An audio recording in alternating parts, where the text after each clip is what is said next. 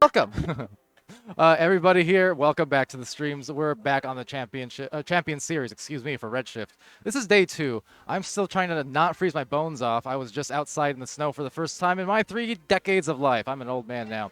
That said, we got Athena here with me. I'm Palador. We got Dimwee somewhere on the side looking at my face, and we are here in Richmond, Virginia, for, again, the Redshift Champion Series. This is day 2. We've got everything all lined up for you, and we're starting off with a hot match in Olympus, as well as Ignite.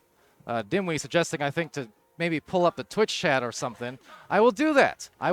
So, thanks for joining. We are getting ready to begin in a hot minute. Athena, how are you feeling? I am fantastic. How are you? Oh, great. It's beautiful here in Richmond. The snow is falling. We're looking for a big snowstorm today, but we are inside nice and warm and ready for some action, which I hear the teams are readying up. We have first up today Ignite on orange and Olympus over on blue, and this should be an exciting match. Oh, yeah. So if you don't know Ignite, well, you don't know Echo. We have Kung, Jaywalker, Ryan, and Game on the orange squad in Ignite. Beginning this first round over on Olympus, it's YOLO Man, iFoxy, Ninja Tim, and not quite Smooth Riding, but Mort. Mort playing on Smooth Riding's headset. We all know and love Mort. He's the boat. First joust underway now as a first shot and a first 3 right down that deep blue sea. It's Ignite. Wow, that was incredible and super fast, but I think we're going to see a lot of that in this match. Yeah, Ignite and Ryan, as Dimwee says, the ever reliable one. Doesn't matter if it's online. Doesn't matter if it's at LAN in person. He's going to make those. He's going to LAN those, if you get what I'm saying. I do. Palador, always quick-witted, as always. All right, here we go. Oh, it looks like blue has the disc and has lost possession to Ignite. Yeah, a bit of disarray here as a few consecutive exchanges of possession is going to result in the bouncer, the clear, the goal maybe. That would have been ridiculous, but it's still Ryan who does stick it for the 2, both the first couple goals coming in for Ignite there. And yes, we have Avoid in the Twitch chat asking who's playing. This is Ignite and the Team Olympus. They're actually a new team. They haven't played together, so we're seeing them for the first time, although they're not quite whole today. Yeah, Olympus coming in, these LAN teams forming over the series the last couple of weeks, several weeks, and finding those rosters. A lot of people here meeting for the first time. There's about 70 or so between competitors and other attendees, spectators, and well, spectate that. It's Game. He'll make those, and it's 8 points. Incredible play here by both teams. Ignite is just being Ignite, and they are scoring pretty quickly. We're just 2 minutes in, and we've got 8 points on the board already. So Olympus is definitely going to have to get together their defense and figure out how to at least slow them down a little bit. Yeah, absolutely. And it's going to be a tough task as they 4-man it, and then let it go, and let it snow. Jaywalker, the lead grows 11-0. Wow, that was a beautiful shot there by Jaywalker, as to be expected. And Jaywalker, just as reliable as anyone else on those shots, the bounces, the midfielding, really just a well-rounded player. So far, having a tough time to score is this Olympus team, but that is the case for many teams going against Ignite. That said, nearly a beautiful joust and could have been a potential open goal. Unfortunately, well, maybe more fortunately, a take back and a make back. No, pinned off the wall and into the outer field by Kung, who will do that to everyone as well. Okay, so Palador, how would you slow them down just a bit? What can Olympus do to slow down this incredible pace that Ignite has set? If that question was easily answerable, they wouldn't be Ignite. Exactly. It is a very tough task because the problem is you can't focus on locking down typically any one player because they're all able to pile on points like nothing at times. So it's definitely a tough task, and their stacks are so fast as well. I think just it comes to solid execution and not making these unforced turnovers like that one. Now, do we have mercies here today? Default rule set, I do believe here, running by the default private rules, which is to say the VRML rule set for the season. Of course, next weekend, VRML starting its new season as Jaywalker is about to get started, but no, actually gets stunned. Nicely done by the defense, as they will be able to briefly cause some disruption. And even more yet, but you can just see that cycling of the disc, Athena. It's tough, because even when they're completely covered, they still find the right pass, you see? That was a brief save there for a moment, and then they just nailed it in there again. Persistence does pay, but, Yeah. When defense is just that cluttering, you just want to make it as tough as you can. Offense will, in any game and across Echo, great offense beats great defense, but if you can make it as difficult as possible, that's the main goal. Right. And yes, they are all on Quest 2s here at LAN, and it's so much fun to get to see them here live in the room playing and get to see the different play styles for real. That's incredible.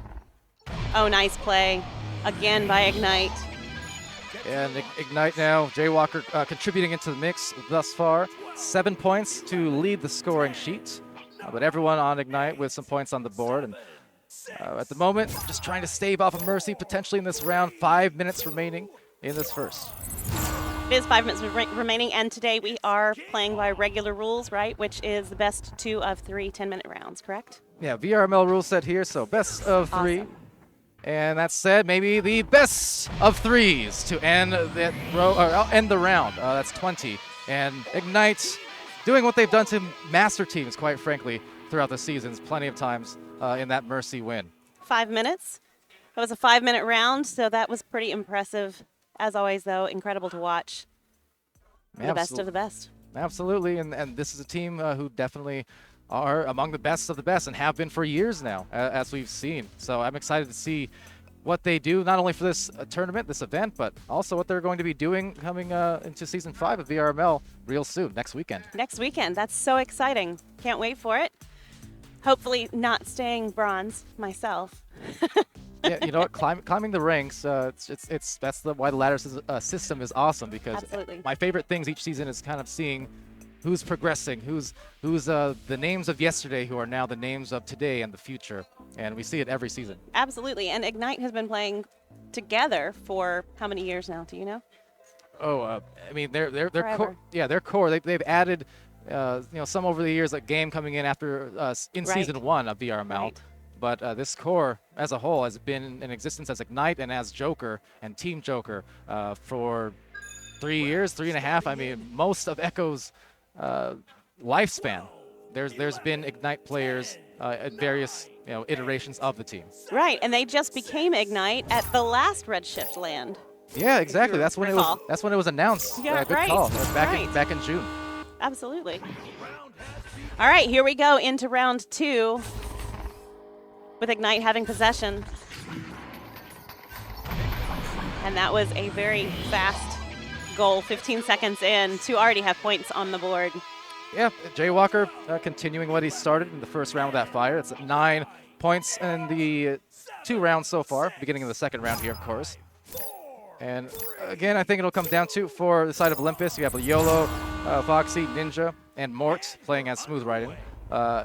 Execution, it's difficult, but they just cannot have these turnovers. We see right there a couple of times in the last round as well, where they have the initial nice move up the floor with a disc, but then once it gets close to that bubble is when they lose that last pass. And the disc is down by a bubble. Quick stacking by Olympus to get back down to it, and they did slow Joker down just a tad. Trying to make that clear. And a successful clear at that, although Jaywalker in the place of comfort, which is to say the midfield, although comfort zones are pretty much everywhere for a lot of these players. And the perfect pass, and look at the finish, all in one smooth motion. The smooth grooving Kung of the King variety into the 4th point for Ignite. Incredible. Absolutely amazing. All right, we have a lot of Twitch chat going on. We do. Queen says it's snowing, and yes, Queen, it is Joker, but it's now Ignite, so yeah, true Ignite moments right here. Yeah, it was. I was saying just entering the stream here as a hold on, maybe a shot entering the bubble, but just a little off. Got my first experience with Rad Natalie. Actually, we both got to get into the snow for the first time ever. Never been in snow. I froze my bones off, but you know what? It was worth it. Memories, times the first here at LANs. And you are out there in a. Oh, wow. What a nice shot attempted, but it was saved by Ignite and cleared back down into the blue end. And there's no one there. Oh. Ooh. A rare miss coming in from Ignite. So that said, maybe YOLO can make the most out of this. And as they make their way down the floor, a faster boost, but a little bit of an overshoot coming in. As it will be taken there at the wall. Jaywalker and a perfect pass on over. Well communicated. It was indeed, and that was a very nice shield and block there by Jaywalker to slow down Mort, I believe. the headset names are a little off. Oh, we have a ding there. And we have a spin, and once again, though, well, not a win. Another missed shot, but still midfielded by Ryan over on that left lane. Trying to eye down that rebound and eye down the pass as they throw it over and goes in. So Kung saying it's no problem and letting it fall for the 6 point. It's no problem indeed today. And a Void in the chat as well saying, correct me if you're wrong, you're from Arizona. That's right, yeah, I'm coming in from Arizona. A lot of people coming in from many different states here into this LAN event at Richmond, Virginia. So I'm from Arizona, not used to the snow so much, so it's been kind of a unique experience in that right. But that said, the shot, it could have been the 3, made the open goal. But sometimes those open ones are the highest pressure. That was a really nice play from Olympus. They looked for the relay. They looked for the, they slowed it down just a little. Absolutely. I think that's how they're going to have to continue. Sometimes it's those open ones, though, where we see it time and time again as a nice tuck-through move. Again, smooth motions. But sometimes it's those open ones for players of all levels where now, because you're not reacting on quick instinct, you have to eye it down and you're almost thinking about it too much, right? And then I've done it plenty of times, and I think anyone who's played Echo has done it at some point. Not me. No, I'm just kidding. All the time. Every time I get the disc. Yeah, well, maybe you can get together with Dimwee there. He is the king of dings, after all. He didn't hear that. He's busy talking to Franz. That said, it's on for game. 10 points and uncontested still yet. We're a few minutes into this round. We are, and this is a little bit of a slower scoring round than the first round was. We are only at 10 at the 5-minute mark.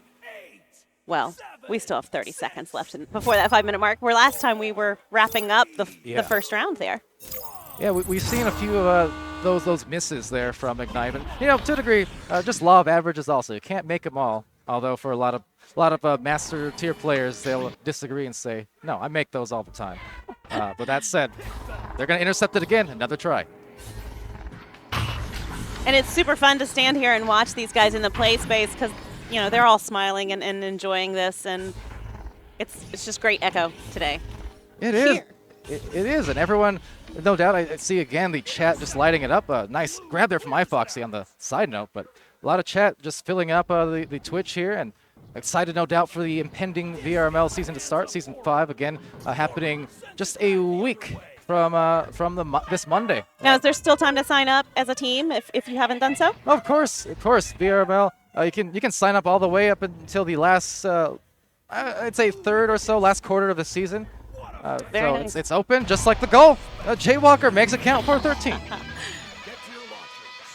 That was a lovely shot there by Jaywalker. You could kind of see that one coming. Absolutely. I see chat there pointing out people screaming. Indeed, right now we have 2 games going on, 2 matches. I believe the other one should be over on VRML 2. So, and actually, this is perfectly relevant. Someone asked me last night on the Redshift Twitch, as this is knocked loose here. Who are the 3 loudest players at LAN events? You want my number 1 answer, as Game makes a shot, was Game's teammate Saluna. And yeah, Saluna being the loud one you might have heard there on stream a minute ago, and or Rosie. And someone did just say Griffin has said yes that they are streaming the second game over on Channel 2. All right, good stuff. So yeah, that you're hearing some Saluna and Rosie in the background. No golden nuke, no one is dying. That would be excited Echo play right there, live. Well, it sounds like some excited Echo play, and that's some ignited Echo play. They're 18 points on the board. Incredible, incredible play. And with that, time just winding down at this point for maybe another Mercy. Unfortunately, and again for Olympus, it's tough, but this is one of those things, as we said, even at the master tier level against teams 2 through 10 in Season 5, Ignite is a team who do Mercy's master as well. So at this point, it's you almost consider it a badge of honor. Like, well, right. If you play Ignite and you get Mercied by them, it's like, okay, well, welcome to the league. Right, absolutely. Yes, no, I would cry. Yeah, I mean, it doesn't feel good, but it's almost a badge that everyone has at this point. I think Rad should implement it at this point as a cosmetic. Beaten by Ignite. Exactly. Should be a jersey. Oh, and that is going to be the round. On a train, on a Joker train as well. On a Joker train. They're going to do it to you, and they've done it like that for a few years. But that is a 2-round win for Ignite, Athena, and tough loss for sure, but again, one that's going to happen to everyone, including me, multiple times throughout history. So, another great game, and we have another one coming up just here in a few seconds. Lots of Echo today. Yeah, and that's going to be the case. Again, apologies for that was Mozzie. That was Mozzie, by the way. I'm not going to yell because I literally, if you guys saw at the end of yesterday's stream, I did that also. It's hard to remember. Mozzie with a guest appearance on stream. But that said, we are making our way to our next games shortly, so thank you for bearing with the troubles of yesterday for the epicness of today. Absolutely. Any final thoughts here, or shall we intermission real quick? I think we're going to intermission, right? All right. So, everyone, thanks for joining. Stay tuned on VRML 1 and 2. I'm Palador. That's Athena. And Sputnik is over there. Trust me, he is, manning the cameras. We will be right back.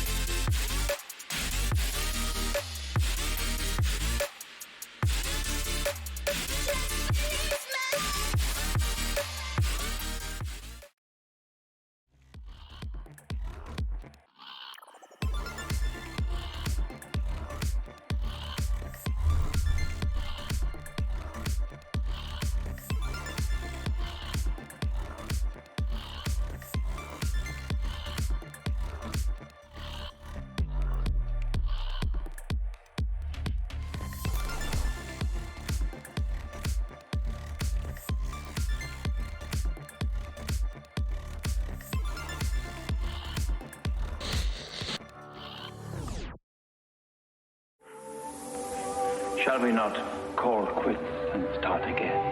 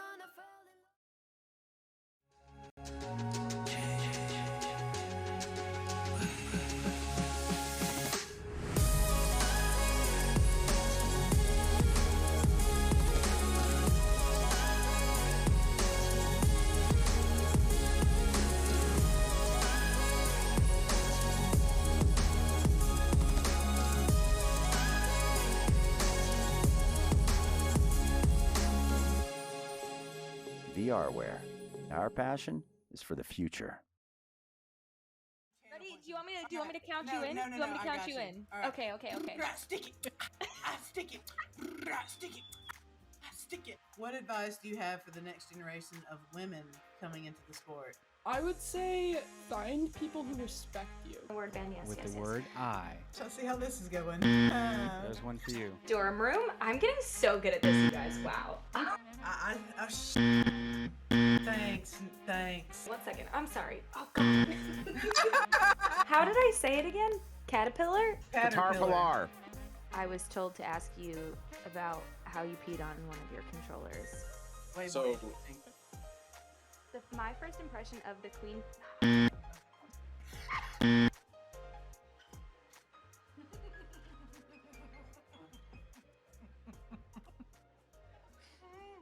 Said buzzer might need an API.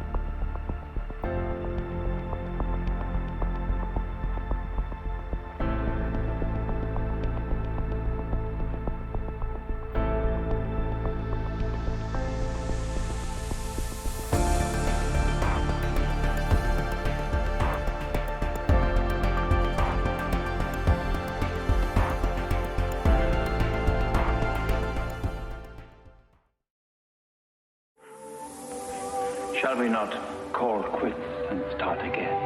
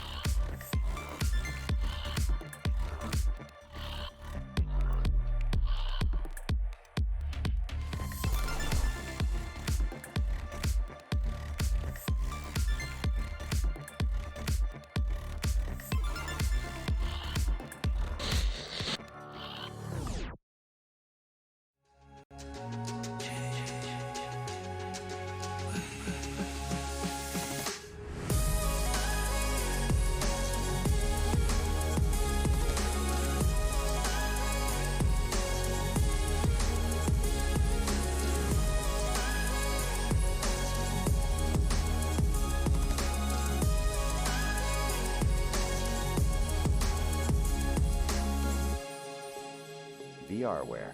Our passion is for the future.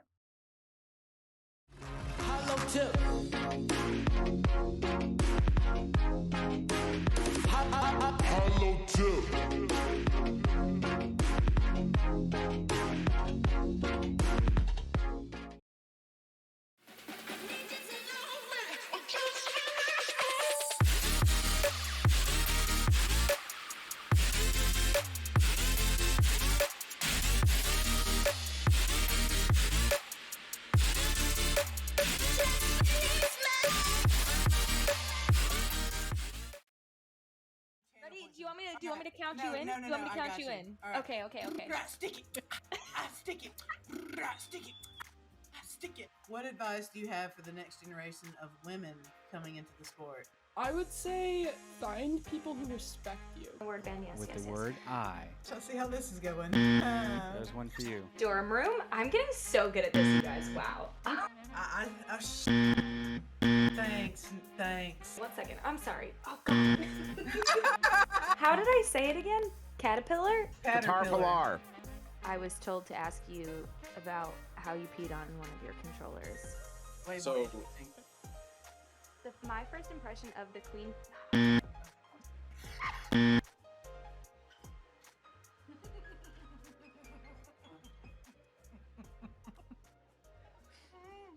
Said buzzer might need an API.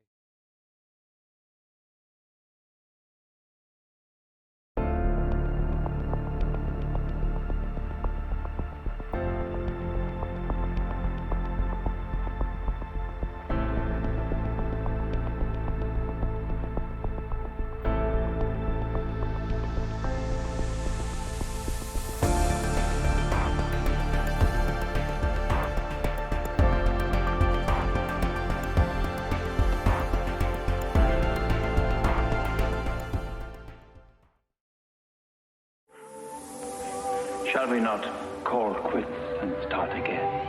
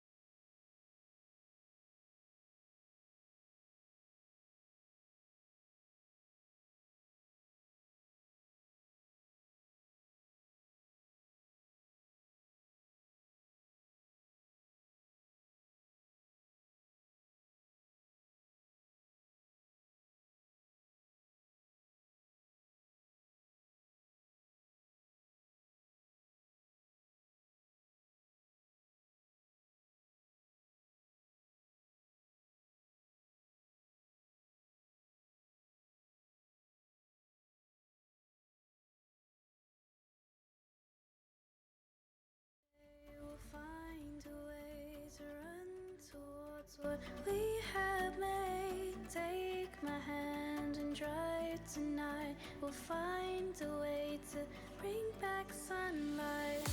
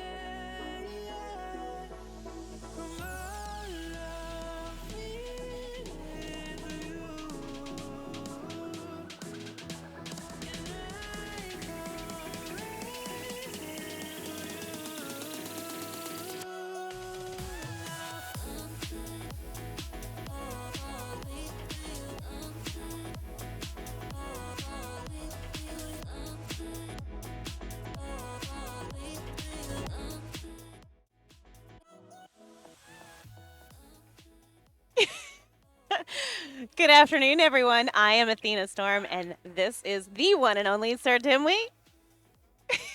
I don't know what to do with my hands. And this is the Champion Series here at Redshift. We are live in Richmond, Virginia, in the snow, having a fantastic day of Echo. So thank you guys so much for joining us. You can put your hands on the desk. There you go. Okay, today we have playing. See how I left her hanging? He did. It was really funny. Entirely. Orange's Fragment. Sir Dimwee, who do we have over there? That is Unsound, NTS Franz, BTS King, and Rocket. So two of the original Ignite team members in NTS Franz and BTS King, legendary Ignite players. Of course, Rocket and Unsound currently working for the Ignite organization, playing with those legacy Ignite players. So this is really exciting to see this Fragment team play here. Although the team they're up against, I was looking over this. I did not know who was on Redshift. I didn't either. Until we saw them get in the game here. Incredible. This is going to be an incredible match. Swag War, Woosh, Steel Skydiver, and Caesar together. Mm-hmm. That's insane. Yeah, that's going to be, I'm looking at them now. And, you know, when I look at them here, I see a ragtag group of teenagers. Absolutely. When I see them in game, I see a force of offensive power that's in, and with Steel Skydiver, defensive power that's going to be really difficult to contend with here for Fragment. Also, Azon with a 10 tier 1 subs. This has been going on all day. I do have, as we're going to be going into the game, chat. I have chat up here on my phone. So what's going on, chat? Lol says, dimly blink. Lol, aren't you here? No, that's YOLO. I did it again. I always confuse them. He knows. No worries. They are ready up, Sir Dimwee. Yeah. Are you ready up? I am ready to go. We're going to it. get started here in the first round of this face-off between Fragment and Redshift, of course. Fragment on the left, Redshift on the right in blue, and that's going to be a first touch there from Redshift. Collected on the backline, sent in. Swag War in the area, uncontested as the defense gets there, hits it bottom corner pocket. And there's your first goal of the game, 11 seconds in. Jeez, that's what we expect to see from Swag War all day long. I'm excited to watch this game. I am really excited to see this Redshift team today. Hi, Palador. Oh, he didn't hear me. Palador's in Hi, the house. Palador. That's going to be Joust's advantage over to Fragment, and they are quickly making passes right down the arena. I can't hear you. You're 20 feet away. I think Palador wants me to acknowledge you, but in fact, he's distracting me from the game right now, Palador. Oh, he's angry. That's an angry door over there. Angry door. Angry door. VTSK gets that one picked up, sends it into that near side tube. Loose at mid, Whoosh with the collection. Sending it in. We've got over a minute off the clock here. Still only a 1-goal game. And Caesar sending it across. Caesar, of course, the showstopper from that NEPA game last Wednesday. As this one now collected there by Whoosh. Whoosh turning it around on the back line. Defense is a little bit folded up. Whoosh takes the opportunity to put it in for the 2. And a minute and a half off the clock. They are up by 4. Also, fun fact, I scared Whoosh earlier. I turned around and I said, "Hey, Whoosh." And he turned around and he was like, "What?" And he looked all scared. I said, "What's up, man?" And then he was really relieved. So, yeah, so anybody out there who knows Whoosh was really appreciates that story. Absolutely. Of course I do. And, yeah, so that's your second goal. Second goal there. Franz on the back line, sending its one in. Good cross pass. Uh-oh, Rocket off of the route there. And loses that one, Caesar. Turning it around here for Redshift. Currently with a 4-point lead. Whoosh getting the pickup here. As Caesar cutting in near side. Caesar, edge of the bubble, has to collect that one on the bounce. Does. They have a 4v2 right now, 4v1. As Caesar's just going to bring it in himself. Puts his team up by 6. 2.5 minutes. I think we're at 2.5 minutes in. And Sir Dimwee, we have Val in the chat cheering for Swag, as always. And Val, we wish you would have made it here this weekend. Indeed. Would have been so much fun to have hung out with you and said hello. Absolutely, yes. Of course, we're having fun with Swag. Swag, of course, an awesome dude. As Whoosh locks shot. Woo! Whoosh gets style. the shot. Good for the 3. They're up by 9. They are up by 9 with. We're only 3 minutes in, Sir Dimwee. Yeah, this is a quite the high-scoring game. Whoosh with his second goal. In fact, he got a 2 earlier on. Then Caesar got a 2, and then Whoosh got a 3. So now a 9-point lead here to Redshift. Oh no, big interception. Whoosh hits another one. Puts his team up by 12. Wow. So, goodness gracious, I don't even know what to say right now about that team. They're on a killing pace. it. They're killing it for sure. That's how I would phrase it. They're on a pace, which what that means is they've hit the 10-point mark before they got halfway to the halfway mark of the round, before they got halfway through the round, which puts them on a mercy pace. That's what we mean when we say they are on a pace. We don't want to necessarily acknowledge the mercy pace, but you obviously you have to acknowledge it because that's a fact of the matter. So they are on a pace, but you don't want to curse it. Although, I'm not superstitious. I'm only kind of stitious. Kind of stitious. Okay. As Whoosh gets someone cleared out, they're going to chain up. No, the chain gets broken up. They have a back chain, though, to get there. Steel Skydiver gets that one in for the 2. They're up by 14 points. Wow, what a match indeed. They are making quick pace. We might see a mercy pretty quick here. Yeah, this is faster than Ignite and Ace we saw just earlier, pulling off some mercies themselves, but I don't think they did them this quickly. As NTS France, quick pass here, near side, on sound, trying to get that one through, hits that the verge block. Will be picked up by Whoosh. Oh, what a dusty block shot. You better hit that. You're bad at the game, Whoosh. As this one's out of the bubble, Vsetsky will be collected there by Caesar. Caesar now turning this one back round, will hit. Who is that? Whoosh again. He's going to score. He's going to. No, he's not. A headbutt there. That was BTS King knocking that one loose. Will be in the hands of Rocket. Rocket's on out edge of the bubble. Instead, Whoosh gets another collection. This one hits the cut. Swag War, who will triple ding it on a dunk. Are you kidding me? It's unsound. Will self. But what is this game? What is this? Me and Unsound were just yelling at each other. It's so much fun to see this live. These guys are incredible. They're all having a fantastic time. And this is Echo at its finest right here. It really is. This is fun. This is fun. It's Franz. Ooh, ducks that chain. The chain going to get back together, come back at it. Franz getting this one sent up. BTS King down to the floor looking for Rocket. Rocket bringing it in. Rocket hits on sound. Ooh, shut down at the last second. The disc is loose. BTS King with it. Another stop. This time Steel Skydiver gets someone sent out of the bubble. Still over 4 minutes to go in this game. And Fragment looking for their first goal. Steel Skydiver another stop. That one's going to get sent out through mid all the way down. As Franz looking to get there. No, it's going to be Whoosh instead. Whoosh lines up the shot. Whoosh misses the shot. And it'll be Unsound with the collection. Oh, no, right in the hands of Whoosh. What a giveaway. Now Whoosh going to get it to the near side to that chain. Swagwar does track it down. Instead, and now picked up Steel Skydiver on the back line. Back up to Swag. Swag, they're looking to get one of the 2 goals they need for this Mercy. As Whoosh bringing it in, hits it top corner pocket. It was less than 4 minutes ago. They're up by 18 points. They just need one more, and we have a Mercy here in round 1. One more and we've got best 2 of 3 back to regular, fantastic VR Mill rules. What an exciting match. Sir Dimwee, are we going to have a Mercy here in a second? I think we're looking like probably. What's up, chat? What's up, Martin the third with 100 bits? LAN Pog, yes, sir. I actually saw Martin in a pub the other day. Really? Which was totally nice. So random. And VTS King coming in, looking for the points, though. Steel Skydiver says no again, shutting the door. Swag War turning it around, inverts on the ceiling, gets that pass up. Actually, not a pass. The Caesar got stunned out. This is a dump in all the way to the bubble, right in front of the goal. That is dangerous. King gets there first. Nice shield. Turning it back around into that tube there, far side. Caesar, pocket pick. VTS King turning it around. Going to walk this one up. Looking at the 1v1 against Steel Skydiver. Has a teammate, Rocket, watching his back, and they will get their first points of the game here with 3 minutes to go in the period. In the round, that's what we call them here. As I have not been keeping track at all of these points. Here, you can look at my list. And I give up. If you can read my writing. So 16-point lead now to Redshift as they launch out. 2.5 to go. Uh-oh. Steel Skydiver's taking a little break. They're taking some time to slow it down a little, looking for the passes. Beautiful play indeed by Redshift.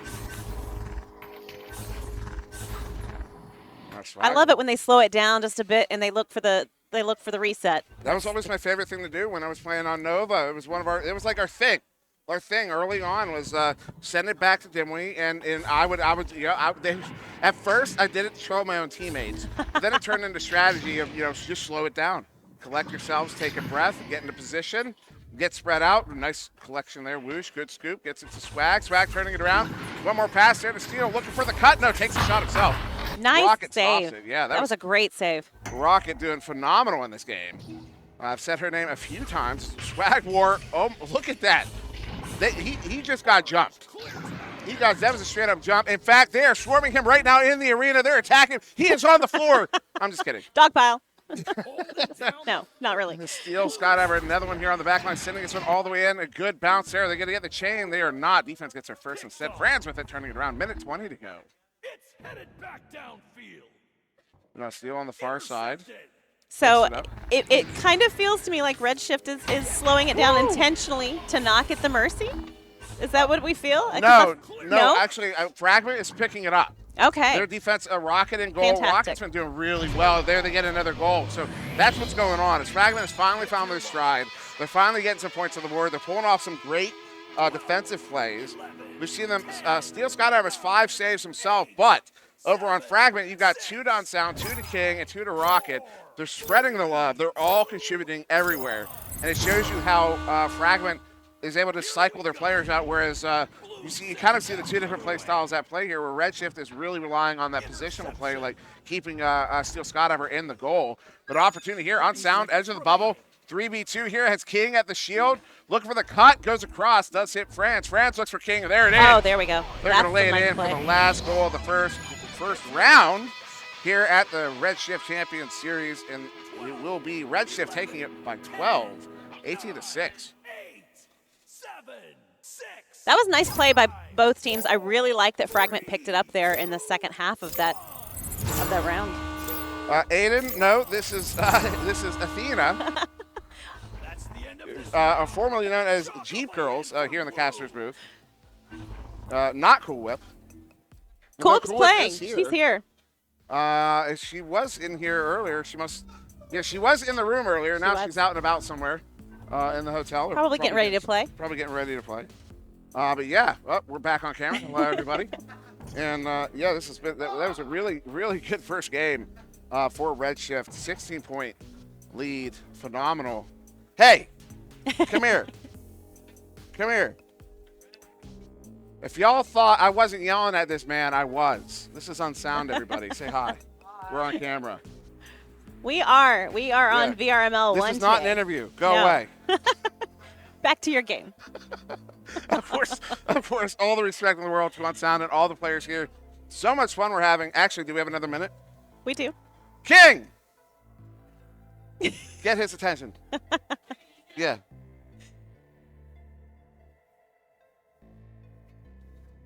While we're still on camera, you have 20 seconds. Come here. Say hi to the people. Say hi to the people. Come on. Right there. Right there. It's VTS King, everybody. All right. You got it. Go. Good luck. Have fun. Just want to say hey. So, all right, we're going to get started here in round 2. VTS King running back to his play space. Sir, that's play space abuse. As we're going to start it in round 2 between Fragment and Redshift here at the Redshift Champion Series. Brought to you by a whole bunch of people at XFate, VRML, VRWare, Olympus. That's iFox's team. It is. Beardus Media, Slide Messaging, Lemming, and Asterion. Oh, Rocket! Yeah, gets credit for the first goal, but it's not actually Rocket scoring, unfortunately. As Redshift gets the first points, Rocket gets credit for a 3-meter southpaw. I didn't actually see what happened. And unfortunately, we don't have replays up here. No, so we're just going to assume it was on accident. It was an accident.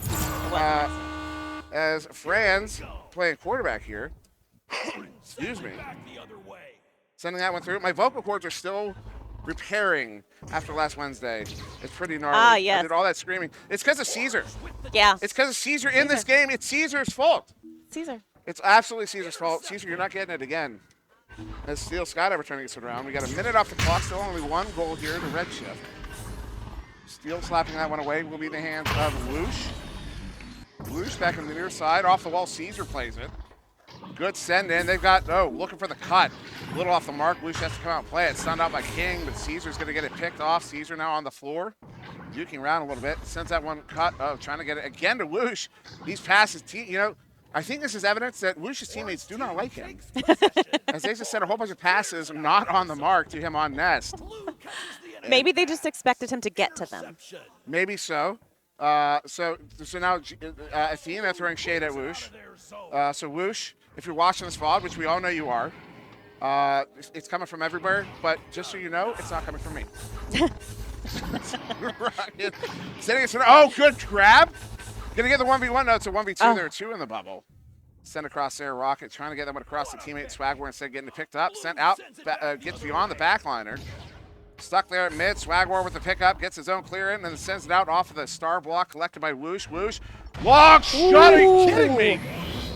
How does that one go in? I don't know, but they're up by 5. They are, and they have got a nice almost 8 minutes left in this round. So it'll be interesting to see where they go from here.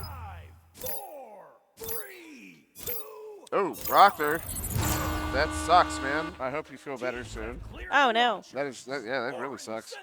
My entire family can, actually, so can hers. Yes, mine can too. As Swagwar turning us around here for Redshift. Whoosh with it, far side. VTS King pressing. Oh, nice grab. Franz, of course, one of our resident geniuses. Not just here at Redshift Land, but also in Echo generally. Opportunity, Whoosh! Hits it. 8-point lead now to Redshift in the second period, round. Jeez, oh man. And that was true Woosh style right there. That was lovely. We like to see that from him. He's quite a player. He really is. I thought, we have fun with Woosh, and we throw a lot of shade at, I throw a lot of shade at Woosh.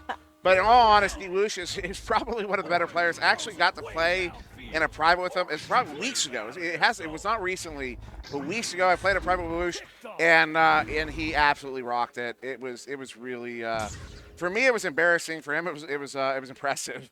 As Woosh has another opportunity here, juking around, gets by one, brings it in. No, sends off the pass to nobody. So Woosh repaying the favor to his teammates from earlier. They are indeed. Steel Skydiver sent it over to Woosh, but they get stunned out, and Fragment is going to take possession and send it back down the arena. But Steel Skydiver's there to take it, but it lands in the hands of Frowns. Yeah, Frowns was there to catch the reset. That one, another one, King with it, bringing that one in, goes down the floor to the teammate off the backboard. That one's going to go wide, collected now by Unsound, bringing it back in, looking for the shot, does hit it for the 2, and that is their first goal. It took them 4 minutes, but they are on the board, cutting that lead down to 6. Martin, that would be a great t-shirt. I went to LAN and still got Chicago'd. Martin, I would buy that t-shirt. I would too, that's I awesome. would buy it. Yeah, I actually made the joke yesterday. I said, this whole time we thought we were in Richmond. We're actually in Chicago. We are. Especially with the snow now. Oh, my goodness. I was not expecting that. Honestly, goodness. I was not expecting it's still coming down, too. Heavy. It is, and we might end up staying an extra day. We might, but you know what? We are in here, and it's warm, and these guys are having a great time, and they're actually in shorts and T-shirts, and it's quite funny. I'm in shorts. Yeah, yes, actually, you are. You know who was giving me some shade for my shorts? Who? Woosh. Woosh. In fact, Woosh. Oh, he's in a full sweatsuit. Staying nice and cozy and warm. And that's Caesar right there with the 2-point shot. And that's going to put Redshift in a solid 8-point lead here just halfway through the second round. Yeah, 8-point lead. No, lulz, it is very cold. It's actually really cold. Yeah. Oh, I was surprised. I actually realized today that I did not pack warm enough. Oh.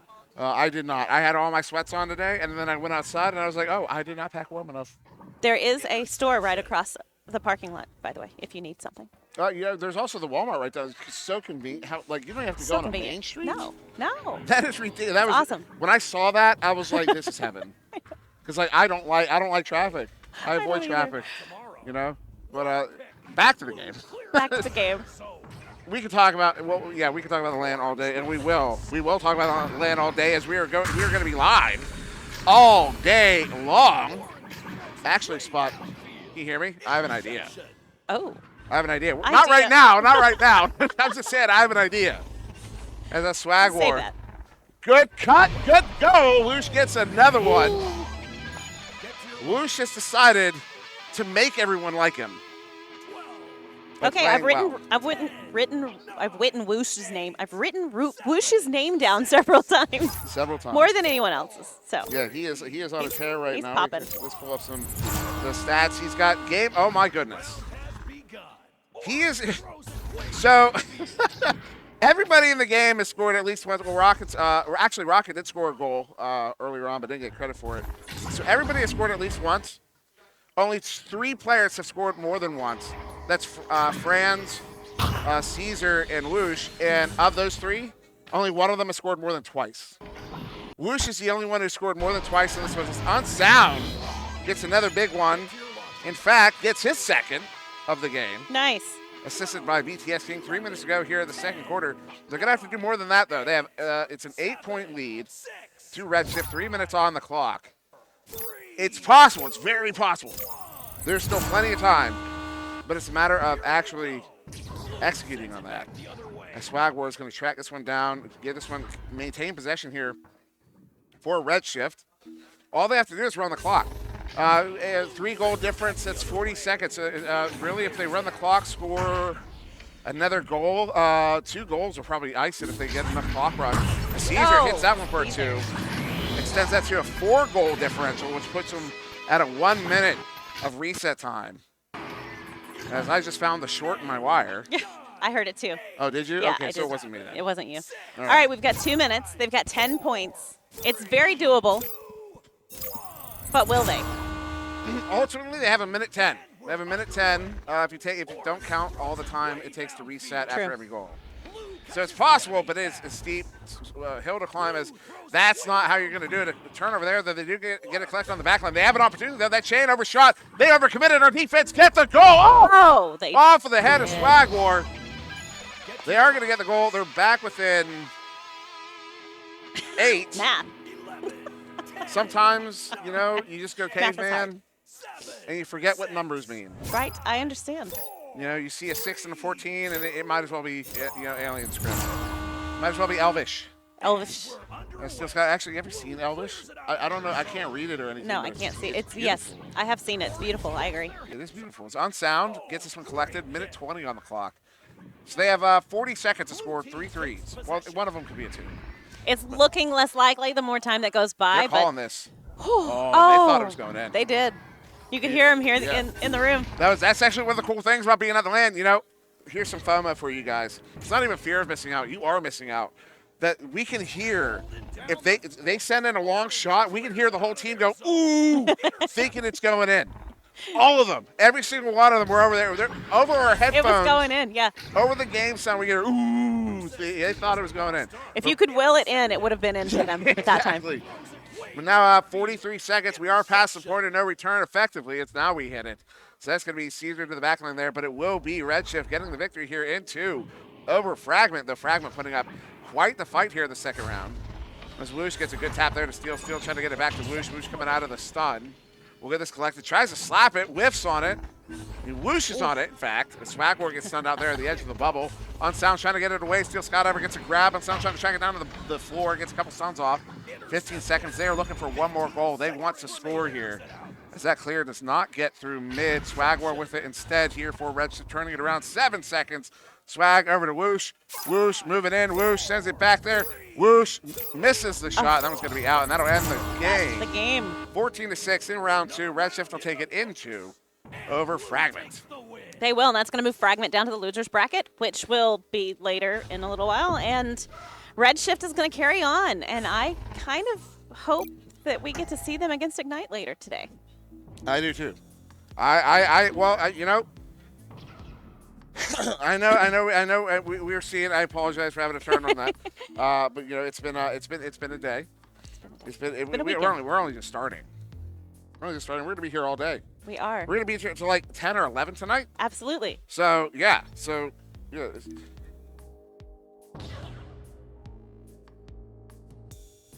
Each of the number winners get a Wooger belt.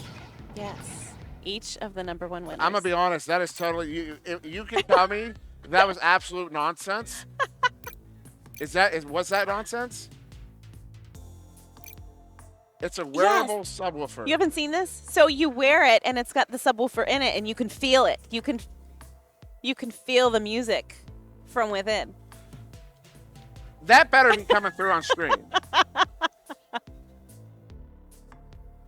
That better be coming through on streams. You need to have the option to turn that on. Because that was phenomenal content, Spud. It was great content. But yes. Y'all just missed out. They did. So you haven't seen these belts? They're really cool. No, this sounds like absolute nonsense to me. It's a belt with the speaker built into it, so you feel it from within. Yeah, you want to grab a player? Yeah, sure. Unsound. Yeah. Microphone. You have a mic? Oh, yeah, no. Oh, here. We got Unsound, everybody. Pop that on.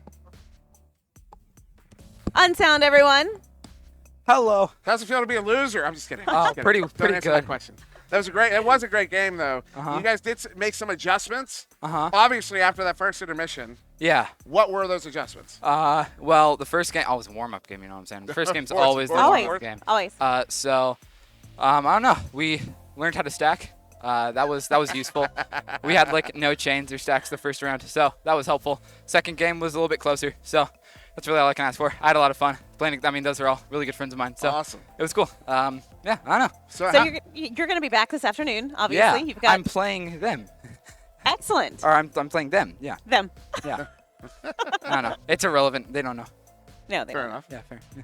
But yeah. And Caesar. we're bringing in Caesar now.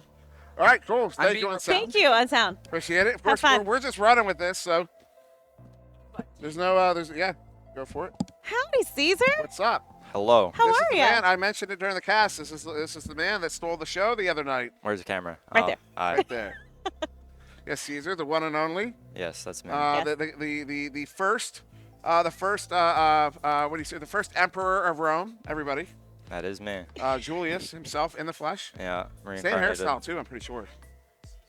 Yes. Red Caesar. Red Caesar. Okay. What are the origins of Red Caesar?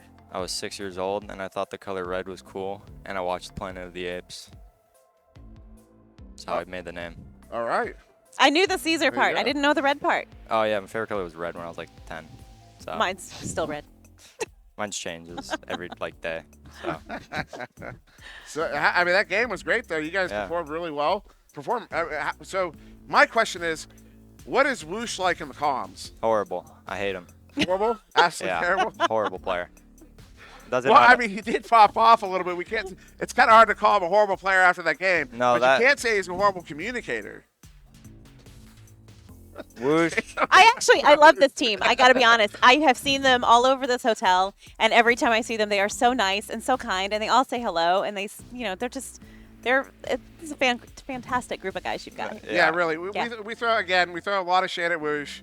It's because he can We take love it. Whoosh. It's because look at it. He What? He thinks we're still talking because he gets so much shade. He thinks we're still throwing shade, even though we're talking about how he can take it.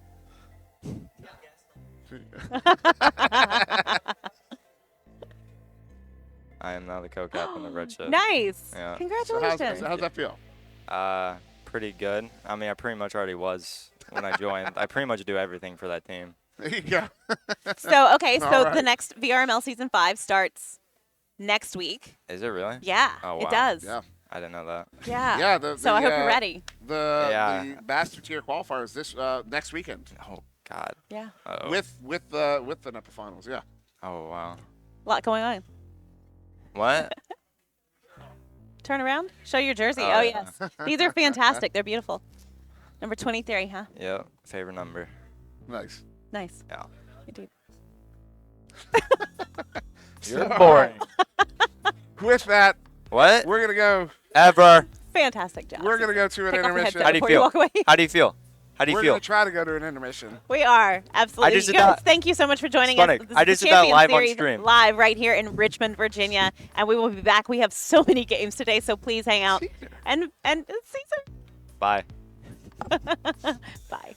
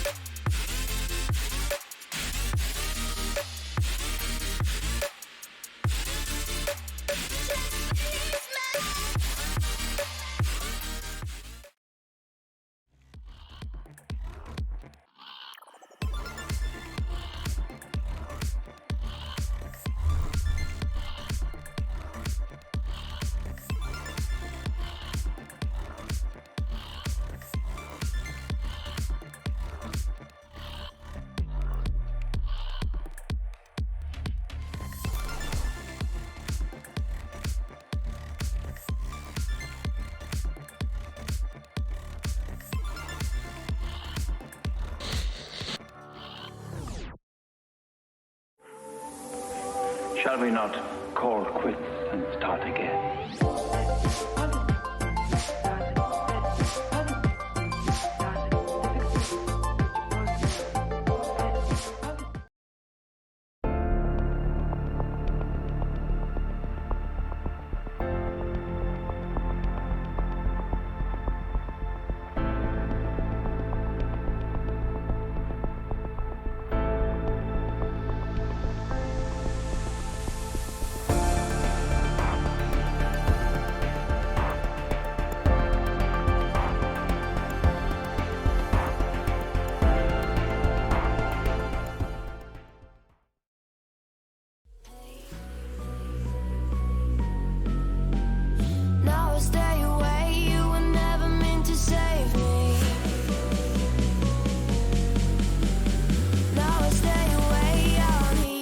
your story. Hate they even loved you. Hate they fell in love with you.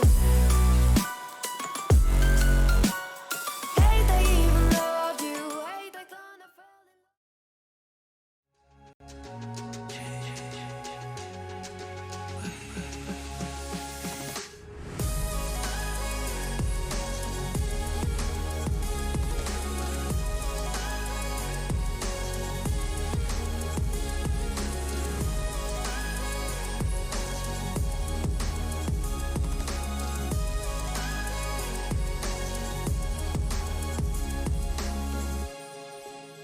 VRware.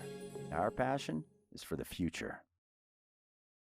Ready? Do you want me to count you in? No, Do you want me to I count got you in? All right. Okay. Stick it. Stick it. Stick it. Stick it. What advice do you have for the next generation of women coming into the sport? I would say find people who respect you. Word band, yes, With yes, the yes. word I. Shall see how this is going. There's one for you. Dorm room? I'm getting so good at this, you guys. Wow.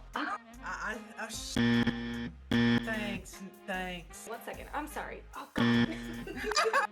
How did I say it again? Caterpillar? Caterpillar. I was told to ask you about how you peed on one of your controllers.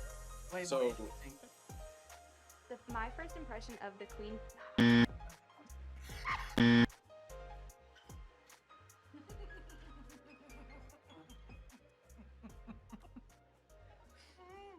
Said buzzer might need an API.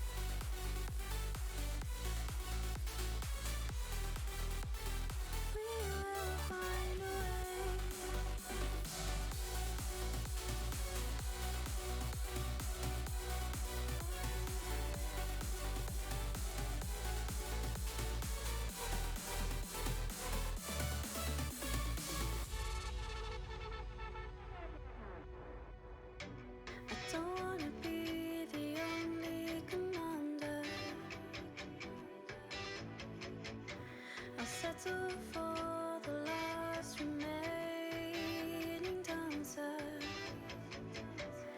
Can we take flight and do what's right? Damage the side of modern life. I don't wanna be the lone survivor. Don't tempt me, I'll find a way. Don't break me, I'm here to stay. All these dreams go passing by. We'll find a way to bring back sunlight. Don't tempt me, I'll find a way. We will find a way.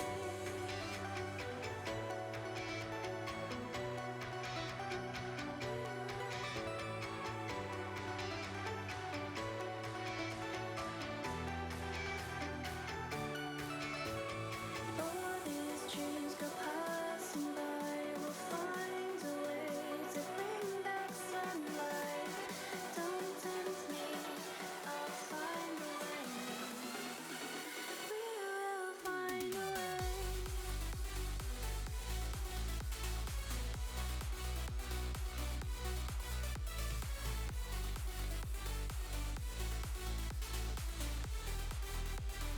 We will find a way.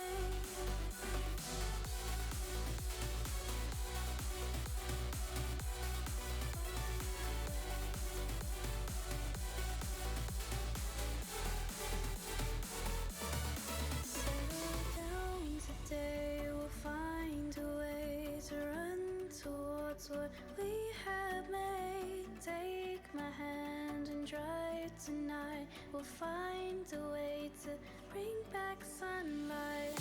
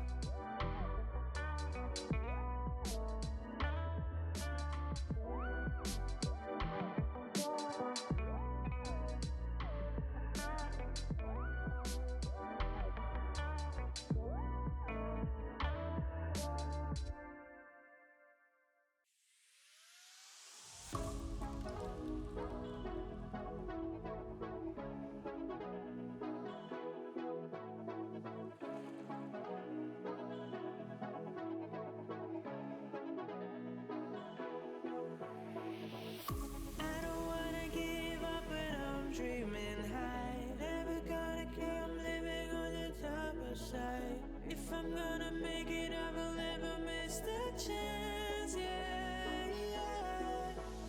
From all of me with you, and I go racing for you.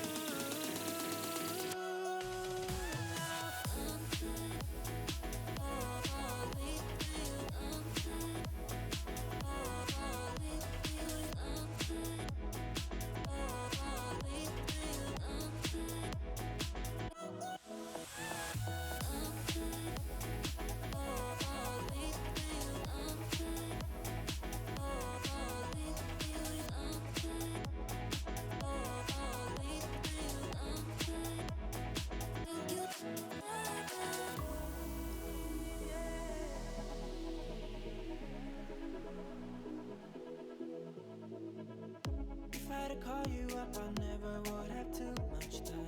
Things were always pretty good when you were staying by my side. If I ever fall in love with you, ain't gonna leave my mind.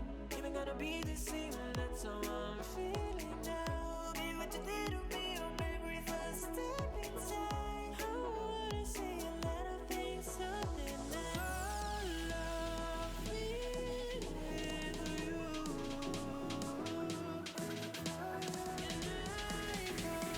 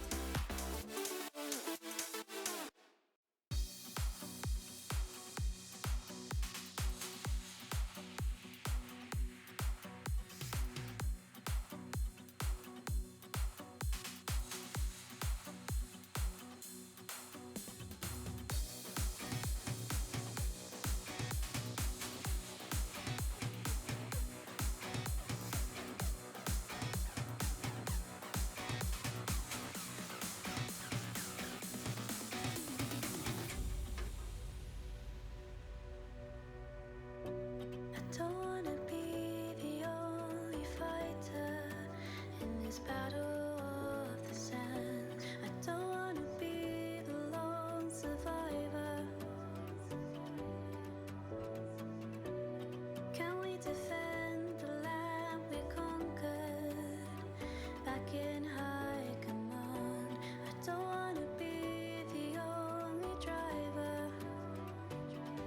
Settle down today, we'll find a way to run towards what we have made. Take my hand and drive tonight. We'll find a way to bring back sunlight. Don't tell me, I'll find a way. Don't break me, I'm here to stay. All these dreams go passing by. We'll find a way to bring back sunlight. Don't tempt me, I'll find a way. We will find a way.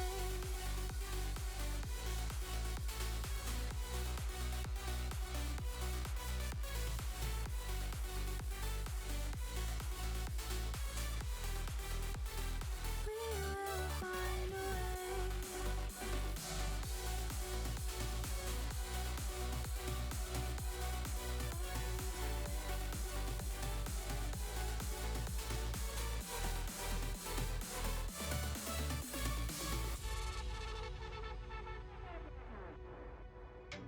I don't wanna be the only commander.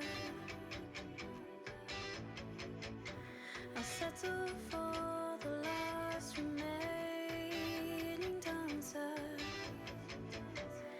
Can we take flight and do what's right? Damage the side of modern life. I don't wanna be the lone survivor. Is that how we just opened? What's up, everybody? Andy, lead us in. How's it going, everybody? Welcome back to the Redshift event. Been having a good time. Everybody's having a good time here. You know, I'm excited to see some more gameplay. I got to play against Olympus earlier when I was subbing in for QL Young. So you know, it's gonna be fun. I enjoy casting with you. I got to do it last time, so you know, happy to be back and do it again. And then we get to have you know, analyst. Yeah, that's sick. Yeah, and we get to have David Robitas here with us. I actually forgot about that. That cast we did at the last LAN, that was my favorite cast of all the casts we did that weekend. Like that was we had the best flow. We had great back and forth. I remember now. I totally forgot about it until you mentioned it right now. And that was like the best. So I'm really excited for this one here. And of course, real excited to see these teams face off. I'm excited to see the blue team here face off against the orange team. Yeah, exactly. They're probably going to kick the ball through the uprights, but blue team will be 7, and we have Olympus going up against each other. 7 is kind of not super experienced team. They have some different players going on, but Cat sucks. Mort's up and in. Mort's been around for a long time. So Mort is also smooth riding, by the way. Yeah, so we have that. So everybody in the fucking stream be aware of that. Also a really friendly guy, super friendly guy, really friendly guy. Mort is. Yes. And it sounds like both teams are readying up, but yeah, Ninja Tim, iFoxy, Solid Shot, it's YOLO Man here for Olympus. Cats, Zuck, smooth riding, not actually smooth riding. That is once again That is Mort, yes. And Intercosmic. As we get started here in round 1, of course these are not quarters, these are round best of 3 BRML rules. Oh, and a head, who was that? 7 hitting their head on the way in, excuse me. Yeah, 7 hitting their head on the way in, but it will be collected there by, that is Solid Shot sending on through, but slapped there by not smooth riding. And now collected by Zux on the far side. Zux has Cats in. No, he's going to take that shot off the far side post and out of the bubble into the hands of iFoxy. Yeah, kind of a botch clear there, but it's going to be coming down. It looks like, actually they're going to be missing it, surprisingly. But we're going to be working our way through. 7 picking that one up and trying to tap it through. Cat's actually going to be positioning pretty well there, but a nice stun out there from iFox. He put in some nice pressure, kind of some of that back and forth, and hopefully kind of a long shot attempt, but just going to go slightly into the shield there. But a nice collection, and they're going to actually get another one. Wow. That is not what I was expecting there, and that was a pretty nice pickup there, actually. Considering all the hectic play, that was a wild start and a nice way to collect. Yeah, what a goal there. Hold on, what is the possession time right now? We're looking at, it's 20-50. Okay, so it's actually fairly equal. I thought it was much more in favor of 7. But that was, what a goal there. Ninja Tim hitting that one, a long one out. Hits the coin slot effectively, the closer in. Solid shot. Big turnover, big shot off the backboard. He hits it for the 3. Solid shot. I know he can hear me. I see him grinning. He can hear me. He's grinning. Yeah. What a goal there. Unbelievable. That's a nice shot. I mean, that's impressive too, and especially for a lot of people not here, people who are back at home, they could be playing on other headsets. There's an adjustment period, so coming in playing on Quest 2, I'm not sure how much experience he has, but that was a very nice shot. That was tough to do, and 7 actually going to be able to push this one forward. They have a lot of walking room actually. I'm surprised they're getting a lot of free time here with the disc. A nice pass down into the bottom and trying to go for a backward shot and collects it and gets it in. Mort getting away with it and being able to slap that one back up in. Nice little recovery play there. Yeah, Morton let everyone know he is here to play. 9, 8, 7, 6, 5, 4. There's Olympus coming out on their first joust advantage of this game. 2 minutes off the clock as Yolo waits for the defense here. Zox pressuring on the forecheck. Quick pass to the near side here. iFoxy in the near side trap. Zucks pressures that one as well. The Ninja Tim far side, look for the in pass. Oh, gets the skim there. Inter Cosmo with a big interception. Sends that one out. Disc is loose. They do get a chain together, but it's good stun there. Who was that? iFoxy, big recovery. Is going to get that one cleared out through the near side. No, not out. In the trap instead. Good chain. Look at that. Look at that chain. It picks that one up. Sends it out through the near side too. And that one is all the way down and in. Opportunity here. Solid shot. Will get another one. And puts his team back up by 6. Yeah, I really did think 7 was going to have it there. They had a really good drive and a very nice positioning there from Intercosmo. And unfortunately kind of taking a bounce off the top of trench. And, a really good collection there from iFoxy being able to get it back downfield, getting it cleared his teammate, and just into wide open space in the blue bubble there. So now Joust advantage here to 7. Cats handling that one. Quick pass there, far side. Zucks under pressure by that chain.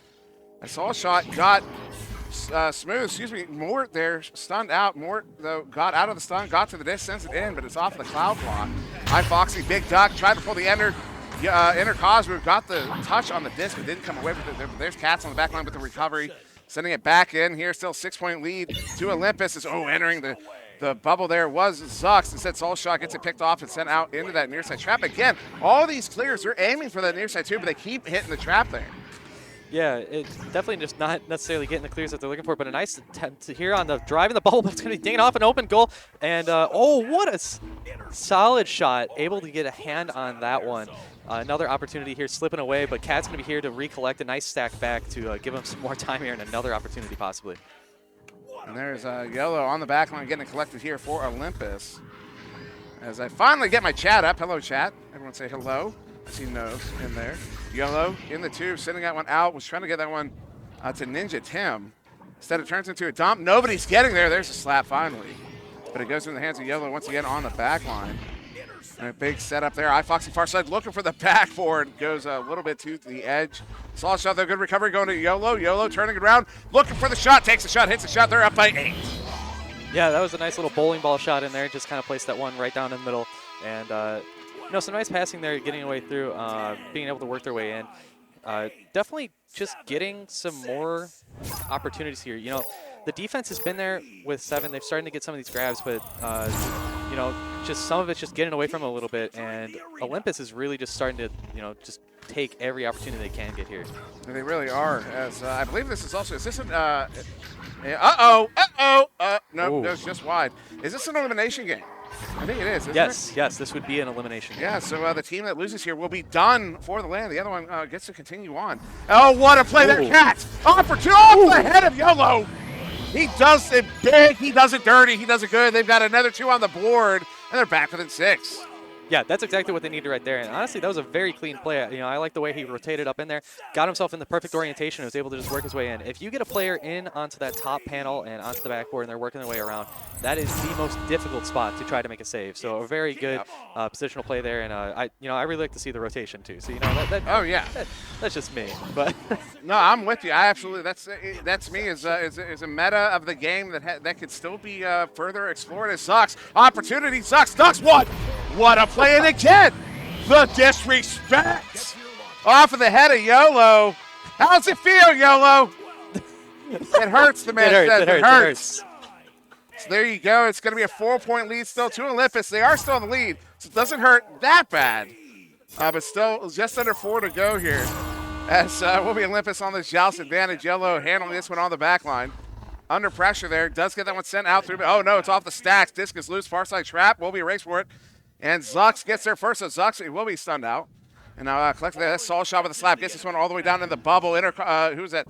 Ninja Tim in the area. Instead, it'll be Smooth Red and actually Mort with that collection. A scoop there to get it out of the bubble. Collected by Saul. Shutter goes for that reset.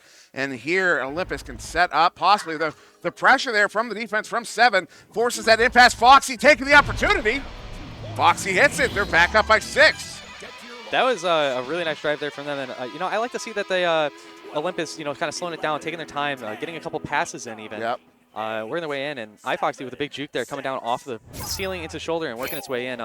Really got his way through the defense there with some jukes and put in a really nice point, because 7 was starting to put on some points there. We kind of stuck at the 10-point mark for a while, so really good way to start trying to chip away and get some of that momentum back. And you did see Olympus, as you pointed out, they tried to set up. Oh, nice turnover there. They tried to set up slowly on defense, but the aggression from 7 is not letting them really get those setups, and so they had to do something.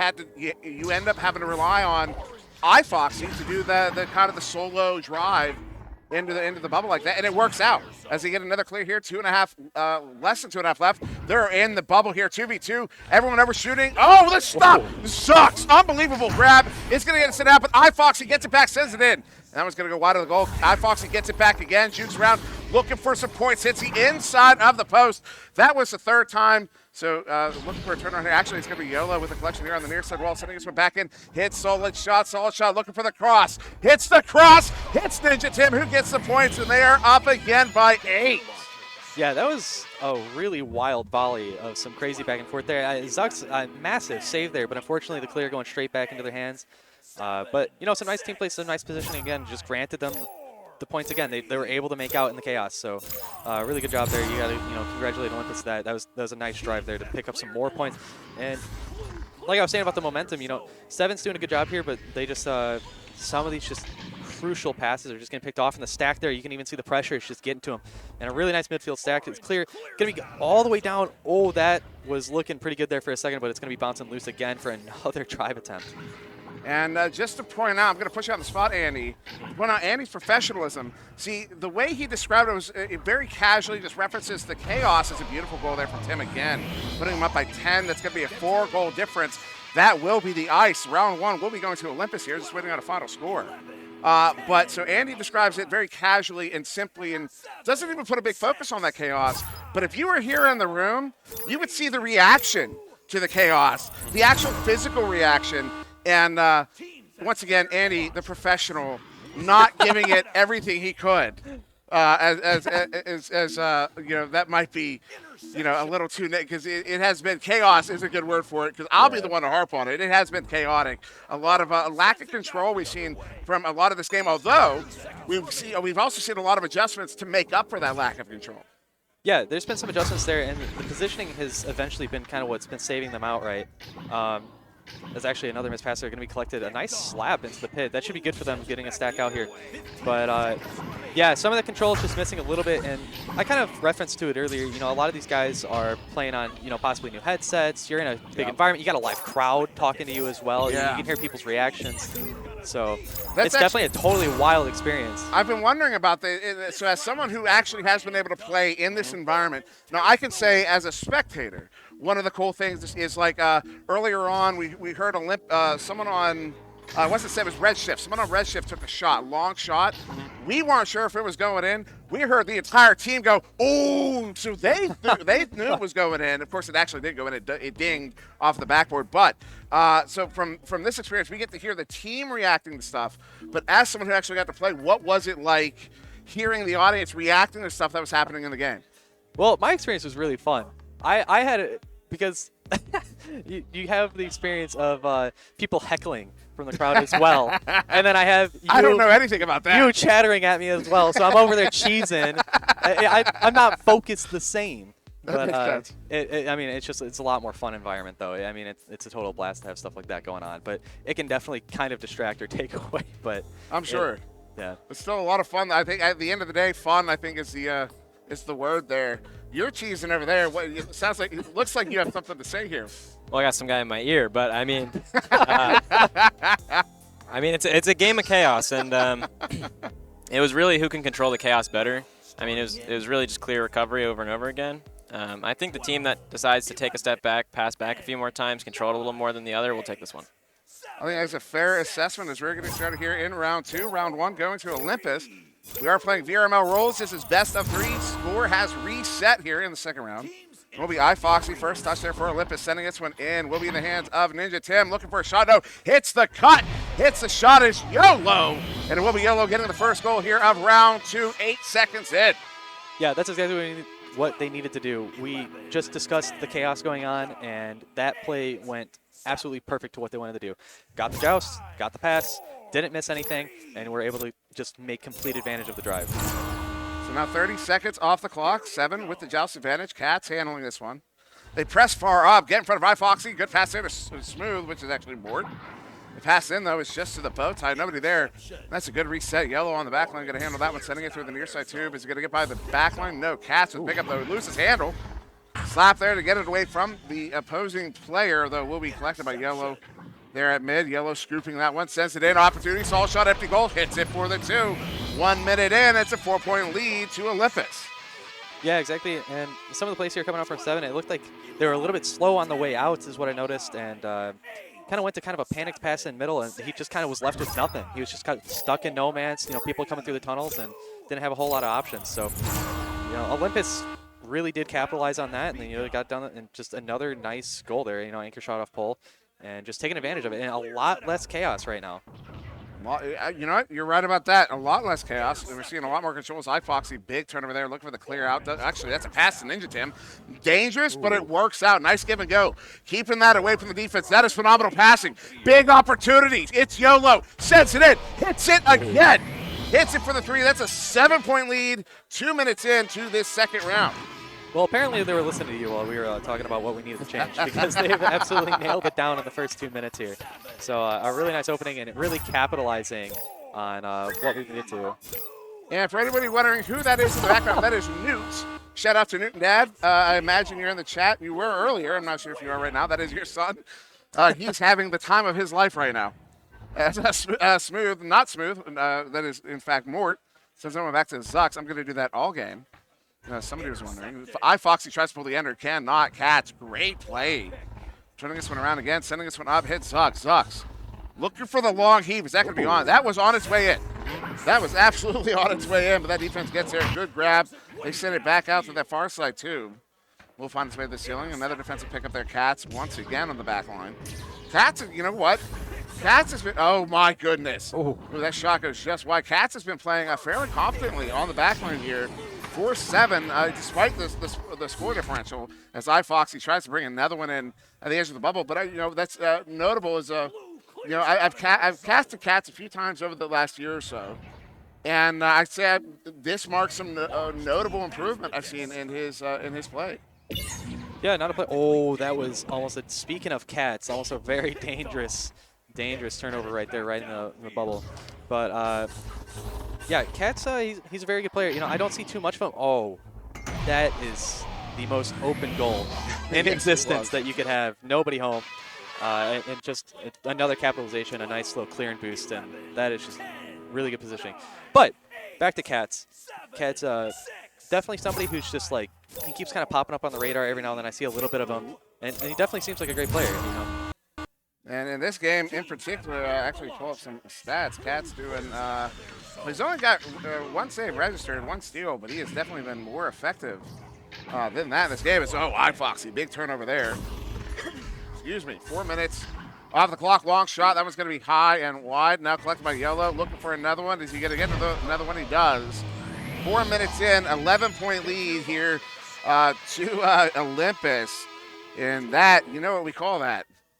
That's a pace right there.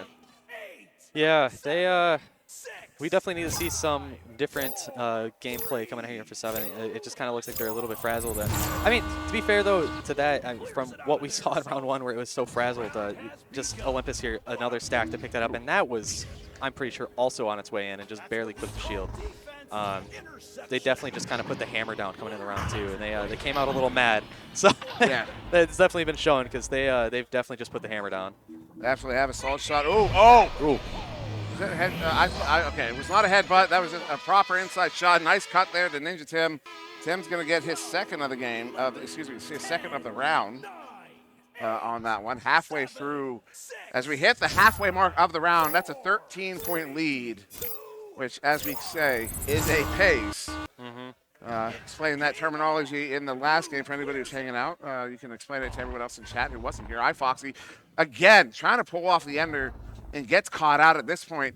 He's got to look for another move because they're reading him. They know he's going for that move as he gets there. That's iFoxy scooping it up. Good recovery there by Yolo. Look for the lock shot off the barrier. Gets it back. Second opportunity. And it hits that one. Actually, Ninja Tim carries it in, puts him up by 15 points here with just about 4.5 to go. Yeah, exactly. And definitely getting away with all that solo stuff. He's kind of shrugging off. I think that was probably about 3 defenders there. Yeah. Yeah, 15-0. I mean, 4 minutes left. It's just, right now, 7 just needs to just get a play, just get it nailed down, get it downfield, and just start to capitalize. Because right now, you know, actually that's what they're doing. A relay play is just barely not working out, and it's unfortunate for them. But yeah, it's just such a different round to what we saw in round 1. It is. That it's hard to talk about because they've just done a fantastic job of just kind of shutting down every opportunity they can. Yeah, it was. Yeah, you see another one there. Ninja Tim picking it up, and we've seen a ton as far as defense goes. We've seen a ton. I've seen a whole bunch of turnarounds on iFoxy. Although Solid Shot has 2 steals as well. That sucks. Picks that one up. Oh, gets it stolen. iFoxy hits that one for the 3, a 7-meter 3 at that. Yeah, they're going to be 2 points away from that mercy here in this second round. Yeah, 2 points away from a mercy. 3 minutes left. You know, it's tough. It's tough because it's hard. Like seeing other leagues and stuff, you know that comebacks are all like these are always possible. But the way actually, that was a really nice clear. That was a nice positioning from the goalie to actually sit back and catch that. But yeah, it's definitely tough. They just, you know, once the momentum kind of got shut down, maybe towards the end of that round, it's just been really hard to get it back. And another open 3 attempt just going to go slightly off the frame there, and Cat's going to be getting just labeled by the. That was a strange-looking shot. It was. But yeah, definitely nice clear come down from 7 though, and hopefully trying to get a stack. And it looks like Cat's going to be coming in there first off the wall, but the stack going to have one guy in a backward attempt, but a massive save there just to shut him down once more. I believe that was iFoxy again. Although that clear out hits the blue team, the Ninja Team on the back line. Gets it picked off as well. iFoxy there at mid. Chucks that one in, gets a double bounce there. It's going to be down to the floor. Clean bounce. They are uncontested. Yolo just has to place it. He does. And there it is, a 20-point lead here. A mercy 2-7 at the hands of Olympus here in the second round. They will take the game 2-0 off of that. Yeah, exactly. And David, what do you see there? What were you thinking towards the end? Because I still think, you know, round 1 to round 2 just seemed like a completely different team. I mean, yeah, I guess they really did listen, as you said. They wanted to be the ones to control it, and look what happened. I mean, you could see the control from Olympus was absolutely dominant, and there was glimpses of it in round 1, but when they finally put it all together and were able to connect these strategical skills, you see what happens. It's a pretty strong shutout victory. Yeah. Yeah. And, you know, I mean, the 7 definitely had a lot of momentum there in the beginning. And maybe they were just thriving off the chaos a little bit. And you know, once it just disappeared, it just never came back. I think you're right about that. I think that's what they were. I think 7 was able to thrive on the chaos, and when they got that one, when they got that one clear, you know, when Olympus got their footing, that's when the chaos stopped, and 7. There was no more chaos for 7 to take advantage of. Sure. Sure. All right. Well, it looks like we're going to be doing an interview. If we can get his attention, Foxy. Yeah, we're calling him over right now. Everybody on camera. Do we have? We do not have another headset. We need a mic. I can just. Yeah. Oh, okay, there we go.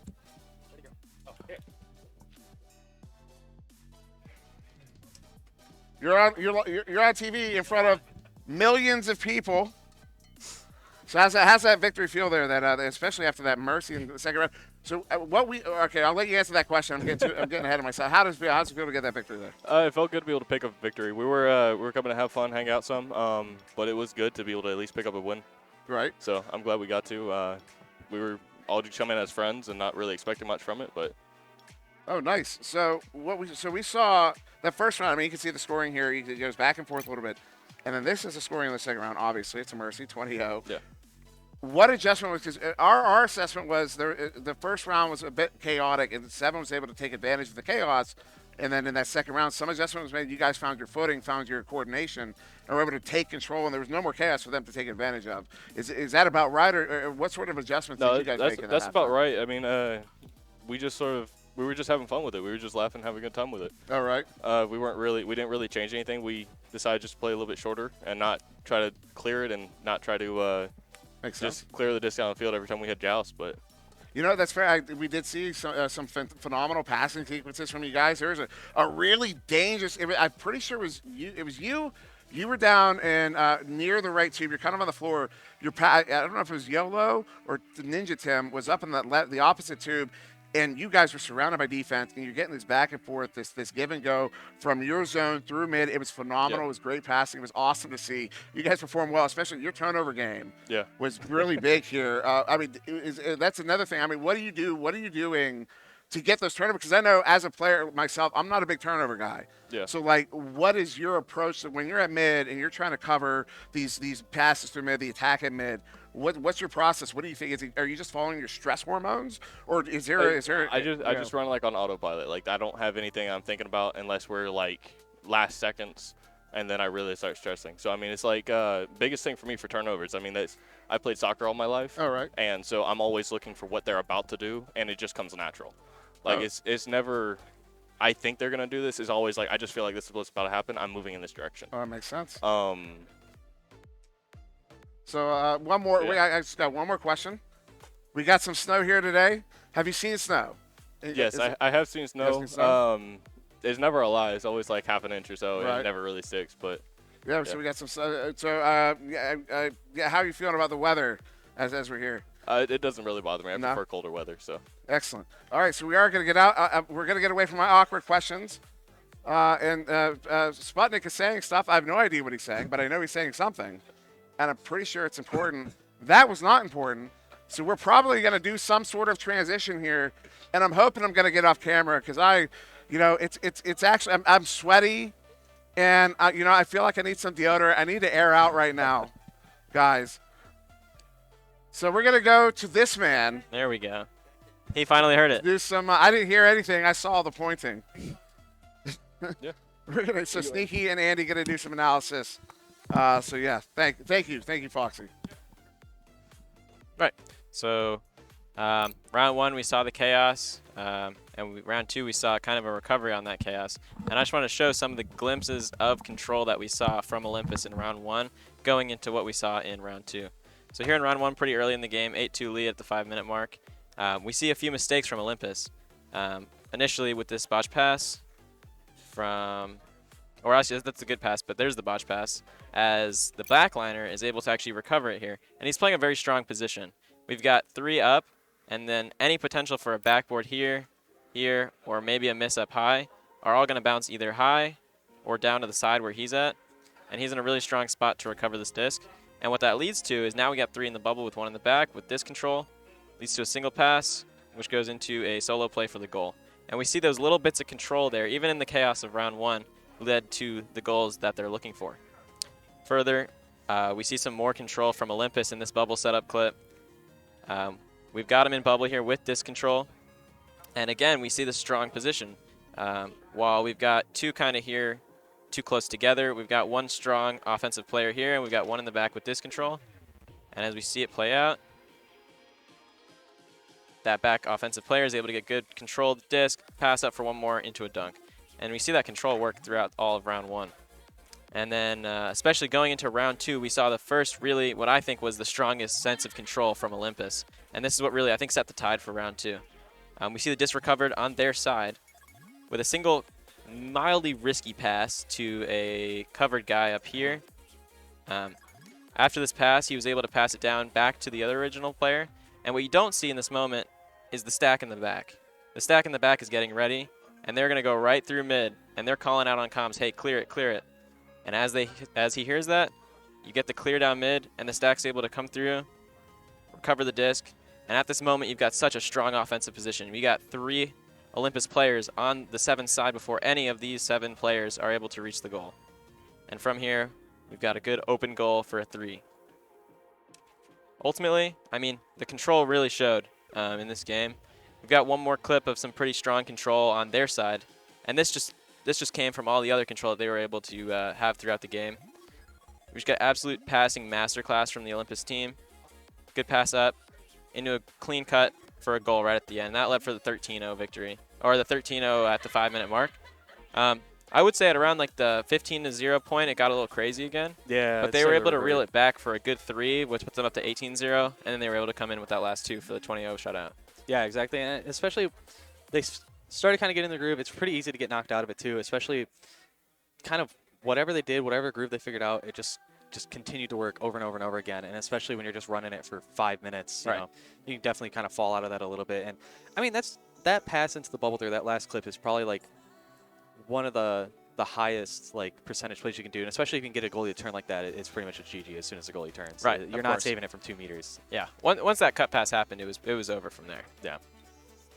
But all right, everybody, we should be back soon. I'm not sure what cast we're coming up with next, so please stay along. I know it says it in the intermission coming up, but please stick around. Thank you guys for joining us. I will be back here as well with Paladors, so please stay tuned. I'll see you guys soon.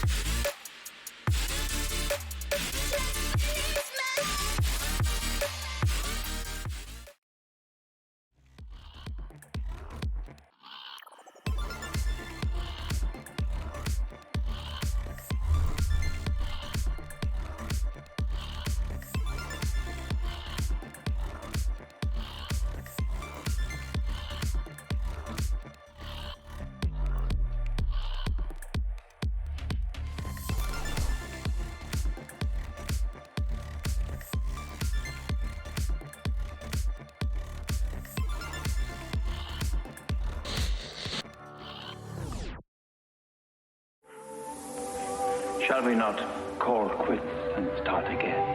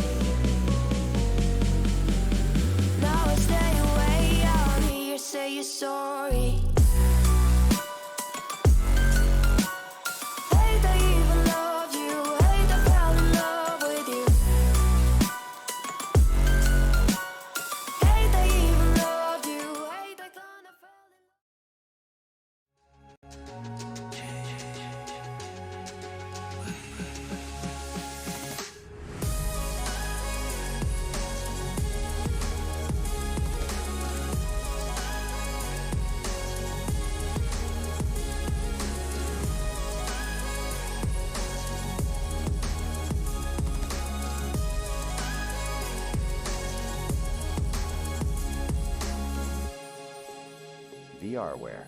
Our passion is for the future. Ready? Do you want me to count you in? No, Do you want me to I count got you in? All right. Okay. Stick it. Stick it. Stick it. Stick it. What advice do you have for the next generation of women coming into the sport? I would say find people who respect you. Word band, yes, With yes, the yes. word I. Let's see how this is going. There's one for you. Dorm room? I'm getting so good at this, you guys. Wow. Thanks. 1 second. I'm sorry. Oh, God. How did I say it again? Caterpillar? Caterpillar. I was told to ask you about how you peed on one of your controllers. Wait. My first impression of the queen.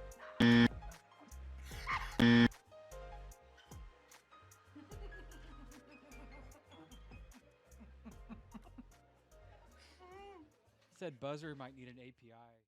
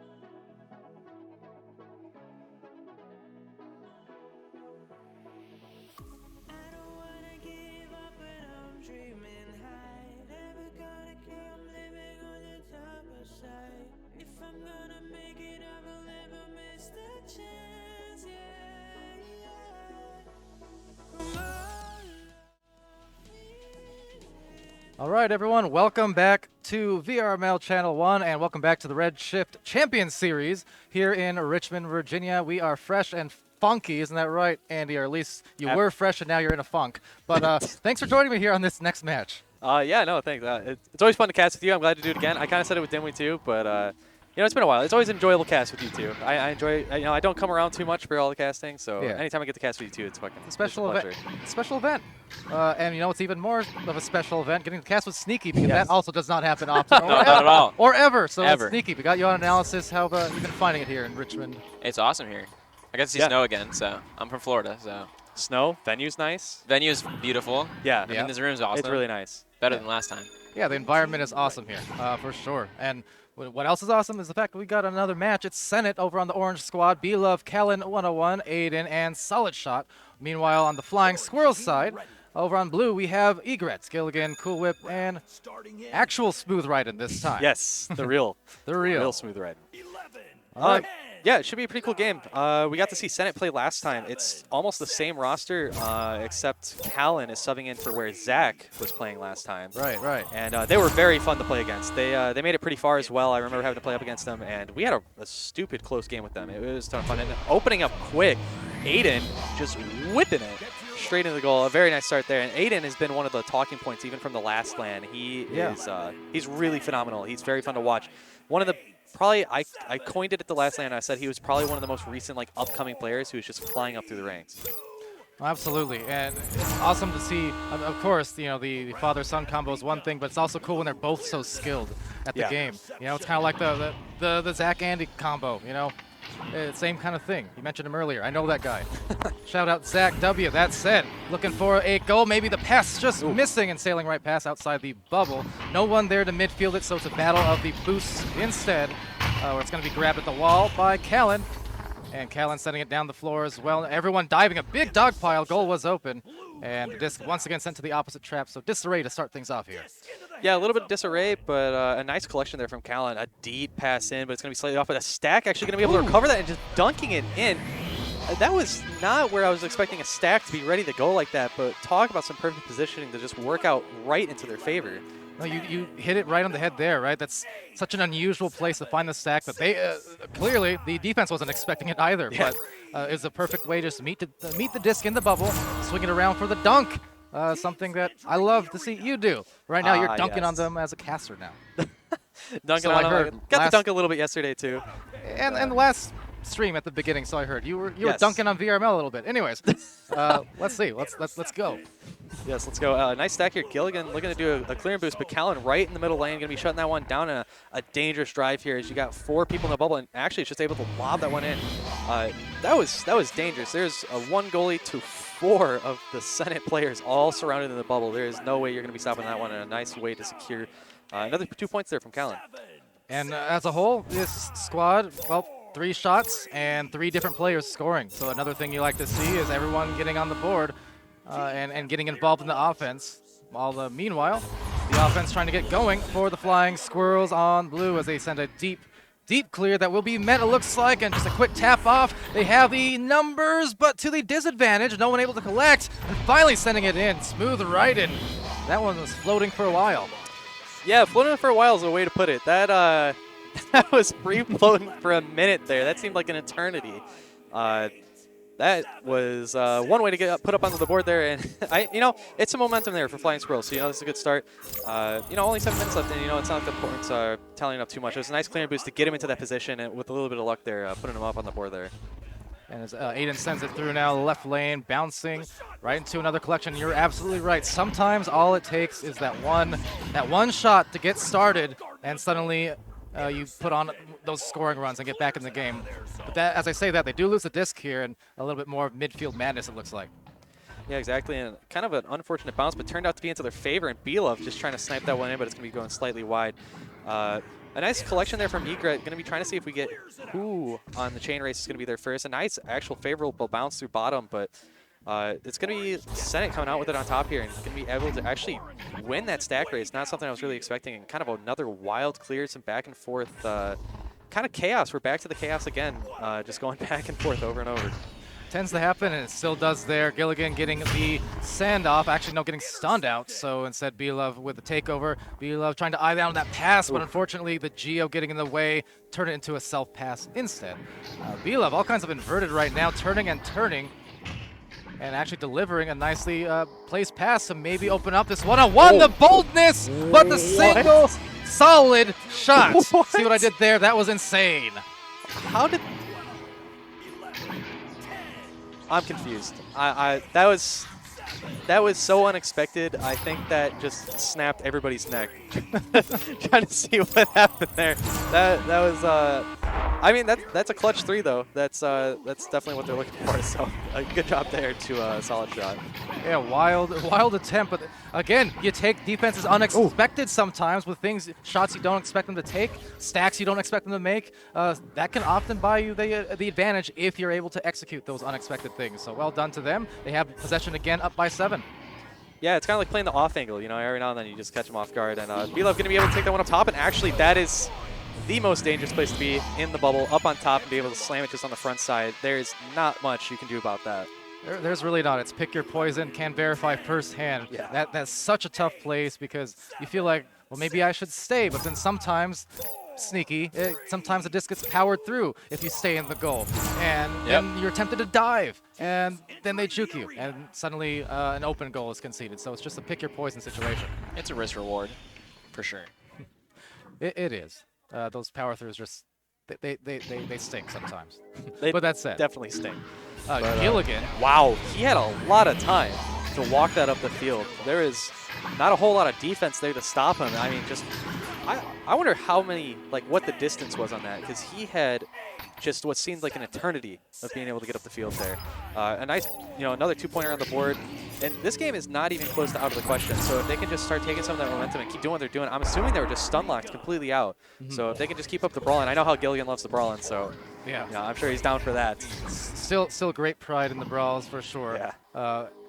And with that, again, one score, sometimes all you need. It feels like there's so much momentum on the side of Senate, and yet they're still only up by single digits. So exactly to your point, they're trying to. Oh, well, there's a point or two. So Gilligan may be able to get a hand, head, or above, all of the above around it. Nonetheless, points on the board, and there's still 3:44 left.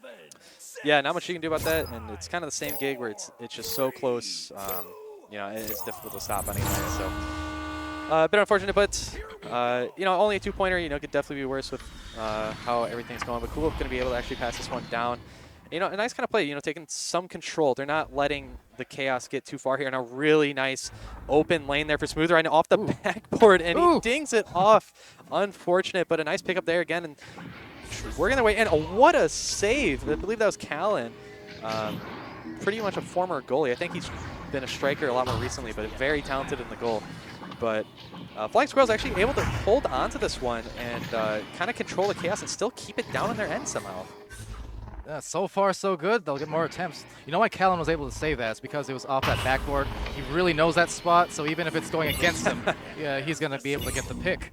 As continues, just relentless is his action, but finally, there's the clear, but the boost as well is well prepared. They overshoot a bit, and yet the back line struggling to get their stacks together. It gives plenty of time for Egret to collect and send.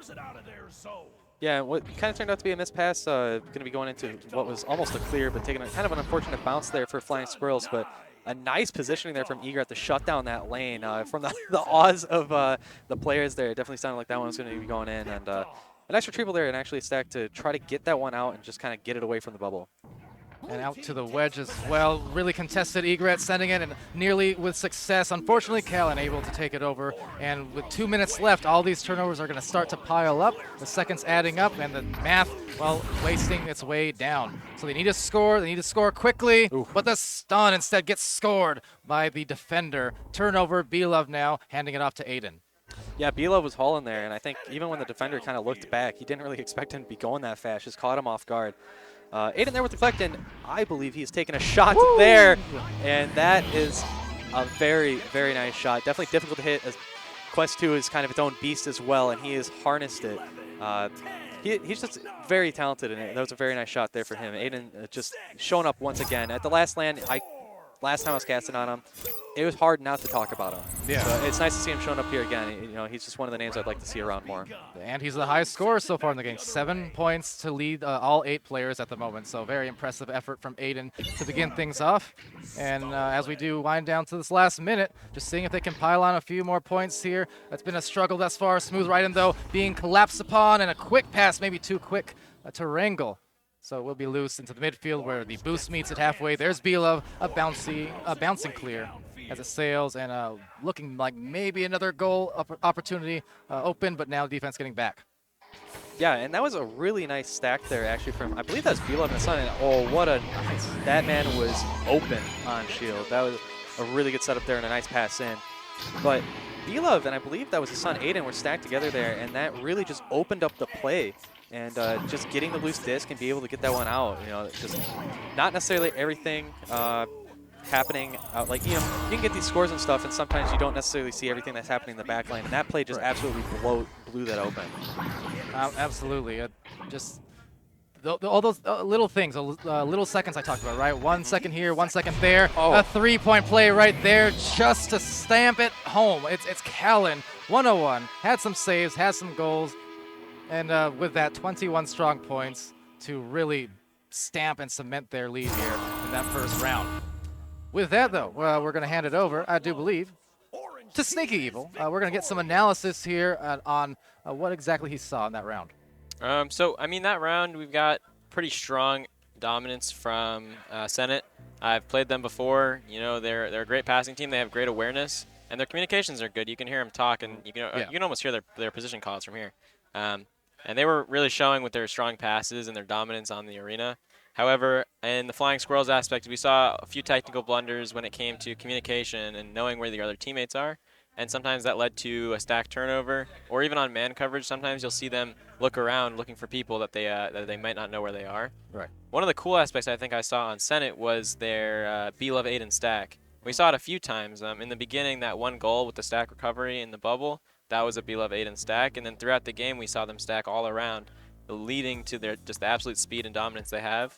And through them, they're able to find great passes, find great plays, and able to complete their plays into the goal. Yeah, and right now, especially where we're at in the meta, the stacking is just crucial to what you need to do.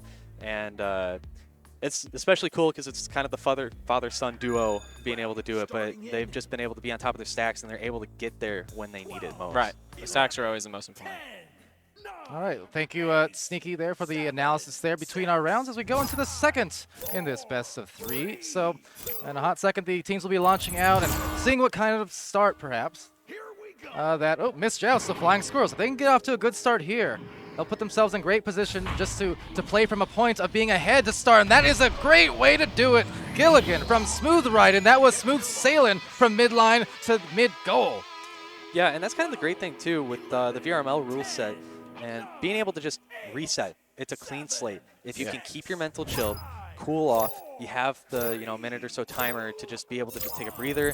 Hey guys, this is what I think is going wrong, and you just get your head back in it. And they came out absolutely strong, which is what they needed to do.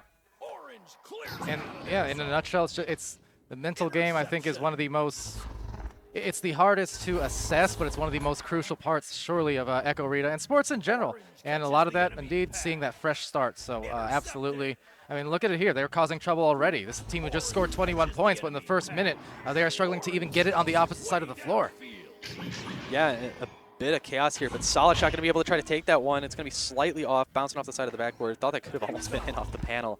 But a nice clear out, actually, pretty much a short pass and a nice clear in. Going to be trying to get them time, but there's the chain again. B-Love and Aiden going to be able to collect it and just send it back down and just not giving them any time to even try to get this through midfield. And with that, some stuns, though, knocking it loose back into the midfield, opting for a few jukes just to open up the lanes a little more. Find that pass. That was so well executed. Killed it. That's execution in a nutshell, I guess. Aiden from B-Love. And that was the sun and then the gun. Yeah, and especially from that point of view, you just kind of just saw it coming from so far away. He was just kind of just like a shark in the water, just cutting up bubble, and it was only a matter of time before B-Love just dished him in that one. Well, I mean, he's his baby, so it's kind of like baby shark, and he anyways, he do that. But to the bottom, I kind of regret that. To the bottom of the floor, though, it's Khaled 101 with a disc, and he saved my day. All right, B-Love going to be able to try to pick that one up, and wide open goal. Nice little bounce off the rim there, save him a little bit, but a nice 3-point just secured again. And especially with the way this game's starting to go, that could be absolutely crucial that he got that 3. Absolutely. 3-pointers, especially in today's game. Andy and Sneaky were talking about the speed and the stacks, how fast they've gotten. Well, that's exactly why. If you have open goals, you need to use those opportunities to their fullest because they don't always come often. And even when they look open, sometimes stacks are so fast. It goes in a second and a half flat. Open turns into close as he closes the deal. B-Love, 7-2. And there's those stacks again. I mean, it just won them another goal. They were able to just boost down. I'm sure they had some stuns downfield, and I just saw him just streaking in, and they got there first. And there's just one goal. He won on 2. There's not too much he can do there. A very tough position there. But fantastic work from B-Love again to be able to get in there quick. And a quick second as well. Again, we're at the Redshift Champion Series here in Richmond, Virginia, at the Westin. And I just want to thank our sponsors, of course, here for this event, which do include NX Fate putting this all together, and VRML Casting, and helping out on this end of things. We have VRware, Olympus, Viridis Media, Slide Messaging, Assyrian Products, as well as Lemming, my old teammate from years ago, and the developer of Gorilla Tag, contributing here to help make this event a reality. Yeah, and a really close goal there, actually. Very fortunate for Flying Squirrels to have that one bounce out, and an actual really nice pass forward. I thought that was going to be a little bit wild, and Aiden in the bottom of the bubble, he's going to have a chance there, but just unfortunately misses the handle. Kind of another bailout there for Flying Squirrels, and hopefully they can try to make the most out of it with his chain, but a huge stun coming out, just stopping the 3 of them, and Aiden somehow gets all the way back with B-Love again to just shut it down in midfield. And as midfield turns into bubble play, let's see who gets back first. A tight race at the end, met here with a grab by B-Love. B-Love at the being contested by the shield, but just dragging it as far as he can just to find that open lane. Not wanting to rush anything, and they will take a shot. Maybe a little rushed on that one. It's off. And to the races again, the defense back in bubble. Yeah, that's tough. Solid Shot definitely has been making those, so a kind of an unfortunate miss there for him, but Cool Whip in the right spot, was able to cut off that pass. And a big clear here, and the stack's actually coming through for Flying Squirrels. They have it wide open goal, and they were able to take full opportunity of that this time. This has been a much tighter round so far. You look at the what they put up last time, what was it, 20 or so to 4 or thereabouts, but we're halfway through this one, and it's a 3-point game, so really doing a much better job to cause more problems on offense for Senate. Meanwhile, the Flying Squirrels doing a good job to already meet their total score from the first round with plenty of time to spare. Yeah, exactly. And it's starting to, hopefully I wasn't too much of a prophet with that. We're talking about how B-Love's 3 might be taking the game here because they're only up by a 3. And long. What? Boop. Shot. Gonna be going in. I think the players are just as perplexed. Yeah, judging by that reaction. Well, that's definitely a bit unfortunate. You know what I call that? Caster's curse. Or maybe just premonition, because B-Love's 3 earlier, and now we have that one, the unlikely one, going in. Yeah, it's definitely a bit lucky, but a big goal nonetheless. And Gilligan actually going to be able to get that one. A very nice play. Egret, Stack's already coming back home. They were so fast to cover that lane, and that's exactly what we were kind of just alluding to and talking about. Senate doing a very good job with that. And kind of a wild pass, but it looks like it's going to be able to get to the bow tie player. And a high pass, unfortunately going to be bouncing out, but B-Love trying to get a handle on this one. And he does a pretty good job of slowing down the disc. He always makes sure he's looking around, an open goal for Callan. Making sure he dished that one all the way downfield for his player and gave him a good bounce and a very, very well executed pass. Yeah, very much so, the immediate punish, just leaving no time for the defense to really get back that time. And precision, decision-making, all of the above. Just doing a great job to now, as we said just a couple minutes ago, close game, 3-point game. Well, now it's 3 times ahead on the scoreboard for Senate. Yeah, definitely started to get away from him a little bit here in the last 2 minutes. Just haven't been quite able to convert, and they've just been doing Senate spin. That is a really good job of shutting them down in bubble. But as we're talking about that here, they're going to have the pass in, and just another loose pass, not going to be able to get in. Kind of all clumping up around the top, but a nice open Cool Whip up on Nest, and she's going to be able to dome that one in.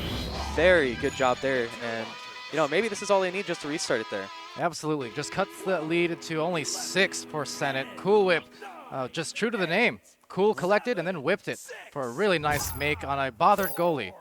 And also, just quick shout out to Twitch chat there. I've been noticing you guys there, and Aiden shouting out the what from a minute ago. Yeah, occasionally you guys might hear these the player comms kind of chirp into our headsets.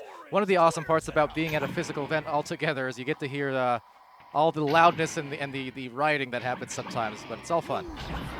Yeah, it's a lot of fun. It's a very enjoyable environment. And the clear down middle actually going to be stopped. Aiden is able to get there first. A nice little tap back to Solid Shot, and a big tap to kind of save himself. But Aiden going to be throwing a backboard shot. Just getting away with it. Aiden just all around the field. Yeah, getting away with it is right. A couple of these kind of gentle ones, but just taking them off guard from awkward angles. And the goalie's also mighty clustered there, so really just making life difficult at that backboard area specifically, whether it's with the anchored players or just the long shots. They've been punished a few times here. Yeah, definitely been punishing, and a long pass actually going to be able to go all the way in. That was from downtown. That was actually a really nice pass. Absolutely, and then the wherewithal to turn around, make that shot as they were fading through the bubble, the right side of the bubble. Cool Whip, that's 2 in a row now for Cool Whip on the offense for Flying Squirrels. So they're not out yet. 90 seconds left to maybe make this late comeback and force a 3rd round. Yeah, exactly, and this. Oh wow! Actually, that goal being left open, I thought that could have possibly been open or going in there for a second, and just up top again. Oh man, bailed out by the rim. And Bielov actually going to be able to dish that back, and the Stack's going to be able to retrieve it first. Just slowing it down a little bit, getting it open to their guy. And oh, what? I admire that. That was crazy, and the double ding coming out. And Aiden going to be collecting that one, getting a nice in pass here. Actually, a 3-on-2 opportunity. Solid Shot going to be trying to work his way around with some cutters up on the shield, but Gilligan there to stun and get that one out of there. Great read by Gil there on that shoulder, just seeing that pass coming from a mile away, able to get the clear. But unfortunately, look at that, all 4 players, whereas they started further behind, somehow all 4 players got the stacks. They got an awkward bounce, and this may turn into a shot here soon. With the disc being collected by Cool Whip, last 30 seconds remaining, so those mathematics are essentially up. But nonetheless, a strong round here collectively from both teams. But looks like it will be Senate edging the victory. Yeah, and trying to get one more just to try to bring one home here, but it's going to be going slightly wide. Looks like Belov's actually going to be there to try to 50 the disc, but Flying Squirrel's going to be able to try to tap that one out, but it looks like it's going to be going to no one as this game's closing out. And actually a headbutt there, but unfortunately going backwards.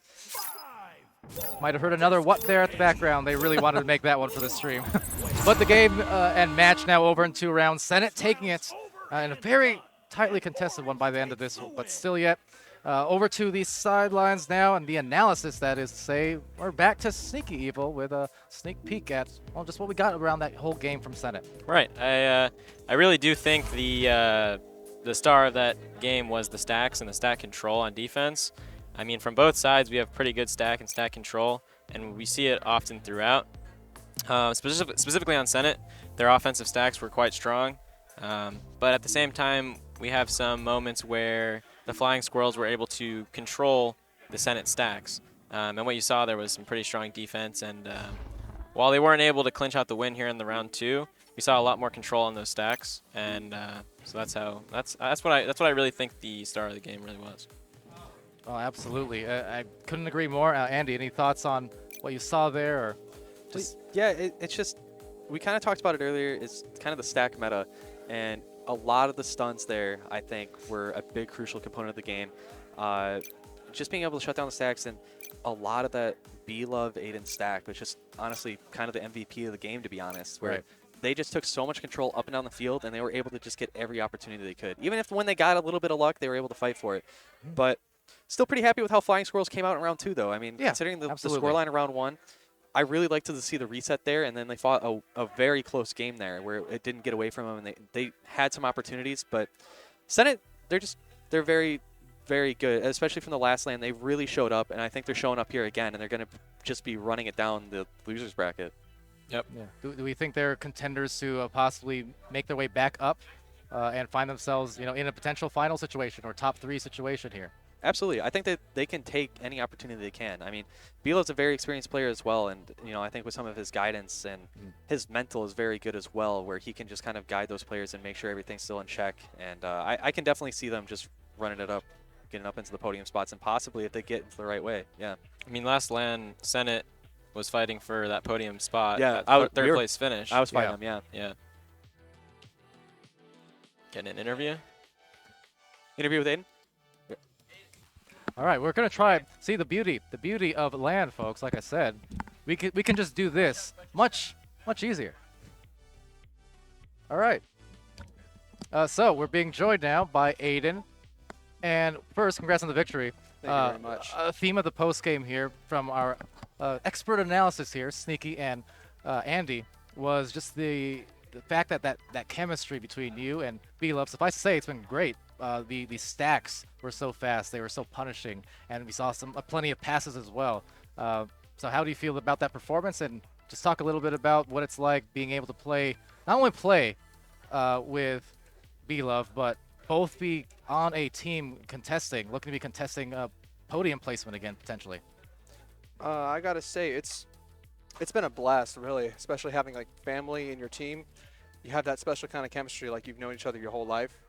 So you're on the same mindset, you're on the same grind set, going out there, passing a diss to each other. Yeah, it's been a blast. We just need to stay together more often. That's one issue we've had before. But the more we stay together, the twice as lethal we can get.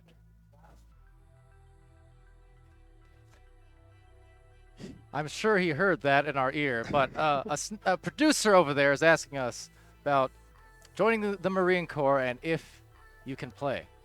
Well, for boot camp, no. They take all electronics, everything you have for 13 weeks. But since I'm going to the military band, I'm going to music school in Virginia Beach, and I'll be able to play there as long as my roommate is okay with it. Right. And yeah, you mentioned too. That's another nice part is that you actually live within very close proximity of here. Yeah. So yeah, I was talking about before how I'm jealous of some of these players who live all in the same state because I would be doing miniature get-togethers and LANs all the time if I could. Oh yeah, for sure. But yeah. So again, any final thoughts or actually favorite moments so far? It doesn't have to be tournament related necessarily, but it does have to be stream friendly. Any no door stories. Anyways, favorite moments so far this weekend? I gotta say, being part of the community for sure. Like everyone here, they're really close.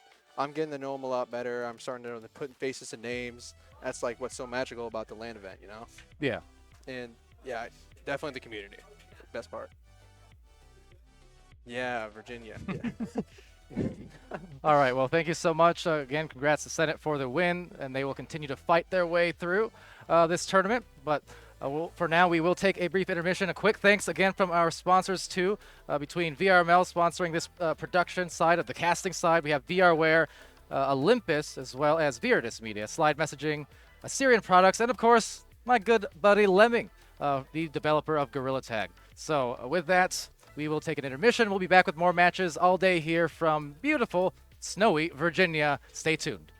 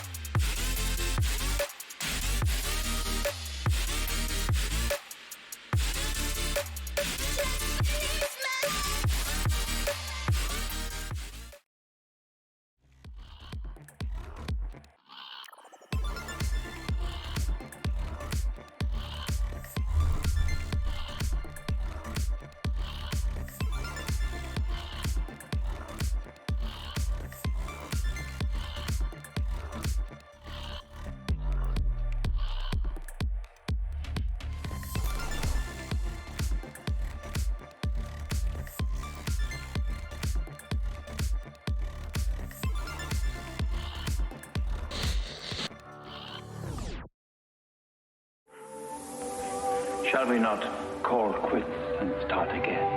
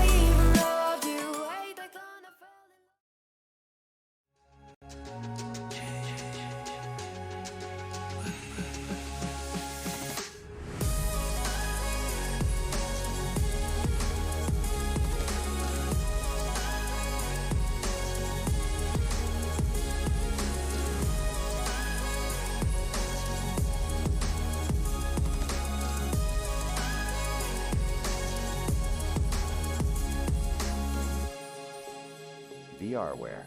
Our passion is for the future. Ready? Do you want me to count you in? No, Do you want me to I count got you in? All right. Okay. Stick it. Stick it. Stick it. Stick it. What advice do you have for the next generation of women coming into the sport? I would say find people who respect you. Word band, yes, With yes, the yes. word I. Shall see how this is going. There's one for you. Dorm room? I'm getting so good at this, you guys. Wow. Thanks. 1 second. I'm sorry. Oh, God. How did I say it again? Caterpillar? Caterpillar. I was told to ask you about how you peed on one of your controllers. Wait, So- My first impression of the queen.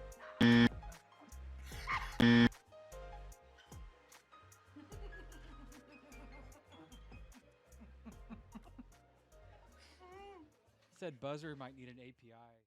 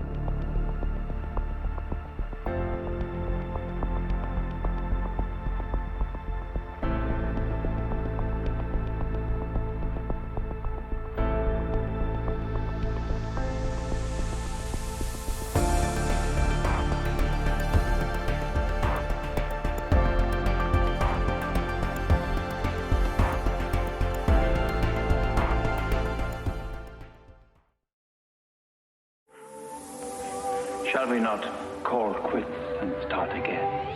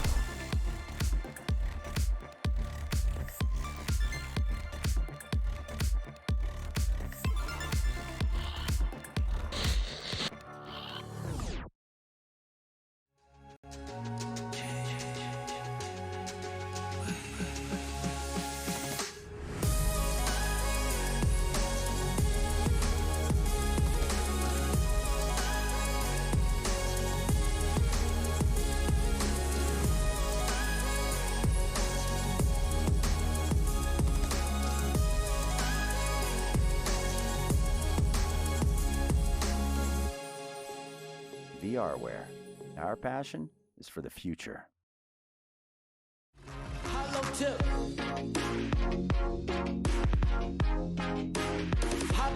Hello tip.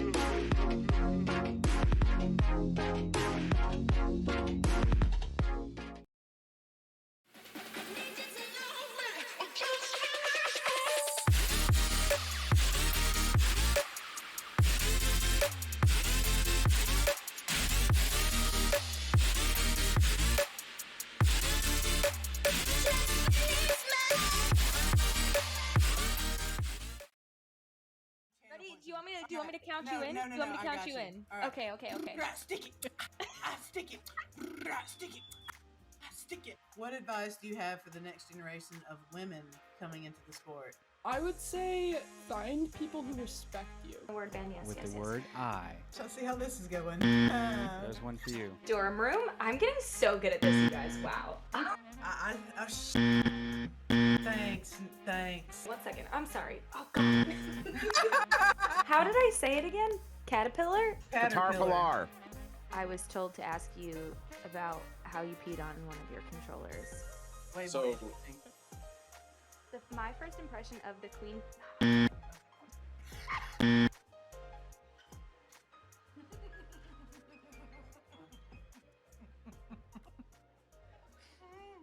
Said buzzer might need an API.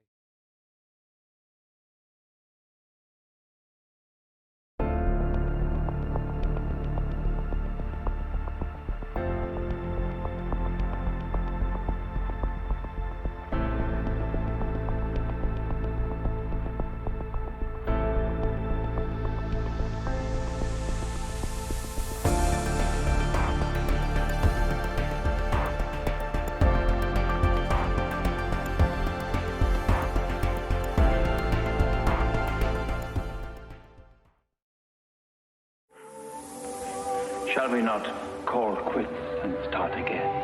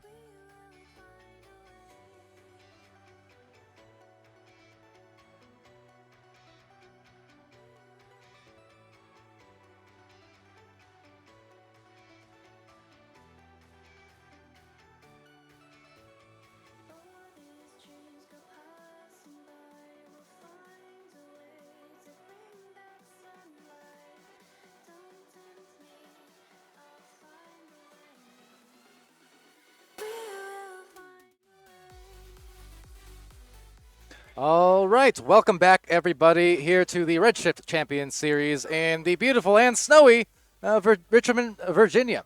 It's been a fun day so far, and it's about to get a lot hotter because we've got a barn burner, a marquee matchup here between Ignite and Ace. A lot, and I mean a lot, of high-caliber, high-tier faces we're recognizing on this stream. I'm Palador, being joined on this cast by Sir Dimwee, and once again on analysis, it's Sneaky of the Evil. And right now, like I said, spotlight match in itself. Dimwee, what do you think of this one? Well, actually, I have a question. Isn't this didn't they play as a team at the last LAN? Under Joker kind Black? of. Is that not Joker Black? No.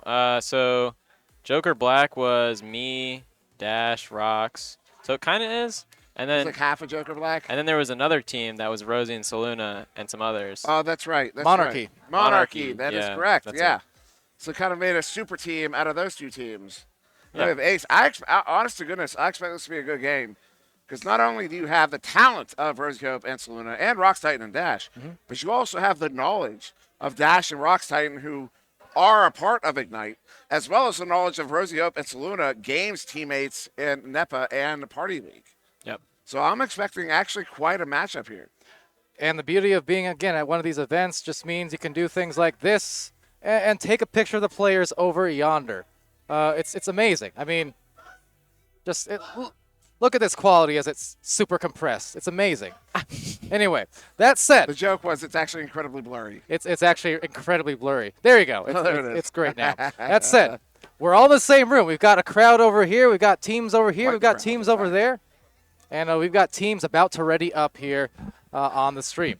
With that said, quick shout out as well once again to our sponsors for this event, put together by Annex Fate and sponsored by VRML, here casting and adding to the production. It's VRware as well, contributing and sponsoring this event, as well as Olympus. We have Viridis Media, Slide Messaging, Assyrian Products, Lemming from Gorilla Tag and from Eclipse some years ago. Always glad to see Lemming's name pop up. And now we've got the first round popping up. And Dimwee, let's get to it. First joust. Yeah, first joust. So it was the first touch to Ignite. And they're also going to get the first possession, 15 seconds in. Kong looking for the impasse. In fact, not going to connect. Rosie over the good read. Looking for the clear, though it's not going to get out. Bouncer in the hands of Game. Game under assault by Saluna. Soft pass back to Kong there on the back line. Looking for the send in. Jay Walker, edge of the bubble, hits that pass. What a cross, what a play. Game hits the first goal of the game. 32 seconds in. Game scoring and scoring first. Never would have thought, but he got his drop. Jay Walker there on the assists as well. But there you go. Efficient scoring off of those passes. One of the cool. So here's. Excuse me. Here's some FOMO for you. Right. Not even fear missing out. You are missing out if you're not here. Earlier, it was actually yesterday. Ignite was playing in between their. Actually, it was the Cyclones were playing. During actually it was Ignite playing. During halftime, I was able to actually walk over to Game as Kong gets the second goal of the game here. I was able to walk over to Game and be like, "Hey man, how you feeling up to that first round?" He was like, "Actually, I'm not really all that into it. I don't know. I feel like I need to play better." And it was the coolest experience being able to walk over to the best player in the world and just have a casual conversation with him during Excuse me, I'm standing right here. See, that's how you know he's the best player in the world, because I'm not afraid to say it in front of you.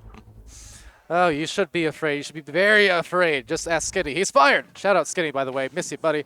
That said, Ignite up by 2 scores. That's 4 points, that is to say, in these first couple of minutes. Saluna trying to make that change with some distribution to Rox Titan. Rox with the jukes no, oops. And that is taken by Jay Walker right into the midfield. Bouncing, clearing, receiving somehow his own pass. And that's another clear. And Jay Walker again. So a double assist to himself, but just couldn't make the goal.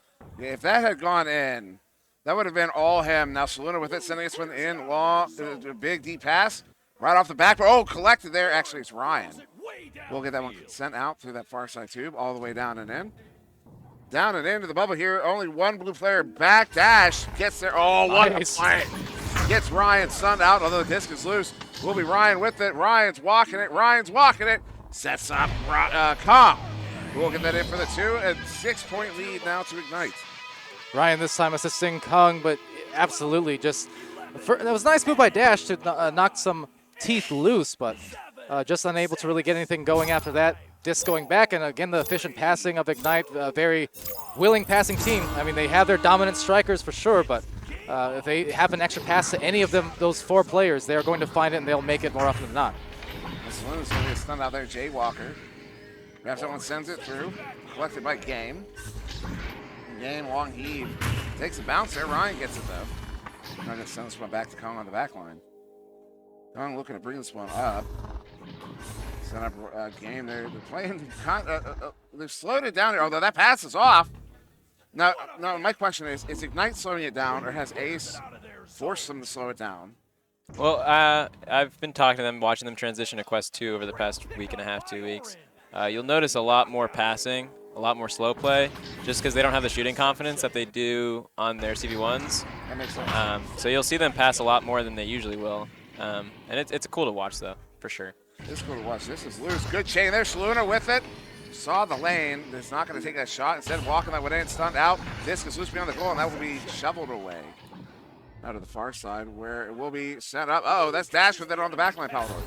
And Dash from that backfield, always a reliable player. And personally, just meeting him again in real life over and over. It's, again, family reunion type thing, but just a fantastic player in his own right. And also memorable is that picture from last Redshift LAN of Dash. Legendary picture at this point already. Yeah, the Air Jordan, the Air Dash of him jumping up in the air on a play. And again, the beauty of these events is you get things like that, you get things like this, but the miss instead. So this is not going to be a score yet, but this may be yet as a wind around the pole and wind around into the goal. Oh, it's saved by Jaywalker, but another intercept. It's just insanity here going on at the midfield. Another grab. This defense here of Ignite, I always say, you focus on their offense, and yet their defense is actually devastating just as much. It's ridiculous.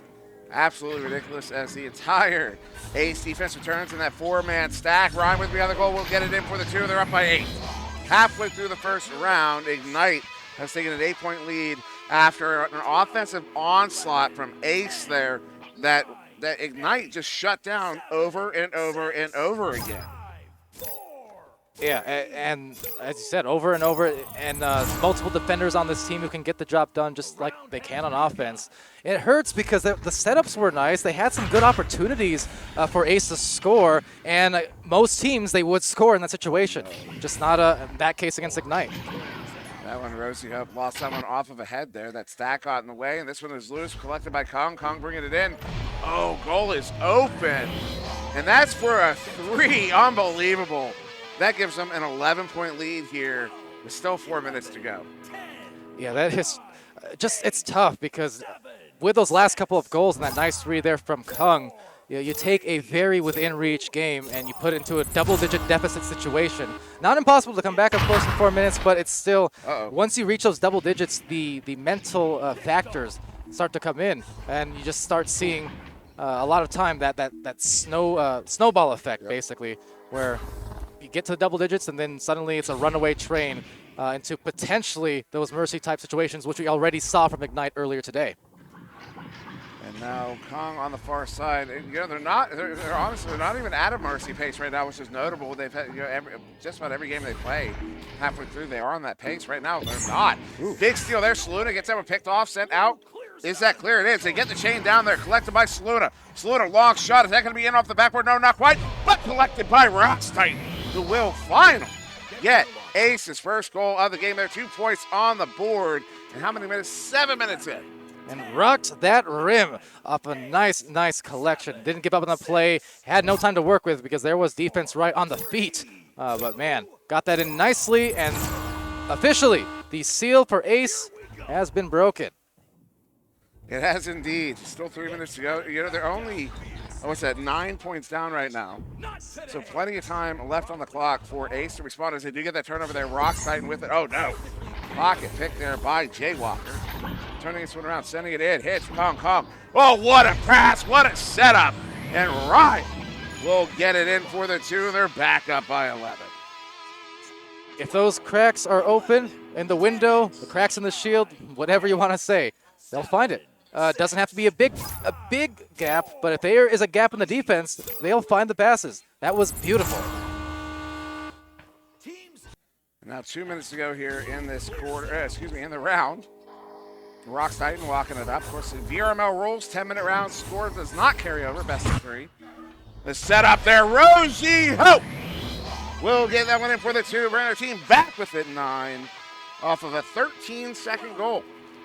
So equally on their part, just a beautiful work up the floor, reading that passing lane and providing that opportunity one-on-one on a goalkeeper. It's about as good as you can get outside of an open goal, which they just don't happen a lot. So those one-on-ones and being able to take advantage of them, such a huge aspect of Echo Arena. Dump in here. Oh, they're not able to collect that one. Loose in the bubble. Salunas will get that one picked up. Sent out. Good chain to track it down. They do. Rocks Titan with the send in. That one's caught in the trap. Rosie Up's trying to get there. She's not going to get the shot lane, I don't think. Instead, going to start working this one up. Has Rocks Titan in front. Instead, goes across the dash. Dash brings it in. Goes Rocks behind the goal. Rocks! What a coverage there by the goalie. Dash has it, but it's going to be Jay Walker with the pickoff, sending it out in the hands of Saluna. Saluna back into the bubble. Will hit the teammate Rosie Up. Stunned out. Jay Walker is a monster in the bubble. Gets someone cleared out, but the chain is there to pick it up. That's Rosie Up trying to. Oh no! Off the cloud block. Gain comes away with it. Cannot clear that out. Actually, you can see that bouncer hit that ridge. The bane of every player, I think. Oh, no. Opportunity salute. Oh, what a stop. Unbelievable there. Ridiculous. Time and time again, the play goes into the bubble. You have what looks like high percentage goal, and they say, no, buy percentage goal. You get nothing, sir. Good day. And that is good plays for that defense on Ignite. I am just flabbergasted by what I'm seeing. Again, turnover caused, disc lost, disc cleared, out of here. This is really something else. That's all the way out. We are past the point of no return. Round 1 will be in the hands of Ignite, although what a performance we've seen here from Ace, particularly in the second half of this first round, as Jay Walker will put the exclamation point on the round with his first goal of the game. Good for the 2, putting Ignite up by 11 here as we count down to the end of the round. And with that, a strong victory, ridiculous play, offense, defense, all of the above. We're going to hand it here now as we approach the end to Sneaky Evil on the analysis. Yeah, so we talk about a lot about Ignite's absolute power on offense. I mean, we got 3 power strikers, Game, Jay, Ryan, all super strong on offense. But I think the star of the show this time was Ignite's defense. I mean, not just in the bubble, as we saw Kung, Jay with extremely notable saves, changing the ties of the game potentially, but really just their stat control on the defense and being able to control the disc, even when Ace has it, they're able to manipulate them in a way to favor them. And you'll see that with all their interceptions. You see they often caught people off guard with a back chain or even the return of the front chain. Right. And it just shows the absolute dominance that Ignite has over the arena, making Ace kind of flustered, even controlling them without them even realizing. Yeah, absolutely. I mean, they're just a team that's so hard to stop because they have that speed. They have, again, there's really no gaps in the game. I can verify, actually, a few weeks ago, accidentally scrimmed Ignite. Thought we were signing up for a Cyclone scrim. No, it was an Ignite scrim. That was fun. That was fast, and it was really hard to deal with, but always impressive. Anything else you saw there, or otherwise? I mean, Ace brings out like the best of their offense. They bring out the ace play, the back chain ace play on offense, and it tries to work, but Ignite knows that. They use it too. It's one of Game's plays that he makes, so he knows the counters, and it's not working. We'll see if they can maybe change it, get something to work here in the second round. Obviously, the talent is there. Now it's just about moving those pieces to the right place. Thanks, Sneaky Evil there on the analysis. And again, thanks for joining me. I'm Palador with Sir Dimwee casting beside me. Sputnik Cobra on the cameras, manning the day. And ooh, the first play. That was so close to another highlight for Ignite as Riot scores from the backboard. Yeah, that one was close there. I was slipping up on the dream a little bit. Shout out to chat there. I do have you right in front of me. There was only 12 seconds in. Ignite is going to get that first goal, so we'll be Ace setting up now on the joust advantage of Father becoming a little too comfortable with in this matchup. As Dash handling that one on the back line, has Saluna pushing up off of that of the boost here. Rock's on your side, looking to get that one up to Saluna. You know what I just noticed? Every single one of these players, number one, is that a default setting? That must be a default setting. Is Kong setting up now? I went to look at the mini map for reference. It's because of the land build. It must be because of the land build. Or they're just very, very confident in themselves. Or very confident. As Rocks, is that a wall shot? Not quite. It will be a dumping, though. Far side there. Who gets there to click game? Game instead. Ignite back in possession. And speaking of Ignite, see some OG Ignites in the Twitch chat. What's up to Duel? Shouting them houts. Let's go Ignite. Of course, member of the OG squad from years ago. And still part of the organization as a whole. Lulz, as well as Aiden VR, Dream Weaver, and Spinning Striker. Glad to have you here. And there's a Striker, not spinning, but certainly winning. It's Dash. 2 points and tied up here early in this second round. There you go, tying it up. Minute and a half in. Ace is going to make this a game here off that goal from Dash. And so now Ignite with the rare joust advantage. 2 minutes off the clock will be handled by game. Of course, they do set up. Is that the ace play you were talking about? That right there. Is that what they call that? There it is. All right, the ace play. Now has a name. Ryan Lock shot. Reliable. Rhino has entered the building, ladies and gentlemen. That was an ace play. My goodness, perfectly placed play was that. 5-2. What a hit. What a hit. You know how good that felt to scream his name across the room? I'm pretty sure he can even almost cost. Pretty sure he can even hear me. Didn't we you scream people's names all the time, regardless of if you're in the same room? I know, but now people can hear me, and it's awesome. And I can hear you even louder, and it hurts. Oh, that went almost on its way in. Salute with a good pickup there. 2.5 minutes off the clock. Still a 3-point lead here to Ignite off of that one from Ryan Game. Sending that one in. Oh, goal is wide open. You can't do that. That's a 5-point lead. Yeah, 5 points. Jay Walker able to pick that off and just send it in before defense was able to accommodate. With that, still, 3 minutes in, 7 points on the board for Ignite. He had that early 2 going in for Ace. Just attempting to find, again, some sort of way to stop, just to halt those stacks, to stop the speed and find a little bit of patience somehow. But it's really hard when you're that aggressive, like Ignite is on defense. They just swarm you, it seems like. And they cover those lanes so well. It's like they know where you're putting it. Like they do know where you're putting it. What a chain! Opportunity! Rosie Hope! Rosie Hope! Rosie Hope! Just to offset that, Rosie Hope. Rosie Hope brings it back within 2. That was a stellar stack for sure. Phenomenal 3. That was just great. That's probably what they're going to have to do here. Stinky. I mean, is that the kind of offense we're going to have to see from Ace for them to really stay in this one? I mean, they're still in here, causing maybe a turnover there. I mean, you've got to outplay and outspeed Ignite. I mean, you see here, Ignite's just so fast, and sometimes little blunders like that from Ignite can lead to a turnover. And if you're playing as fast as them or just a little bit faster, you'll see those opportunities open up. Jay Walker sending it across. Oh, they almost get that red game though. Is able to come away with that. That's why he's one of the best. You see the way he moved away. Oh, the long shot. Kong, is he going to hit it? No, off the backboard. And teammate not there, stunned out. That was Jay Walker. As Rocks Titan games. Oh, what a pickup. Ryan does it again. Went for the little extra, and it cost them the disc. One of those situations where you can pull that off against 95% of players, perhaps, but all it takes is one player who knows your tricks to say, no thanks, I'm going to take that candy and sink it in to that goal. Dash handling that one, and they're coming out with the ace play themselves. Rocks Titan near side.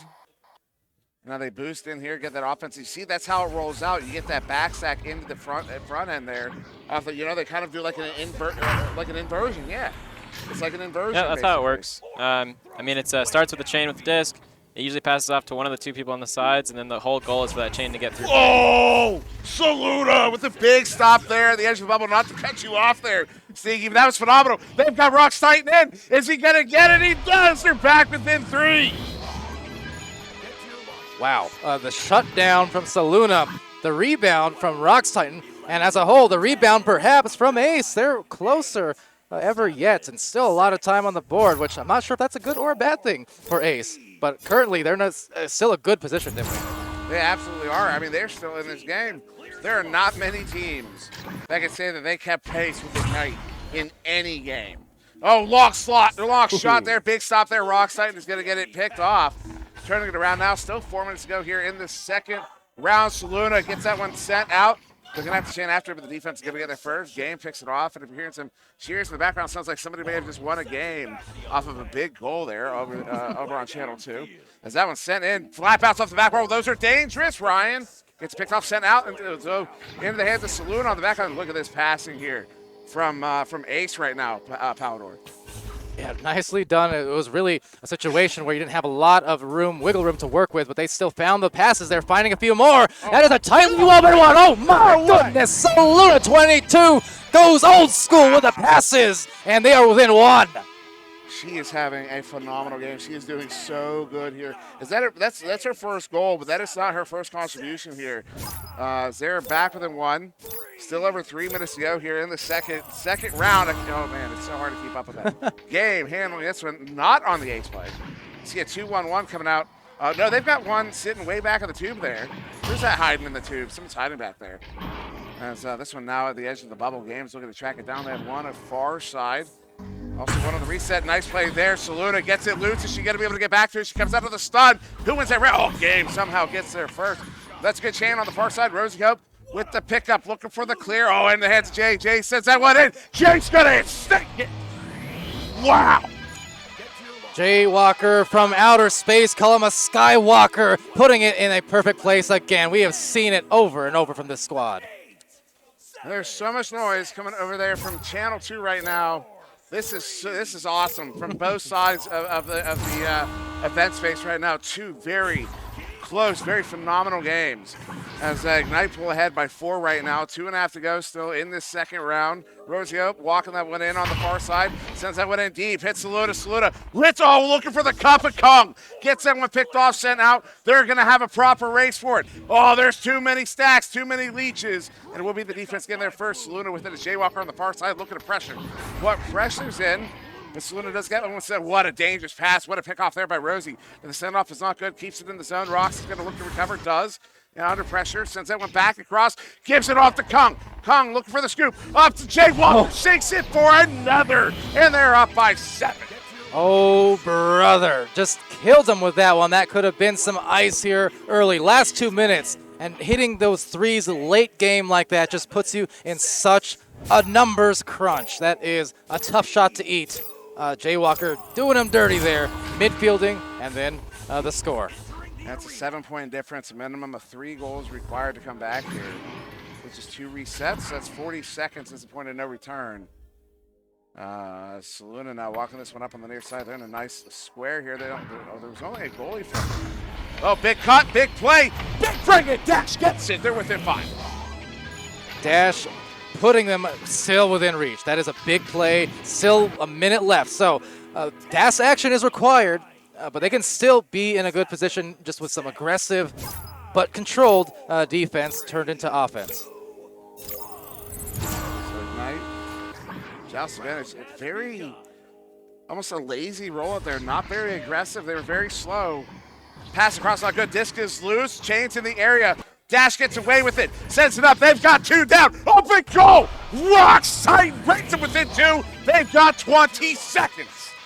Rocks shocks with that late game drop. 30 seconds left, and with that, they are in perfect position now with a little extra momentum and maybe some extra sauce. They can be in a 3rd round soon if they play their cards right. Let's see what Ace does. 21 seconds on the clock. Game with it here in possession of Ignite. Ooh, that chain is close. They're going to dribble this one out. They dribble it down. Open goal. They send it. Big stop there. Dash. Disc is loose. Rosie up with collection. Sends that one out. Does not get it to the chain. Game. Has season late. No, Rocks Titan gets it picked off into the 2. 5 seconds. This one's loose. Who's going to get there first? It will be Ryan. And Ignite will get the victory in the last second. 16-14 and 2. I'm going to join the crowd here and clap that because, man, that was a stellar ending. I'm just disappointed in the lack of round 3. Oh, my heart. But a work of art put together from Ignite as per usual. Well done, though, from Ace to really bring it back and close. Over to Sneaky Evil now. Conclusion of this game. What did you see? I was going to say, no joke, I'm literally sweating right now. You guys can see. So are you, Palador. We're literally sweating. That was phenomenal. Sorry, go ahead. Go ahead. It was good. I mean, you see Ace kind of brought out the offense they needed to at the end there to kind of bring it back together. And you saw they were able to kind of outstack the Stack Masters for a little bit there. And that was allowing them opportunities, some open threes, some good 2-point conversions. And especially in their bubble passing, they really showed up today. I got some clips to show if we can. Check if Sput can do it. We'll see. All right, let's pull it up. Yeah, I love this. I love this. So, I mean, we talk a lot about the ace play. I just want to showcase what a real ace play looks like and how, and then in the next clip, how they can counter it. Here we have Ignite running the ace play here. And the idea of the ace play is quite simple. The disc is actually grabbed by 2. And then you send 2 offensive players out as passing opportunities, usually here or in the tunnels. And you see as this plays out, they hit one off there. And the whole goal is that this chain is able to chain through mid, hopefully to the other side, usually on the floor or the ceiling, uncontested, and allow for that open pass through mid. And you see that happen right there. And that allows for this open 3, beautiful open 3 from Ryan. Not everyone can hit that shot. And then from here, we can go into how Ignite's able to absolutely just counter this play when Ace tries to run it, which is ironic because it's called the ace play.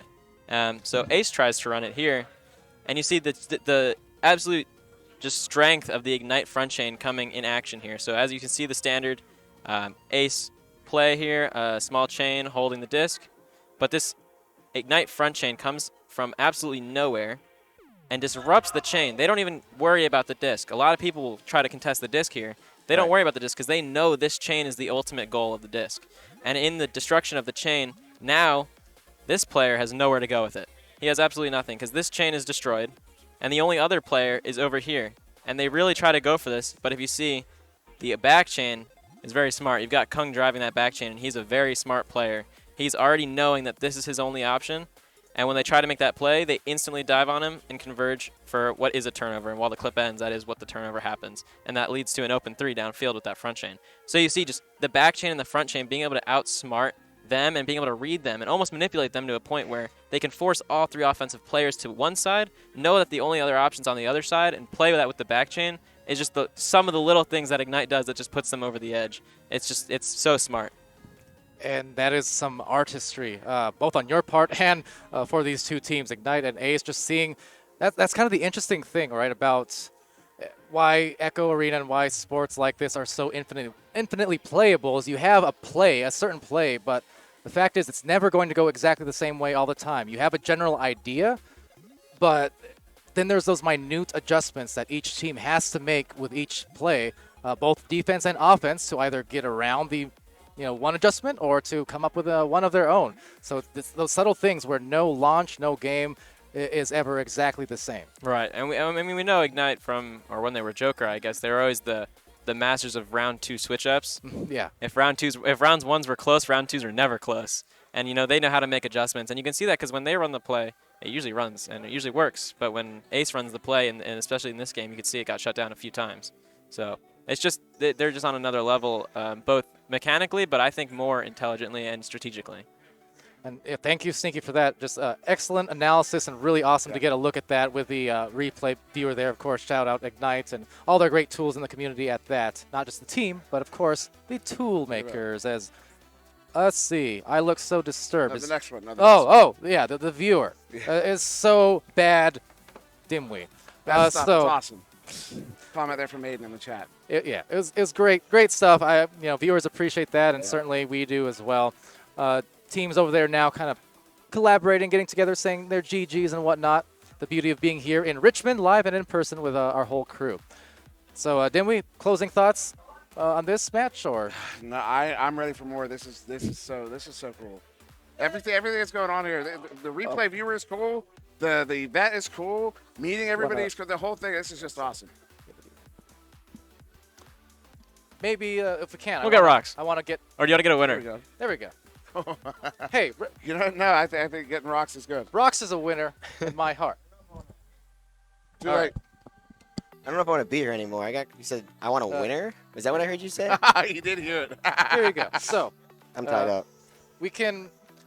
One of the themes of Sneaky's analysis here is kind of showing off the ace play on both teams and just the little adjustments that had to be made to either make the play work or to defend it a little bit better the next time around. And just, I guess, first, just talk about the adjustability of Ignite, of Ace. I mean, you guys all play amongst each other a lot in different variations of teams at these events and VRML, whatever the case is. But how important is the dynamicism of your teams? Well, the main philosophy and the reason Ignite's been so dominant for so long is because it's always been such an adaptable team. Like you've seen even in previous VRML seasons, where like round 1 will go really close, and then round 2 will be a blowout, and that's a common thing that happens. Is because it's always just adaptability, and that's why they came up with the plays. You roll out with 2 chains. The chains are so much more maneuverable that you can either split them, you can do so much different things because you can put your players anywhere at like the drop of a hat. Yeah. And even saw it like me and Dash, and since Seluna and Rosie were playing on Cyclones with Game, they're getting that adaptability thing too. And so you saw it here. We got kind of wrecked in round 1. Yeah. And then we came out in round 2. We knew what adjustments we needed to make, and we almost pulled it back, which would have been really cool. But yeah. Yeah, we were. I mean, people were losing it there. We were losing it here. I mean, heart racing. Yeah, for watch sure. that ball. That's going to be a good ball. Oh, I'm excited. Yeah, but yeah, regardless of the results there at the end, as you said, closer rounds and really just being able to adjust, I think, that mental game, both in terms of emotion, but also recognizing the adjustments on the fly. Just huge to being able to play at the high level and make that next step up the ladder. Make that next step up master, for that matter. Yeah, absolutely. And Rox Titan here, joining us again for the interview. Thanks so much. And as we've seen and heard on cast, one of the most bright minds in Echo Arena for just this kind of thing. Thank you very much. Absolutely. So, all right. Well, with that, congratulations to Ignite for maintaining their dominance so far, although by much smaller margins than usual. And we will head to an intermission here, but we'll be back real soon with your next round matches. So from here in Virginia, as Sneaky gives a salute, we are going to go to an intermission. We'll be right back, but just join us around the corner, and a lot more matches coming along the way.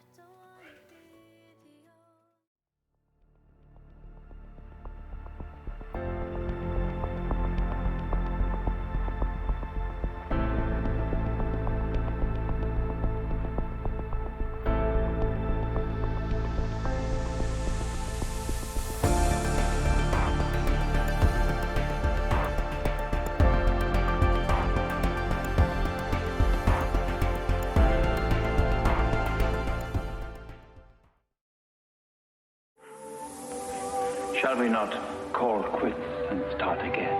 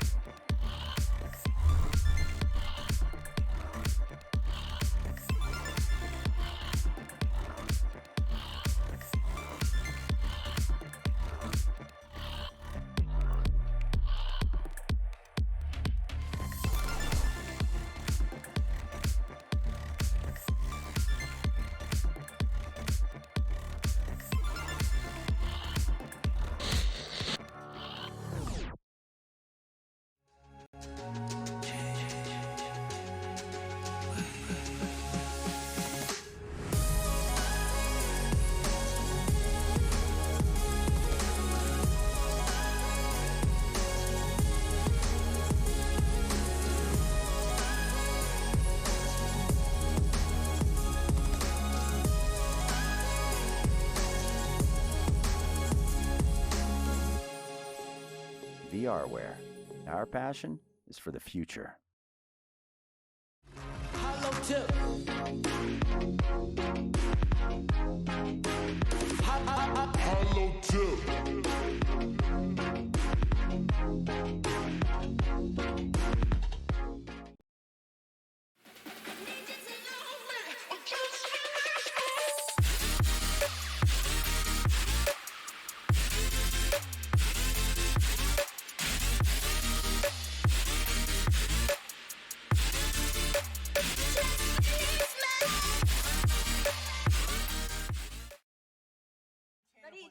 Do you want me to count you in? No, do you want me to I count got you you. in? All right. Okay. Stick it. Stick it. Stick it. Stick it. What advice do you have for the next generation of women coming into the sport? I would say find people who respect you. The word Ben, yes, With yes, the yes. word I. Let's see how this is going. There's one for you. Dorm room? I'm getting so good at this, you guys. Wow. Thanks. 1 second. I'm sorry. Oh, God. How did I say it again? Caterpillar? Caterpillar. I was told to ask you about how you peed on one of your controllers. Wait, So- My first impression of the queen...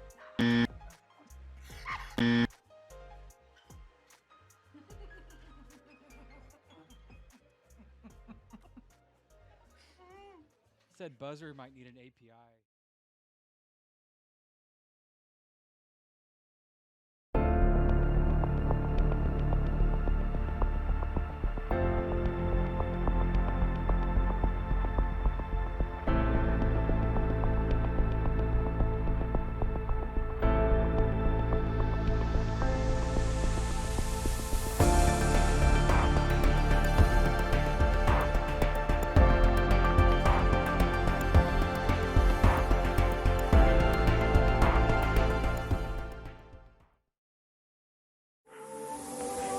Shall we not call quits and start again?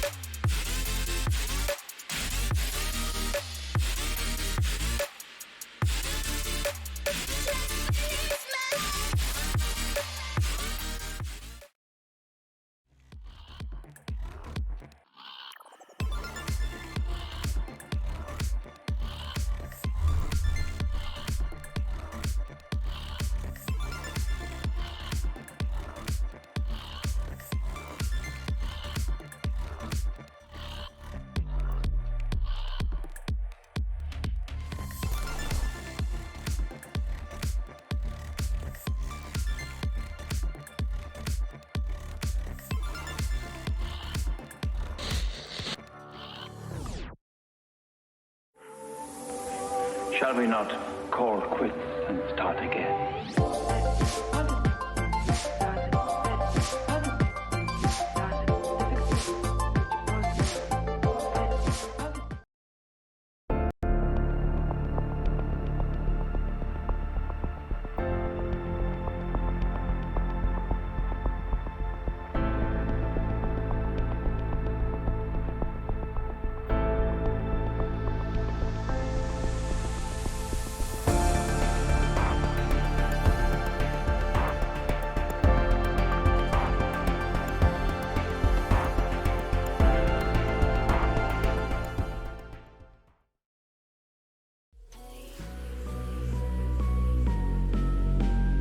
Now I stay away, you were never meant to save me.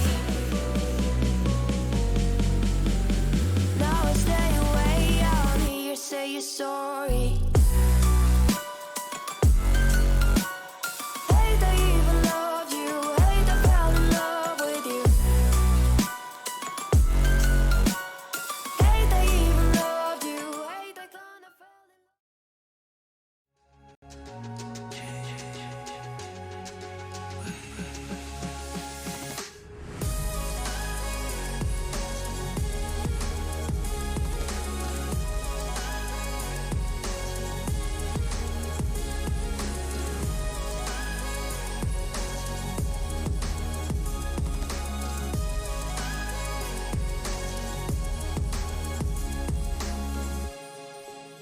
VR wear. Our passion is for the future.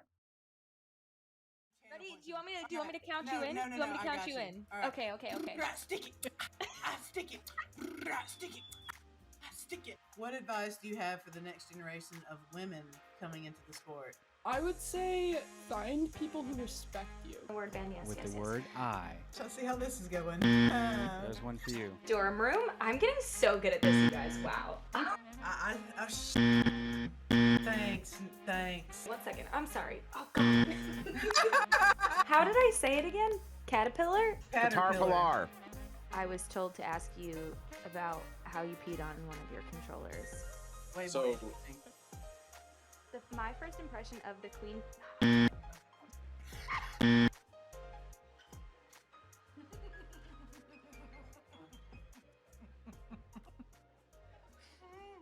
Said buzzer might need an API.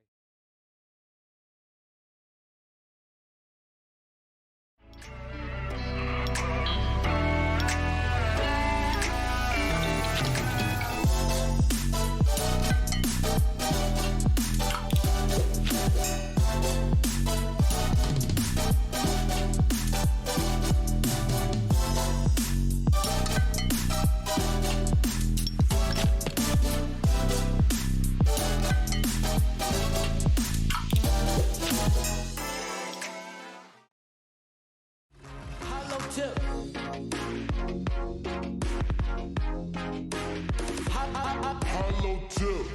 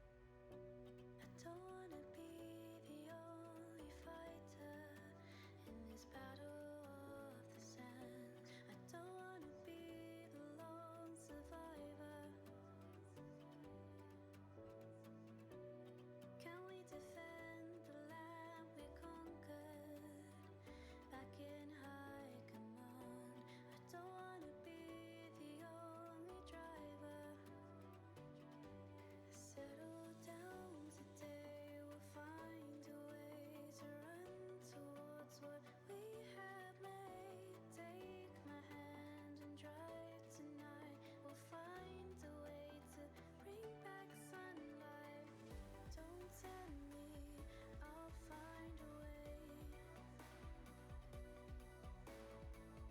Don't break me, I'm here to stay. All these dreams go passing by, we'll find a way to bring back sunlight.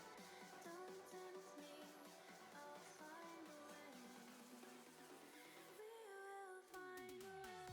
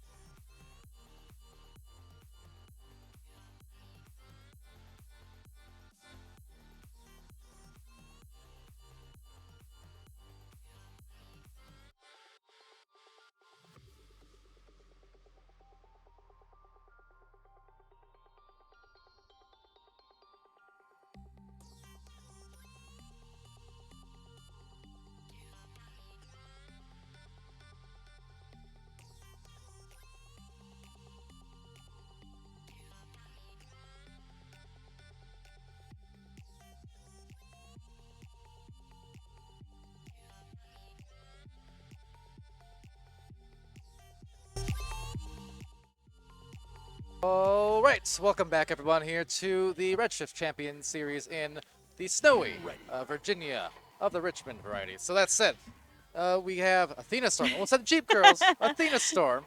I'm Palador, Sputnik Cobra over on the cams, and this matchup now we have for you Frost versus Redshift about to come up. So looking forward to this one as ever always. Of course, the namesake team, Redshift here playing.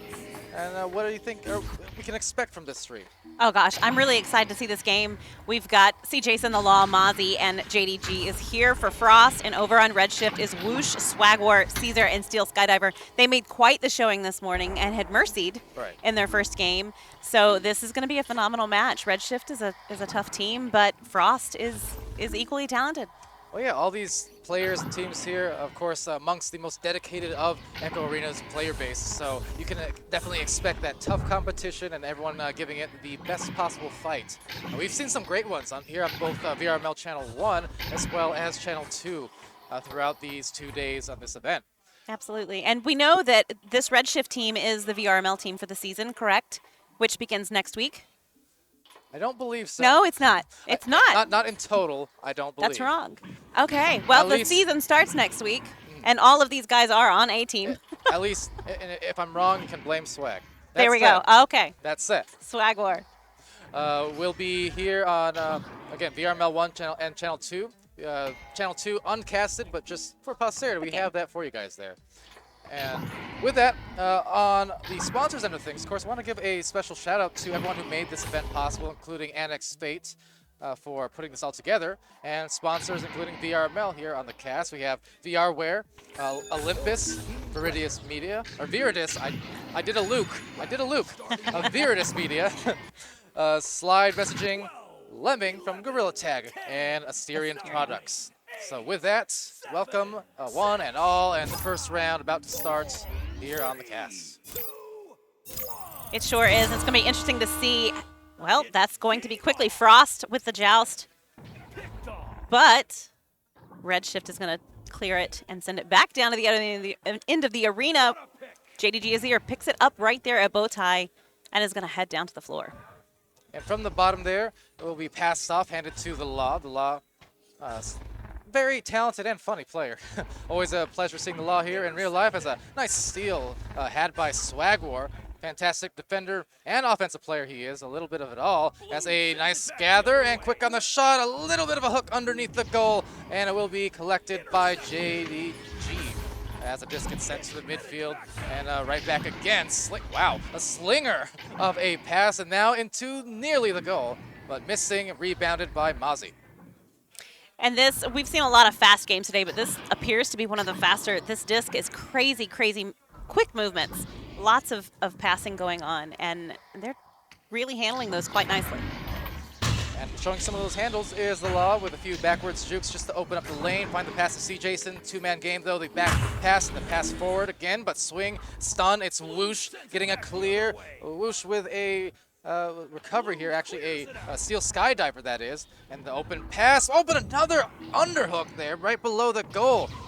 Could not quite mark the spot, and with that, still deadlocked at 0. Now here at LAN, we are all on Quest 2s. How much does that play into, most of these guys play on CV1s at this point, how much does using the different headset, do you think, weigh into that? Well, I think on that, well, hold on, this note, there's a quick juke, but wow, just nabbed by C. Jason. Always amazing inside the goal. As far as headsets go, well, let's see. First go, because I feel it's coming. Coming. No, it's not. It's Mozzie saying. I'm going to clear it out. We're going to stay at 0. But another collection here, and, you know, I think with Quest 2, the thing is you can get, it's just a different muscle memory as well. Right. So these players, if they're used to the CV1 headsets, then coming on to the Quest 2, there's an adjustment period.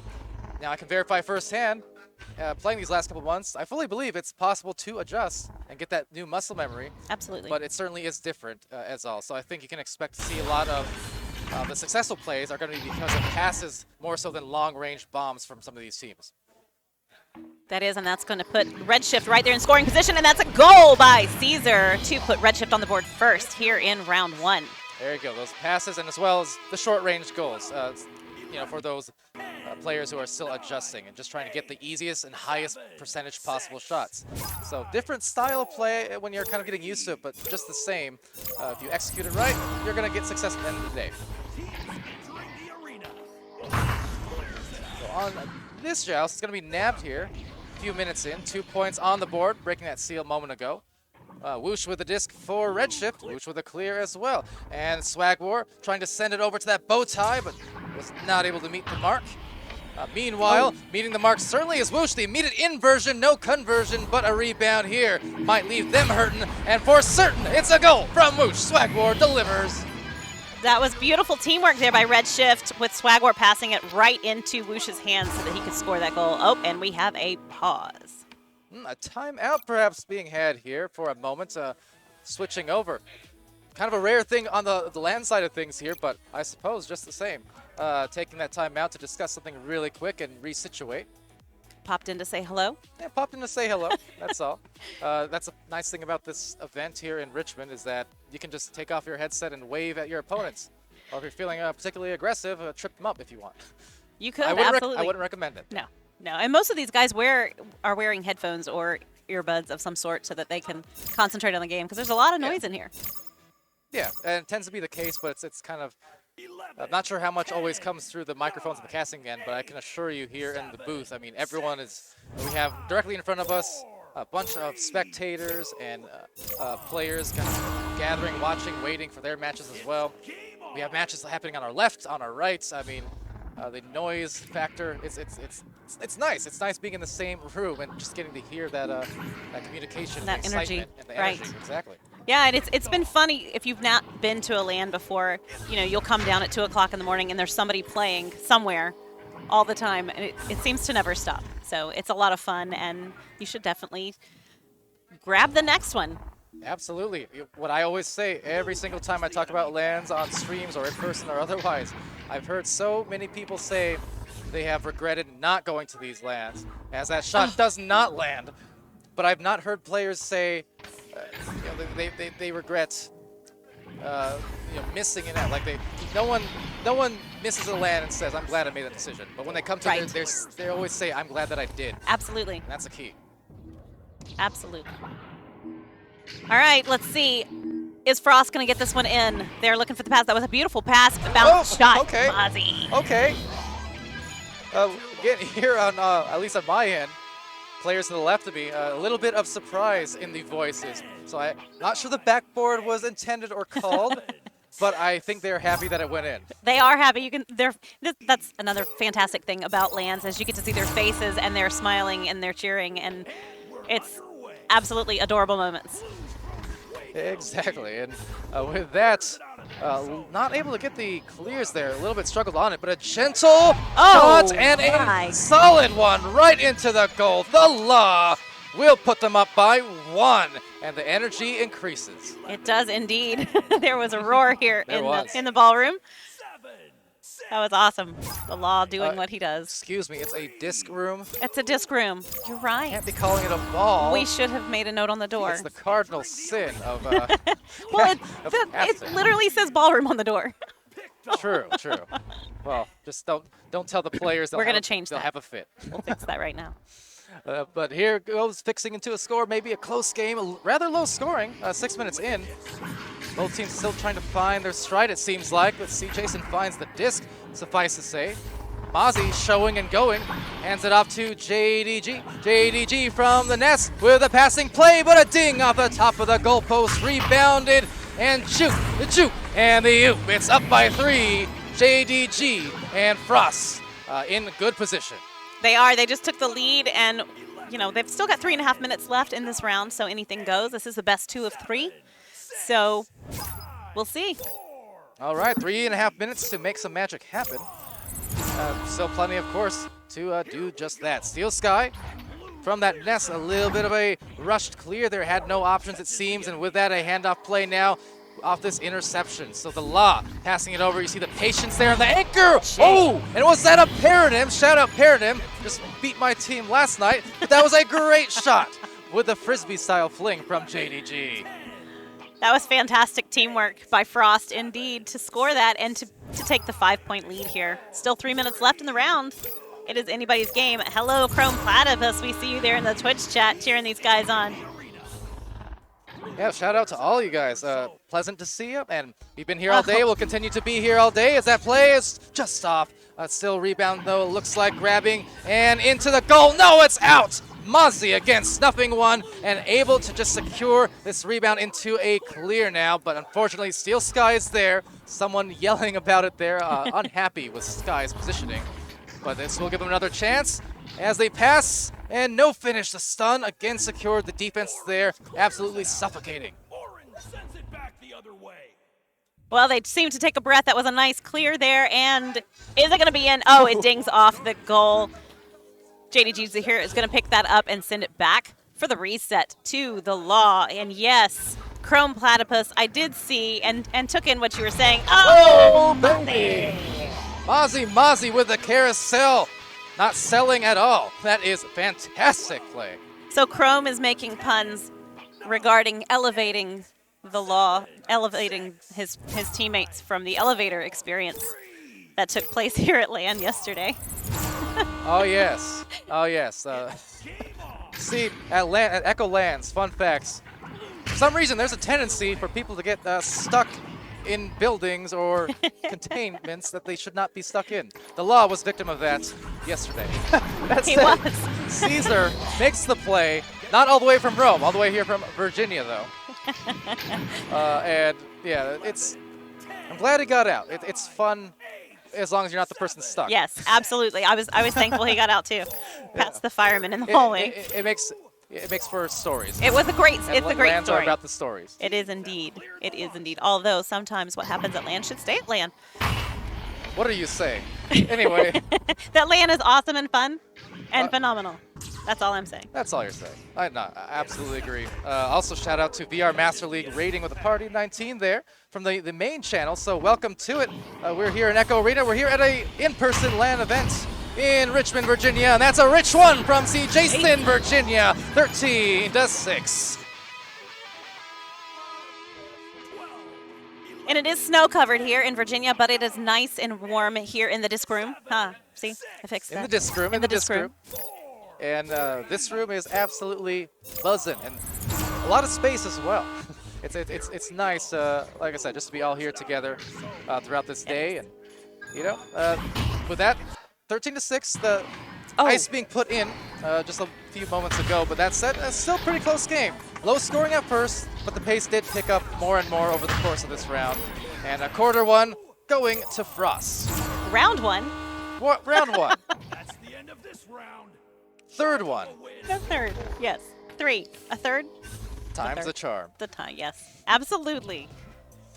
So with that, let's see. On the stat end of things, Frost taking that first victory. See Jason with some triple deuces there with 2-2-2 on points, assists, and saves. The Law with 3, 2, and 1 in the same categories. Mozzie with 4 points, a couple of saves, and they were some nice ones. They were. For sure. JDG with some fancy handwork, I suppose.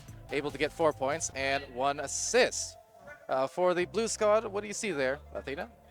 For the Blues? For the Blues. The Blues are they're not doing so bad. I'm gonna look at yours because I can't see mine. Woosh's got 2 points on the board. Some nice job in the arena tonight. His passes have been fantastic, but he had a really nice assist there as well.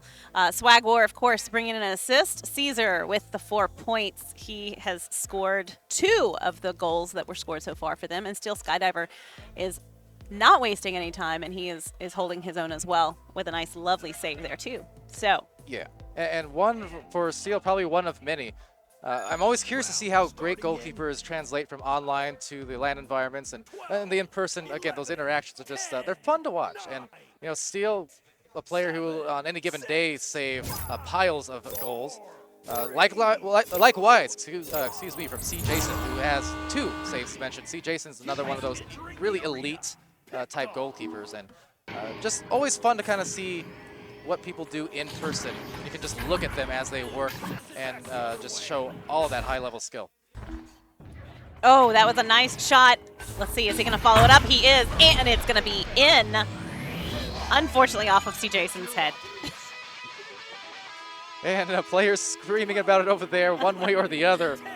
But we'll go in for the first 2 points. Redshift now on the board and in first control for now. For now, 9 minutes and 22 seconds left in round 2. We shall see, with Frost taking round 1. Yeah, the first goals to open up a new round. Always important just to establish that foothold, to be playing from a position where you're not constantly, playing from behind. Makes sense, doesn't it? I know, it's John Madden call in a sense, but that's just the reality of it. It's a mental game. Seeing those resets 0-0 on the scoreboard can really help teams get re-engaged. Now, a lot of these guys seem to play better in rounds 2 and 3. Do you feel like round 1 is kind of used to figure out who's going where and to kind of acclimate to the other team? Yeah, absolutely. Because, there's a lot of factors that go into the mental game and the team chemistry game. And when you're talking about a LAN event here, where these players have not all necessarily been scrimming, and these lineups over at home on the online side of things. So, for those kind of teams, it will take some extra time just to situate themselves, to calm it down, and to figure out exactly where that disc needs to go. JDG with another one to put Frost on the board here in round 2, and that's going to tie us up. Still plenty of time, though, in the round. And with that, 2-2 to tie things up, but still yet, talk about that control factor, the control in the hands of Redshift on this joust at the very least. And once again, we'll be in a position to keep their buffer alive.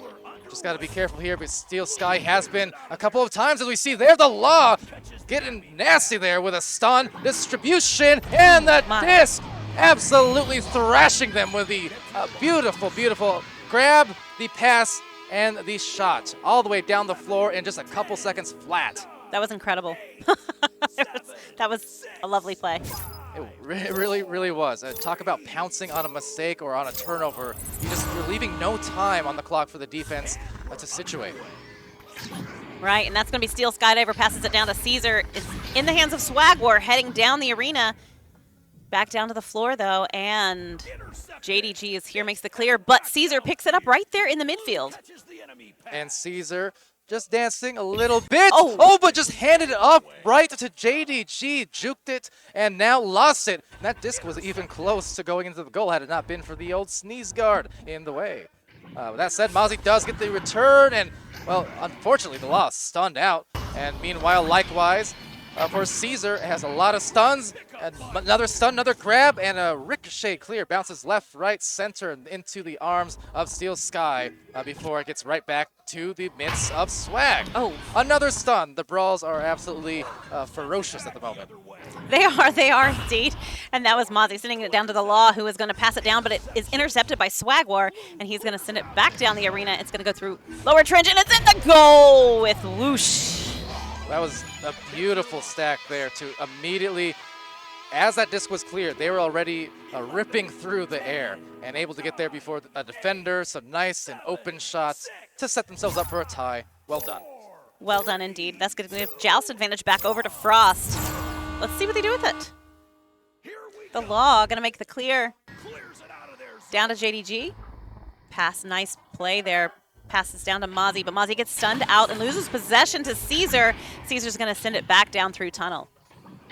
And up it goes. An empty goal currently, trying to retreat and collect that disc. A very narrow miss from a couple of players. The play, the fakes. What a handoff play! Oh my goodness, shut it down! Caesar, but Swag that past the shield, and absolutely a thing of beauty. That was a thing of beauty. This is a pretty tight game. This is a lot of fun, back and forth. I love these. These are my favorites. Now, that play in particular, very reminiscent of a play I recall from some weeks ago I was casting on online.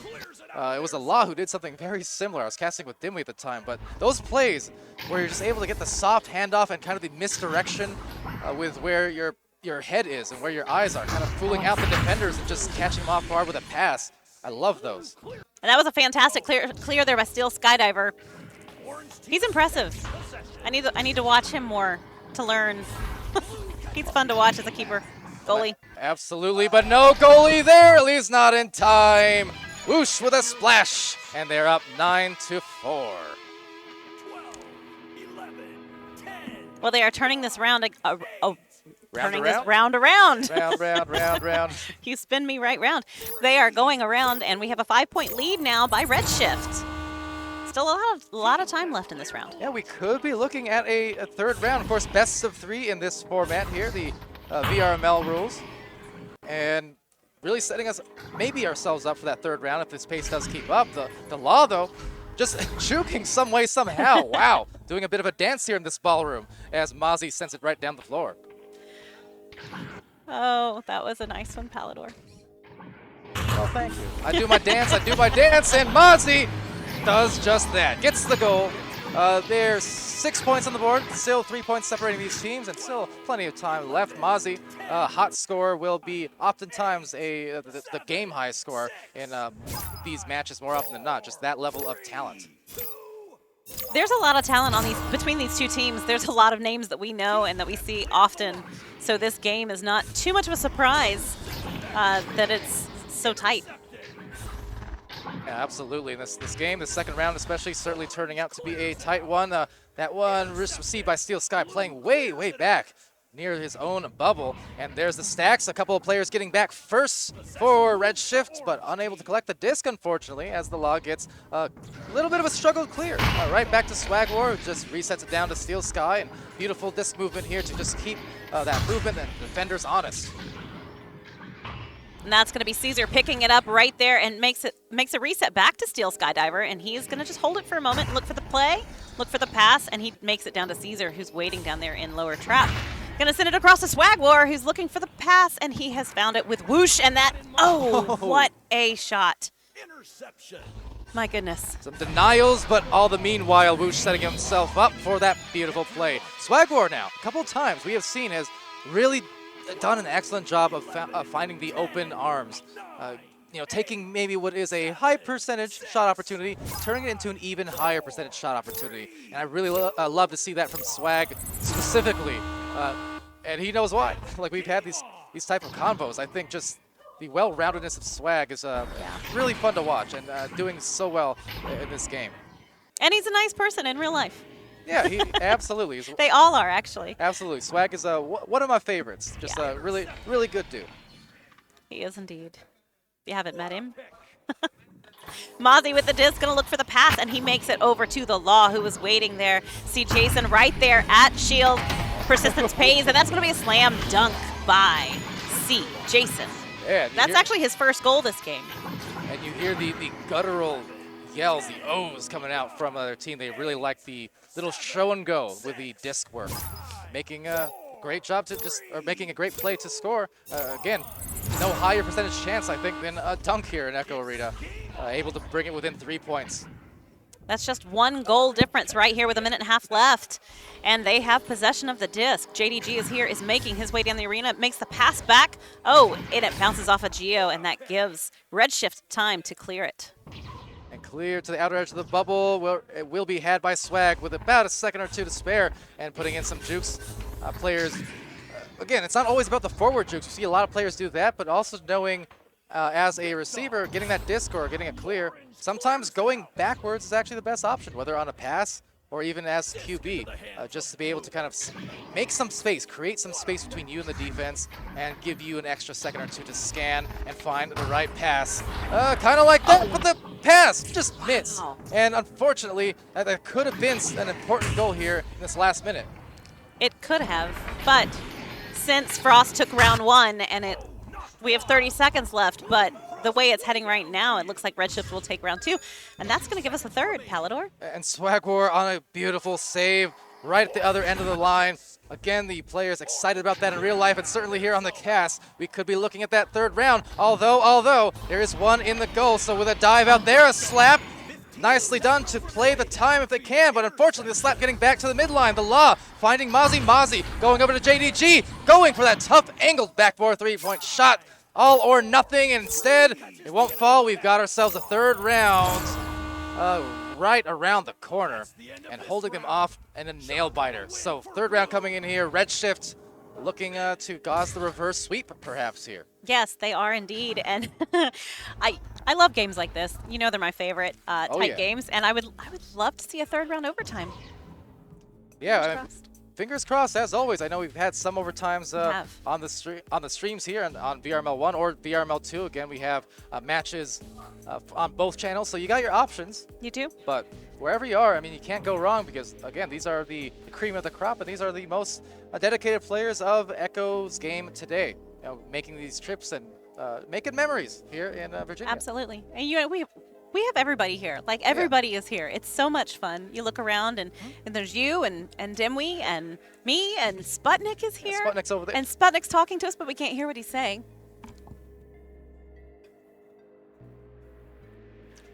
Virginia is for lovers. I was debating. Virginia is for Echo lovers now. We have infiltrated the state and having a great time. So how often is it the fact that I can be here and not be fooling around with you guys? When I point and say, hey, the law is right there, I mean it. When I point and say Sputnik is right there, I mean it. One of my running themes for Echo LANs, and especially these last couple, has been new firsts. Cheers to new firsts, creating new memories and new experiences, and that's what the players have done here. The tournament is just one aspect of what is a 3 or 4 day social event where these players who know each other virtually get to know each other, in real life too. See their faces and just get all of that good vibe that you just don't get elsewhere. JDG putting it on the board really quickly here in round 3. Wants to go ahead and finish this. He does, and we talked about it in round 2 at the very beginning, how important it is for a team, and I think especially a team who lost the prior round. It's actually pretty important to be able to start off with that first goal. Whether it's 2 or 3 doesn't really matter, but just being able to start on the right foot to kind of get that pace going. Oh, that was a ding there, but JDG stole that one very quickly. Didn't even make it out of the half field. A little bit of cheering also on that missed shot from one of the teams. With that said, it careens off the head again and will not be a goal. But still backfielded and taken by C. Jason. They're going to have another shot. So we've seen once, we've seen twice. Are we going to see that third charm? Yes. And Mozzie, one who will do it more often than not, causing great harm to the squad, and 4 points on the board for Frost. My goodness. I heard him yell before I saw it on the screen, so I knew it was coming, but that was quite the goal there by Moz. Yeah, absolutely. And Chrome Platypus over in the chat as well, asking when does Lemming make a guest appearance? Well, great time to segue into sponsors, because Lemming is one of them. That said, maybe a sponsored goal, courtesy of Lemming. Why not? It's Mozzie, the shot, making them look like lemmings, I suppose. It's going to be 10 points for Mozzie here to match JDG's 10. 6 on the board for Frost. And that's 6 on the board in just 2 minutes. This is a much faster round than we've seen so far in either of the other two.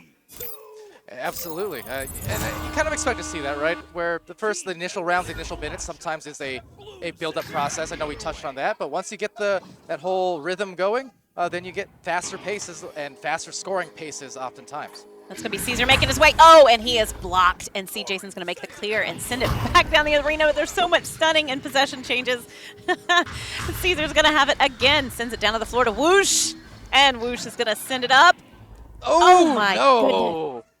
A swing around, but it just absolutely rebounded off and whiffed instead. So that's a costly miss, because that could have been, again, the first goal, and instead they'll be held at this 0-point scoring total. And if they get scored on again here, I mean, those are the kind of things that can really, really change the mentality of a team. And it hurts to see those gimmies lost. Oh, we have a quick stack going down, and Blue is in possession, and that's going to be the goal by Caesar. I feel like maybe it was just a caster's curse. I said a few minutes ago, no higher percentage shot than a dunk, surely. But if it makes, I don't know who shot that miss, but if it makes him feel better, I've said it before, but I've whiffed a dunk before in a competitive match. It happens to the best of us. No judgment here. I have never done that, but that's because I've never made a dunk. I'm sorry, actually, I didn't whiff a dunk, but I dinged a dunk, which I feel like is almost, in a sense, worse, because I was dead center. So well. That's okay. Oh, Mozzie with another one right there. The bounce shot to put them in a 6-point lead. And talk about players heating up. I think Mozzie is one to pay attention to right now, because Mozzie has scored a few goals here, has now taken the scoring lead, individually that is, amongst these 8 players. 12 points for Mozzie, a couple of saves, and really being helped along by his teammates with plenty of assists. Law and C. Jason both have 5 of them. Wow. That's amazing. 6 minutes left in round 3. This is the round that counts, basically, you know? Oh yeah, for all the marbles as, oh, the extra pass and oh, the extra power. We'll say that. It's C. Jason not able to, well, see the results he wanted. It is 8-4 on the scoreboard. Frost still at the advantage. That does give them the advantage, for sure. Plenty of time, though. Joust advantage is going to be back over to Frost. And the Law is going to have that disc. Sends it forward. Who's it going to? See Jason. See Jason throwing it down, but we've seen this a couple of times. Steel Sky has not been shy at all about playing even deeper than you would expect in his own side of the arena for some of those interceptions. But this time, out of the goal. Now, those are the ones that can cost. But that said, no problem. It goes back to the midfield. 4-point game. He's staying pretty deep back there, which is, I don't think I blame him. Yeah. Oh my goodness, Steel Sky Diver with the slam dunk, trying to catch up in this third round, and they are very successfully doing that right now. Yeah, goes from the deep end to, well, the front line and is able to secure a dunk. There's a high percentage I talked about, so it works more often than not. With that said, 2-point game, and just a good job on pressing that advantage off that loose disc. And with that, it just comes down to, especially in these late rounds, these third rounds when it's crunch time, perfect time to mention it. Disc control. You gotta cut down these mistakes, because otherwise you're gonna get punished. But no, a punishing save from the Law, showing the goalkeeping propensity. Wow, I thought Swag had the open goal and the Law happened to be there, and it was just, that was lovely. I mean, he didn't happen to be there. I'm sure he put himself there on purpose, but that was a beautiful play and beautiful save there by the Law. The Law's got it in the books as they book it down the floor. Taking a look, it's JDG to the left side, hooking it over back to the Law from the backside to the front, and they go in front some more with another score, 10-6. Mozzie assists to the Law. Wow. We've said his name an awful lot tonight on the goals for Mozzie. That's a 5, 6, 7 so far for him this game. And 14 points for Mozzie thus far. JDG still at 10, but yeah, the Law with 6 assists. My favorite part of the game, seeing those assist numbers crawl up as we thought would be a kind of a common theme here at this event, you know, with all these players on the quest 2 for maybe the first time or one of the seldom times. So the passing game is really such a big part of the success here we're seeing. It is. The passing has been very important, and these guys are really good at looking for those, but that was a fantastic save and clear there by Mozzie, and he's going to send it back down the arena, and the Stack is going to get there first. Will they get it in the goal? They will. Mozzie again. For number 9. And shout out to Let Me again, I suppose, because that was a soft push shot, just from an 8-meter distance, so barely missed the 3, just by inches apparently, but the soft touch and had enough finesse to swing it in before any defense was able to get back. Double up again, 12-6 on the score. We're still a few minutes out from the end of this, so there is a lot of wiggle room yet. There is, and the points right now in this third round are pretty similar to what they were at the end of round 1 and 2. So nobody's really running away with it. It's staying a pretty tight game. I mean, we'd have just a two goal difference right now. So, I don't know, we'll see. It's still a lot of time for these guys. It definitely is, and Steel Sky is able to secure the goal very nicely off of a recovery there. It was essentially a 2-on-1. There was one defender who got back, but just not in time. And that was the goal they needed to still keep them feeling not great. They're still down by 4, but feeling comfortable. You know, you're saying, okay, right now in their comms, they should be saying we're within reach. Just stay focused to this, and we can end up with a win still. Yes, they very easily could. 4 points is not a whole lot in 2 minutes. So with a swing through, underarming it. Wow, that was risky, but it paid off. Steel Sky was out of the goal, but met them perfectly now for a clear, where it will be contested heavily up into the blue lane now on this second clear.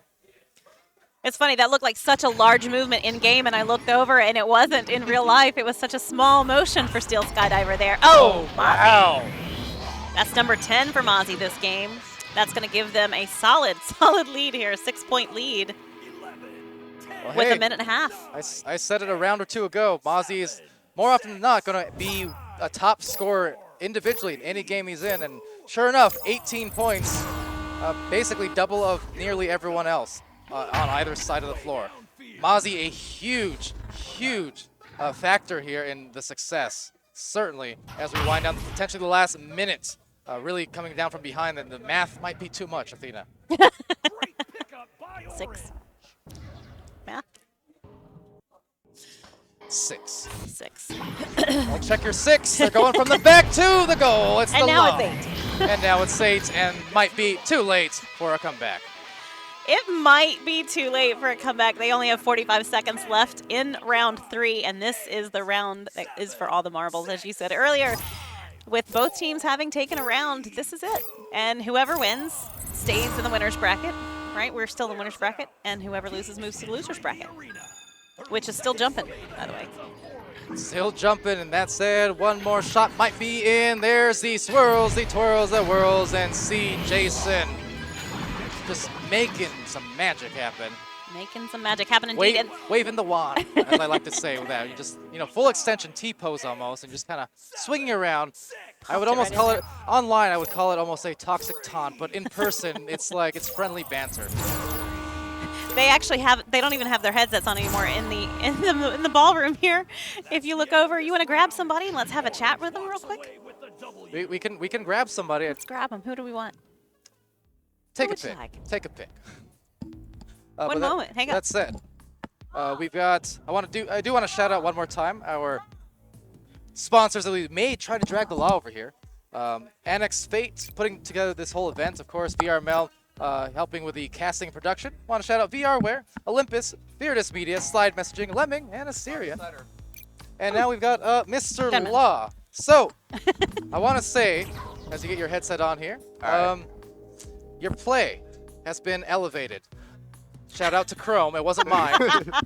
My play's been elevated. It's been elevated. Now, at certain points it got stuck, but now you've elevated. Glad I'm elevated. So, and you're out now. So, how do you feel about this game and just what you've been able to do? Because I've been saying, between you and between Mozzie, powerhouses for sure.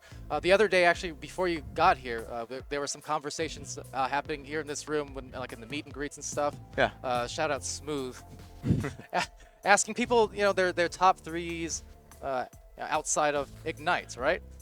And you and Mozzie, but both of you guys were very high up on those lists amongst the majority of players here at the event. That's cool. Absolutely. So, yeah, I mean, how do you just feel about your game and kind of how far you've skyrocketed from the start of VRML to now? I'm glad that the amount of work I put in actually helped me. There's been games I put 4,000 hours in. I'm still bad at it, but I put an insane amount of hours in this game, and I'm glad I'm actually somewhat up there and pretty decent at the game. Have you played? I'm curious. Have you played any sports in real life? Because I find for some people that kind of translates. It does. I played soccer for I think 7 years. Not anything too crazy. Just like my local. What position? I was a center and striker. Nice. So. That translates. A little bit, yeah. You're teamwork, definitely a striker. Yes, you are indeed. And a lot of other things too. How do you feel? Does your play change, you feel like, from being at home to being at a LAN? How does it, the difference? The throwing is completely different. Movement is different because you're on a whole different headset. So I usually play on CV1 at home, and I feel a lot clunkier. My arms are also shorter, so when I'm trying to move around, sometimes I'll just miss the ground, or there's a lot to compensate for. You have to try to, you have to change your whole play style pretty much.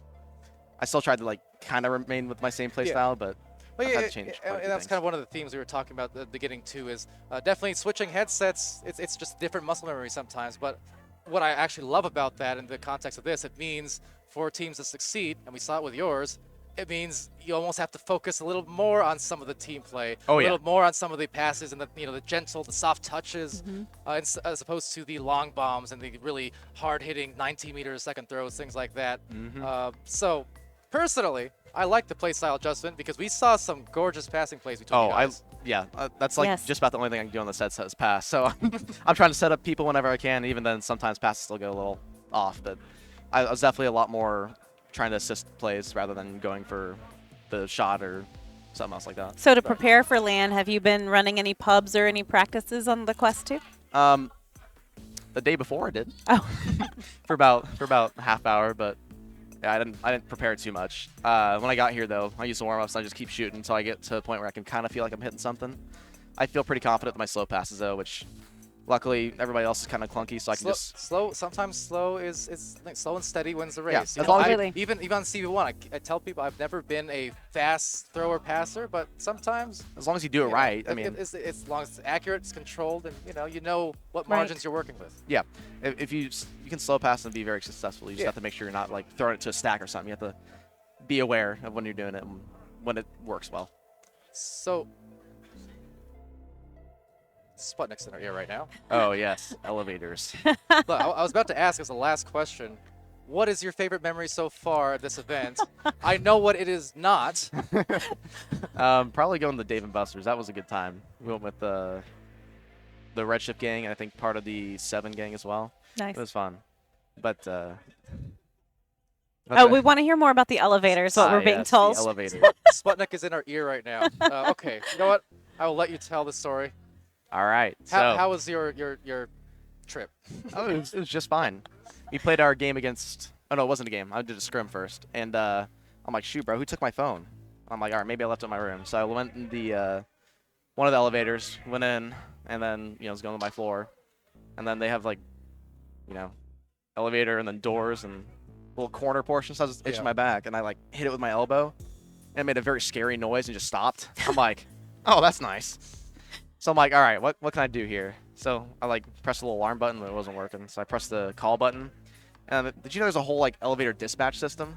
No. Like somebody just waiting at all times for that. I didn't know that either. They're like, oh Learn yeah, something new every day. elevator dispatch. How can I help you? I'm like, I'm stuck. Shoot, I can't even remember. They said sorry. I'm like, oh no, that's all good. I'm chilling. I didn't miss anything. I was worried I was gonna miss my game. If I missed my game, then we'd have some issues. But I was. It worked beyond out. that, yeah. I ended up trying to get on Discord on my Quest as well, but the internet connection there was not Oh, strong goodness. enough. It took like 5 minutes to load the website. So I couldn't call anybody. I didn't have my phone either, so. So your weekend's been full of ups and downs. Yeah. Nice. It's still a unique memory. It's a good one. But Nice. good memory of a bad thing. That's awesome. Exactly. Well, thank you so much for joining us. That was so much fun to watch you guys right here in Richmond, Virginia at the Yeah, right? Incredible Champion Series Yes, it was fun. play. That was fantastic. And we'll see you guys again. Oh, yeah, for sure. Yeah. We'll be back. Awesome. All right. Well, thank you to the law. Meanwhile, we're going to take an intermission, but from the casting booth, I've been Palador. That's been Athena Storm. We have Sputnik, of course, over on the cams, and also a side interviewer, and Smooth Ryden waving at me. So stay tuned. Of course, we will have some more real soon here from Virginia. Absolutely.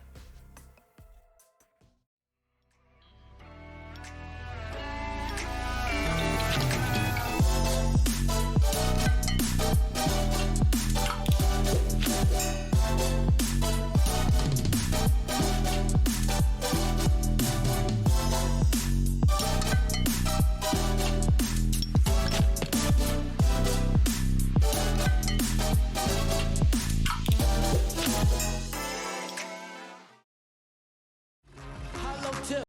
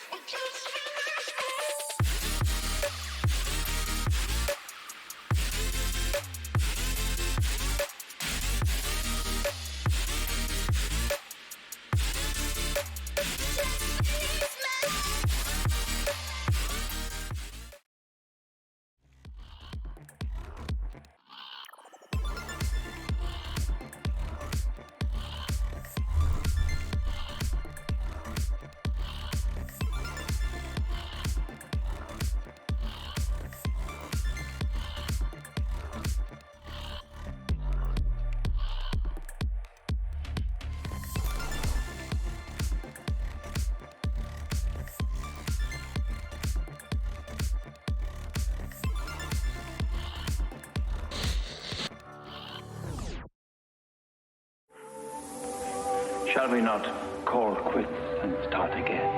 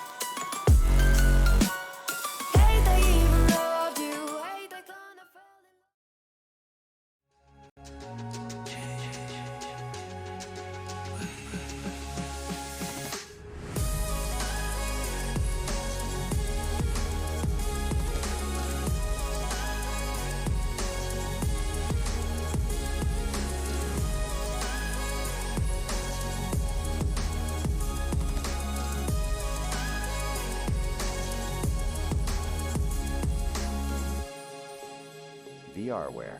Our passion is for the future. Ready? Do you want me to count you in? Do you want me to count you in? All right. Okay. Stick it. Stick it. Stick it. Stick it. What advice do you have for the next generation of women coming into the sport? I would say find people who respect you. Word ban, yes, With yes, the yes. word I. Let's see how this is going. There's one for you. Dorm room? I'm getting so good at this, you guys. Wow. Thanks. 1 second. I'm sorry. Oh, God. How did I say it again? Caterpillar? Caterpillar. I was told to ask you about how you peed on one of your controllers. Wait, So, My first impression of the queen.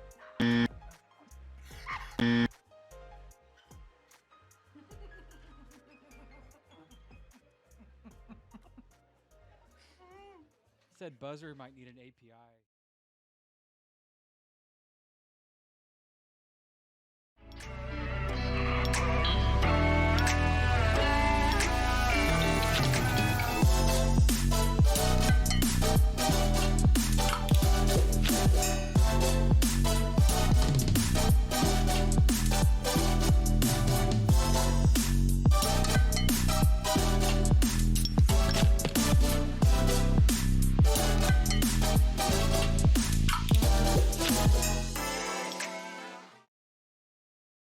Hollow tip.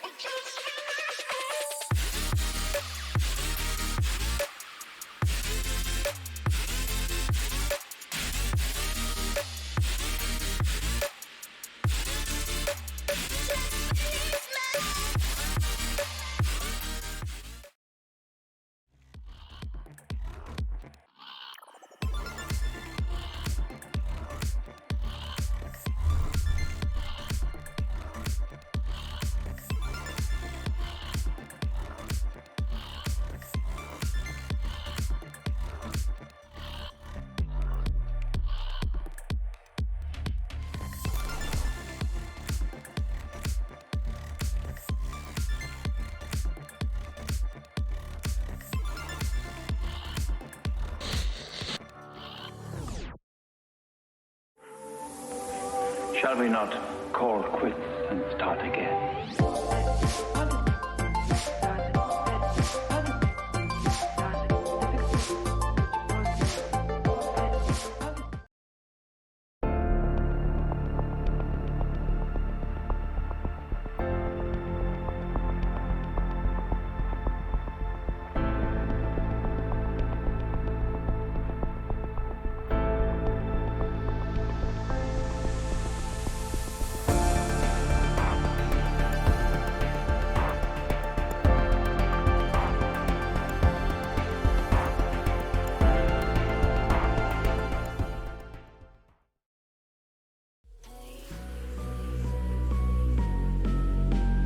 Now I stay away, you were never meant to save me. Now I stay away, I don't hear you say you're sorry. Hate I even loved you, hate I fell in love with you. Hate I even loved you, hate I kinda fell in love.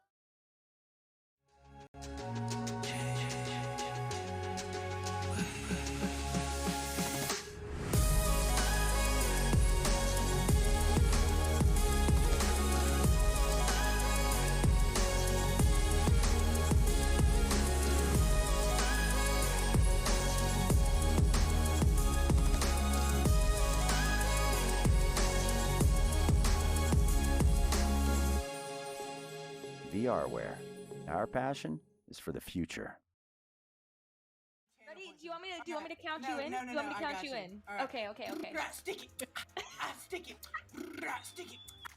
Stick it. What advice do you have for the next generation of women coming into the sport? I would say find people who respect you. Word ban, yes, With yes, the yes. word I. Let's see how this is going. There's one for you. Dorm room? I'm getting so good at this, you guys. Wow. Thanks. 1 second. I'm sorry. Oh, God. How did I say it again? Caterpillar? Caterpillar. I was told to ask you about how you peed on one of your controllers. Wait, So- My first impression of the queen.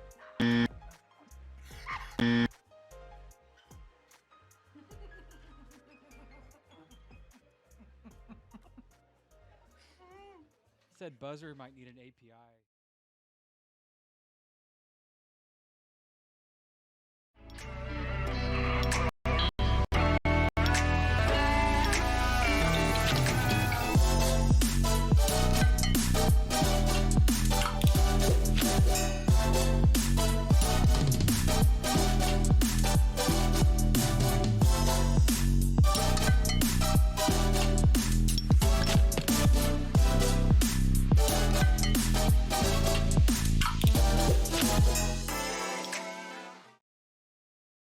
Hollow tip.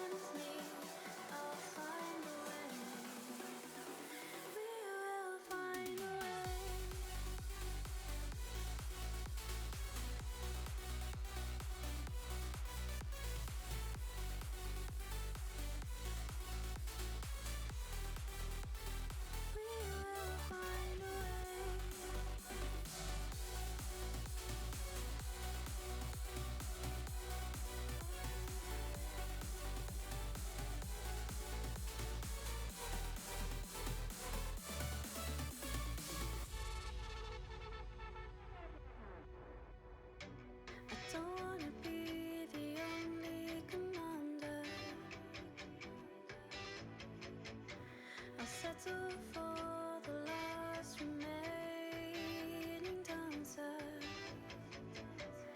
Can we take flight and do what's right? Damage the side of modern life. I don't wanna be the lone survivor. Don't tempt me, I'll find a way. Don't break me, I'm here to stay. All these dreams go passing by. We'll find a way to bring back sunlight. Don't tempt me, I'll find a way. We will find a way.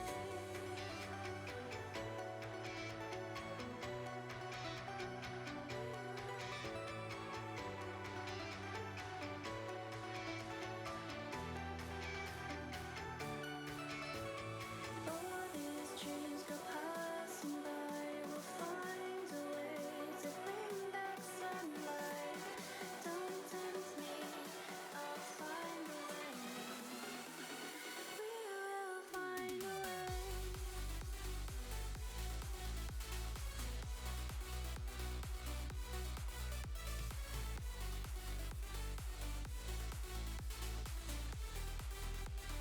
We will find a way.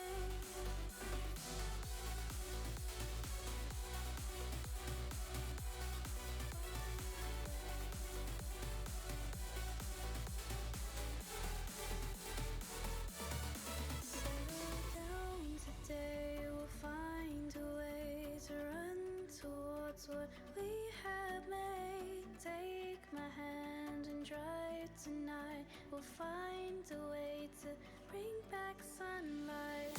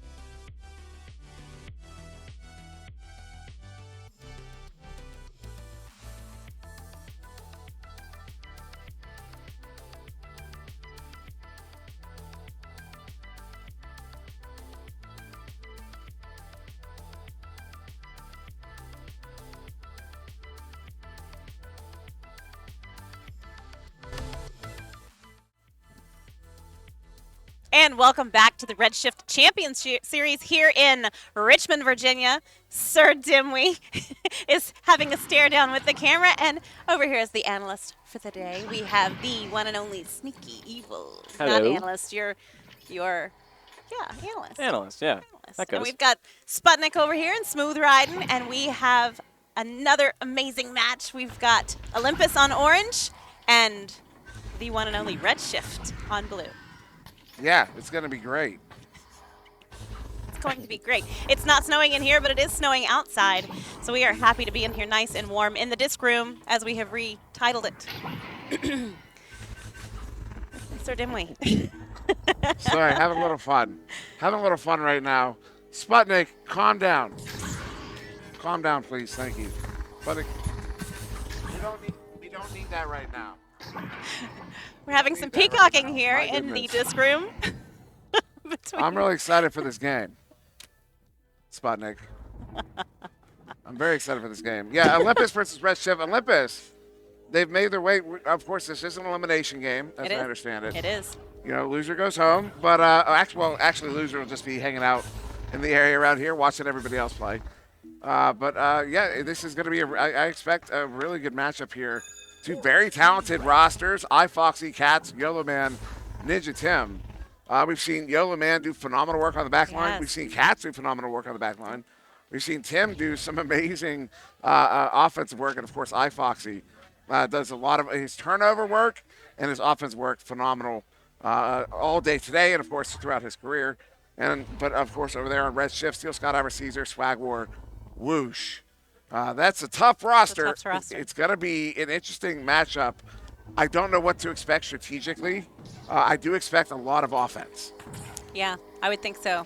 Definitely from both teams. And Steel Skydiver has been, he's asking for the thumbs up now. Yes. They are going to ready up. In fact, Orange Olympus has already readied up, and Redshift just readied up as well, I believe. Yes. Here we go. We are going to get started here in round one. I realize now I can use some water. If someone wants to grab it, you want to grab me water real quick? Oh, no, never mind. We got it. All right, we are ready to go. Thank you and very we much. are in the arena. And we are started here in round one between Olympus and Redshift. That's a quick headbutt there from Olympus. Sending it down. That was Cats. First touch, though, goes over to Swag War. Redshift in possession here, sending that one all the way out, all the way down. Good collection here. Caesar does the jukes, gets stopped by Ninja Tim, but Caesar gets it back. Gets it in for the two. And 18 seconds in, Redshift is on the board. They are on the board first. We've got just 30 seconds into the round, and we are already up 2. But, you know, game's just getting started. They are just getting warmed up. Do you need me to open that for you? It will not come off. There we go. Oh, my goodness. That was something. Sorry, that was a very mom moment. I just kept turning it, and it kept not going anywhere. As a whoosh. Oh, it's only a 2, though. He had the position. He is not. I heard the yell. Yeah. He is not happy about that. They thought it was a 3, but they do get that second goal on. Whoosh putting them up by 4 now. 7, 6, 5, 4. All right, here we go. That's going to be Joust advantage going over to Olympus. Who is going to grab it? That is going to be, it's Yolo Man. I can barely read his name from here.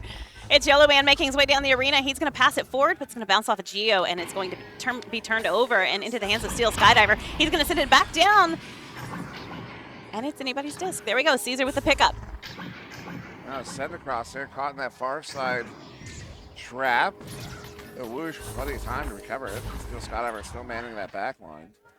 Caesar the send in to, actually, Caesar who receives the send in on the near side over to Swag War, doing the jukes, folding up the defense. Does a few extra for good measure, and then dings it. Dings off the That's goal. what we call a 5-cent shot on a $10 drive. I haven't heard that before. That's called excessive juking. Excessive is what that's juking. called. That's also what it's called. You're right. Yeah. I like my synonyms. That's fair. But more often than that, that ends up turning into a turnover, right? The excessive juking. It depends on who it is, but yes, generally, yeah. Although I guess I think the turnover is what ultimately defines it as excessive juking. For if you're successful, it wasn't excessive. As Swag War gets his first of the game and gets the 7th point here for Redshift. That was a 3-meter shot, 3 meters per second shot. It was so slow, and it was just right there. All right, we have 7 minutes and 15 seconds left in the round. Olympus is down by 7. They are YOLO. Uh-oh, whoosh. Oh, an open goal. He's Skadoosh. going to get those all day long. And that's going to be a 10-point lead The whoosh gadoosh. Beautiful goal there off of an interception at pick 3. And look at that. 3 minutes in, they have a 10-point lead. Ladies and gentlemen, anyone who's been watching all day knows that that is a pace, and you know what that means. As YOLO, ooh, nice duck there. Looks like a hop, but he's inverted. YOLO up to the ceiling, into the hands of Cats. Cats has to get that one across quickly as that chain was moving fast. Far side there. Will be who gets it. Cats coming away with it. What a move. Oh, cannot get away cleanly though. Swagwar gets that one picked up, picked off, sent out. Near side tube, off of the wall, all the way down and in. That might have been on its way in, but Woosh picks it off, sends it in. Look for the 3, but YOLO gets there first off of that chain. And sends it out to mid there where Foxy sending it out and into the hands of Cats. Cats juking around for a moment here. 4 minutes off the clock. Good read there by Swagwar. Get that one picked off. Swagwar sends that one out, takes an ugly bouncer. They got the chain for it. Caesar, long shot, way off the mark. As Swagwar gets it recovered here, inverts onto the ceiling, bring that one in. Whoa, soft pass there to Woosh, who gets the goalie out. Oh. Juking. Did that go through? No. I don't think so. It looked like it. Yep, Sneaky's going to check it. With the replay viewer, he will take a look at that. Absolutely. Still Skydiver gets a pick off over to Woosh. Woosh has to play it on the bounce. Does get it picked off onto the floor now. Back over to Swag. Swag resets it all the way to Caesar. Now as we're approaching the halfway mark of this first round here. Loose disc. Swagwar gets there. Gets it in. Bottom corner pocket. They're up by 12. It is confirmed it did not go. It went just outside of the ring. Look at that. The replay viewer, if you have never used it, it is fantastic and so incredibly cool to watch. Should definitely check it out. That is going to be Redshift in a 12-point lead here at halftime. Now, they did mercy the last one of the teams they played so far this morning, so kind of expecting to see that out of those 4 over there. Now, sending here will be collected by Steel Skydiver. So turnovers, we're just over the halfway mark of this first round. Goodness gracious. Up to Caesar here. As, we are playing VRML rules. This is best of 3. Points do not carry over. And the mercy rule is on. As iFoxy sending that one up will be collected by Cats. Cats sending that one through. Bounce off the near side wall. Caesar, though, with the recovery there for Redshift. Turning that one around. They get a good bounce. Good chain. Open goal. Whoosh. Bounces that one off of the barrier. Just Skydiver bringing that one in. Looking for the 2. Goes low. Off the rebound. Gets it back. Plants it for the 2. They're up by 14. He's actually in the ballroom here, flexing his muscles right now. If you did not look up and see that, so I did did not. So we're here flexing. That's fantastic. Fantastic. You guys, if you have not done a LAN before, be sure to do the next one. This is amazing. It's so much fun to see these guys enjoy this game as much as they do and watch the friendships continue to build. And that just makes better teamwork. Oh, Caesar. Caesar. Also putting 2 hands in the air, waving them like he just don't care. Gets a 3 himself and is going to put his team up by 17 points here. There's less than 4 minutes to go here. They're only 3 away from the dreaded Mercy. As Olympus need to get something cooking here on offense. They got to get some points on.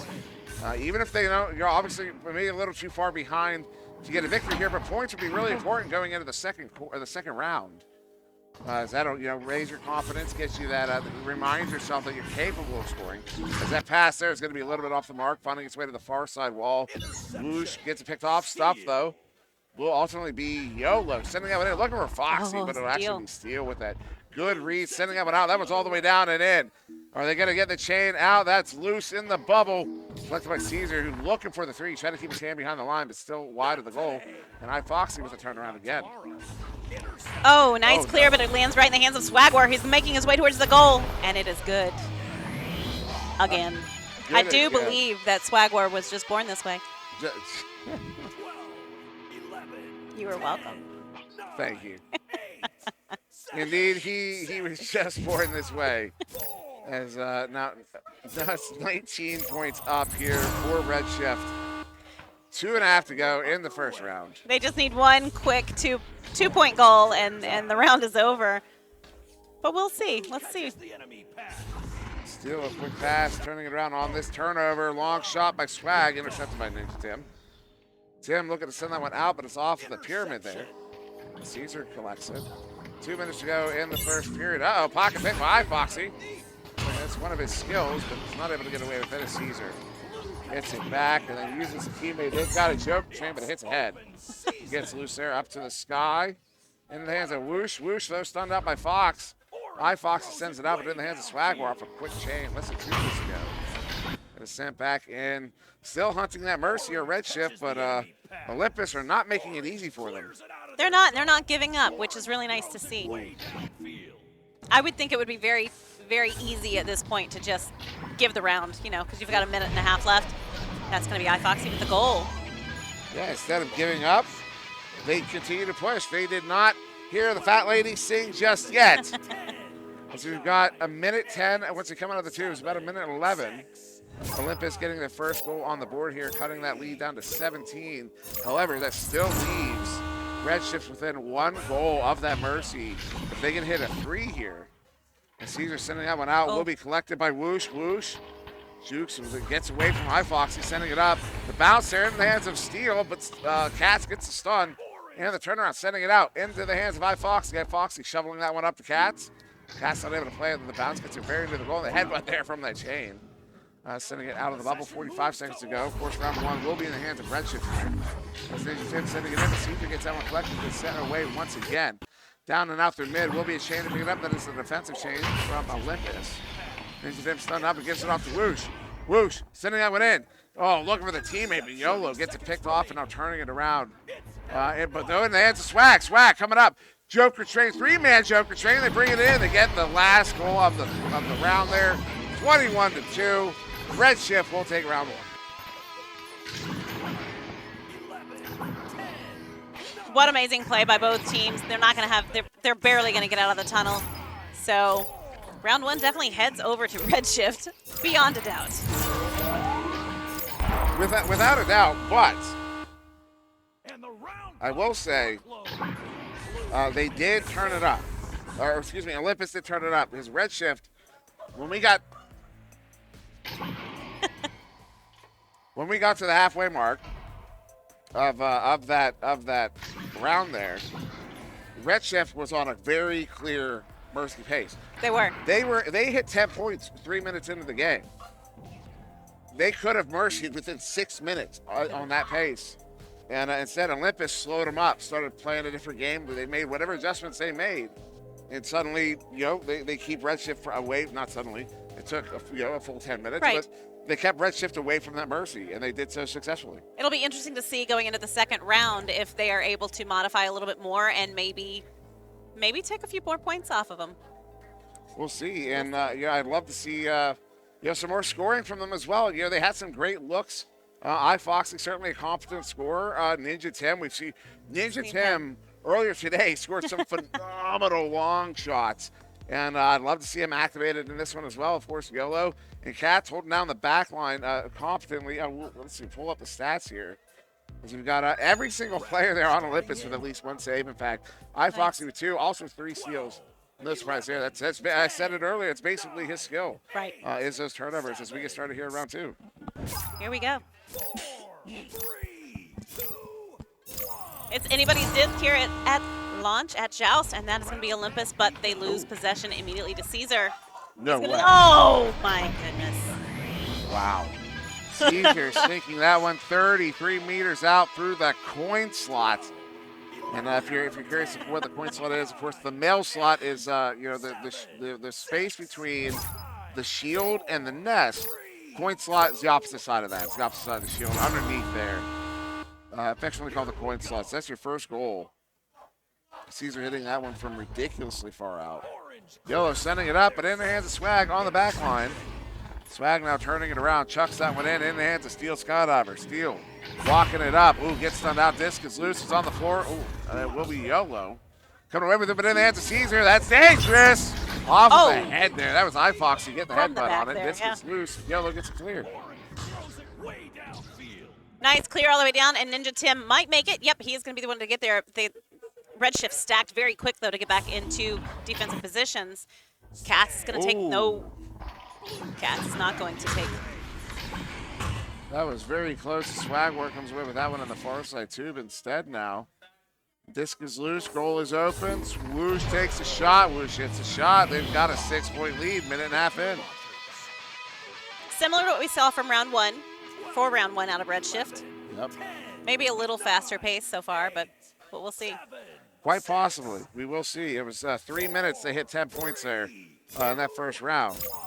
So out of the tube come Olympus. That's going to be, just jumping over that. And look, they get the player stunned out. Foxy got that player stunned out. The chain stunned out his long shot, but it will be picked off there by Steel Skydiver. Trying to get back around here for Redshift. This one's all the way down. They have a chain in the area. Uncontested. That's a headbutt there from Swagwar. Swagwar hits the headbutt goal for the 3 to put Redshift up by 9. Up by 9 indeed, and only only 2 minutes in to this second round. Now, last game with Redshift, we saw Steel Skydiver hanging back a lot, staying very deep into defense, and he seems to be doing that a lot in this game as well, which is paying off for them. It absolutely is. You know, that's his strength. That's what he's good at. He is a stalwart defender. As this one in the bubble, loose, slapped away. So in the hands of nobody. Cats get stunned out. Instead, Swagwar coming away with it. They're going to chain after this one. This is a race. There's a couple leeches. They get away cleanly. Caesar. Oh, that one goes low. The bounce comes away. Swagwar under pressure. Stunned out there by iFoxy. That's the thing. You cannot take iFoxy on 1v1. They keep doing it, and he keeps winning those battles, so they do get it back. Oh, that's another one. That's a send-off all the way out of the bubble. Race for it. Will be Whoosh coming away with it. Whoosh under assault here. He's looking for the pass option. Oh. The send-off again. He tried to take iFoxy on 1v1. We've been over this. So that'll be iFoxy getting there, sending it in. Oh, the bounce out of the floor. Disc is loose. It will be Swagwar coming away with it. Swagwar juking around, sending that one out into the hands of Whoosh. Whoosh, though, stop there by iFoxy again. Cats turning that one around. It's going to be off the wall here, trying to get it off the wall. Instead, stays in the area. Cats gets it again. It burns on the ceiling. Juking around, sending that one up in the hands of iFoxy. iFoxy bringing it in. Ducks one. That's 2 on his back there. He was not going to be able to get away with that one. That's a good, what a lead share by YOLO. Turning it around, but he still gets stunned out. That chance will be there to pick it up. 6:20 on the clock here in the second round. That's not good. Disc is loose, still in the zone. Disc is still loose. It's going to be a race for it. Look at that play, but Steel Skydiver getting there first, though gives it off to Cats. Cats, as iFoxy at the bubble. Cats, move it in. Cats sends it off the post. That's a heartbreaker. YOLO gets it picked off again, turning it around. Looking for a send, and they have one at the goal. They send it to the goal, and there it is. Cats will get the points. They get the first of the second round here. 2 points on the board for Olympus. And that shrinks that lead just to 7 points, which is very doable with almost 6 minutes left in round 2. If Olympus can take it, you know, I would be impressed. I would be very impressed. Absolutely. That would be a very impressive victory, especially, you know, they were on that pace. Redshift was on that pace again. Yes. They got slowed up now. And here Olympus get their first goal. I'm pretty sure that was actually their first goal of the game. No, iFoxy got a goal in the last one. The Steel Skydiver gets that one on the turnovers, now sending it up. Whoosh with it there. Long shot at the empty goal. Oh. Will be intercepted by YOLO. Whoosh showing no respect for YOLO, man, on the back line there. Caesar gets that one juicing around with Cats. Somehow wins that 1v1. Now sending that one in behind the goal there. That's dangerous. Swagwar juking around. Oh, gets him folded up, and he just dunks it for the 2. They are up by 9. Up by 9, but we are 5 minutes left in round 2. It is still anybody's game. It's never, ever over until it's over. That is, well, that's the truth. I spit facts. Nothing but facts. As YOLO ducking the attacking player, coming out on a, well, I don't know what to call this, kind of a 1-2-1, but the chain was split up. Opportunity here. Whoosh, open goal, is not going to take that shot. Defense returns. Whoosh moves up here. Oh, stunned out. Double stun there on the far side. Distance loose. Caesar gets there, scoops it. Somehow gets that one to Swagwar. Swag brings it in. Swag hits it as the goalie gets stunned out. They're up by 12. Or, excuse me, 11. Val again is in the Twitch chat. Hello, Val. You popped in just in time. Indeed. Fantastic game here between Olympus and Redshift, with Redshift taking round 1. And, well, you can see where we are here in round 2. Still 4 minutes remaining in the round, with YOLO Man having the disc, going to send it down the arena, but it's intercepted by Swag, and Swag's going to send it back down. Who's going to get to it? That is going to be Whoosh and Caesar. Caesar, though. Yeah, it's iFoxy there to get the stun, but then he gets his pocket picked by Swagwar. Swagwar, they're stunned out, and then a slap there off the back line. Didn't see who that was, but a shot. Ooh, that one goes wide. Then out through that far side tube. Collected by Steele. But in the hands of Cats. Big grab there. Cats. Cats are just going to chuck that one through. Get to the iFoxy. iFoxy sending that one in the bubble. And it'll be the defensive chain there. Swagwar with the pickup. Just still 3 minutes, 20 seconds on the clock here in the second round. Open Caesar goal. with it. Yeah, Oh, there we was go. for a moment. Caesar does something. I don't know who got the grab there. Yeah, I can tell either. I think that was Cats. The bubble. Oh, they got to get chained. Can they pick it up? They got to get there. They got to get to the disc. No more open goal opportunity, but they got a 4v2 if they press in. Oh, that is Swagwar again with the breakup. He held it just a little too long there. He could have released it just a moment earlier and had the pass, but he just did not quite make that decision. That's a tough call to make. Oh, it absolutely is, and that's part of the game sense. It's one of those things. It's funny. I was having a discussion with this with Psycha and Gil, Psychaotic and Gil the other day. Caesar gets another one, and talking about how game sense is a sort of skill that you can't really be taught. It's something that only comes with experience and time. You know, you just got to play the game, and it's the instincts. It's Right. building up the habits and instincts, you know, the things you don't have to think about it, you just do because you've been in that position.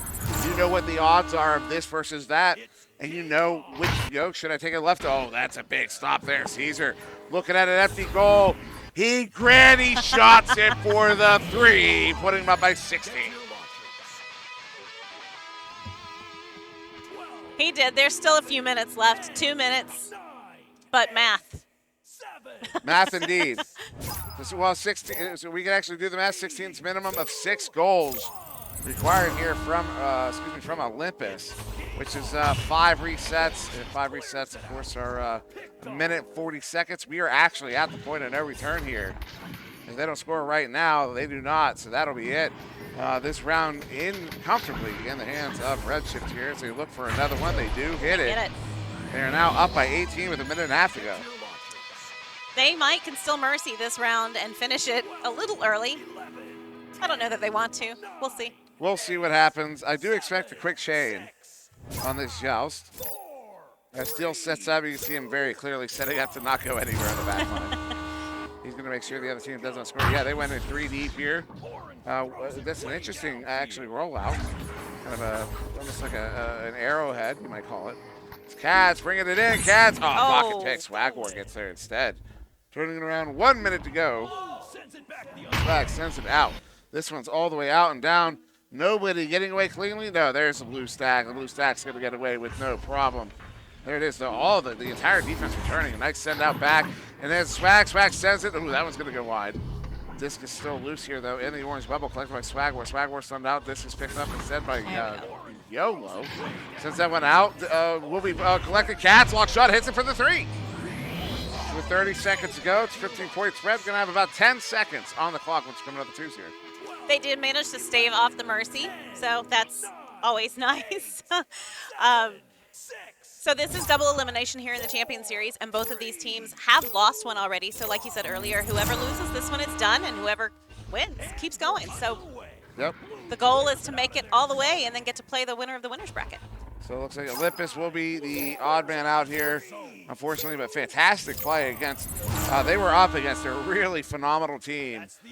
These are well-known names, well-known players. In fact, some of them considered pro players, in fact.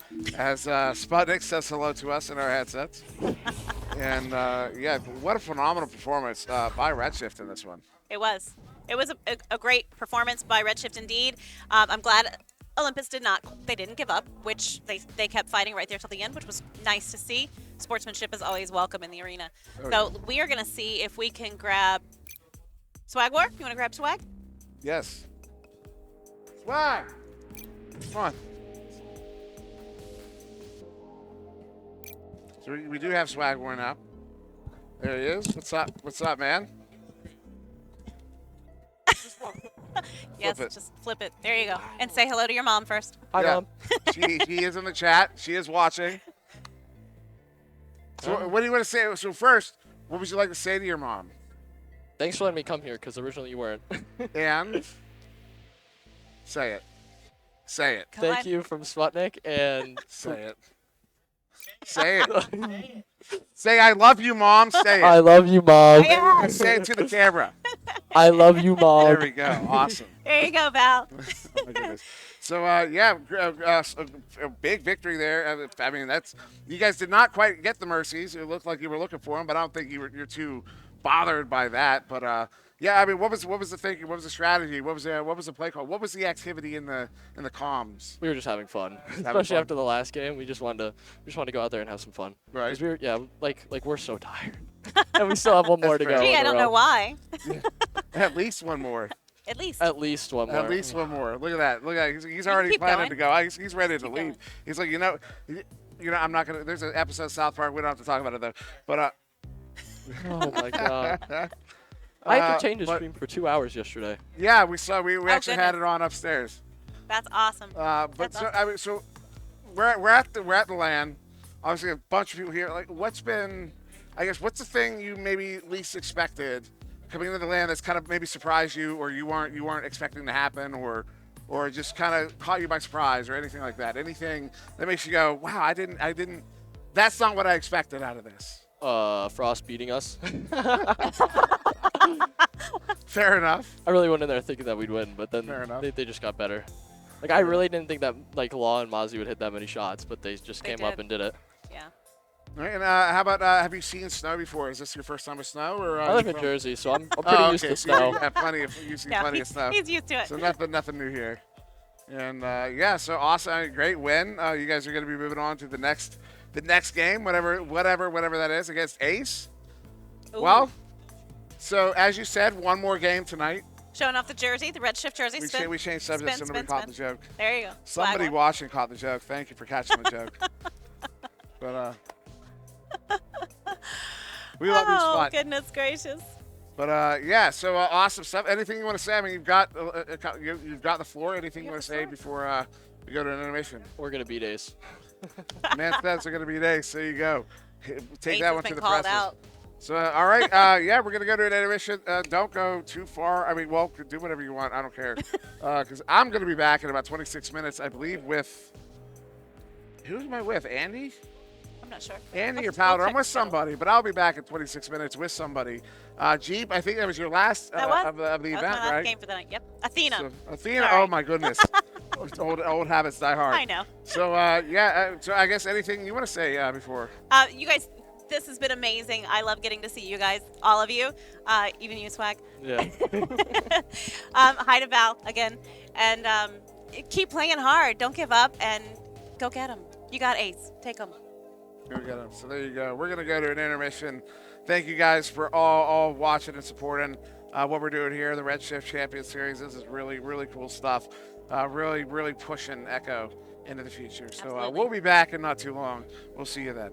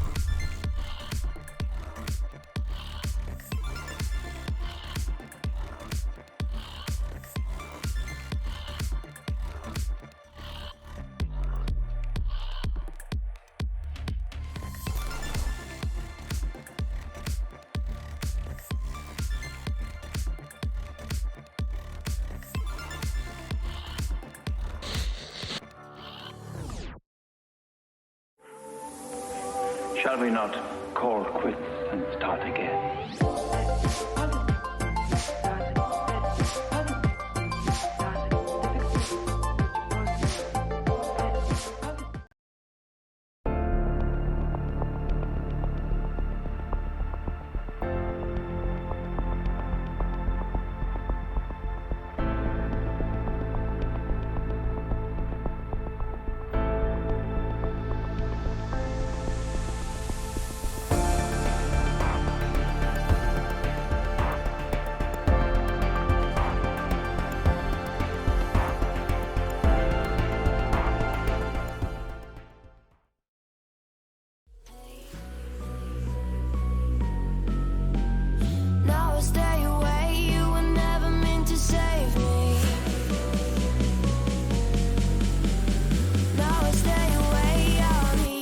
your story.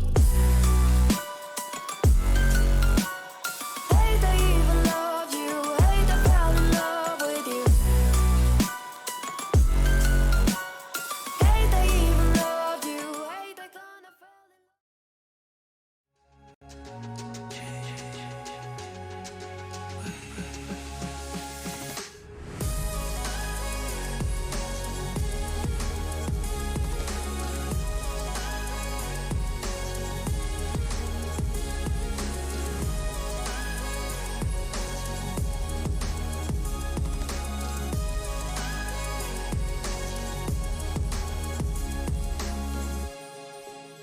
VRware.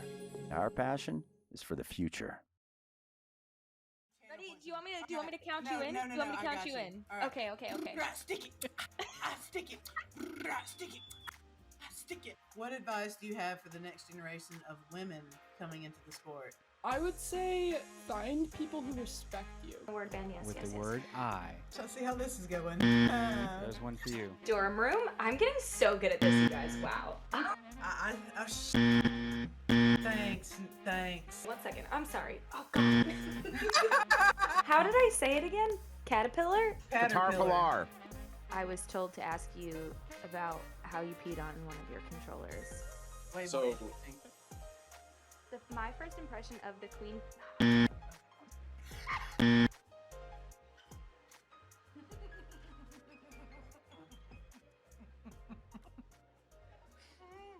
Said buzzer might need an API.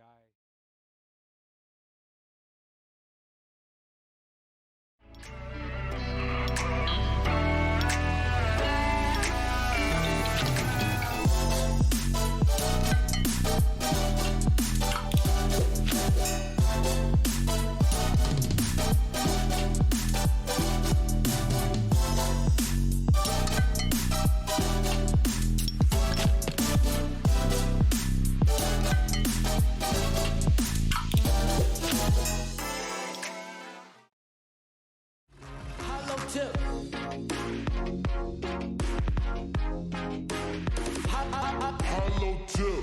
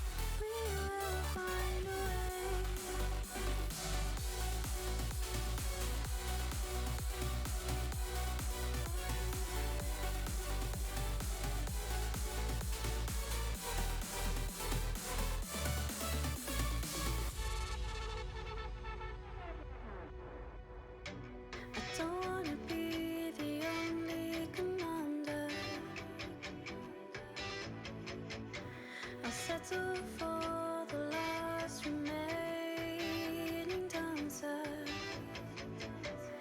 Can we take flight and do what's right? Damage the side of modern life. I don't wanna be the lone survivor. Don't tempt me, I'll find a way. Don't break me, I'm here to stay. All these dreams go passing by. We'll find a way to bring back sunlight.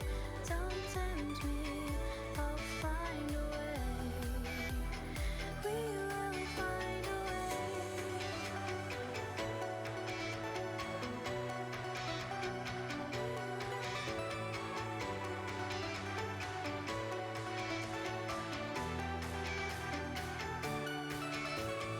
All these dreams go passing by. We'll find a way to bring back sunlight.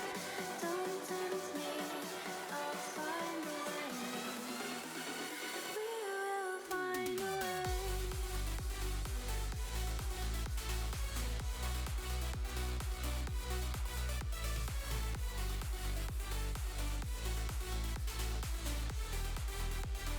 We will find a way.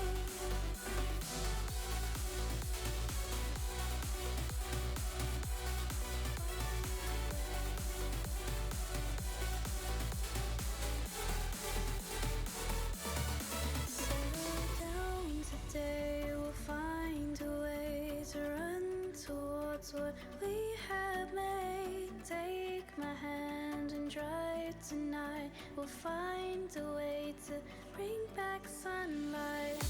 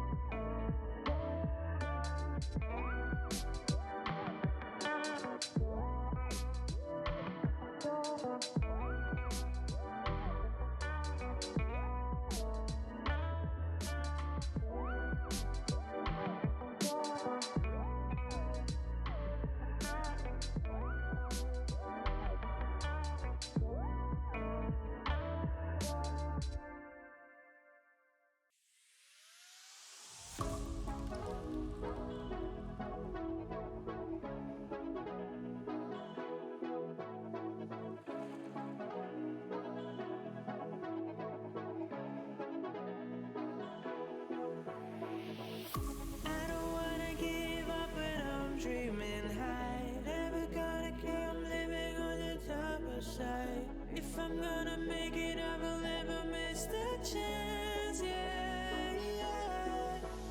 From all of me with you, and I go racing for you.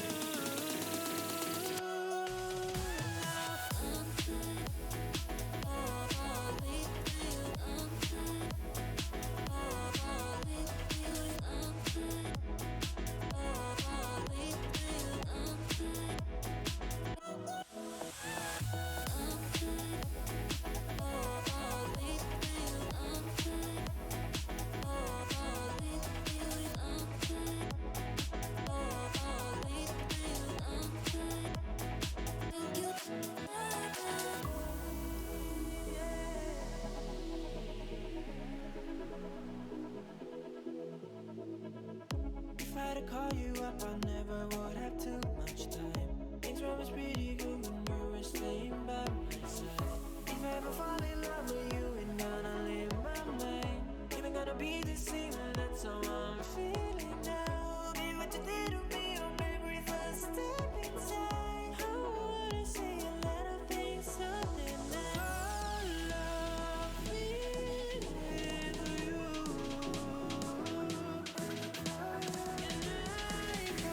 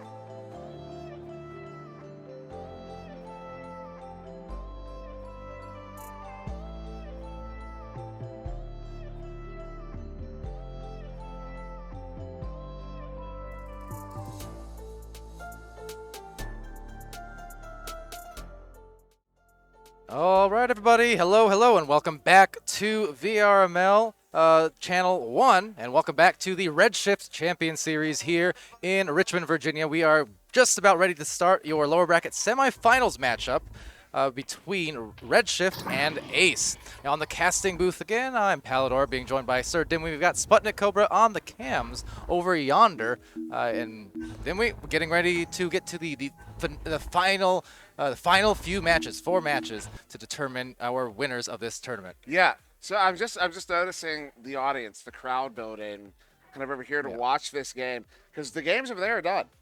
So everyone's kind of shifted over. Yeah. We've now got a nice little stadium seating starting to develop here, right in front of the TV we got right here. You can't see it on the stream, right. But right off, there's little ropes here that come to the sides. There's TVs on both sides. That TV's done. Everyone's focusing on this one here. They're all over there. They're all going to be watching the players over there, and this is getting exciting because it's like it's that thing like in every tournament. You have that the focus starts like focusing in. The sight, the view, the vision, the view, everything starts focusing in. It's like a black hole. Everything starts falling into that single point, that massless, not massless, dimensionless point. That is just the critical. You know what I mean? It's just this whole thing feels like a dimensionless point, but I think I get what you're getting at. You know, we've fallen into a black hole and we can't get up. But that said, no. That was so good. You just retired me. All right. Well, I guess I'll center myself. So, Dimwee's over there. Crowd, like I said, starting to form up. I'm getting the stare down at the moment, and he's going to rejoin me right about now. So, with that, Sir Dimwee, welcome back to the booth, and to all you guys in the Twitch chat who've been stopping by all day, let's read off some names. We got Ollie, we got Pyro Games UK, JG, helping on the moderation end of things, Baby R, Chrome Platypus, so many people, so many. On the Twitch, excited for not only the finals here, but obviously getting ramped up towards a new VRML season next week. You know, I was having the thought, like, as you were looking down at your phone, here's the thing. For most of the time, if we're on a stream or something and you see a caster pull out their phone and look down at the phone, they're probably being rude. Probably don't want them doing that. But here, because this is our access to chat, that's actually because we're engaging with you when we're looking at our phone, except right now and my engaging phone, I don't know what's going on right here, but yeah, we're engaging with you as I can see Pyro Games say, what? So waiting on our start here shortly, very shortly, promise. Now I'm going to pull out my phone, but this time it's just to take a picture of you guys in the crowd. I've actually gotten a lot of them. Dimwee, this has been a weekend of many firsts, not just for me personally, but a lot of people. This is kind of looking at the crowd. A good percentage of these people I've met before at previous LANs. A pretty high percentage of people, though, I've not met before. And that's kind of the beauty of this game, because we all feel like we know each other in VR.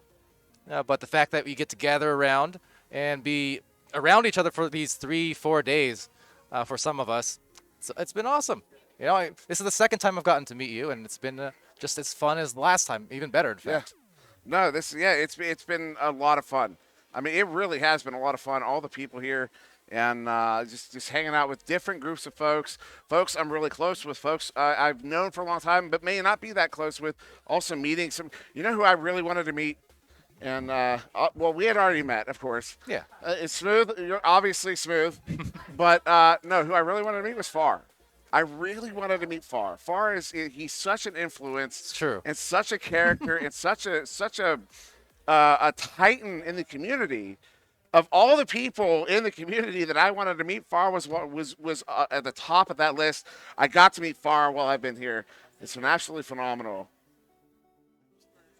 Well, and Smooth disagreeing, although Sir the Derail. game is running right now. Sir Derail. Yeah, I know the stream cannot see the game. Oh, you know what?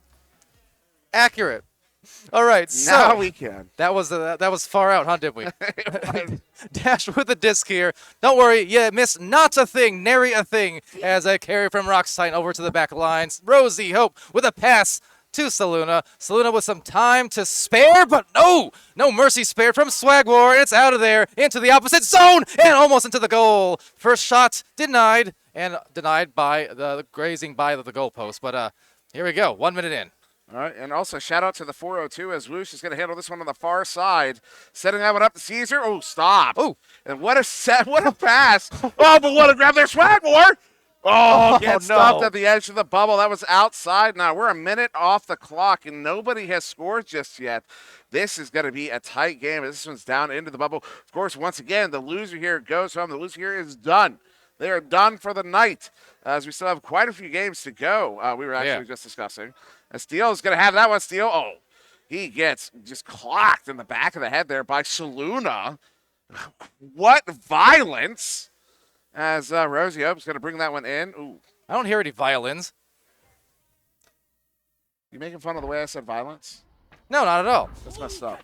That's a sweet, sweet symphony, and kind of bittersweet for you maybe, but that's it. 2 minutes in, we've got no scores? What's happened? Oh, the Cancer's curse, that's what. It's Woosh. Finally gets the first goal, and ice is broken on these, well, high-pressure games, because like you said, there's no more second chances. We are done. One of these teams are done after this. So. Yes. Yeah, it was a good first goal there. Actually, good first goal, excuse me. As that one coming in from Woosh. Woosh having a phenomenal performance this weekend. Seems to do better in person. Oh, no, Swag War. Looking for the shot, did not get the lane, sends something across there to Woosh. Woosh bringing it in off of the backboard. Caesar looking to recover. No, it's actually going to be Rocks Titan. Is that Rocks? It is Rocks. As I look over, I can actually look over and confirm that is in fact Rocks Titan in the game. Pocket pick. It's kind of a shot. Well, Woosh able to take the kinda shot and turn it into a kinda clear, as it does get intercepted. Not kinda, but over to Rosie Hope. And we'll just have some time to work with now, finally. You see the defense filing back, and Rosie really scanning, head back and forth, just trying to find the right line of sight. Now, patient is this play on the outer reaches of the bubble, reaching for the disc, reaching for the toes, maybe. It's over back to Rose and into the goal, and they rose to the occasion. They've got some hope. It's tied up at 2. That was a shot. It was. Did you see the placement on that? Shot and a half. That was great. You know, here's my idea. So check it out. So let's say you're looking at the side of the goal, right? It's like that's the side of the goal, right? So like here's the front of the goal, right? It's the normal, right? Side of the goal. Imagine a little net right there that like accepts. You know what I mean? So you get to see the bounces in like that. They get a little exaggerated. For context to our viewers, Dimwee is literally drawing me a diagram in real life next to me. Tell me. Something we can't do. I know. I can never actually do that, but I just did it. Tell me that would not be cool. Tell me that would not be cool. I mean, your art skills can use a little improvement, but it's pretty cool. You get the effect, though. I get the effect. Oh, big shot there. That one, another one from Rosie, but that one goes wide. Luce is going to get it picked up, picked off, sent out into the zone. The chain is there. Swag War takes the shot. Swag War hits the shot. They're up by 3. Swagged and tagged, baby. That is a nice 3-point hit, 17 meters a second. Full confidence from the Swag man. That is a phenomenal goal there. Big pickup. Did not have much time. As we're approaching halfway through this first round, this one's, you know, there's going to be, I'm going to be honest right now. I'm exceptionally hungry, and my understanding is there's pizza upstairs. And the longer this game goes, actually it made its way downstairs. Oh, my God. Whoop. Oh, you know what? Forget there this game. I'm going to get some, no, I'm just kidding. Saluna, call it. Saluda 22 with a slice of a shot. That's some cheese, especially on these jokes. But 5-4, 5 minutes left in this first round. Halfway through, we're exactly halfway through. There's 1 point up here. Redshift is coming out on this Joust advantage. Still Scottover, quick pass to the near side. They go with the standard split, the pub play, also known as just tell me where you're going play. Swag War back to Steel Scottover, sending this one back in as Woosh. What disc movement, although that pass is going to be off and does amount to a turnover.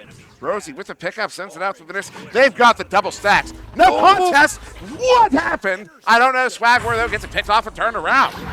Defense getting back in time. Shot was also perhaps a little low, but they turn this around into the opposite side. And that grazes by the backboard and right into the arms with a split second to spare. And wow, splitting the difference with the stun, the shield that is, as they back lane it into the arms of Dash. Now Dash from the mid, look at that turnaround, kind of carouseling around the teammate as an anchor and waiting for the other pair to arrive. So they have arrived, and so has that goal right through the midst And quickly on the scoreboard again, 6-5. Ace currently in favor. I don't know if you're just playing it down, but actually went off the head of Swag War. Well, either way, they are ahead on Ace. That's why they were laughing.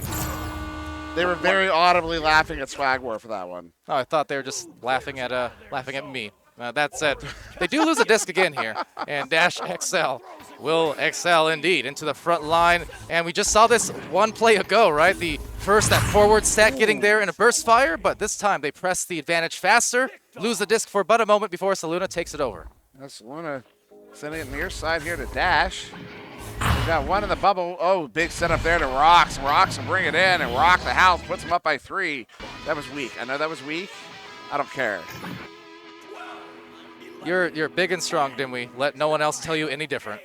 8-5 on the scores sheet here, and Redshift at Joust advantage. Still 3 minutes left. Again, this is the lower bracket semis, and it's win or, well, not really go home in a sense, at least not until tomorrow for most people here, but win or you're done in the tourney. Turning it into nearly a great handoff pass, but a beautiful stun. Rock's Titan able to collect and send it out.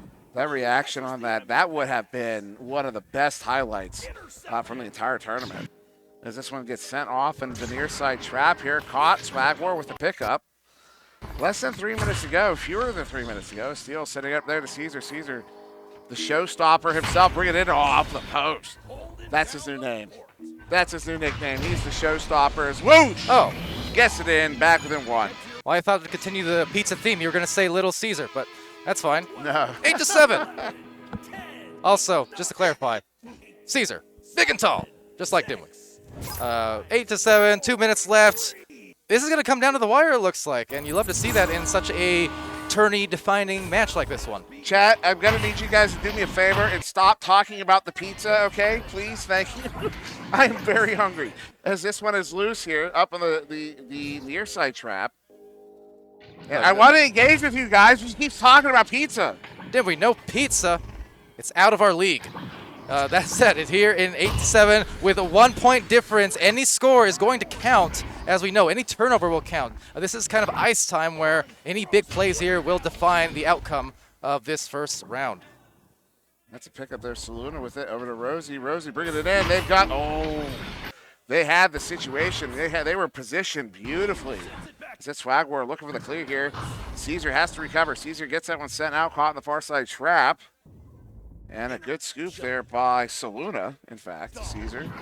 Big send up to Steele. Long shot goes high and wide. There to pick it up, Swag War. Goes for the one pass. Caught you off guard too, didn't it? No, I was enjoying it. Look, the assister in me, not the brother, but the assister in me is always looking for the extra pass. In fact, I went on a tirade about this yesterday to some of the players. I was saying we need to bring the passing game back, or at least, back a little bit more. It exists, but I like to see it more, Dimwee.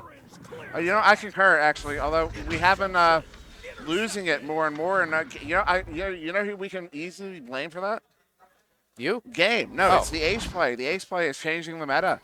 Saluna handling that, bringing it in. Oh, the setup there. One more power. Oh, nice read there by Woosh. Gets it sent out. 30 seconds, a 1 point game. Discus loose there mid. Who's going to get there on the race? Oh. It's Caesar. Sends it in. That one is going to be just wide. That's a dangerous bounce. Is that going in? Oh, my God. That goes just wide. I cannot believe that. As that's going to be collected by Swag War. 20 seconds on the time for one more goal. Next goal wins. If nobody scores, it's going to be Redshift's round. This one all the way in, edge of the bubble, dash with the pickup, turning it around, sends it out, caught the far side trap, collected there, sent all the way through. That should do it, though. There's time here. Can they chase it down? Can they get the shot off? Rosie, take the shot! Oh, come on!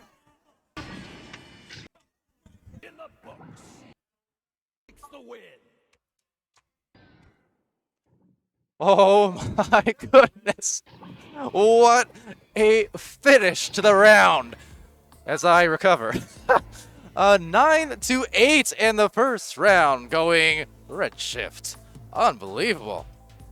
You know what? I can see the look on her face.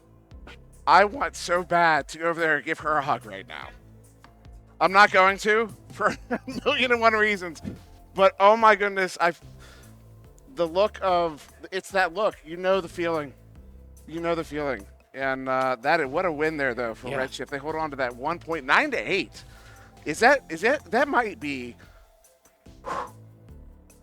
not a breath. Deep breath. That might be the lowest scoring game we've seen in the series. Yeah, so far, it's right up there, but just getting very defensive and very methodical when it could. But as you said, just going back to the last play, clock management maybe playing a factor too. Yeah, we've all been there in that situation. It was such a tight race. First, it was, I think, what was it, Swag with a nearly amazing full court fling. I think it was Swag. And then followed by the clear into the other lane. I mean, right down to the wire. Now, Redshift here, the namesake team of this tournament, the Redshift Champion Series, and just trying their best to get back into position to claim, those top 3 slots. And this is a match that decides that. I'm sorry, I was just reading through chat there. Apparently we don't have, so you know how my mic has like a volume limiter on it? Sure. I don't think we have that here. As Saluna is going to get the first goal here. So apologies if I act particularly loud in this one. Saluna's going to get the first goal here of the second round. Well, there you go. 2 points starting off on the right foot for Ignite, or for Ace, excuse me. And with that, it's one of those cases where we talked about kind of the mental towards the end of the last round, but being able to see that 0-0 on the scoreboard and being able to just say, okay, wipe that off. We know that was a tough loss, a close loss, and sometimes those hurt worse than some of the blowouts when you were just a play away from having it. But if you can get that mental game in tow and just start off strongly the next round, I mean, you're still well prepared for the full length ahead here. Who would have set up? Oh, no, sorry, not a setup. That one's there, excuse me, to the far side. Saluna, though, stunned out, gets his rocks, though, recovers. Juking, oh my goodness. Ooh. Oh, come on. Oh, the shot's off the post. That one's going to be out of the bubble here. Back to mid. After rocks tighten, someone can go ahead, and let them know that they can find their ankles in the lost and found as Dash with it there on the far side. Somebody laughed at that, Palador. I'm telling you, somebody laughed. I'm laughing only because now I'm really trying to remember. Someone is upset at you for stealing that line and not giving them credit. I unfortunately can't remember who that was. What line? Someone over here. Someone watching right now. They know who they are. Oh, that's right. Yeah, I did steal that line from someone. And they were telling me about it. It's like, come on, Dimwee, you gotta give me credit at least. They were telling you about it? Yeah, they were saying he used that. He heard that in a priv like a day before, and then he used it on a cast the next day. Yeah. Saying, what the heck? Yeah, who did I steal it from? And then go ahead and DM me so I can give you credit. Give him credit. And you, quit stealing my KFC jokes. Anyway, continue. KFC's not even... Fair enough. Fair enough. 2 minutes off the clock. And it's going to be Ace in possession right now. Dash setting up one back. Oh, Caesar with the read. Caesar sending up one in. You know what he went for there? Did you see that? What was that? Impossible shot. Steal! Ooh. Oh! Let's go. You might have heard that on the mics. The play. That's the best part, man. You can hear the excitement of the players as they're making these plays happen. And I think you'll find a lot in these tournaments. It was especially true at all the LANs of the past, including the last Redshift series, where the deeper you get into these tournaments, the more hype the player comments start to get, because they know that's kind of mental warfare of sorts at your own opponent, as well as a bolster for yourselves and your teammates. Yes. I mean, I could shout at you too. You're kind of my teammate. Let's go, Dimwee. In a way, yes. Yeah. One of many. There's rocks. Big pickup, big send out. Single bounce. That's dangerous. That's dangerous. That's dangerous. And by dangerous, he was talking about the hearing impact that he just had. That was very dangerous. Apologies, Twitch chat. 7-3 though. You know what? Luna. You know what? I was gonna turn it off for the camera, but the camera's not on, so I can't act it out. But 6 minutes left here in the second round here. First round did go to Redshift. Nice getting away there. Nice recovery. No. Rocks tight with the pickup. Rocks up to Saluna. Saluna does not have the lane, so she's going to have to walk the one up. They have a 2v2 here. Dash with her. Rosie up. Oh, plays it back. Saluna bringing it in. Oh, that one almost going in. Nonetheless, Rosie gets it picked up on the near side. Resets it to Rocks, who's going to wait. And Rocks Titan now, the handoff to Dash. Dash eyeing, surveying, finding, and making the play. Rocks Titan gets through the goalkeeper and right along the ridge of the goalposts. And they get some more points on the board. Ace is up 9-3 after dropping round 1 by a single goal. And Cool Whip, I'm pretty sure some pizza made its way down here. Maybe not. I don't know. We gotta stop talking about pizza. Oh my goodness. We. I don't want to. You know, you mean? Someone tell the bot to ban any mention of pizza in the chat there. As this one at mid. Ooh, that's a long send in. Takes a bounce there down to the floor. Goalie's in the area. Will be picked off by Steele.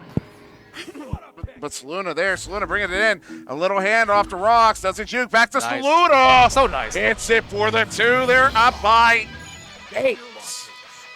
That was a lovely series of passing plays. I asked you to bring back passing, and well, they just did. 11-3, and that kind of differential. Again, this is around the scoring total that they met the last round, but we saw 4.5 minutes, and they're already on 11 points.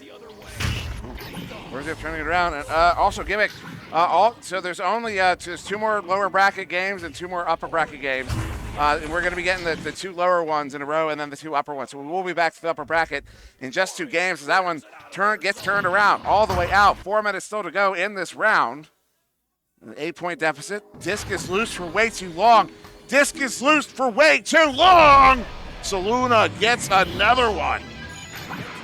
Up by 10 now. The double-digit advantage. This has really put Redshift on a really tough spot because you'd figure all the momentum that they had, squeezing out what is a tight victory in that first round against a very tough team. And then just to come out and be essentially blitzed, only held to a single goal so far in 6 minutes plus. And just to answer Duller in the chat, yes, you are correct about that. Ace has not won a round. That first round was the first victory there to Redshift. We are in round 2.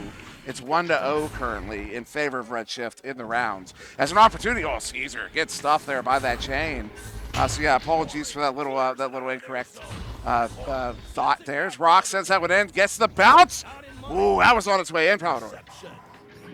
Yeah, well, Rosie now with a rebound, and the pass found, but Steel Sky, anything but defenseless, has the hands of a madman and doing what he can to get to the other side as Steel Sky supplies, but no denies, and it's right back into the midline where it's picked off by Rocks with Dash in tow, trying to grab a toe, but they miss, and off they go to the races. It's picked by Saluna. They have the cross, they have the options, there's the cut, and there's the finish. Dash excel.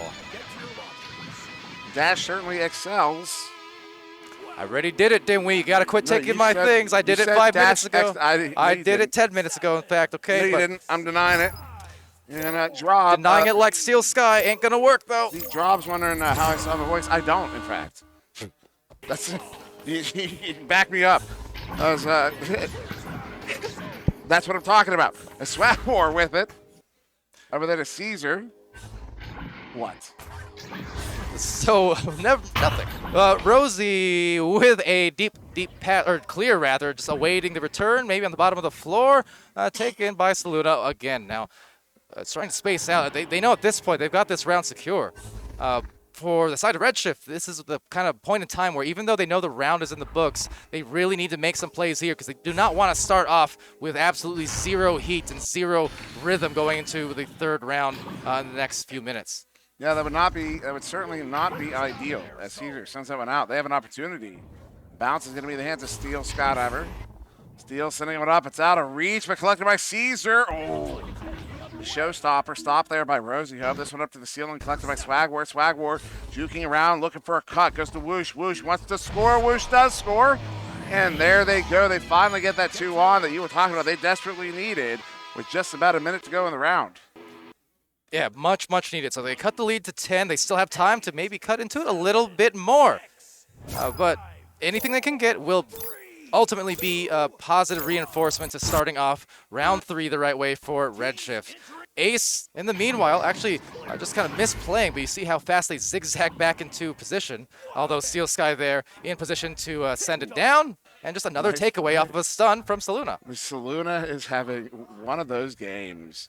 How many points she has? She's the only double digits with 11 points. She has 2 assists, only 1 steal credited, but I think she's forced more turnovers than that. As Rosio bringing it in. Ooh, goes wide as she gets stunned out.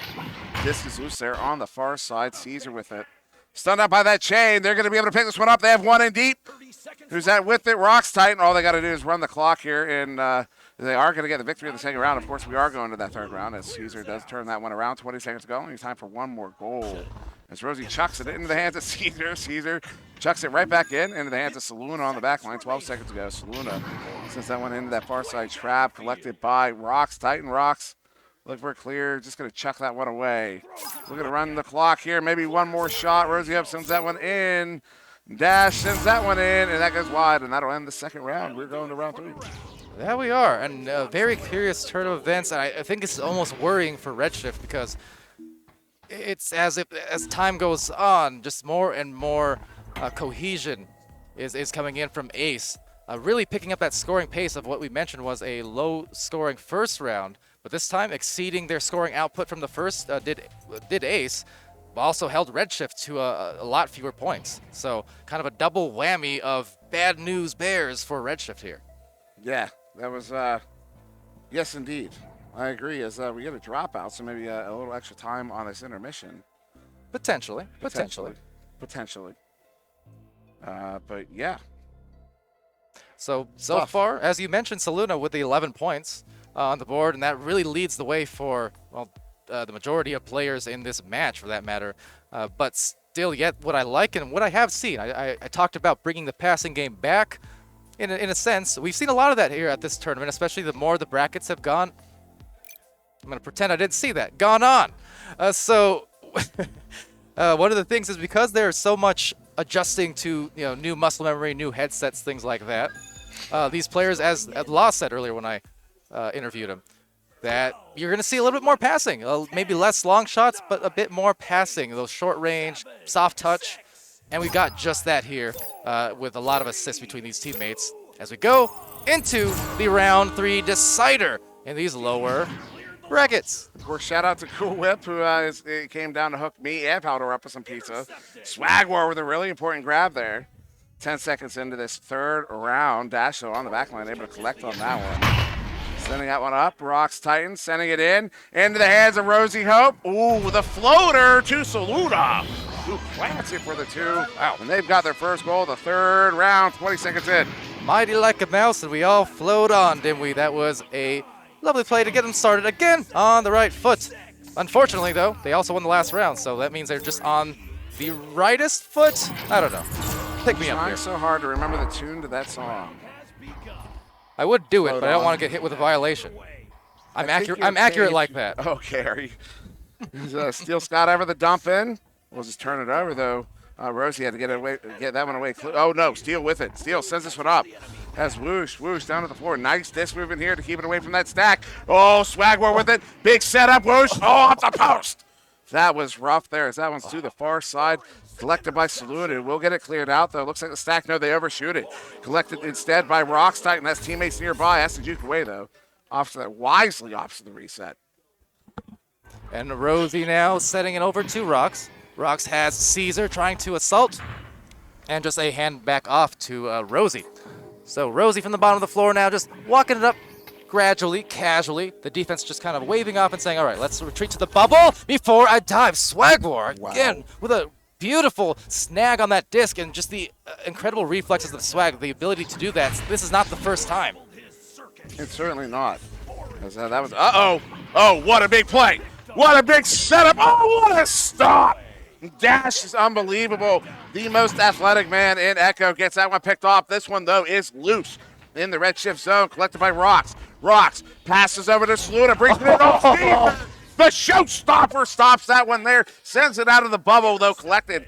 Who's that, Saluna on the far side? No, it's going to be Rocks Titan on the far side, sending it in. Oh, misses that pass. That one's going to be loose. Who gets their first steal is in the area, stunned out. Instead, collected by Dash. Dash resets it to Rocks. Who backs it out?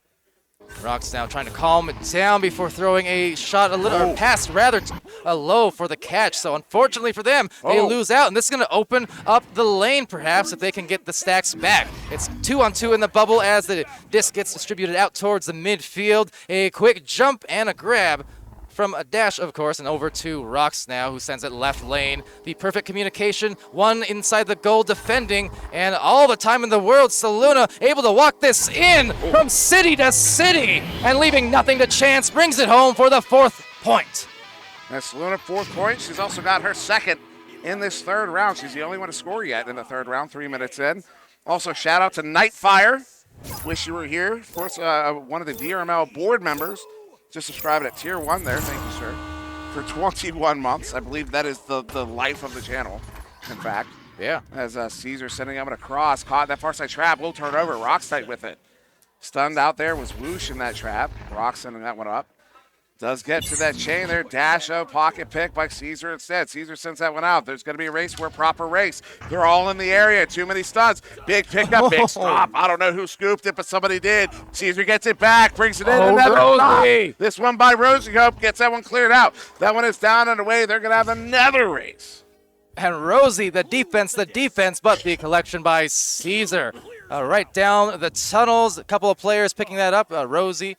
Hope, just checking right behind, has a few angles, and well aware that last time Swag dived and stole it from her, so this time she opts for the quicker pass. Unfortunately, pass met, reached by Whoosh, and Whoosh right down that lane as it bounces high into the corner, taken, and now the lane, to close! Thought they had more time than they might have, and will they pay is the question. No, now losing the handles again. That is 2 opportunities to break the seal, and both unsuccessful. Unbelievable. Rocks gets that one cleared out. They're looking to chain after this one. There's too many leeches. It will be in the hands of Steel Scott. Sends it out, but in the hands of Rocks.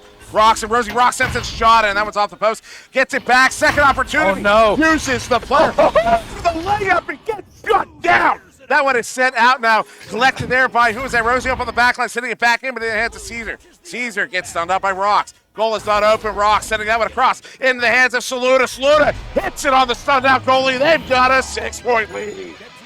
What a ridiculous flirt. I was tempted to just stop talking to hopefully let the player comms seep through, but man, what a array of plays defensively, unexpectedly, where that disc was inches from the goal and got stopped on either side. Incredible.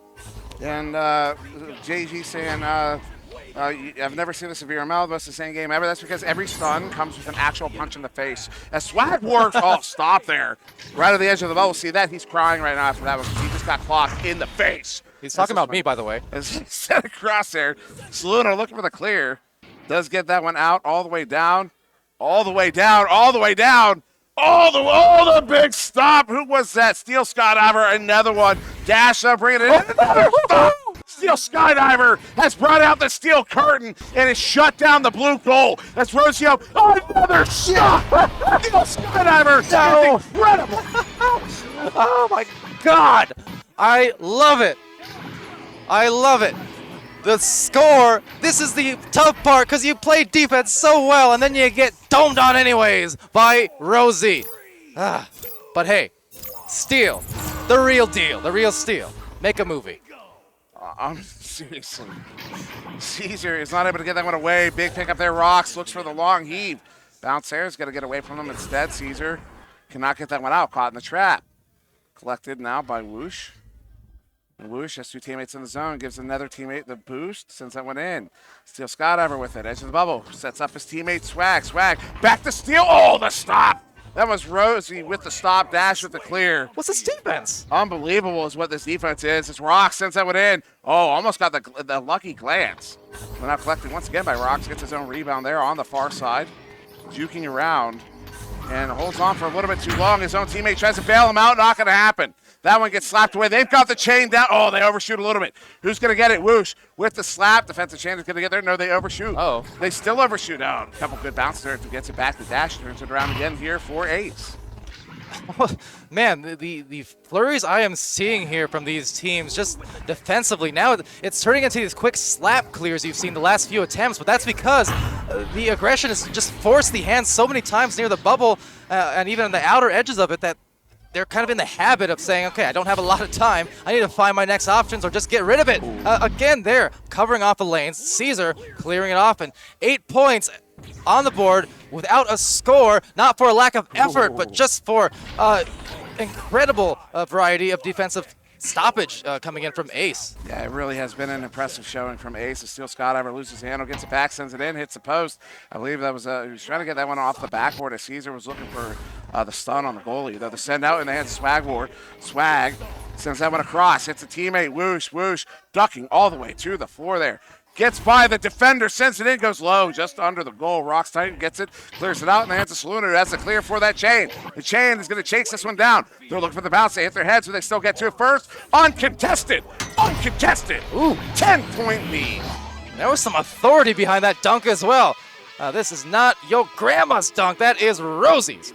And that was nasty to get them up by 10.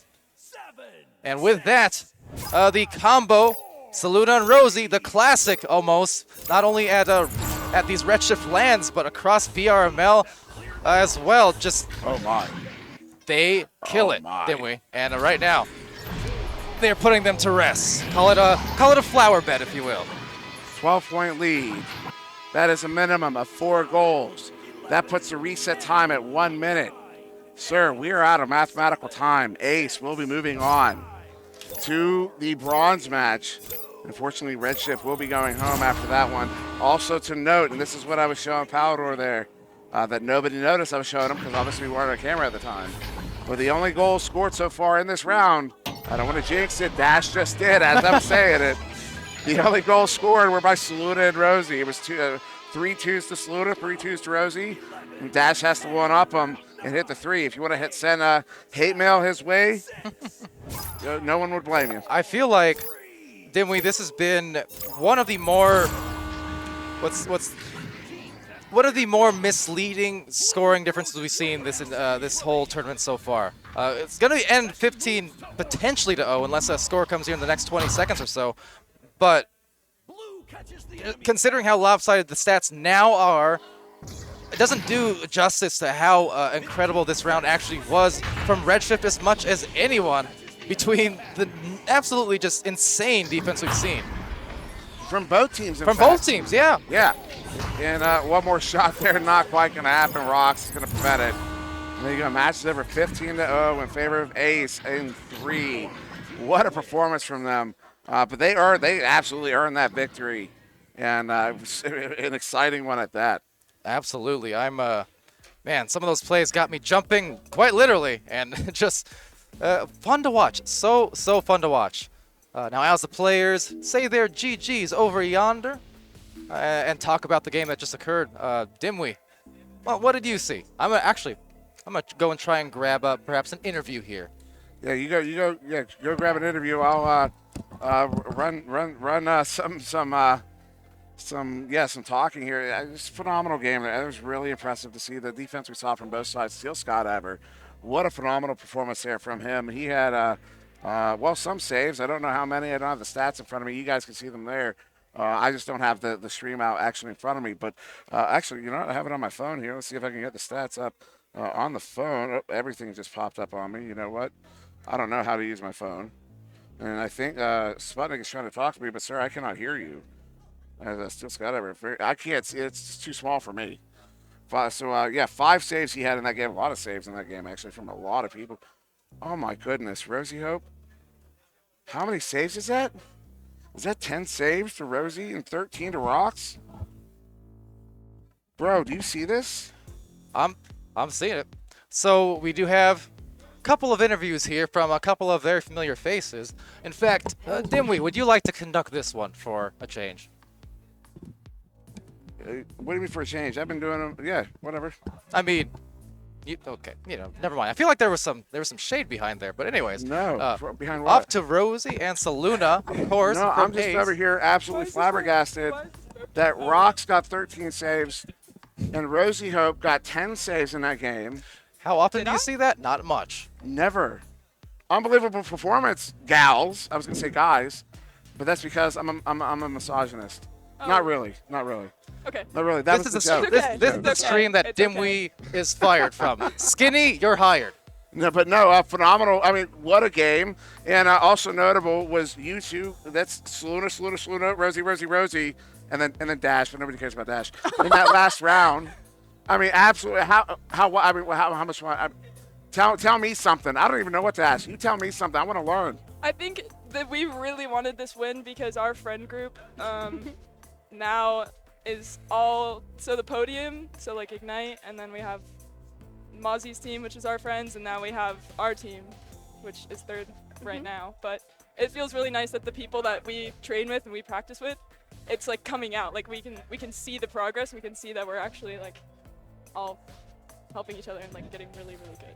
That's awesome. That is awesome. So you had a phenomenal game. You both had a phenomenal game, and that's without a doubt. But particularly in those first 2 rounds, your turnovers, the number, I mean, you were. Excuse me, but you were kicking ass. I mean, seriously, there's blood on the floor over there, folks. Literally. I mean, see what we were telling them. Save me. We were telling them that every stun came with an actual punch in the face. And you were kicking off a whole bunch of stuns there. You were punching a whole bunch of dudes in the face for a while. But seriously, though, those turnovers that you were causing had a really big impact, particularly in the second round, because obviously the first round did not go y'all's way. Down to the wire there. I saw the look on your face after that. I felt so bad. You watch the stream back. I'm over here going, I really wish I could give her a hug right now.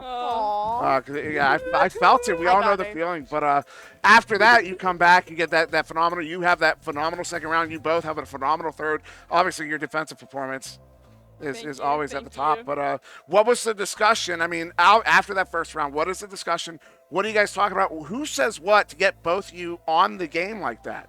I mean, Rox really ties it together. I think he probably took the lead for this one, and it's all about energy. It's all about keeping each other up and keeping each other positive. And I think we just had better energy than the other team. I think that's really what it came down to. Yeah. Can I ask a question for Saluna? I want to know, because we talk about this a lot, obviously, and we already touched on it a little bit earlier, but what is it specifically about Rosie that the chemistry is so good on the floor over season after season? Like, what specific aspects do you? Because like for me, there's certain people like I can boost better with, or I have the better passing connections with. Is there what's the biggest thing about this this duo across all the leagues and tournaments?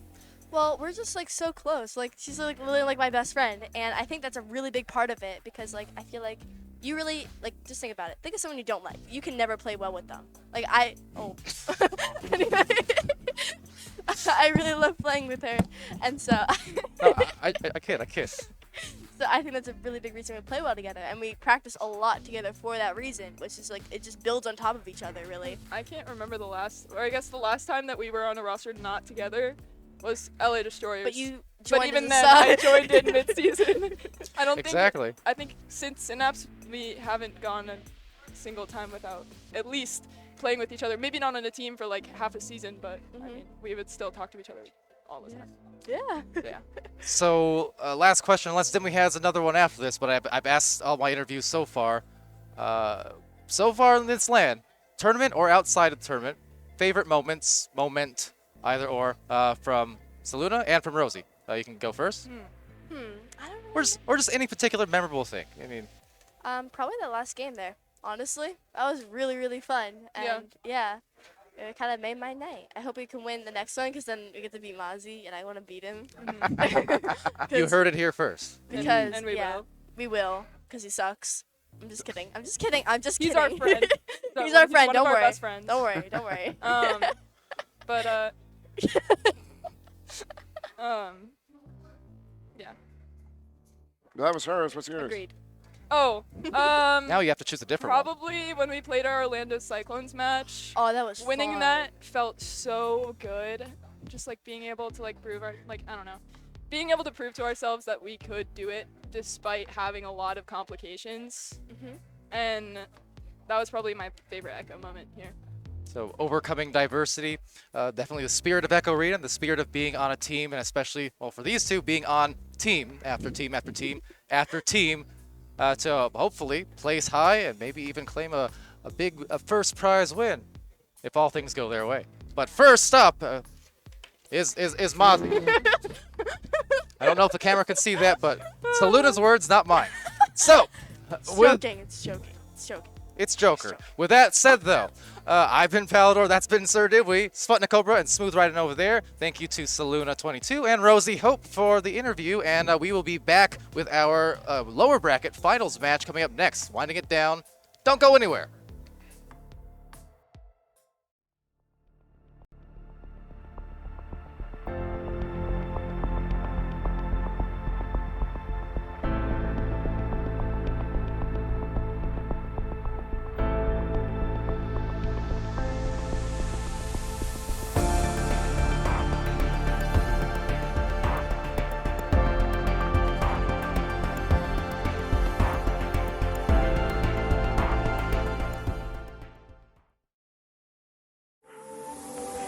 Shall we not call quits and start again?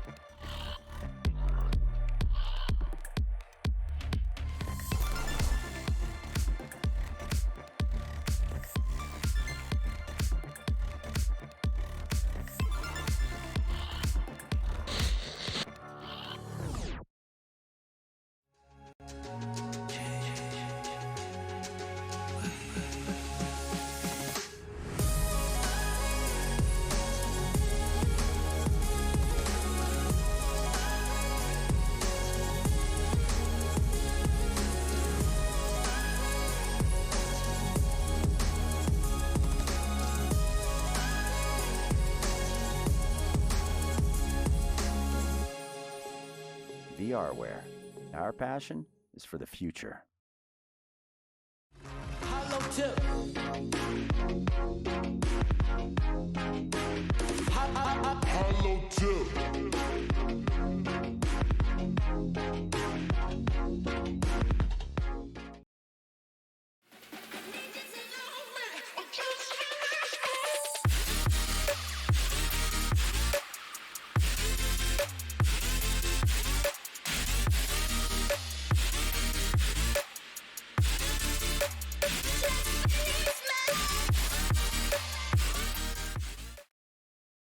Ready? Do you want me to count you in? No, Do you want me to I count got you in? All right. Okay.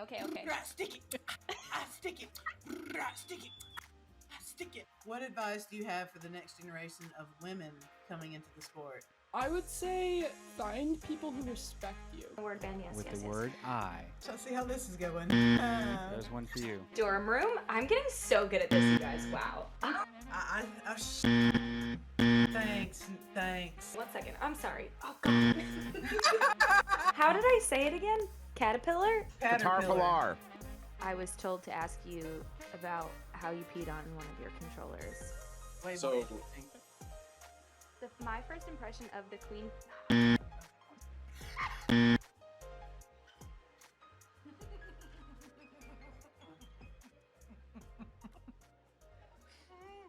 Said buzzer might need an API.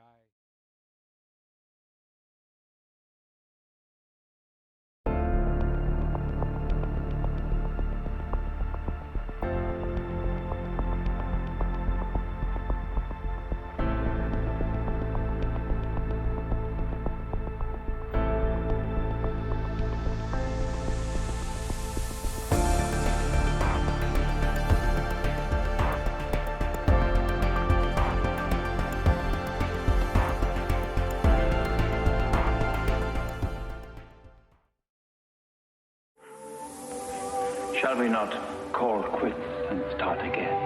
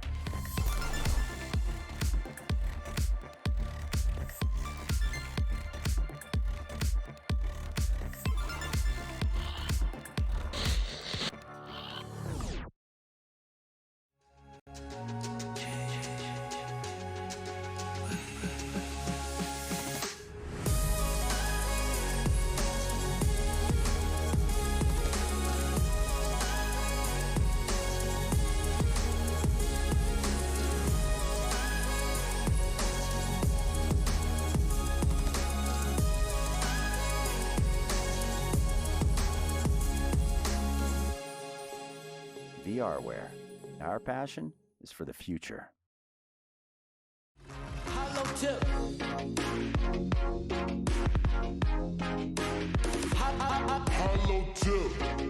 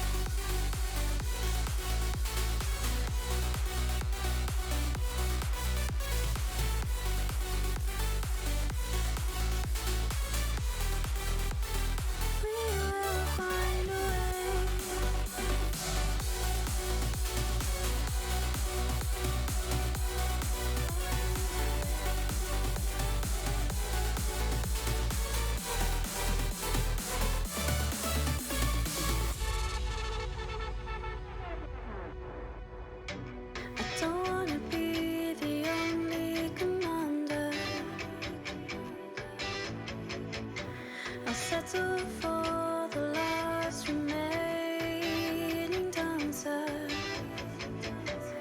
Can we take flight and do what's right? Damage the side of All right, everybody, welcome back to the Champion Series, the Redshift Champion Series here in Richmond, Virginia.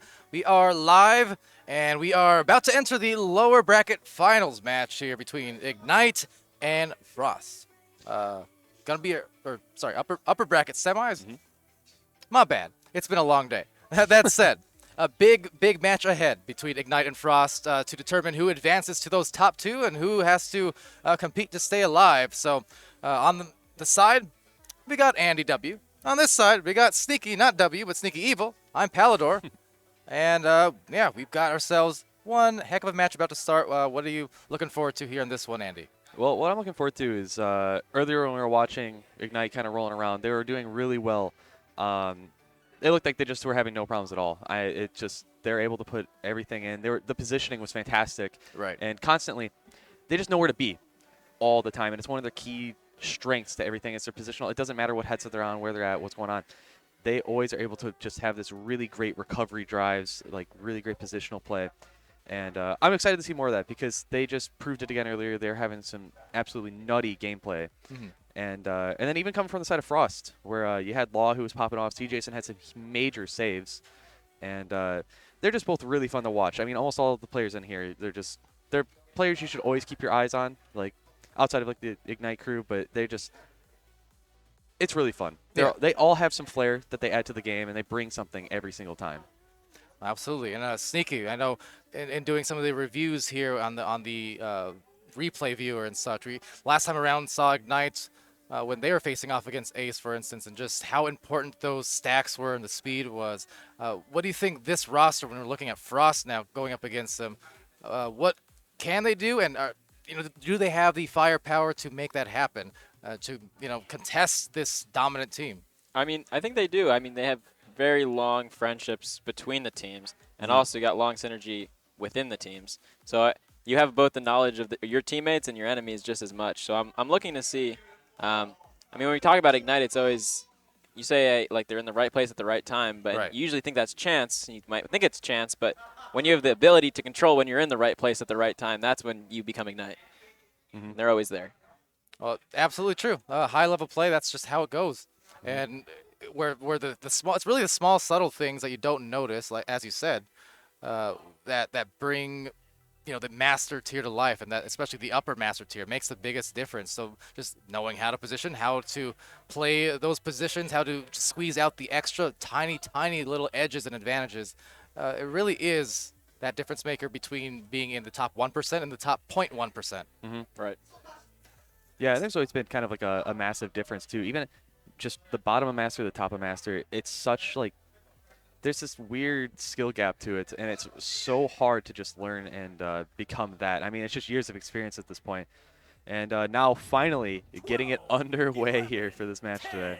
All right, well, thank you to everyone in the Twitch chat for joining us, of course, once again, and thank you to our sponsors here for this Annex Fate event, and VR Melcasting, happy to do so. We got VRware, Olympus, as well as Viridius Media, Slide Messaging, Lemming, and Asterion products. Of course, Lemming, that is from Gorilla Tech, not just Lemmings in general.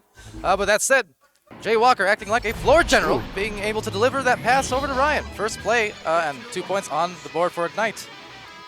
Yeah, that was quick. Ryan putting some flair onto that one and just really kind of working his way in, spinning his way around.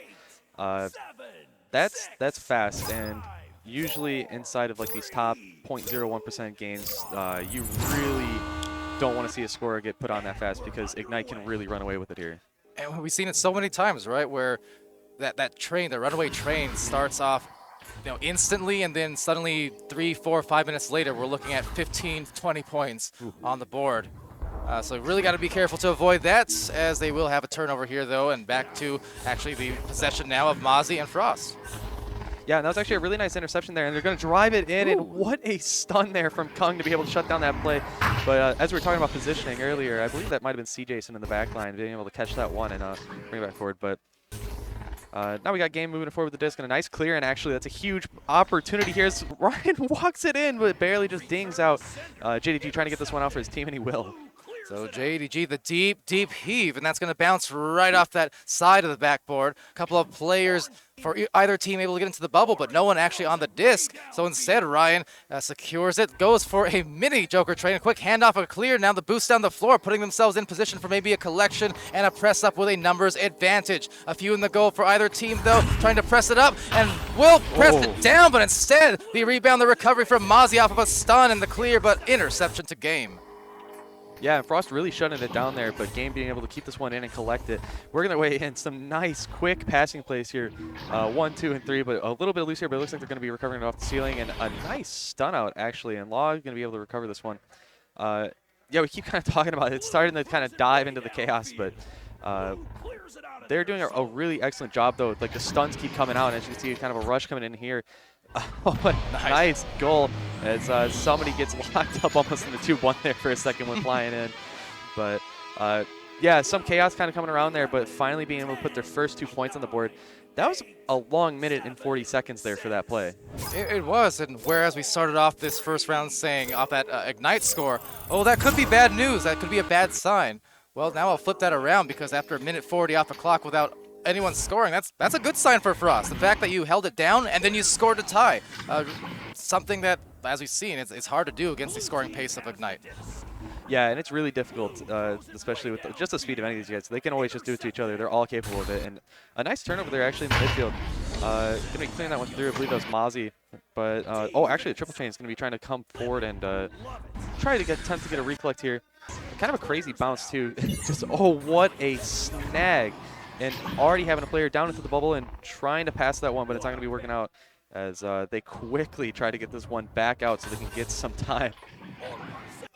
And with a bounce off the wall here, the 3 players recovering for Frost. Only a lone player getting there for Ignite, so deep clear, which could have been bad news considering the numbers, but they're so fast and on the stacks, they get there quickly to take a lead. JDG is here off that clear and the rebound.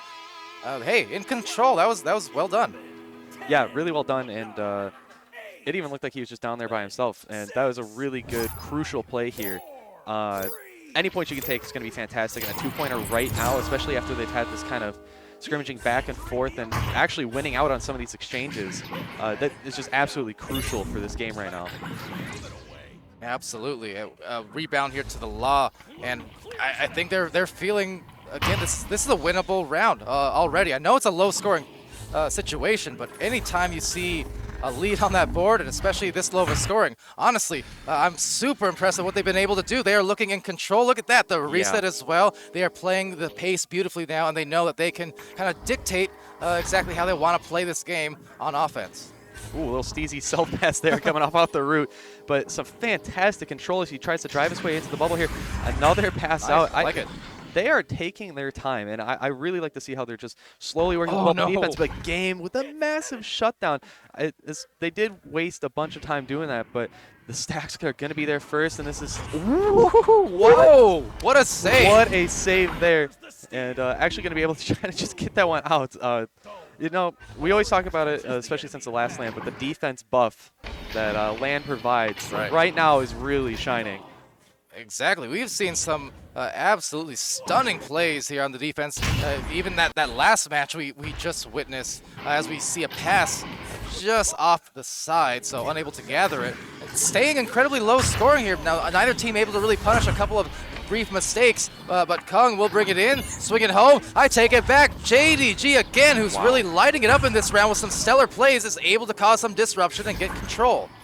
Yeah, I can't believe how low scoring this is right now. And on top of that, another dangerous opportunity here as CJ's going to be trying to work his way around, finding the player on the floor here. And they have just been able to stop every single Ignite drive right now. And with this pass into the bubble, Law is going to be able to shut that one away. That is a fantastic play. That's probably one of my more favorite cuts to do. And with pump faking it forward to the backside as well and just dunking it in. Probably one of the more satisfying plays to do as well. And talk about crucial to be up by 4 right now in this match with how low scoring it's been. Absolutely the case. The problem is I'm kind of like, I've been spurned too many times. I've seen these rounds wind down where Ignite is down a few goals here or there, and then in the final few minutes, suddenly the big scoring outburst. But that said, I'm impressed. I'm super impressed with what they've been able to do on Frost. And honestly, if they can score again here, I mean, they have just got firm momentum. Could it be in? That barely misses the barrier, and I mean barely. That was scary for Ignite there to have that opportunity, get that close. And especially working their way in once more, they just have full control. They are just backpassing it, and this is exactly what you want to do. Setting up like this, pulling out a defender, and working your way in, and just winning your 1v1s right here. Oh man, this is fantastic, especially from a player's point of view. Oh, absolutely. I love everyone positioned just perfectly in that rectangle formation, and they wrecked from that angle, didn't they? It's 8-2.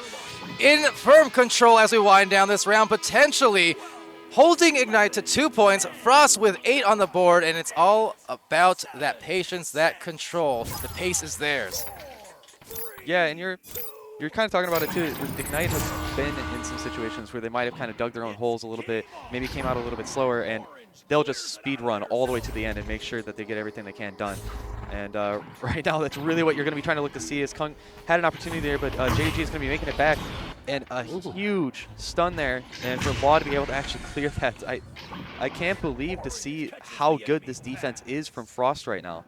Absolutely. Even on the player comms, for instance, the ones I'm hearing in real life next to me, feet away, you can start to hear that build-up, the anticipation, the excitement, and a little bit of the worry, too. Like, okay, let's get it together. We got to do this because the time is winding down. And yet another turnover. Guess who it is? It's JDG, who has absolutely arrived, true to his name, here in Virginia with a slammer. It's Mozzie, and give the assist as well, one way or the other, to JDG off the defense, the clear. They're up by 8 points, and they are in position to win this first one. Yeah, talking about how you could just hear the player comms, you know, it was so stressed there for a moment, and then the sheer burst of emotion there is dunking that one in. They're probably starting to realize the position they're in. This is a really, really good position for Frost to just come out, and I can't believe it. And as Kung here is going to be trying to make another drive here, working his way in, and another save, another stop once again. You know, when a team is feeling good, it just seems like everything goes their way. All the save, some of these weird bounces goes in their favor. Pass just off, and there you go, another 50-50 essentially. Should have been good on a normal day, but no, because the momentum is firmly in the hands of Blue, in the hands of Frost, and they are absolutely icing Ignite at the moment. And go figure, just a perfect, almost poetry, as they send another to the mix. Oh, you just broke the law! Holy. The player reactions there is CJson jumping up and down. That is absolutely massive. They have done everything right so far. When they've had the advantages, when they've had the lead, they've slowed it down, they've backpassed, and they've done everything they can right now. And Ignite just seems like they just don't have the fire going right now.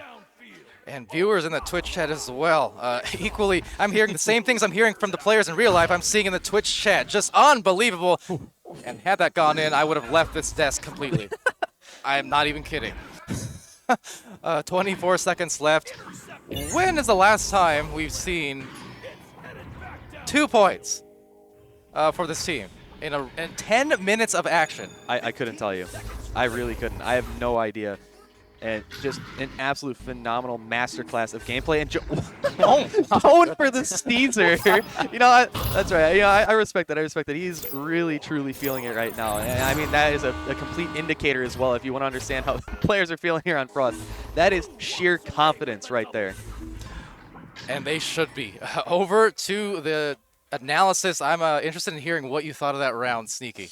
Oh, man. I mean, that's how you beat Ignite right there. It's all about control, right? You see, Frost is able to, when they were on offense, you see their setups were absolutely perfect. Like, every one of their positions was awesome. They never were double covered, and they never picked the wrong pass. I mean, their offensive drives were just stellar. And then when they're on defense, when you think they're on the back foot, when Joker's in the, or Ignite's in the bubble, they always seem to get it. They always seem to save it. And I mean, a lot of that's from CJ, an absolutely insane goalie performance from this game. But at the same time, all of their man defense and their chains have also just been there. When they get it clear, they're usually there first, and Ignite's just having a rough time getting it together right now. But, you know, they are the round 2 powerhouse. Yeah, about 3-4 minutes left. I talked about Andy, how I was expecting that, what do you call it, speed run to end the game. It never came. And that was, as Sneaky said, just predicated off of so much great control. And I feel like Ignite is one of the toughest teams to have that control with because of their style of midfield play and positional play where they're just really covering lanes so well. It's tough to be in control because the open lanes, they close really fast against this team. You really got to find a way around that chain. And when you do, like, you see what happens. That chain can get flustered sometimes. Now the question is, anytime a team gets flustered one way or the other, whether it's just in the mental game or just purely in the game plan sense, as a really late joust from these teams comes in, just a strange occurrence there, but nonetheless, Jaywalker the first 2 points. The question is, you know, how does this team respond and react being in an unfamiliar position like that?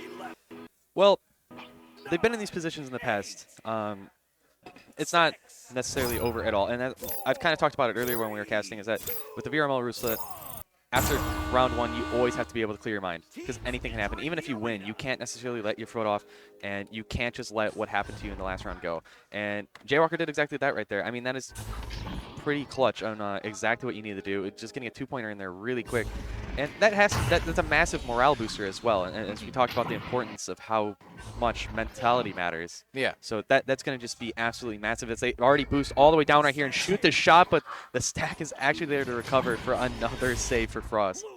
Goes back to what we say is, well, stack speed, right? The open goal seemingly turning into a closed goal in just say half a second, maybe even less. Oh, what a snag from Mozzie! Wow. And the delight in the room and the jumps in the air over on the periphery of my vision.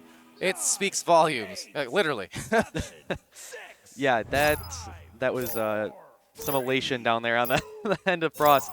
A really fantastic job there. I mean, talk about a morale booster. We're talking about how Jay had to have some morale boost coming out from that 2-pointers, but absolutely massive threes are the last thing you need in a matchup like this, especially where in the beginning we had such a long stretch of no goals, and then now it can just go either way. And the way Frost is playing right now, this has just got to be absolutely scary.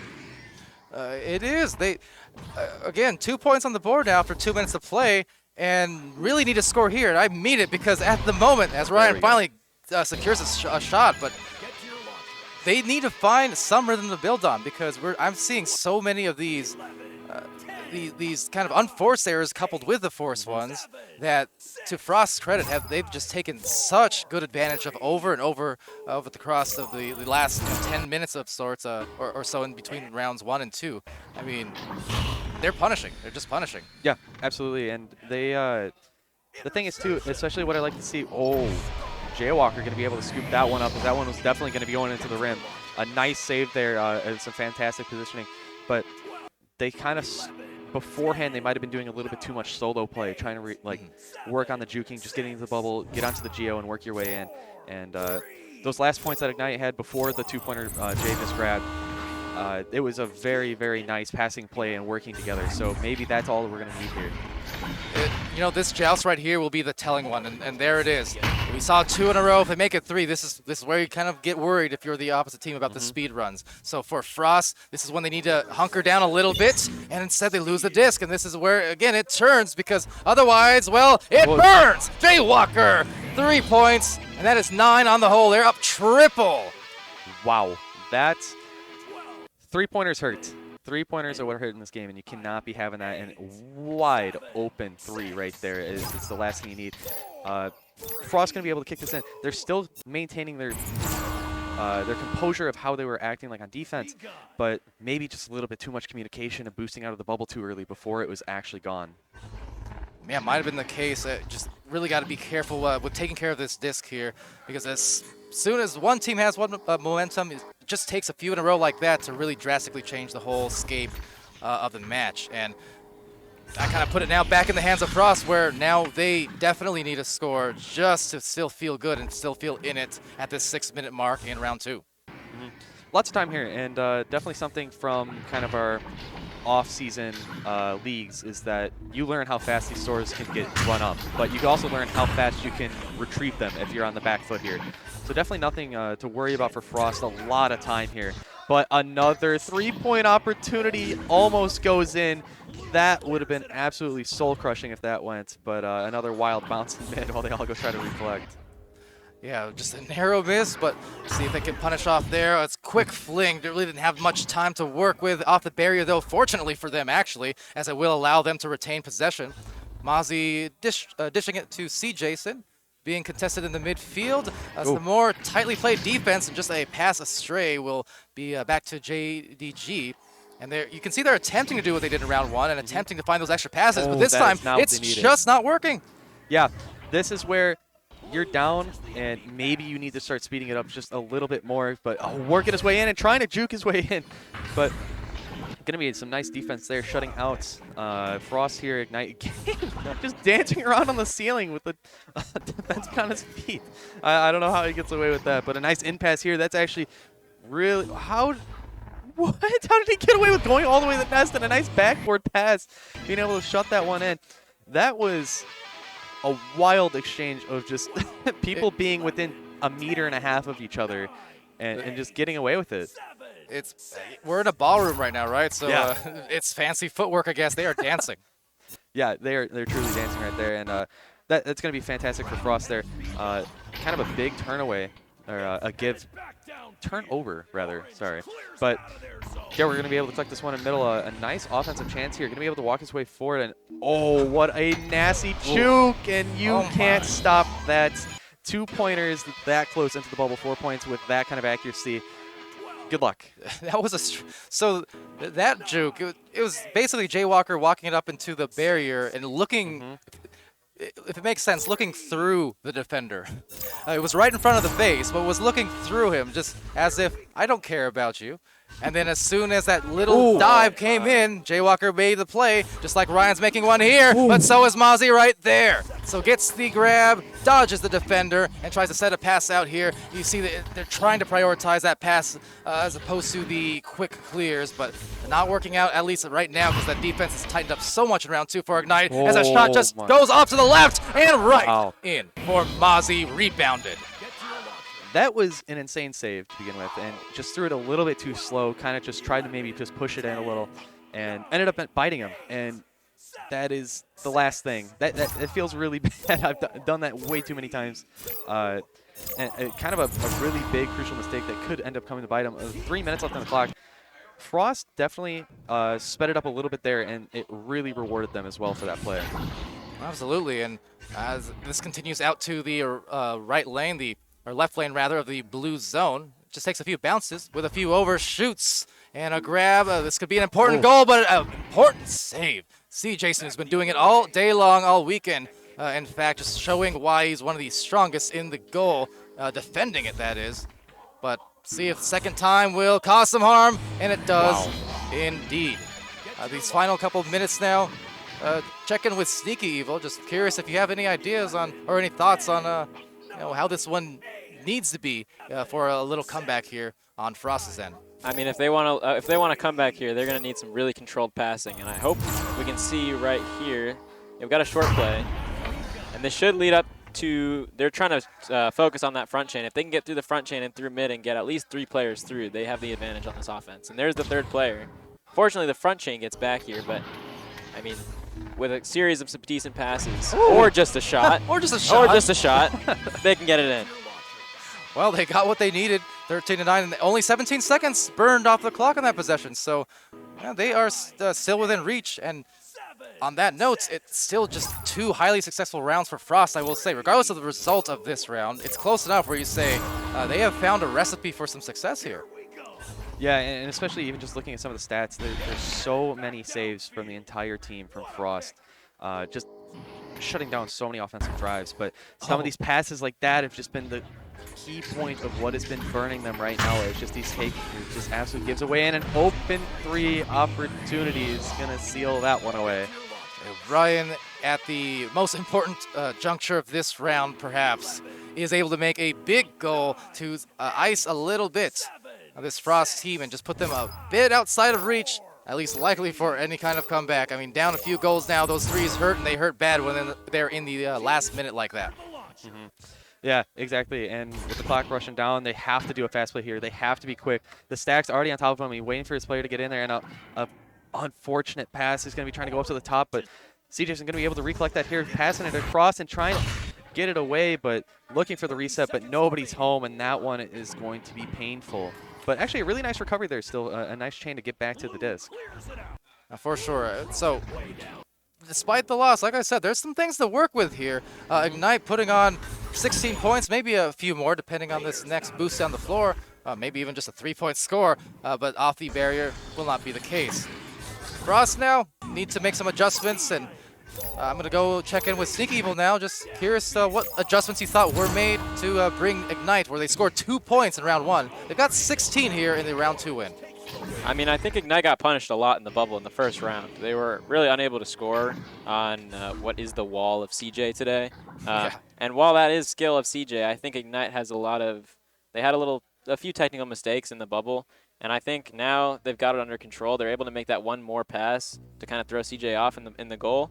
And you see it work out. Further, I mean, their rollouts, I don't know, this is kind of new for them, but they're running sometimes a double chain offense. That's kind of like an ace play with a double chain, and it's very interesting. And it sometimes works and sometimes doesn't, but I think it's super exciting. It has a lot of energy behind it. And I think if they're able to make it work, I mean, the disc will be down in probably like 3 seconds to their bubble.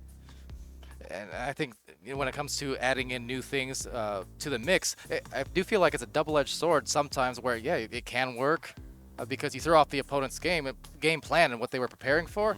But sometimes also if it's too new or too random, that's when you kind of get in your own head as a team where, at least personally speaking, I know sometimes adjustability is good, but if you go completely off the charts on what you had prepared. I mean, I think it's easy for them to run like low left, low right, their classic playbook, or now ace play. But I mean, after what happened last season, maybe time to change some things up and try to get some new offense out there. And I think this is going to be super exciting. I think a lot of people will try to copy it.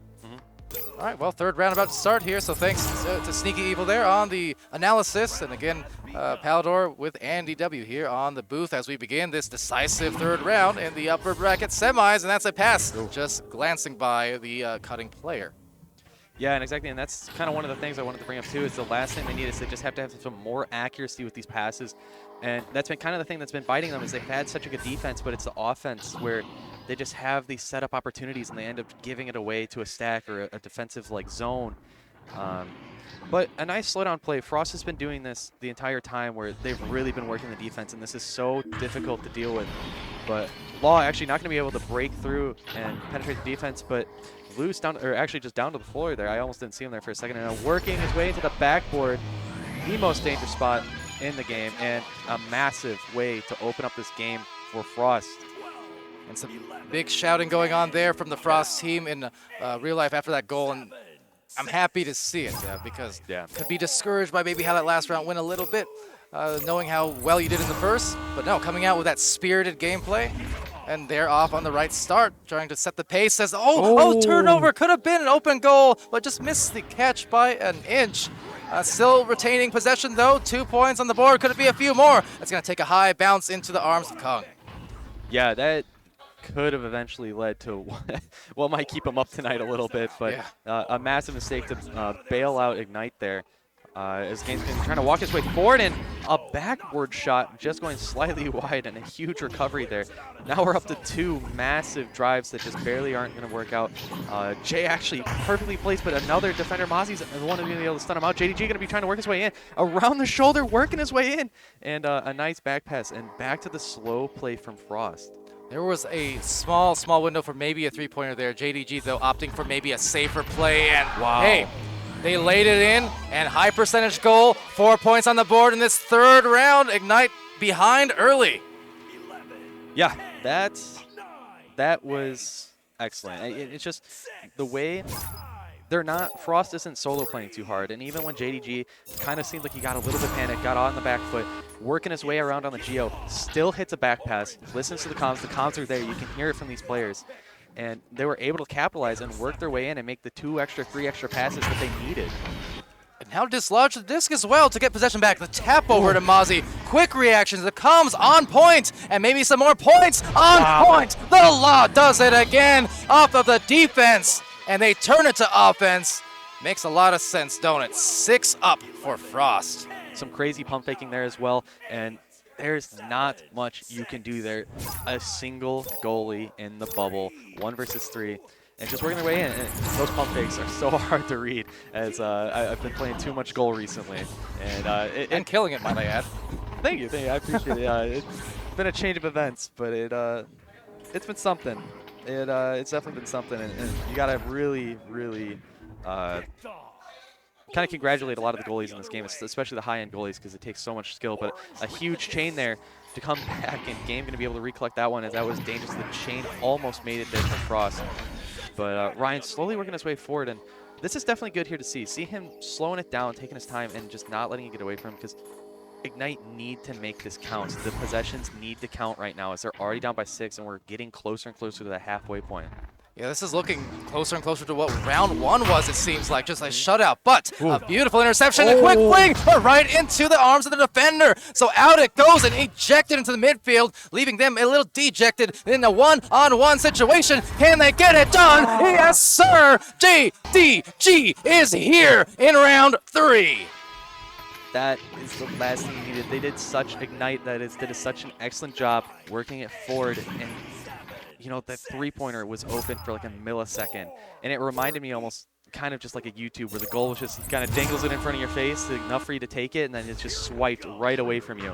A fantastic play there, massive, and then just to get all the way downfield and take a one-on-one, it's unbelievable.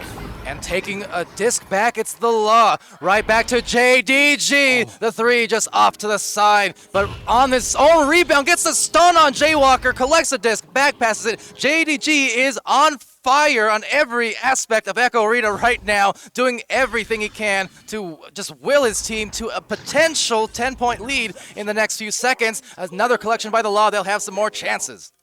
Yeah, and as many times there's been this defense is just out there pressuring so much zone. Is actually finally a loose one. Oh, he's going to be tapping it across and just barely missing. They're going to be fighting for the disc 50-50 and it'll slap out. But the positioning, again, is going to allow them to keep it in all this chaos. Frost has been in the right spot everywhere on this defense to collect any time that disc is just not exactly where it should be. A fantastic display of how you should be positioning, and you can't even teach that. He's working away around on the wall, and how is he getting away with it? And a massive save! Wow! That is unbelievable to be able to catch that, and it's coming down loose, and the stack's going to be over there. He's going to try to go back out for the 3, and it dinks out, and he gets the 2! My goodness. Just off kilter, and finally, though, able to somehow forage a goal out of it. Ryan, Sneaky, any thoughts early here? Sorry to interrupt your analysis, but early thoughts on this run we're seeing. I mean, this is absolutely crazy. It's really unfortunate they missed that 3. That could have meant a lot, because, I mean, now I guess it's still a 2-goal game, but that 2-goal could be a tie. So it comes down to how close can they make this lead, how far can they extend this lead as Frost before that time gets too close. That was a very close goal. Butting it out the way, everyone's scrambling for the disc. Absolutely madhouse down there, and the comms in real life from the players just reflecting that in itself. But a turnover going and grazing by again. Wow. Another take back, though, from Jaywalker in the midfield. Always the deft hands. A few spins here in this ballroom, and maybe real soon we're going to have another goal because they're pressing. They've got some numbers and recovers. Winds, finds, and now they're feeding. They dined. It's 4 points on the board. They've cut this lead from Frost to only 4 in this 3rd round.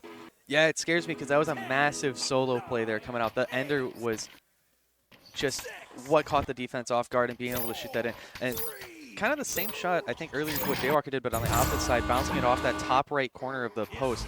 And that's just such a difficult shot to stop, but that's going to be important momentum feeding down into this, because only 4 points in 3 minutes, that is absolutely nothing when it comes down to Echo Arena. Yeah, absolutely, especially when you have these types of players for either side. I mean, can absolutely burst fire the scores. Now a dangerous situation. Oh, the goal was open. It was wide, but the pass was as well. That one stings. That was open. And I was going to be bouncing down, but a nice defensive play here, and he's going to be trying to clear this one out. And he will try to get that one through, actually, as it gets stuck up on the tunnel block. And another recovery from JDG. So the stack's coming back, being able to recover these bad clears, and working his way in. And a nice reset there. That's exactly what he needs to do.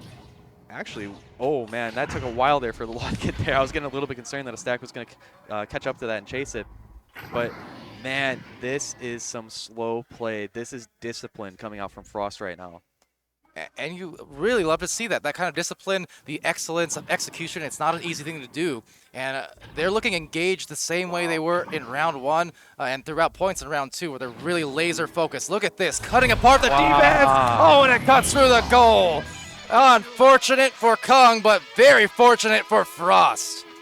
I can't believe that. That was over a minute of gameplay, and Frost did everything perfectly there that time around with having the ability.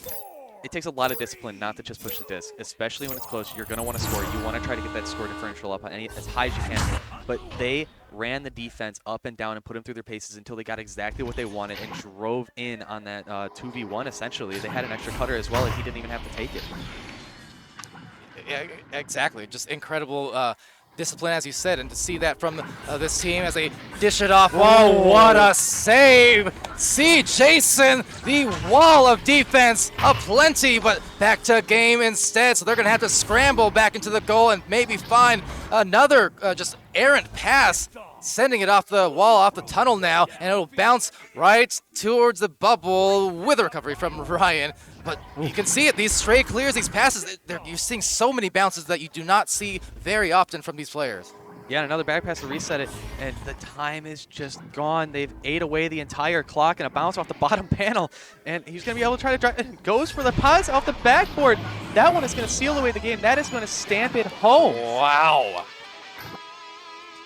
Oh, the players are hyped, and they have every Connor has right. the headset off, fist pumps in the air. Unbelievable. For the for the second time in 3 months, we're going to see Ignite head to a lower bracket finals, this time at a LAN. Yeah, and unfortunately, that it doesn't end up working out. I was going to say they could try to get some, momentum possibly for the next game, try to get a little bit of reset, take what you can, but a long clear is just going to be able to shut that one away, and a slow recovery just giving them really an extra chance to try to just get one more before it runs out.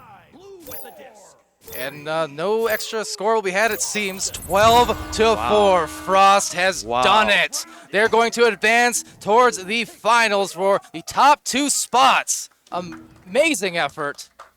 And applause in the room indeed. And Sneaky on analysis.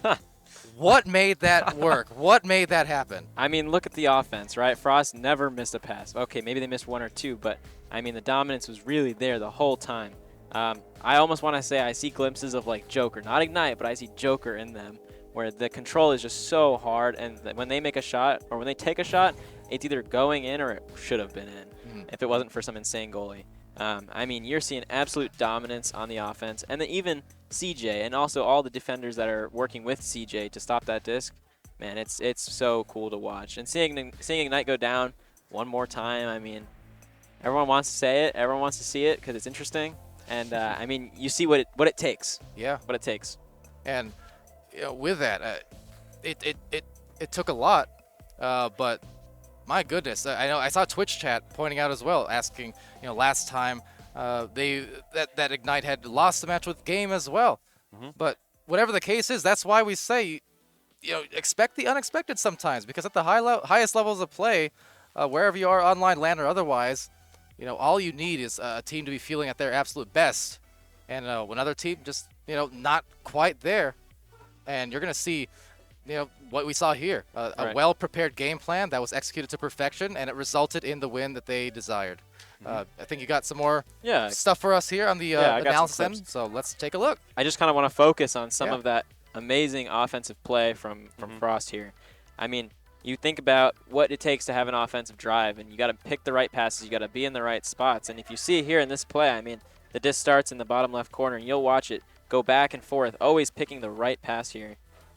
It goes back, and then it goes up high, and even slightly covered, you'll see that the disc control is just out of this world. And then when they need to, even only at a 2-point lead, this team's able to bring it all the way back to their doubles and reset and take the time they need to control it past this Ignite defense. And the Ignite offense, yes, is the one we talk about, but the Ignite defense is nothing to joke about. I mean, they are a strong defense, and we saw these guys almost playing with them and getting it around. I mean, in that last round, we see a minute and a half, or it was a minute and 12 seconds of them just absolute control on their offense. And I mean, I've got so many more clips of them having an insane offense, and I'll show some more, I guess. By all means, by all means. Got one more here I'll show of just the dominance that they have in the bubble. I mean, a back pass all the way back, even when in the bubble, and you see them just slowly bring it up, even to the point where literally we're baiting players out. And we got coverage all around, but I mean, you'll see what happens. They just absolutely control everything about this bubble. It's all theirs. One more pass and it goes in for a shot. I mean, there's not many things more perfect than that when it comes to Echo Arena offense. We're seeing drives where the defense is barely even there to contest, and they're just playing around with them. And I mean, they played around to the tune of a 3-round win, so that was so well done and supremely entertaining, because now we have another stellar and exciting match that I'm not sure what to predict, but I know it's going to be exciting. Andy, any final thoughts here on this particular one before we wind it down to our final couple of matches to determine the winners of this tournament here in the Redshift Champion Series? Well, the only thing on my mind is I was trying to see where C. Jason went, because that man, it only said 5 saves on the scoreboard, and that was not true. Oh, yeah. That guy was on fire. He shut down massive plays, and it's not just like sometimes you get the saves that count, you just caught it in the bubble, you got kind of, you might have just triggered the response a little bit. He had hard saves over and over and over again, and the team had over 10 saves, and one of the players left, so there's more saves on top of that as well before I can even get a chance to count it. It's just, it's absurd that he kind of just, you could tell he just got into a flow. And even in the round 2, actually, you saw them start to make some of those errors, because they were backpassing it, but they weren't quite getting it forward enough. And then they found it again in round 3. Yeah. And that's what interests me the most. And I really, really, really am excited to watch this next Frost match, because whatever they just found, it was pure gold in what they were doing. Absolutely. And, shout out to JDG for also in several bursts, like chain together so many plays defensively that also transitioned directly into some offense seconds afterwards. Just really was a big part of their run. And I mean, your thoughts here on, again, it's a LAN, it's a new tournament, and some new adjusted rosters and such, but we're seeing new faces emerge. It's like, wow, this guy just killed it in a really big time situation, crowd and all. Right. I mean, as much as a lot of people are going to say, like, hey, they're not on CV1, hey, everyone's on Quest 2. I mean, Quest 2 is not really affecting where you're at, and seeing the positioning from them and seeing the positioning from those players who maybe one would say are not able to really fight up in a 1v1 with Ignite. I mean, you see them do it, and you just saw them do it over and over and over again. And I mean, every player, every offense was included. No one ever got like excluded from the play. They had to use all 4, and they used all 4 to make this amazing game. Yeah, and I agree fully. It was just team effort on the backs of all 4 of these players contributing to this win. And with that, we are going to go to a brief intermission here shortly, and we'll, of course, have your exciting finales of both the lower bracket and upper brackets here in the next couple of hours. But stay tuned, because the next one, not that far behind, the next maybe 10 minutes, give or take, and we're going to start getting set up and just end this LAN the right way. So with that, Sputnik shouting in my ear, end it! So I will. But stay tuned. Be right back.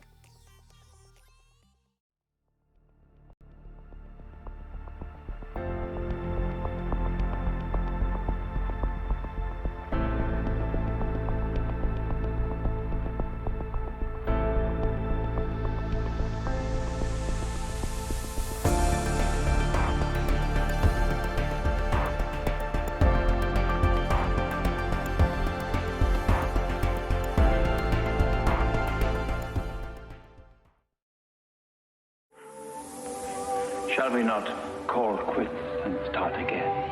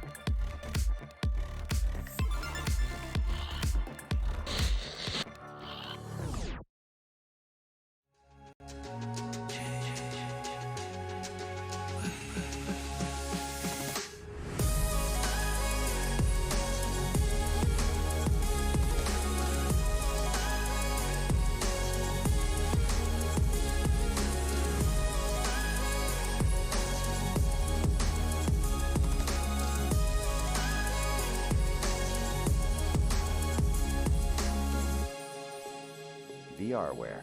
Our passion is for the future. Hollow tip. Hollow.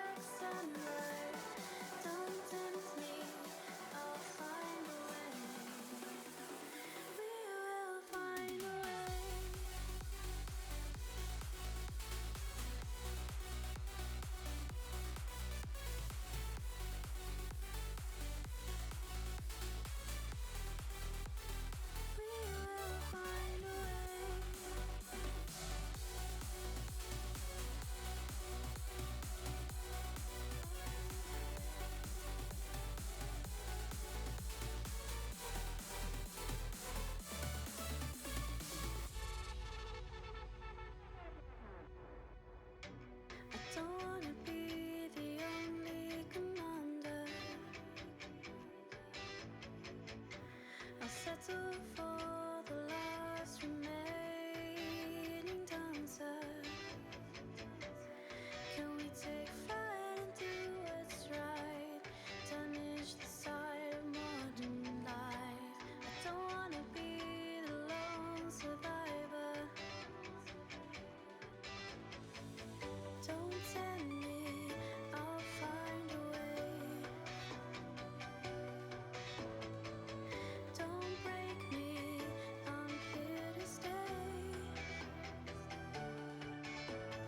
All these dreams go passing by. We'll find a way to bring back sunlight. Don't tempt me, I'll find a way.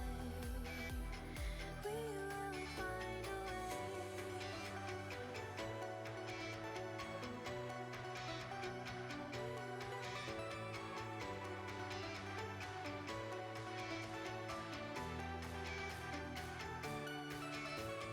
All these dreams go passing by. We'll find a way to bring back sunlight. Don't tempt me, I'll find a way. We will find a way.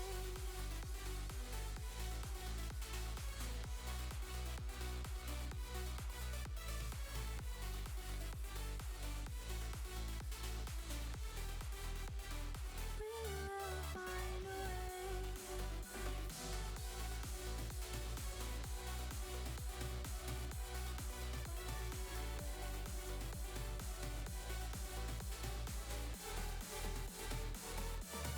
Settle down today, we'll find a way to run towards what we have made. Take my hand and drive tonight. We'll find a way to bring back sunlight.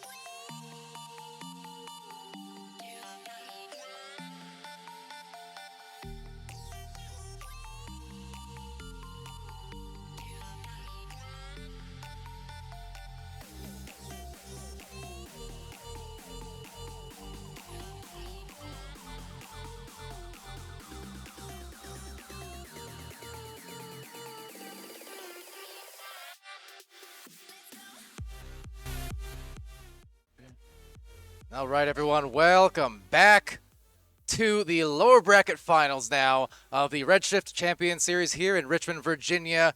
The night goes on, and, well, we find ourselves with quite the situation. We have got Ignite finding themselves here in the lower bracket finals against the might of Ace. Two teams coming together to clash. Friends, a big friend group in real life, but certainly rivals for the next 20 to 30 minutes. On the cast, I'm Palador, being joined by Sir Dimwee, co-casting with me. On analysis, we've got Sneaky Evil. On cameras, we've got Sputnik Cobra, and helping produce over yonder, we have Smooth Raiden. Dimwee, glad you can rejoin me here, and tell me, because I have no doubt you're watching the last match, what are you expecting here now as Ignite finds themselves in this uncomfortable situation? If you recall, what happened is exactly what I predicted. Oh? That's a first. Nice. Funny man. You got to get lucky once. In fact, no, of course I did not predict that. Are you kidding me? That would be surprising, and, honestly. Also, shout out to Strem and Chrome. I was literally just trying to trigger you guys earlier in the chat.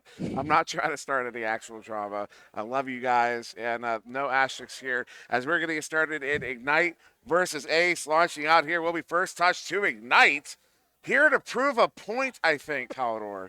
Although I did thank Kong for the narrative we were gifted. It's a long shot from the aforementioned Kong. First goal of the first round, 10 seconds in. A lot of uncertainty on that play on exactly where that was going to go. Kind of hung at the bottom of the floor for a few seconds. But Kong taking full advantage of the open goal. That's a punishing way to start for the three. So still a lot of game left. Ace coming out with his Joust advantage. Handled there by Dash. Coming out on the Ace play. The send out to that near side tube. The pass back across, though, is not going to connect. Jaywalker gets it picked up, picked off, and sent out. This one down into the bubble, down to the floor. Disc is loose. Uncontested. Uncontested. There's Ryan. He gets it in for a 2. Do you need a Snickers? Ryan there, though, with the 5 points on the board now for Ignite. I mean, they are off to the great start, considering in 2 of those 3 rounds of their last match, they had really struggled to put on points at all in those opening minutes. Here's the truth of the matter. At this point in the evening, I just want to make fun noises. You know what? Fair enough. Fun enough. Ooh. That's some stun enough, as they'll lose the disc off of that ragged clear into Jaywalker, and now into Game's Arms from the bottom of the bubble, picked up by Rosie Hope. Rosie Hope looking for that clear, or rather a pass into the midline as Rox now searches for the skies, but Jaywalker is there for a quick recovery and kind of rushes that clear directly into the midst of Rox. Yeah, it wasn't totally necessary. Maybe a miscommunication. What a move. Oh, almost comes away with that one. That would have been a highlight-worthy move from today as Kong. Since that went out, they have it chained together in the bubble game. Is going to get 2 points on the board, and Ignite is going to push up by 7. Wow, that was something else over on the other end. Rox putting in a $100 move, but couldn't quite get the finish, right? Looked like maybe even tried to jump over that barrier, but just couldn't quite clear it, unfortunately. No, yeah, right there. And, of course, in the space we have here, if you have a 10-foot vertical, you're still safe from the ceiling. So he certainly had the space above him to make that leap, but I wasn't able to do it in the game. This Rosie up since that would end. And Dash with a pass to Saluna, putting up the Dukes, and gets the 2. I thought you had something in particular you wanted to say. I apologize. I didn't mean to just throw that at you. Yeah, quit it. I'm hurt. He's throwing all kinds of things at me right now. That's a good first goal there, though. You've got 2 on the board for Ace. 3 minutes into the game to this first round. As now Game is going to handle this one on the Ace play. Jaywalker on the far side looking to send it out, although that chain gets split up. Jay has to make some time. Does get this one sent off to Kong. Long shot. The empty goal's going to hit the side of the backboard. Not quite on, and will turn over. Rock's tight with it now for Ace.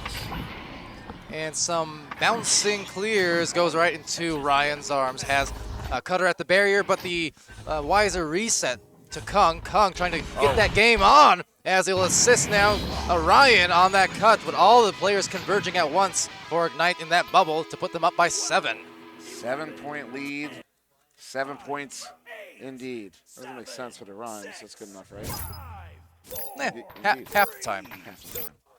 But 6:25 is left on the time here for this match so far, this first round. dash on this Joust, hitting Rock's Titan, Rock's hitting Saluna as well. So just a quick relay down the floor as they'll back it to the wall, and just the efficient jukes, calm and collected. But as I say that, there's that stack from the back line, able to secure it, but unable to find the disc. Overshot by a mile there as Saluna retains and just tosses it right back to Kung. Too fast. And Kong sending that one out. They're trying to get that chain down there, but it will turn over again. So we're in the ping pong portion of the event today. Of course, it's a multi-stage event, kind of like a triathlon. Right now we're playing the ping pong. Oh, the stun, the double stun coming out there. Rockside almost making something happen. Disc is loose, picked up by Rosie, sending us one up. Open goal, uncontested. Saluna gets it. They're within 5 with 5.5 to go in the first round. Yeah, bringing down the hammers with those stuns all down the midline, and then quickly almost a straight relay up the floor from the orange side. Able to find that open goal and actually force a timeout here, it looks like, for a moment, just to collect the thoughts and discuss what's going on here in the first few minutes, because it's only a 5-point game. Sneaky, any thoughts thus far just from this first half of round 1? I mean, we're definitely seeing a change from Ignite from last time. They're definitely taking that control. And I stepped in for a minute in their debrief from last game. And I mean, it's rough for them on Quest 2, where they have this dilemma where they want to throw fast. And if you throw fast, sometimes the Quest 2 doesn't like it. But it's their play style, and they have to adapt to throwing a little slower to get more accuracy. And it's really difficult for them to transition.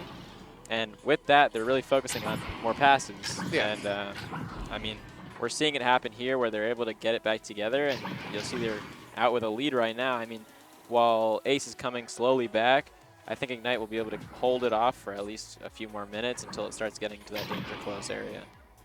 Yeah, and to that point about the Quest, switching to Quest headset, for instance, it's kind of one of those things I've discussed, and not to, I don't know, I guess just the thing I've mentioned before, because it's been one of those dead horses I've beaten a lot, is that with a lot of players at Master Tier switching headsets, going to CV1, things like that, kind of harp on it sometimes in the stream. I'm saying, what will happen when you find yourself in a LAN or switching headsets or having headsets die, cables die, things like that from the CV1 towards the end of tournaments? It's actually happened recently as well, not just today. So it's one of those cases where these are not unforeseeable consequences.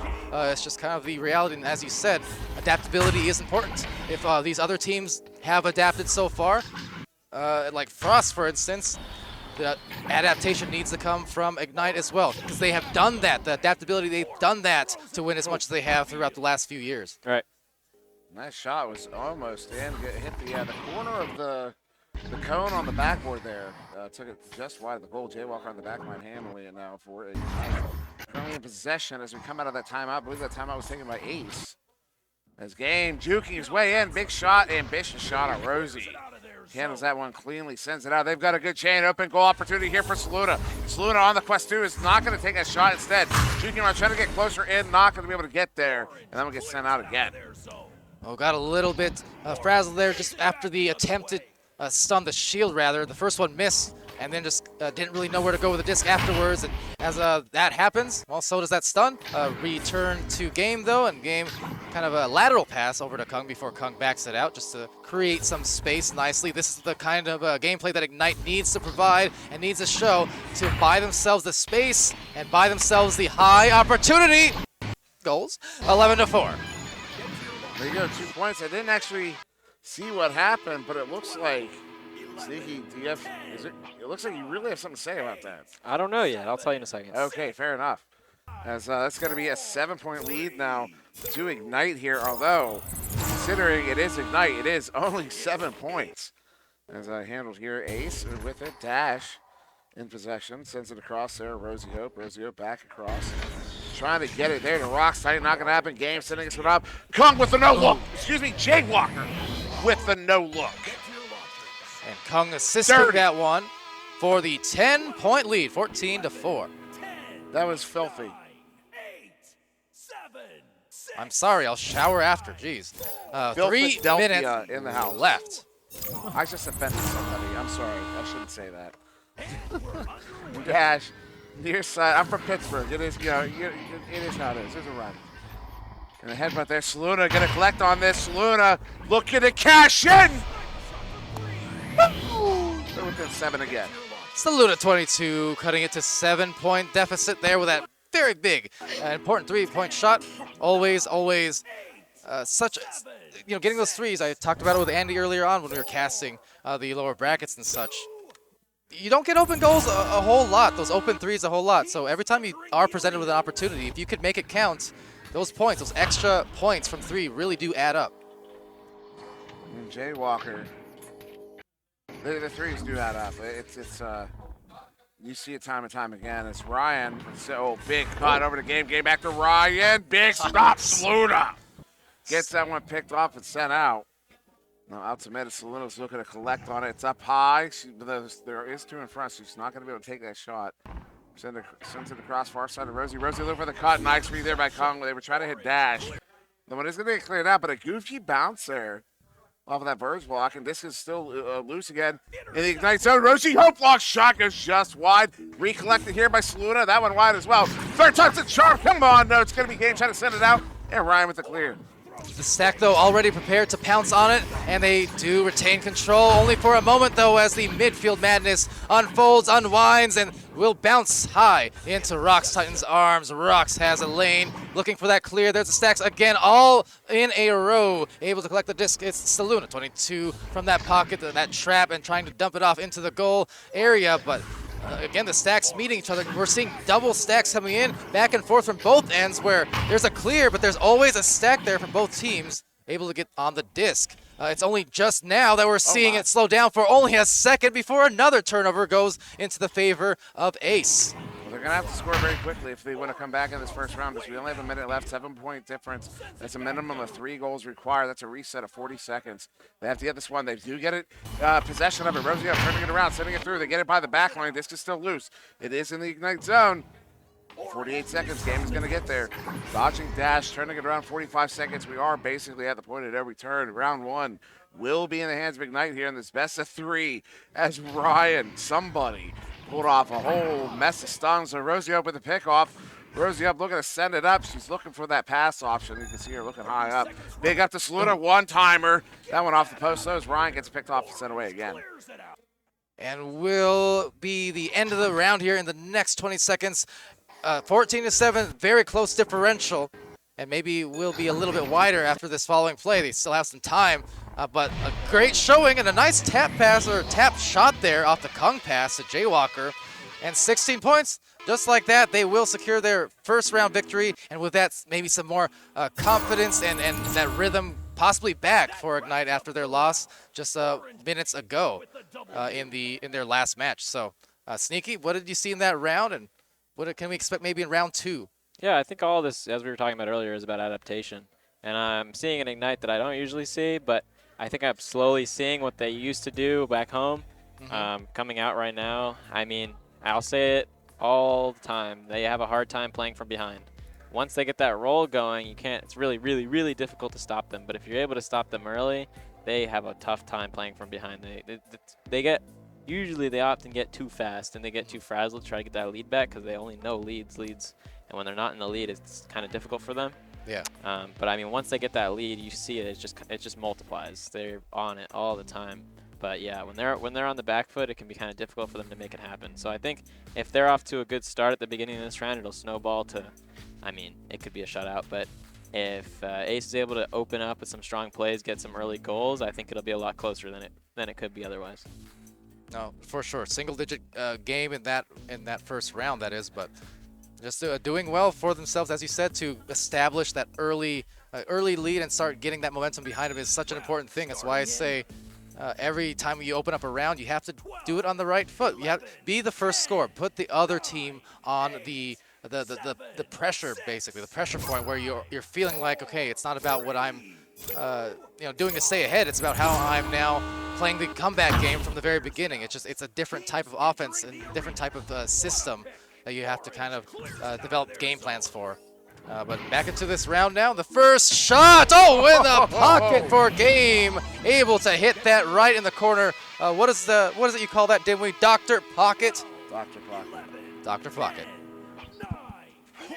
Excuse me. I was actually just pulling up the stats there to see is that Game's first goal. It's not. It's his second, although it's his first long three of the game. So very quickly there, Ignite's getting on the board here in the second round.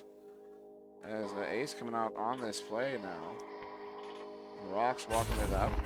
Sends that one across into the hands of Rosie. Rosie, open goal shot. There goes just wide. As now this one gets cleared out to mid there in the hands of Dash. Dash over to Rocks. Rocks now. Back across here. Rosie Hope. Rosie Hope looking for options. Trying to get away from that coverage. He does. Back over to Dash. Oh, Rocks. He's going to get the points. I apologize. I looked away for a moment. That is my fault as Rockside is going to get a beautiful 2 there to bring it back within 1. Rocks Titan there, able to get their first 2 points. And just the same, promising news for them because they were not able to score a ton there to begin round 1. So just got to keep up the pace and grind it down. And again, do not allow Ignite as a team to find their comfort zone here early on. Jay Walker send up. He's looking to get that one up for the chain. And the bounce is favorable to Rocks. And Rocks not seeing Kung get there. Kung now with possession. As Ryan pushing in on the near side. Goes to Ryan on the near side. Ryan juking around. Is going to send that one in the hands of Game. Game has a few cutting in. Goes behind the goal there to Jay Walker, who gets it in on the stunned out goalie and through all sorts of traffic. Ignite will take a 3-point lead once again. Okay, but only a 3-point lead. Couple of goals in the first couple of minutes. So it really won't be until we see one of these teams score. You know, I always say about 3 in a row is where it starts. You know, two is a pair, 3 is a company. That's where things start going for a team in terms of building a snowball, building a mountain. So so far, so good for Ace and Ignite now on the defense. Yeah, Rosie Hope walking it up, has 2 cutting in. Ooh, goes for a dead man pass. Kung is going to get that one picked off instead. Up to Jay Walker, looking to turn this one out. They have a chain in the backfield, waiting to chase it. The chain gets a little split up, and it's still picked up there by Game. Game, a pass up to Kung. Kung not going to take that. It looked like there was maybe an opportunity, but it would have been really tight. As Game is going to send this one back into Kung. Kung all the way out. Are they chewing on their food right now? It seems like his Dash is going to come out. Good read there, sends it out though. Good chain. Oh, not good enough. Disc is still loose.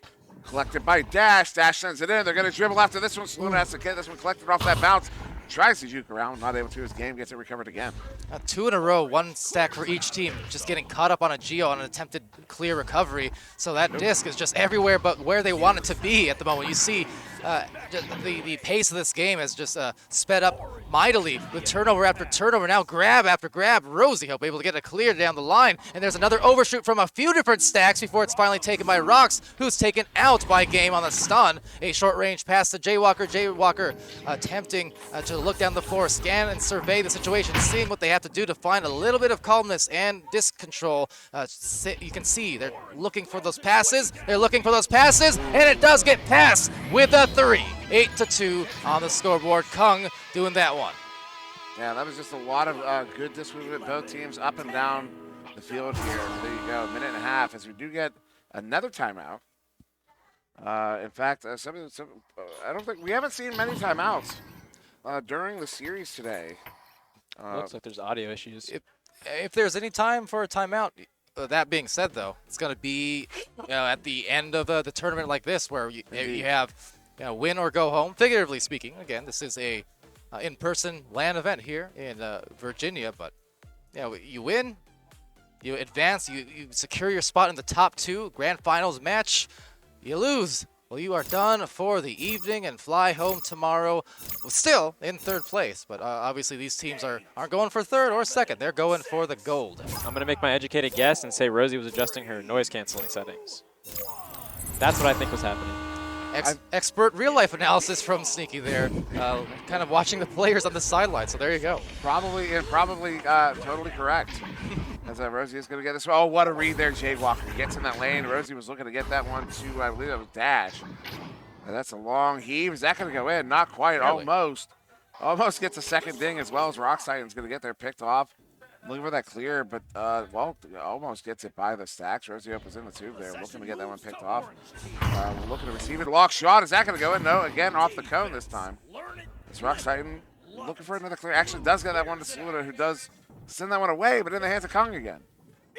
And down the floor into the wedge, top of the ceiling, picked off by Rosie. A few players all piling up there. And the lone defender in the midfield, but Jaywalker tossing it right back to Ace.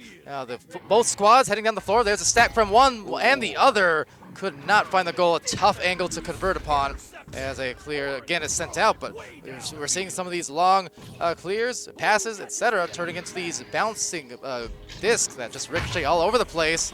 An attempted Dusty. Well, Yeah, Jaywalker getting the goal instead, the disc that is, and maybe an assist even as it goes up to Game. The Game now doing some jukes. This one sending to Jaywalker, who plants it. Easy two there. They're up by 8 now with just over 4 to go. That was a Saluda, taking that test. The camera was just perfect for us to catch that. She really went for that and looked really disappointed when that shield got put up on her and she got stunned out. And then that turns into some points there for Ignite. Excuse me. Yes, Saluda probably one of the players with who kind of show the most body language in the game, even offline, but online as well. When she's feeling that rhythm, you can see it, and the jumps and the fist pumps, and it's fun to watch for sure.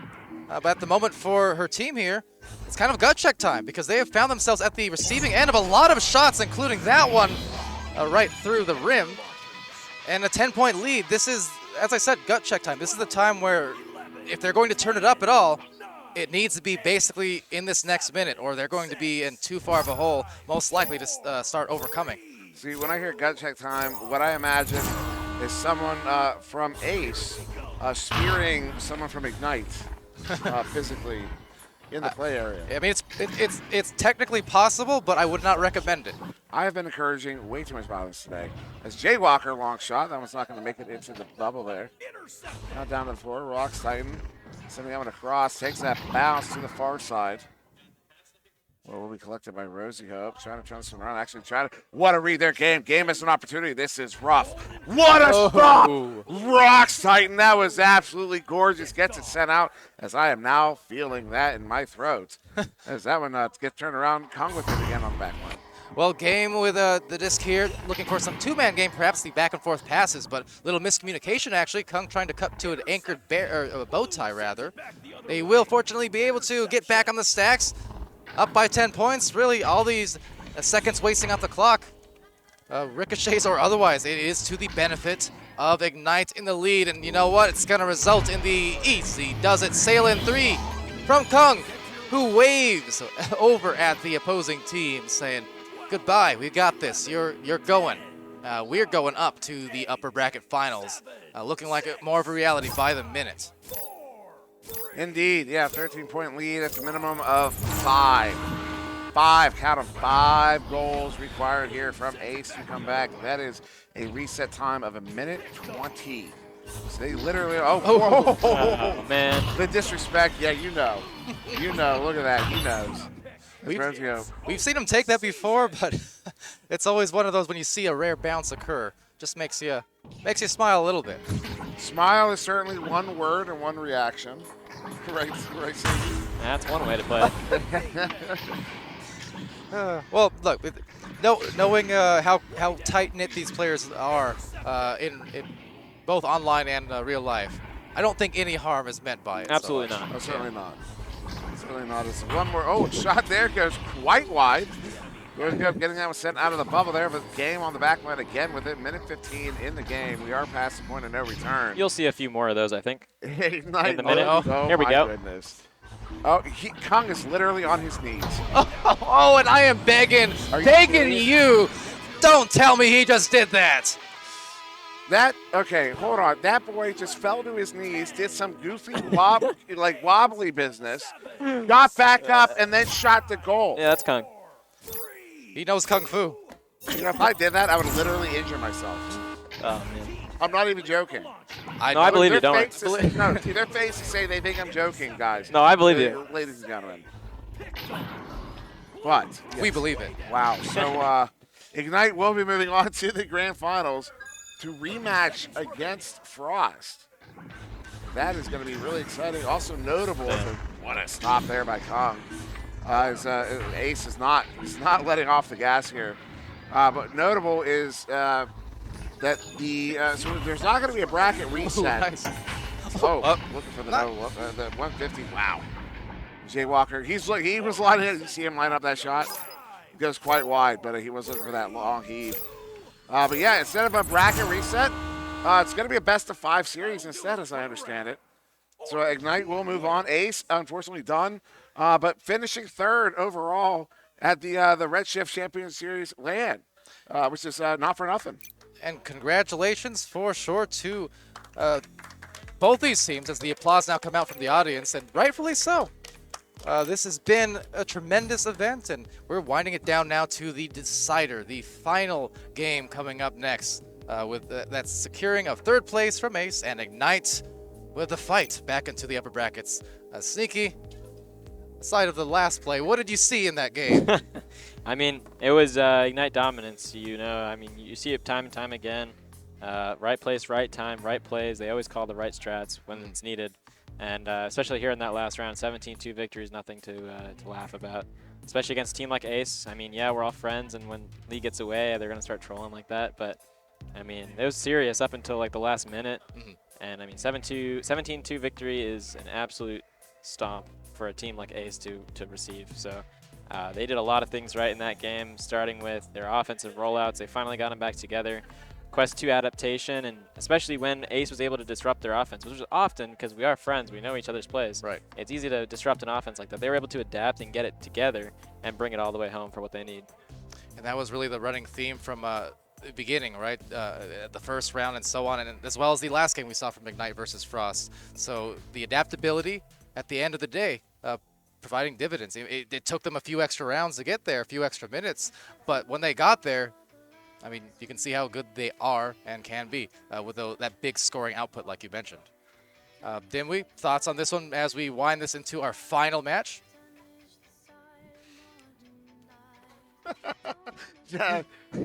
Honestly, not really. It's been a long day. It's been a fantastic weekend. It's been a lot of fun. And as we get ready for that grand finals, I'm just ready to go. I'm ready to get to it. I'm ready to cast it. I'm ready to crown a victor here. But before we do that, I'm fairly certain Sputnik wants to go to... Do we have plays? I don't know. We can skip it next time. We'll do it next time. All right. Well, we will have, again, one more, and the most important one of all, match upcoming. So from the casting desk, I've been Palador. That's been Sir Dimwee and Sneaky Evil on the analysis, Sputnik Cobra on the cameras, and Smooth Riding with the smooth producing. And we are riding off into the sunset for one more intermission before we prepare for our finals. So stay tuned here on VRML Channel 1, and we'll be right back.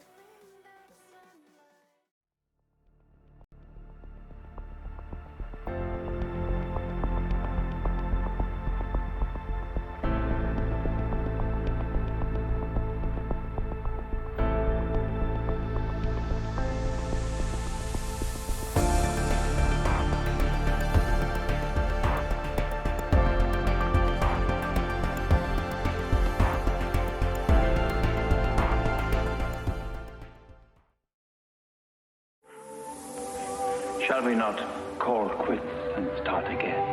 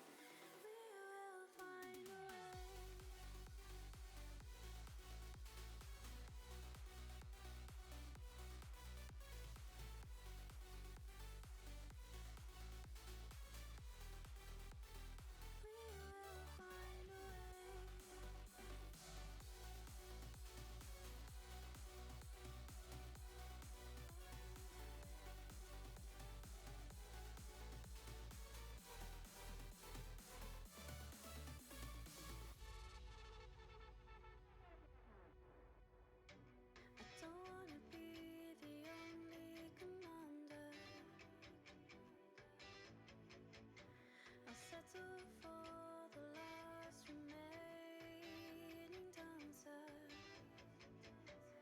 Can we take flight and do what's right? Tarnish the side of modern life. I don't wanna be the lone survivor. Don't tempt me, I'll find a way. Don't break me,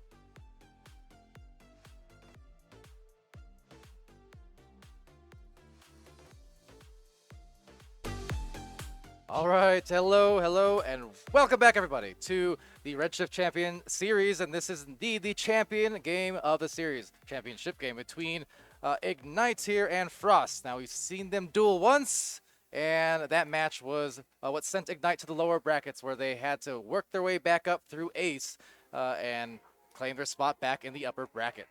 So on the cast here for the final grand finals of this, will be Sneaky Evil on analysis alongside Andy W., who's been casting and analyzing with us throughout this tournament. I'm Palador, Sir Dimwee on the main casts, and Sputnik Cobra over yonder on the cameras. Of course, Smooth Ryan helping produce and organize on the sidelines. And as we get into our match and get ready to get underway, guys, as the analysis folk, what are you looking forward to in this final game? I am definitely looking forward to. So, luckily, I got the privilege of casting the Frost and Ignite game beforehand, and it was absolutely a phenomenal match. A lot of back and forth. Frost showed a insane amounts of control constantly. They were playing it slow. They were slowing it down, backing it out, and really working the defense. And they just didn't give Ignite any of the space they needed or required. And it's very interesting to see if they're going to come out hot again. And C. Jason just being an absolute rock and goal, just really shutting everything down whenever he could. And it's going to be massive. And if he can just keep going off, the guy is going nuclear. All right, and well, looking forward to that because now we've got our first round about to start. So off this launch, it's game. Getting sunned. It will be take back by the Sud Frost on blue here as they reset it out. This is exactly what we saw in the first match in the upper brackets just a couple hours ago. That patient play, the willingness to reset and reset again, just like they do here. Now, with that, it's also going to be a cross pass over. You can see, again, the patience. You know, the triangle formation, make that a rectangle, forming up, down, left, and right. Just a nice symmetry to really give them the open spaces. As a passing play develops, unfolds, and the first goal, no! Denied game, denying a dunk. So it will be cleared out to the side and then picked back up once again. Yeah, an absolutely massive job there. That save just cannot be. You have to just put that one in faster, and just an absolute way to just steal that away. Just an insane start to this game. You can just see some of the panic going on here. A really nice setup there down by the frame, and he's going to be trying to pass that one up and actually gets that one in, and huge celebrations there from Frost. Super happy about getting the first points there on the board. I am not shocked whatsoever. I fully expected that first goal. It doesn't matter which team it was. You're going to hear a lot of that. We certainly are. The celebrations, the cheers, you know that they have to keep their spirits up, their energy up. How do you do it at LAN, especially when your opponent is just across the room? Well, just like that. That's how. Yeah, that's a beautiful first goal there from the boys in blue. Frost, and they get another one. JDG is most certainly here. Now, this is a surefire way to slap me well away because now we've got a double, two quick goals coming in and 5 points on the board. 2 minutes in here at the Redshift LAN Champion Series. This is our finals. This is, by the by, it will be a bracket reset should Ignite win this round, or this match, that is. But, man, we got a long way to go still yet. We have a very long way to go as now the law handling that one, setting it in. Loose, looking like, no, Ignite is not going to get there. Mozzie with it near side. Mozzie looking for an option here, taking his time. Look at that. Look at how he wastes time there, just juking around, keeping that one away from the defense. The chain is out. They've got numbers. Oh, that pass is going to be off. They are going to collect, though. JDG has it on the back line and backs it out. Going to pull the defense out there. And it will be collected by Ryan. Ryan on the near side does get it into that near side tube all the way through and all the way to and through. As Jay Walker collects it here for Ignite in the offensive zone. Jay Walker is just over almost 3 minutes off. Big setup there in the game. Who will get it in? For Ignite's first goal of the game, almost 3 minutes into this first round, yes. And I mean, remember back in the last match between these two teams, there were a couple times, rounds 1 and 3, where Ignite was held down with just incredible efficiency and some strong defense from Frost. It was they were giving him a tough time, and it's not often you see Ignite not score in the double digits. For that matter, it's not often you see them not score above 15, 20 points in these 10-minute rounds. So really being able to hold off for this long, this many minutes, this is a continuation of the impressive play we've seen before. Indeed it is. The game is going to send that one in, and the empty goal goes wide. Oh, that is an important goal to be missing right there. As Kong is going to send them across game, has to reset this one all the way out to Jaywalker, who pulls it out, pulls that defense out. They bite a little bit, passes off, disc is loose. Who's going to get there? Jaywalker does. Sending it, trying to get it back in off that wall. What a give and go here. These two players, there's a chain. That's going to be a turnover there. Good clear out. They have this one out into the Ignite zone. Disc is loose. Collected by who? JDG. No, it's going to be slapped away by Ignite, though. Collected now by JDG. JDG sending that one in, hits Mozzie. Mozzie looking for a cut. Wisely sends that one out instead to the Law. The Law on the near side. Waiting for something to happen here, trying to find some lanes as he sends someone across JDG far side, looking for a cut here, goes to the Law, bringing it in, stunned out, still gets it to Mozzie, who breaks it in and plants it. They are up again by 5. And they are up at incredible heights just on the emotional level. Every single one of these goals and these stops on defense as well, you are hearing the Rebel yells. And that has an effect. You are going to hear, anytime you hear that, your opponent's across the room, I mean, that could morally deflate you. That plays a huge part at these events. It absolutely does. And oh no, that's a bad pass. Collected. Mozzie sends this one in. JDG brings it in. Oh, disc gets loose. Good couple stunts there. Nice recovery by Ignite. As they turn this one around, Jaywalker turning it, sending it out. Looked there by Kong. Kong looking at the empty goal, sends it in off the backboard, but it will be Mozzie getting in and shutting them down. Wow, the shutdowns are right, but that said, everything looking all right as it will be a 4-on-2. They're getting into the goal, going for the Joker train, denied by the Law. And denied by Steve Jason. They are surviving and they are thriving. And the shot is stinging, missing, flinging, and rebounding at the top corner. Unbelievable defensive stand. One of the most incredible, but that said, cannot be stopped. Kong the pocket, and it finally drops. Third time, fourth time, fifth time is the charm. And that's going to put Ignite back within 3 here. 4.5 to go in this first round. Ignite is still down. They are still down as Frost comes out on this joust advantage. We just note that defense was so hype. I slapped the desk and literally killed the monitor. Yeah, the monitor is still out. We're trying to figure out what's going on. Man. But the Law, Mozzie with the, oh no, pocket pick game, open goal, ties it up. 4 minutes to go here in the first round. Ignite has just tied up this game. And in a incredibly quick fashion, 11 seconds into that game, right on the money. So, hey, you hear one team getting ahead, yelling. You hear the other team giving it right back, and it is we're at war, Tim Weed, at this LAN. We absolutely are. As disc is loose, Game's going to get it recovered here. JDG right nearby, but still sends this one up to Jay.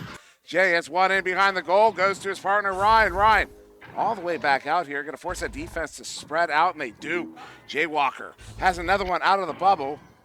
Sends that one in, goes behind the goal. Game is not going to miss, gets it in. And for the first time in this game, Ignite has the lead here, 9-7. And we've seen these turnarounds happen with this team here quite frequently throughout history. We talked about that, Andy and I, in that last match as well, where they have a tendency to turn on. In those times where they do sometimes get down in rounds, by the time it gets to the very end, they turn on these afterburners, and where it seems like momentum is so heavily in the opposite favor, Ignite comes through. So this is kind of crunch time, 3 minutes left still, but in such a tight match, any momentum is momentum much needed, and that is 3 for Kong to build them this lead. All of a sudden, they're up by a couple of goals, 5 points. Yeah, absolutely phenomenal goal there, Kong. Setting that one in 9 meters out. Put his team back within 5 here. Excuse me. As Frost will come out again. Still in it, though, Frost. 2.5 minutes to go. They are an exceptionally competent team. They have proven themselves at this LAN. They have made, I mean, they already, these are pretty well-known names, but if you haven't heard of them, if you hadn't heard of them, you have now. As in the near side tube here, the Law with it. Nice disc movement there from Frost to get this one in. To get their whole team into the offensive zone before starting to press this attack. That is incredible discipline. That is incredible communication and planning. That is incredible game knowledge. As what a setup there, sending it across to Mozzie. Mozzie going back across up to the Law. The Law looking for the cut. Oh, what a read there. Kong gets that one picked off and set out. This is going to be a race. Disc is loose. This one's all the way down. I can hear the teams yelling at each other. That one's going to be picked up by Kong. Oh! Jaywalker with the one-timer puts them up by 7. Oh, that was a spectacle. And I'm just going to leave it there. I knocked out the monitor again.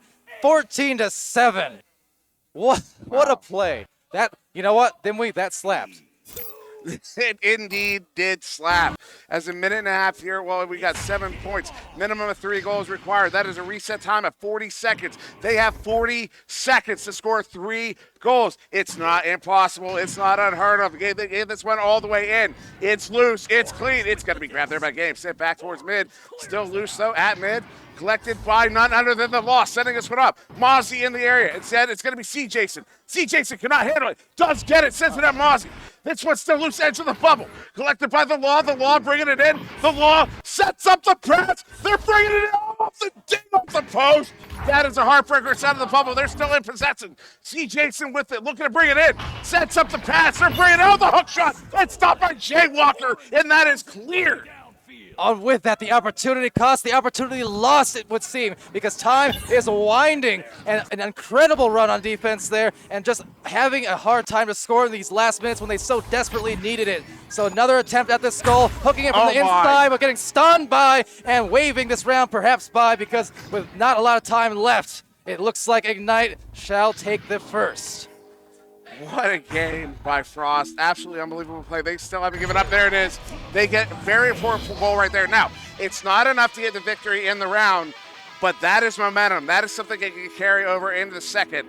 But with that one right there, that is going to end this first quarter there, 14-9 in favor of Ignite. We're going to toss this one over to our analysts, Andy W. and Sneaky Evil. Guys, what a first round. Yeah, that was absolutely insane. Especially in the beginning, it was really reminiscent of how they were playing in the previous set where they actually took down Ignite. They were playing really strong. They were having really good back passes, and they were in complete control. And then it was just like Ignite just switched a gear. They went into maximum overdrive and just started running it down. There were some massive cut passes, goals, big open threes, game stuff and somebody and putting in a 3 as well. It was just, they completely changed there. Yeah, I mean, they were absolutely flying on that second half. Their stacks were so much faster. And, you know, Frost, hey, their offense is very controlled in passing, but when you can't keep that front chain dead, they're going to come at you, and they're going to stop you with whatever you're doing. And we're seeing Ignite make some absolutely bonkers plays out too. Just absolutely crazy plays in a competitive environment like this. Seeing them make the most confident plays they have probably ever is just absolutely insane to watch. Their game sense is just ridiculous. I mean, they're passing blindly, half-court like passes that cut perfectly. Yeah, and that one cut pass kind of towards more towards the end of the round where I didn't see who slapped it, but I saw Jay got it in bubble. I mean, that was basically a borderline just slap, and it went directly to him. Like, you can't, that is just perfect game sense, perfect positioning, and a perfect slap. Yep. All right, thank you on the analyst end of things. That was Sneaky Evil and Andy W. doing great work there to break down the round. And speaking of, well, we're going around to the second starting now. 10 minutes on the clock in this potentially first best of 3. Again, this is the grand finals. This is the bracket reset situation where Ignite, coming from the lower bracket, they need to win 2 sets of 3. And they are setting up their first play. It is read and denied by the man perhaps of the day. JDG is Oh my here. goodness. And Oh my the play goodness. is there, and Mozzie airborne. That is music to his ears. 2 points on the board. There were so many things I just wanted to yell right there. That's overwhelming. Mozzie getting a goal right there is so important. Also, shout out to Mozzie's parents. Both of his parents are here right now. They are in the audience watching him play. They just watched their son get that goal. Phenomenal there. As this one's going to be sent across here. Kong on the near side. Undersaw by Mozzie. As that one gets sent in, disc is loose. There aren't any chains. It's got to turn over. JDG is going to get it picked up. C. Jason with it on the back line. 1 minute off the clock here. Frost with the lead. That one gets sent all the way out. And it will be a turnover, maybe. Disc is still loose. Who's going to get there? It's going to be JDG. JDG, wise reset. That is game sense right there. It's the Law. Sends this one all the way back to Mozzie for the reset for Frost. And look, did they even need to make the extra back pass? No, but they are so willing to spread that disc around. Even when they're not being immediately pressured, they just see even a more open man, they're making that pass. And that time, though, the pass interrupted by the mid lane, the midfielder's game stacking there to receive it. But JD with a quick fling. That's high, and so is the stack. Oh, grab! What was that? Full wingspan extension on that. That was a Kong is what that was. This game looking at an empty net. It's still, actually, excuse me, not an empty net. I apologize. This game will opt to reset there to Kong on the back line. Kong under pressure, sends this one across here to game. Still scoreless, 2 minutes in. Our Ignite in this second round of this game sets up the pass. Kong hits it. They have tied it up 2 minutes in. They've got 2 on the board. Boy, have these 2 points felt like some of the most intense 2 points between both these teams. I mean, only a couple of scores, but you can feel, and I think part of it's just being in this room. You can literally feel and hear all of the excitement and the pressure. It just makes every single one of these plays count so much more, even from the caster's standpoint when you're feeling that energy. So a beautiful thing to watch and to hear. It absolutely is. It's a long heave there. That one's going to be quite wide, I believe, from Jay Walker, who is going to collect on that rebound. Now sends back on that reset. Almost 3 minutes off the clock. Still just 2-2 in this tie game. Ignite did take the first round. We are playing best of 3. These are BRML rules. As Kong sets, the one-timer, Mozzie! Mozzie gets that one picked off, sent out. They're going to chase out. They have the speed. They have to grab Mozzie with it. They've got the numbers. They have the chance to lock. He sends it back out. They're going to reset there. You know, they're just giving me, oh my goodness, what a turnover, Kong. He's looking at an empty goal. He lines up the shot. He takes a shot. I hear them. Oh, it's off the post. Are you kidding me? Kong gets it back, but he's picked off by Mozzie. None other. Unbelievable. Flurry back and forth. These stacks getting in a hurry. Right down the floor, distributing to that left lane. It's a catch, and it's a goal right through the wickets. Jay Walker finds themselves now. For Ignite on the board again. 4-2. Intensity is the name of this match. Intensity.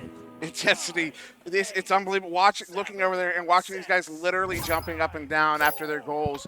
You know, as often as Ignite, for as long as Ignite has been playing as a team, for as often as they win, watching these guys celebrate as if it's the first time they've ever been in the championship, it's clearly that important. That was JDG causing more trouble here, although Jay Walker, good recovery there as we've got 4 minutes off the clock.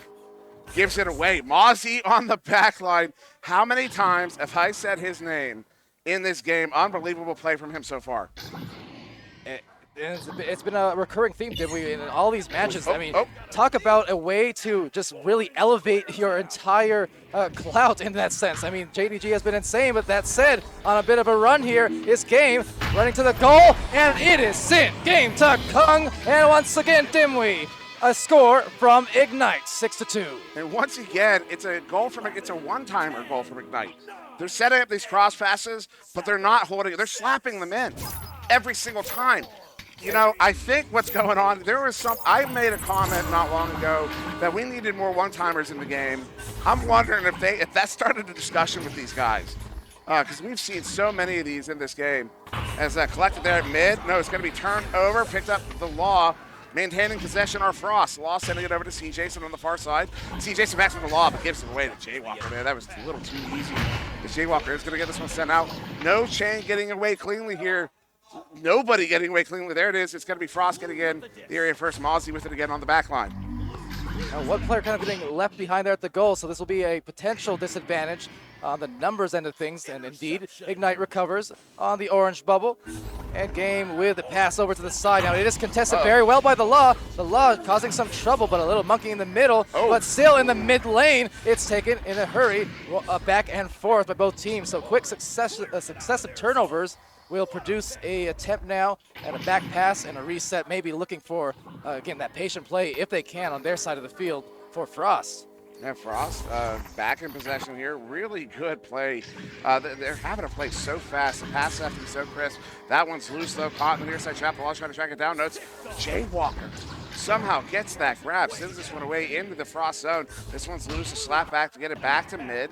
Still loose, though. Going to be back in the hands of Ignite. Kong with it again, sending it back in. Ignite pressing up.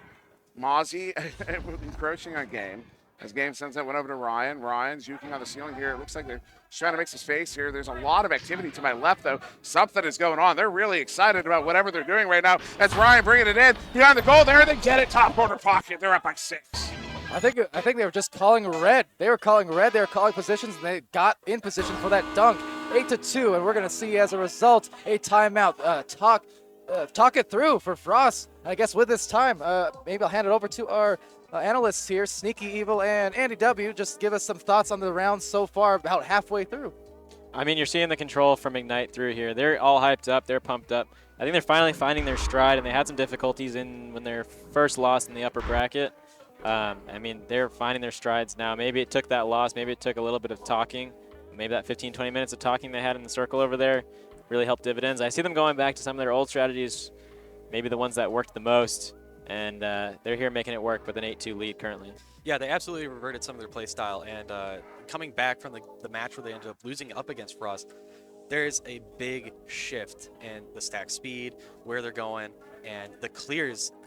Every time they haven't just ended up accidentally throwing it away and not have a stack follow it up. So they've done a fantastic job of making sure that they're not wasting their opportunities and kind of blowing some points away. But for Frost, what I really like to see here is them taking this time out and making sure that this game isn't going to start running away. Like, this is a big key point for their mental, because they're super hyped up with their confidence, especially when they score the first two. So they're not going to let it slip away. And some of the things I'd like to see them change a little bit is sometimes they're getting these opportunities, and I think they possibly can be going a little bit too slow, and they're getting a little bit impatient with some of these passes and getting into zone coverage instead of getting into open guys. Yeah, it looks like there's CJ is having battery issues over there. He's getting a new battery pack plugged into his Quest. I think this might be a technical timeout, but at the same time, this is a good time for them to break it down. Start going back to what worked the last time they played Ignite earlier. Yeah, and that definitely could have an effect too. You got to make sure, like, he could have been having something. Obviously, he didn't get the drop or anything, so that's good. But CJ's definitely one of the bigger performers here. Some big saves and stuff. But some of these passing going on from Ignite inside the bubble has just totally changed versus in some of the previous. Hang on, I'm trying to pull up the stats here as well. There we go. Okay, so some of the stats in before game, obviously he's having a lot more assists, and that was one of the big driving points going forward. Is that I kind of discussed it during the match, is that there wasn't enough passing going on. There's too many 1v1 plays or 1v2, 1v3 plays, and they definitely opened up a lot more. And just it's turning into points. It's turning into the chemistry. You can just see how much more comfortable they are on the field right now. Yeah, of course, and I mean you've got the classic Joker or Ignite Power Strikers coming through. I mean, Jaywalker and Game making up 6 and 7 points themselves, but notably, I mean, Kungs has 9 points. Ryan isn't having too much of a striking game, but he's got those 2 assists coming in. So all 4 players are in the plays, and it's making it work for them. All right, thank you, Andy W. and Sneaky Evil on the analysis. We've got 3 minutes, 20 seconds remaining in the second round. First round won by Ignites here in the upper bracket finals. Handed a loss earlier on in the upper bracket semifinals by this same Frost team. So off into the races again, Sir Dimwee. Yeah, this is really exciting. 3 minutes to go here. Play is disrupted. Discus loose will be collected by Ryan. Ryan's trying to get in good chain there to cause a lot of trouble here for Ignite. Though Ignite is somehow staying in possession. Look at this. That is unbelievable, this passing sequence from Ignite. That is just a masterclass in how to beat the chain with passives. It's unbelievable. The aggression there we saw from Frost on that play was I mean, you can't be more aggressive. There's no way to be more aggressive than that. Except for maybe a man set up as Jaywalker is going to get stopped there at the edge of the bubble. This one is going to be a turnover. Mozzie coming away with it, getting that one clear out. Not cleared cleanly, but it does get away from the Ignite chain. Disc is still going to be loose here. Picked up here by the Law, I believe. Oh, Game. Somehow getting that one away from 3 blue bodies. Now juking around in the tubes here, getting that away from that chain. Now as the chain's looking to track it down, they do. The Law gets a hand on it, but Jaywalker with the stun. Disc was loose. Collected by JDG, who turns it around, gets this one sent out, but then they hands to Kong again here for Ignite. And something really telling here, just on the side note, as a back pass goes out. You know, timeout, that can leave you a little bit icy and dealing with any kind of battery changes or whatever. 5 minutes later, get a little off kilter. I want to hear some yelling. I want to hear every single good play that happens, you want to hear it, because otherwise, you got to fear it. Because it's Ryan from Game on the assist, 10-2. And Frost now in a position where they really want to get their, again, gut check underway and then find that emotion again. Get hyped, get the every single play that happens. I mean, keep the comms alive. At no point do you want to hear it going silent, because that is the moment you may lose the round and the match. And speaking of time, you've got 8-point differential. It's a minimum of 3 goals required here for Frost to come back, which means a 40-second reset timer, which gives them 40 seconds to score those 3 goals. Although this is how it's not going to happen. Though they get a turnover there. Mozzie coming away with that one, getting it sent away. That one loose, picked up by Kong on the back line. Kong turning around 30 seconds here of active time for them to come back. It's Ryan turning it around. That means 10 seconds per goal, but Ignite is not going to let that happen. They just need to run the clock here. 20 seconds of effective time, of active time is game. Sends it over to Jay Walker. Jay Walker backing it out. Look at, they're just running the clock right now, Paladin. Doing exactly what they need to do. Yep. Why not? If those lanes are open, then make them use it. And make the defense get dragged all the way to the front line, open the lanes up even more for more passes, and just drain that clock. That's exactly what they've done here in this last minute or so to a beautiful degree of efficacy. And just 30 seconds left. That whole stall, I mean, that won them this round. It absolutely did. It won them this round, not just this round, but this game as well. Yeah, exactly. exactly. They did take the first round. They're going to take us the best of 3 in 2, and that will send us to a proper bracket reset. And why not? One more for Ryan. Did they need it? No. Did they want it? Absolutely, because now a little bit of extra momentum as the sun sets on the second round and on this first set of 3. So Ignite securing the guarantee at a proper grand finals, as did we noted. And with that, back to our analyst desk as we get set for, well, the second set, Sneaky Evil and Andy W. Yeah, hopefully your monitor continues to survive over there from some by a thread. Some really outstanding play there. Ignite completely took over, and it was very interesting to watch because they managed to even run some of Frost's game back against them. And finally, when they kind of got up in the lead, I mean, right at the end of there, they were just playing with their food almost. They were just in full control, and it didn't even matter. Game was able to take kind of a wild pass and bounce and kind of corral it around the backside just to get it to his teammates. So not too much they can even do there. I mean, that's already a difficult position to get out of and try to dig yourself out of, especially with those guys. Yeah, I mean, while you see moments of what Frost had the last time they played, I mean, it's a lot different this time. You're only seeing glimpses of it. I mean, Frost last time was absolutely dominant all the way through the whole time, and now we're just seeing glimpses of it. I mean, you've got moments where their defense is on point. You've got moments where they're shutting them down in the bubble, but it's just not enough to hold them back, and they're finding those open threes a lot more this time that really are making that score differential rise. Maybe the twos are still struggling, or it's still difficult to get twos on a guy like CJ, and especially their entire bubble defense. But I mean, when they get out open with the open threes, you know they're going to hit them, even on Quest 2. Yeah, and I kind of brought it up too. They started passing so much more, and kind of brought up some of the stats earlier in that timeout, and they did a fantastic job of they started hitting everybody when they're open. They had massive cut lanes. They were breaking through the defense, and it just didn't matter anymore. Trying to save a slap at 2 meters, your defense is already falling apart. So they just did, Ignite, that is, did a really, really good job at just, once they kind of got that tempo and they found it, they just kept control of it the entire time. Right, and I said it earlier, I mean, once Ignite's ahead, they're going to start steamrolling, and it's tough for them to play from behind. And while maybe they had moments where they were behind in this series, once they got it going, once they got ahead by at least 2 or 4 points, I mean, it was just a steamroll from there. And it was hard to come back from Frost. It was hard for Frost to come back from that just because of the absolute dominance and strength that Ignite has after they get that lead. Yeah, and whatever changes they did in between the time where they lost, had to come back down here, and then coming back into this, I mean, this could have been a very devastating game for having to come back. So a very excellent job and a very well placed. All right. Got any clips in particular you want to go through, perhaps? We can do some clips. Yeah, a couple here and there. Teams still kind of getting set for the final set here in the Champions Series. So we'll try and move on over and give us a look at a couple of these plays. I just wanted to focus on some of the confidence that Ignite has on their offense. This one cut from round 1 was just insane, and it just shows the amount of game sense that they have as players. The disc rolls wide to the right side of the Frost bubble, and you see this absolutely just blind cut pass across the entire bubble around the back of one player and recovered over here. Just absolutely blind. And it shows the perfect game sense, and especially the communications they have in their game. And we can hear them here. I mean, they might be screaming and yelling, but they're clear, and they know what they want, and they're not afraid to ask for it. So when one person is saying, hey, I'm cutting here, they're not afraid to blindly pass. Yeah, exactly. And that's insanely difficult, too. And even in the beginning of that clip, you can't even – he turns around. I don't even think he knows how fast Jay's going there, and just perfectly gave him just a nice avenue to just collect it perfect and just a nice shot. It really turned out in their favor. Yeah, and I also want to talk about some Frost defense, for example.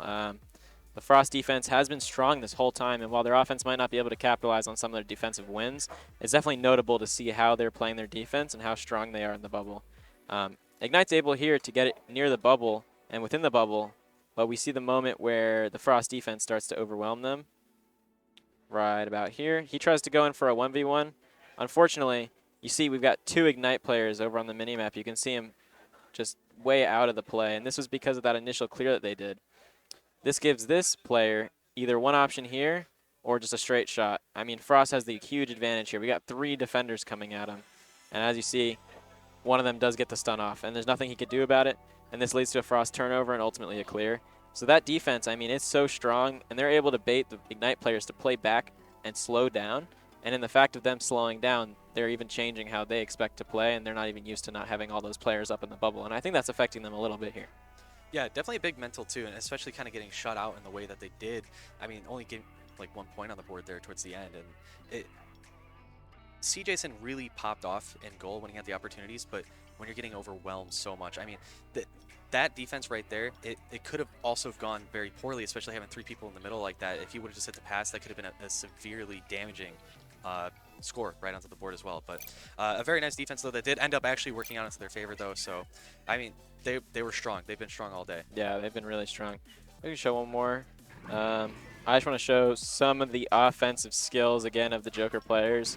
I mean, individual skills all around, but this one in specific, when one of the players receives the disc here, he's on the way up, and you can see he's got a few options. He's got 2 offensive players making their move from a chain, and you'd almost want to see him make this pass early. You see 2 defensive players coming back this way, and you expect them to pressure him, and you think, oh, I'm going to be scared. Okay, I'm going to pass it away. But rather, he takes his time. He realizes that they're not even coming for him. They're just going to crowd the goal, which, I mean, is just a defensive, like, technical error on their side. And what that allows Game to do here is take his little patience, take a few moments just to think about what he actually wants to do, and it ultimately leads to a really smart play of hitting the cut pass for that instant slap that you guys were focusing on so much earlier. And it works. Giving the Game that patience is not something you want to do. I think that stack should have pressured him and made him do something.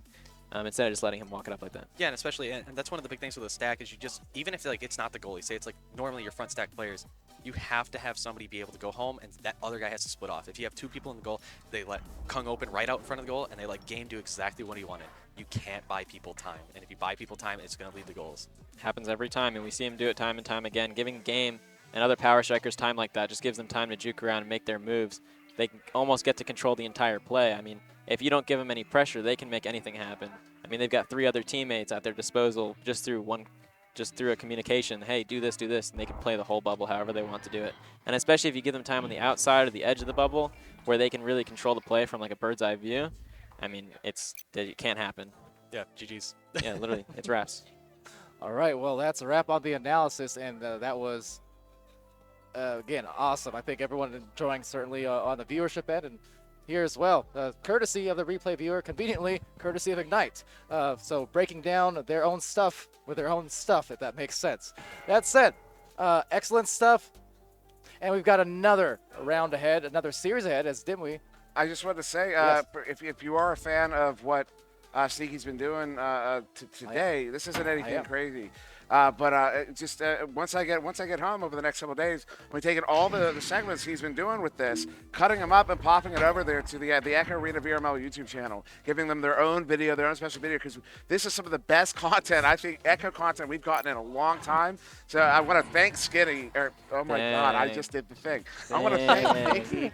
Skinny. Shout out Skinny. We miss you, buddy. I just did the thing. I want to thank Sneaky for bringing this. Obviously, you're not the only developer on the project, but just bringing this utility to the LAN, getting this telestration is what it is.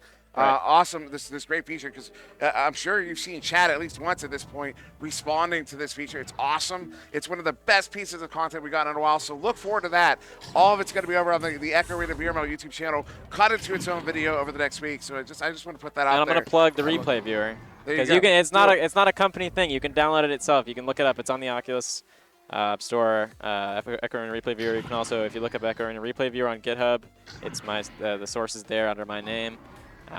Thank Franz, all the other developers, Zenith, There you go. Blow It Sports, Delusion, all the other ones who've worked on it. I mean, there's a ton of people. It's open source, open contributions. Do what you want to it. Some of it's cool, some of it's crazy. I mean, we do crazy stuff with it. Replay Viewer is just a sandbox Well, at this point. Everything we're doing here, kind of crazy stuff, because all this community ran, right? Collectively through all these organizations that have kind of developed in the Echo scene. I mean, we are all deeply rooted from the game first and foremost these last few years. But everybody, guess what? As Sput is probably about to whisper in my ear, that we've got the champion match about to start here, the championship match, grand finals. No more resets. So, quick intermission, Sput. Are we good?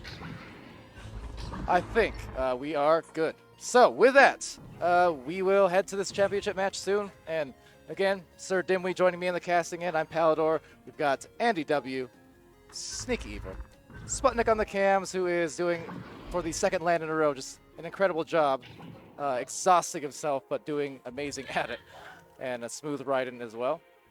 And shout out to our sponsors, by the by, who helped make this event work. We have, obviously, VR Mel up here casting effort to make this a reality, this event, including VRware. We have Olympus, Viridis Media, Slide Messaging, Syrian Products, and Lemming, developer of Gorilla Tag there. Didn't even want necessarily the Gorilla Tag, or didn't need the Gorilla Tag association with it. Just did it because Lemming, also a former player of the game. So always got to shout out my brother there. But with that, it's Jaywalker here with the disc. It's Ignite with the first play, and we're on the way. Dimwee, take it over. Game and Jaywalker pulling some nice moves there. Game pulled off a ridiculous move on the near side wall, getting the ender after bouncing the disc off the wall. Set up there, and there it is. Jaywalker to Ryan. Ryan underneath the goal is going to hook that one in for two. Ignite is on the board first here in the grand finals. And I see also from the Twitch audience there asking about why the second match, the second set. Well, that's because, and I know you might not expect it if you weren't watching earlier on, Ignite did lose in the upper brackets earlier on against this Frost team in the semifinals. So to win a championship here at the Redshift Champion Series, well, you need to win twice coming out of the loser's bracket, and Ignite trying to do just that as they press the advantage, waving the wand like magic. It's right with the goal. Watching them celebrate, Ryan looks so confident and he looks so happy with what he just did. And that move he pulled off on the way in, watch this. I mean, just absolutely put up the flutters, the twirls all the way in. Yep. Just beautiful. So it's going to be Frost once again on this Joust advantage in this first round of the bracket reset. Minute and a half off the clock. It will be another turnover game, getting it picked off here in his own zone. Under pressure there by Mozzie. Opts for that reset to Kong on the back line. As Kong turning it around, there's a lot of communication coming from the left. As that bounce, you can see why. It will be collected by Game. The Game under a lot of pressure does get it up here to Jaywalker. Jaywalker sitting that one in long and deep. Ooh, that one's going to be off the nugget there. Collected by the Law, who sends that one out. C. Jason with it. C. Jason long heave in, does get that one cleared out. It's going to be a race for it. Who's going to get to it first? It's in the hands of Mozzie. Mozzie looking to roll. Just shuts wide. And that one's out of the bubble.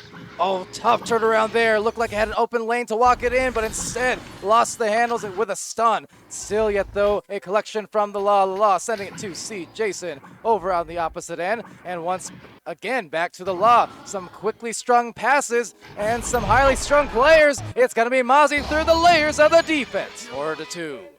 Yeah, and that's going to be the Frost's first goal here of this game.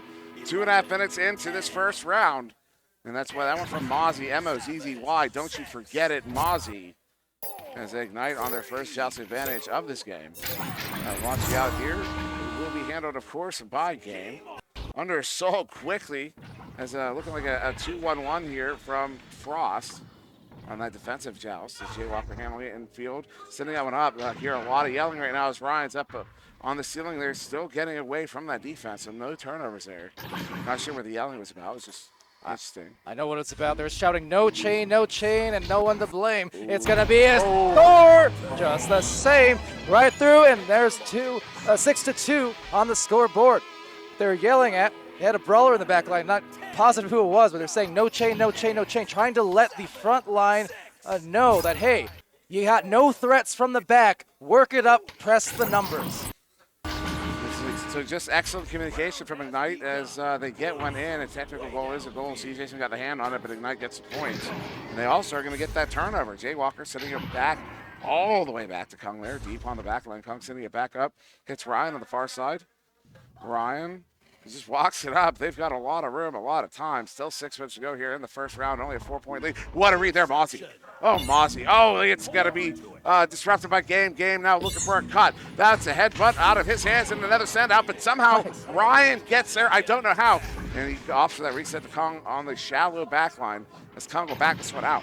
Sometimes these Ignite players, they have magnets for hands, it seems like, because they just have a tendency to have that positioning where it snaps out of a clear and right into the hands of a player. Look, again, right there, just the perfect positioning. Granted, JD was also there to disrupt an interception. So still another collection down the lane, a ding, narrowly, and another ding. So a rebound play here from the Law. The Law bounces it in, bottom pocket, locks it 6-4. There you go. They're going to bring it back within 2, but they almost got that 3, and then a double ding on the 3, in fact. There were 2. So you had the first ding, sends it up to the slanted wall, which sends it back to the goal. You get a second ding, almost getting the rebound goal, but not quite happening. So still within 2, though. Our Frost up right behind Ignite. As Game handling this one again. Actually, they're running a very aggressive 2-2 here. It works out. See Jason long shot. See Joe off the post. They get it back. They bring it on the big stop game. Gets that one sent out. They're going to have to chase it down. What a save. Now coming in from Game saying that shot, it's mine. This shot is mine. That shot on line 9-4. Wow, that is a big turnaround there. That one hurts a lot. This Game is going to get that one in. Is my mic cutting on? I'm actually seeing that in chat. I just need to stop moving, I think. There must be a short there. Apologies for that, but it's going to be Frost. I think it's the hype, the Dimweed hype train killing it on the cast again. And killing Mike's apparently too. What a shot. Oh my goodness. How many of those have we seen? Ding, ding, ding, and just narrowly missing. Oh, now the Law, though, handling it on the back. Oh, okay. Stop there. Game turns that one around. So trying to send that one out, caught the far side trap. Will be collected by none other than Game. Game now trying to turn this one down, looking for the impasse. Goes up there to Jaywalker. Jaywalker opts for that reset all the way back to Kong. As Kong sends this one down to the 4. Game gets his pocket picked. That one's cleared out. Through that tube, they're going to race for it. I don't see any clean shit. There it is. The Law sending the shots off the nest in the hands of Game. And those are the ones in the context of this match and this round, for that matter, that will cost you, because you see how few times you get those open goals, and they've missed a couple of them for 3. This would be a very different match right now. Should those goals have gone in. This chance also denied by another missed pass and will be secured, but not on the clear. Kung trying again, lost disc back into the midfield. 3 minutes remaining, only 2 goals separating, so they need to make some moves on the Frost side to keep it up and keep up the strength in the remainder of this round in the grand finals. This is unreal. How fast these guys are moving is really they're playing on another level right now.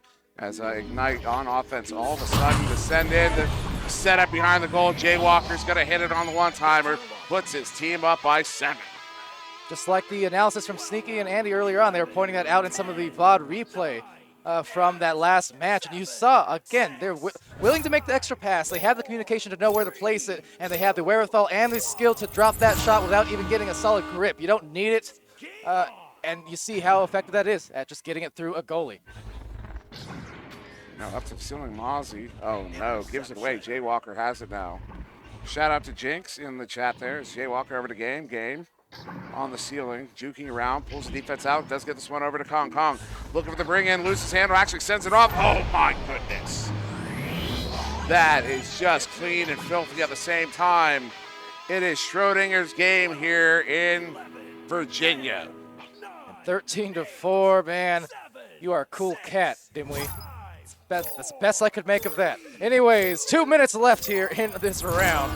And it will be the Law with the disc. You can feel kind of the tenseness in the air, and that the whole situation changing. This is where really, for Frost, regardless of the outcome of this round, they need to basically get it together and just realize that they still have plenty of time, but they need to get that confidence back up and wipe those errant threes earlier. They need to wipe that off the slate. They really do. As Jaywalker up to Kong, long shot. Goes wide off the side of the backboard there. Will be collected by Game. Game under pressure, still gets this one set to Kong on the back line. Kong on the root, sending that one up. Will be in the hands of JJ, bringing it in, hits it. 11-point lead here with just over a minute. It'll be about a minute 10. 11 points, that's a minimum of 4 goals, a minute reset. I do believe that right there may have just given Ignite this first round, as so many subs in the chat there. Thank you, everybody, for all that. Yeah, that's super fly of you guys. Appreciate it very, very much. This first round, suffice to say, this is Ignite at their peak form here on LAN, where they start rolling and they cannot seemingly be stopped. And you just see, again, that tangible tide shift where they put it into a new gear and they just can't. It seems like everything goes their way. There's a chain, there's a goal. 2 points, 3 points, doesn't matter. They're 17 on the board and they've held Frost to only 4. Yeah, this is an impressive performance from Ignite, especially over a team that did beat them earlier.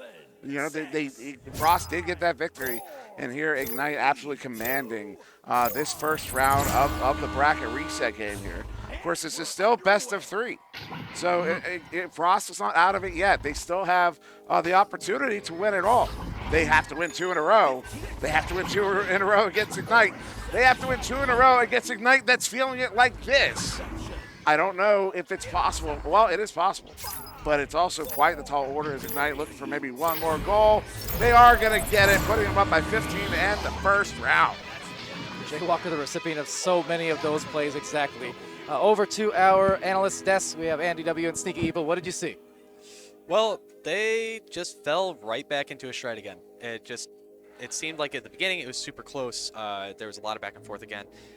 Frost definitely had some chances as well. A bit of some unlucky goals, double dings, a 3-pointer that dinged out, and that definitely could have changed some of the game, but it definitely kind of seemed like Frost just started to fall away the longer the game got. I mean, this is what happens when you give Ignite the time they need. You see so many opportunities where one was just walking it, even from all the way from Bowtie. We see Ryan walk it in with no contest. And while he needed a pass in the bubble, I mean, that can't happen. You can't let him get that far. Once they get that far, it's pretty much wraps for the defense. And especially when you let him get that far and the defense is still behind the player, I mean, you can't let that happen. That's going to be a goal for sure. And we're seeing that time and time again. We got Ignite in the bubble with no contest, and they're able to make one pass and shoot it in. They've got infinite time right now. The Frost defense needs to get more aggressive. They need to put more pressure on these players, or these power strikers are just going to walk in and walk out with 3s on 3s on 3s easy. Yeah, exactly. And this is like we talked about it again. It's just you can't give them the time. You can't get tilted over it, and you have to start reacting. And the Frost offense too, it's been slow, and they've been making these mistakes where they keep just giving it away to the zone coverage. And even when they're playing it slow, they're just making some simple mistakes that are just really starting to dig their own hole. Yeah. And so the joust now in this round. Second round, potentially the decisive one if Ignite continues this burning hot roll. Oh, they do. They are on a roll. That's the honor roll. High grades for them, Dimwee. 2 points. And guess what? Jaywalker again. The finish. Can it be stopped? Well, it can be, in theory. We're waiting to see if it's going to be. It's also, again, a shout out to James and Superfly in the chat. A ridiculous number of subs being gifted right now. Thank you guys so much. We're very appreciative of that. As JDG handles this one on the near side. Locking it up, that chain. Very alcoholic, immediately turns over. Kong gets this one sent out. This one's into the bubble. They are going to get there uncontested. Ryan gets it. 4-point lead, less than 1 minute in. Hey, Ryan, this time assisted by Kong, getting on the board as well. So 2 goals in 1 minute. Not the start that Frost wanted to see. It just seems like the steam is being lost a little bit to some degrees, and just the magic being found by Ignite, the one they seem to dig out of their pockets just time and time again. Now Mozzie, the Law with it on the back line. Sending it out. JDG juking around, trying to get away from that chain. Off to the reset to Mozzie. Mozzie across to the Law. The Law sending that one up is going to get it there. They have to fling that one across a little bit too fast, a little bit too panicked. Mozzie has to recover. He does, but he's immediately under assault by that chain, and the chain's going to come away with it. Game turning it around. Gets that one through the tube. Disc is loose here in the offensive zone. Game long shot. Goes just wide. Collected now by JDG is here. And on the rebound, it will be taken by Jay at the wedge. Sends it way across to Kong. Kong, a shorter range pass to Game, and now from the mid-range trying to find, well, some loose change. Teeth knock loose, the stun, the double KO, and out of there into the mid-zone. So flying high, it's the Law looking right behind, but will be found with a stun as well. So the brawls causing turnovers in the mid-range. And as ever always, who can get the first chain of passes there to just find an advantage, or in this case, an open goal. 2 points, Jay Walker. Yeah, they're going to go up by 6 here. And I apologize for if the mic's still going in and out. There's we're at the end here. There's not much we're going to be able to do about it at this point, but it's all right. 2.5 minutes off the clock.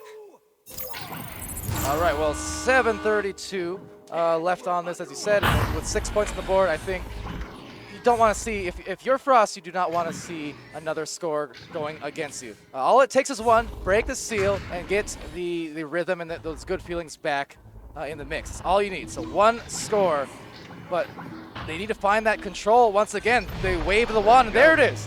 Mozzie. It was kind of a brute force effort, but they finally found that goal. Yeah, that's a really important goal there from Mozzie, getting that one in for the 2, 3 minutes in. Can that be the start of this comeback? I mean, is it going to be the start of the comeback? All right, well, with that, back into the round and comeback maybe underway 6-2. I mean, 6:41 on the clock. We've seen this so many times here tonight where Frost has come close to these goals, and again, those first round misses from 3, perhaps a sign of fatigue and a lost energy, but they need to find it here. Quick stacks, and that's what you need to do. Take back from JD, but off the barrier, couldn't find the hole, and with it, it's a ejection into the tunnel, and a collection from Game, and back into the control from Game, right underneath. A lot of jukes underway now. Yeah, Game across the Kong. Kong bringing it in. Kong ducking one, sends it, it hits it. They're up by 6 with 6 minutes to go. All right, so with that, see Jason now. Well, we'll go through those wickets, but 5 minutes or halfway through this second round, and you can hear the palpable energy in the room every time they score. They can feel it growing by the minute. That championship potentially on the way for them, as they've been used to seeing season to season and tournament to tournament. Ooh. Every one of these minutes that tick by without another goal is just going to be tougher to climb. Well, the send out there is going to be off the bottom of the tube. Down and in, and will turn over. Game with it there on the back line, turning it around. Sending it over to Kong. Kong with the clear out. They're trying to chase after it. It will end up loose there. Selected by JDG. Turning it around again for Frost. And it will be Jay Walker with the grab, turning it around again for Ignite. It's a little back and forth right now as Game sending that one up, hits Jay Walker. Jay Walker sends it in for the 2. And that'll be a 9-point lead to Ignite. All right, so 11-2, and I believe we're going to do a little switch up here, just by the by. Don't worry, Dimwee's voice ain't changing all that much. Certainly not. But Andy will be stepping in here. Apologies for our brief technical errors, but Andy, from the analysis side of things, I mean, Ignite, you can see them coming in just as dominant as we saw in that first round. And really, too many missed passes, missed shots we're seeing on the side of Frost. It's really been costing them. Yeah, it's kind of tough to watch. It's not necessarily the same Frost that we saw that got to actually beat them. They've definitely been struggling just completing some of the basic passes and making some errors here. And I was kind of talking about it. It seems like, I don't want to just put it down to like Ignite experience in these situations, but maybe they just got a little bit more energy right now and a little bit more gas in the tank to be able to try to fill this out. Because right now there's just some simple mistakes just being made, and they're just rushing passes, and like that right there is just completely dangerous, where they just luckily got away with it, but Game's going to even just sit there and just punish it. All right, now off to the side of the tunnel, of the mid lane, actually, it will be JDG with the recovery for just a brief moment. Game as well, quick pass up, but look, it was well covered by JDG. Has been doing that pretty much all night. Loses the handles though, and quickly into the goal, into the bubble, but unable to find it. Tough angle on that, so recovery JDG. What a catch by Jay, but then catching him with the hands will be another brawl to let the disc loose, but everyone's struggling to gather for a moment as it skies into the left lane and into the orange zone. Yeah, and definitely some close plays there and a nice clear out, but Law actually some really good positioning there. Going to be open on the ceiling for the pass and trying to work their way in, but taking a very dangerous in pass. Hopefully that should have been a pass, but that was a bit of a panicked play, and especially with 3 minutes coming in, that clear is going to be painful right on the backboard, and yeah, that's going to be a little bit of steez there, just floating that one in. And they just feel it slipping away minute by minute. Frost does after such a grand performance they have put on tonight throughout this 11 hours now of tournament time throughout this day. But certainly a battle of attrition, as I always say in every single long-form tournament. And when it comes to those long-form battles, it's the tried and true veterans that have a tendency to do just this. Ignite now really on the runaway to maybe a 2.5 minutes victory here. So we'll see, though. Yeah, and Ignite's done a very good job of actually adjusting that. Oh, what a close pass, and trying to anchor off the defender there. Not going to be able to make that one work, and a nice reset pass. That should be floating actually into the Geo. J-Work is going to get a really nice tap off there. And coming down the game, trying to push in the bubble. Actually, this is so patient. Just doesn't need to rush it. Gets it right to the open player and takes the extra pass. Really nice stop there, but Mozzie going to be able to smack that one back. One thing you can bet on here is that no matter what that scoreboard is looking like, Frost is going to fight right until the very end. You can see them playing with that defensive heart, that hustle, that spirit to get those saves, those steals, those clears, but just not enough to be mustering any goals on the opposite end. So no one there in the goal to defend the shot. Game will secure it 15-2. And this is looking a lot like those rounds in the semifinals earlier on, just the inverse, where Frost was the one holding them, holding Ignite to such a low amount of scoring. This time it's just Ignite, leaving them in the dust with 2 points and 15 strong on the Ignite end. So a minute away, and the results here starting to become clear. Yeah, a nice little headbutt play, and oh, it's actually going to bounce out.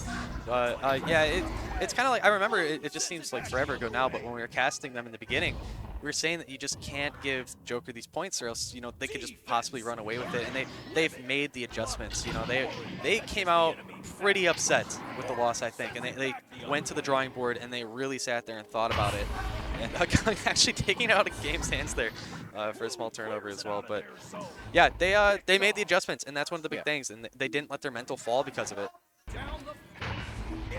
Well, and at this point, the players in the background having some fun, having some laughs, and just knowing that, you know, this one through a lot of hard-fought battles, you know, rivals for a moment, but friends for the rest. You can bet that there's going to be some good times had tonight, all around. A lot of cheers as the clear, almost a shot. And you know, one more night of this fantastic event, but this will conclude with Ignite taking away, could it be, another championship and a LAN victory. So 4 on the clock, maybe one more, but no, off. And with that, ladies and gentlemen, and echo units everywhere, we've got champions, we've got the applause. And Ignite does it again. Interview? We'll go ahead and grab all of them for this interview. Yeah, just grab here. the whole team. And we'll get this underway. Now, all the celebrations and handshakes going on the side, and Sneaky, in the meantime, got a little bit of analysis for us on just how that last round and set went overall. Yeah, let's run some clips. I've got a couple here just to show how absolutely dominant that Ignite offense was, and rather also at the same time how the Frost defense kind of fell apart. We saw a lot of moments where the Frost defense that was in the old set quite strong, but rather now quite weak. For example, we see here we were talking about giving too much time, and it's so obvious here. We have Ryan coming in with an offensive play alone, and they just give him all the time in the world to make this work. I mean, from here, he's walking all the way up solo and allows to do his little ballerina tricks and get it in the goal. I mean, it keeps going on from there. We've got more moments of just too much time. You can't give a team like Ignite this time. We're watching Ryan again getting chased by a single person, but there's nothing at it. This defender is pretty much useless at this moment. And if you look back, we've got defensive players still stuck behind the play, and that just lets them make this one pass that they need for the easy goal, which gives them that offensive lead. And it shows. I mean, they're up 15-2 here at the end of this round. I mean, the round is just as simple as it could be. Their offense is just so strong, and the Frost defense was starting to crumble. So let's see if I can get everyone over here. You guys ready?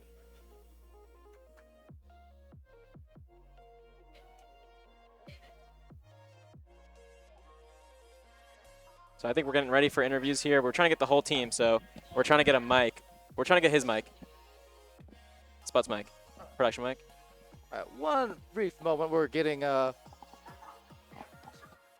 potentially a Sputnik mic activated, kind of wrestling style over there. But being joined by the Ignite boys over here in just a few seconds, the claimants of this championship series, this champion series. Done that too many times. Long day, like I said, 11-hour stream. But man, these matches just can wake you up in a hurry because, tell you what, despite everything here today, there's a lot of new names that have now been made known on their stream today. So shout out to Ignite for the victory, of course, and Frost for securing second place. And I believe now, in just one moment, we're going to get to Ignite.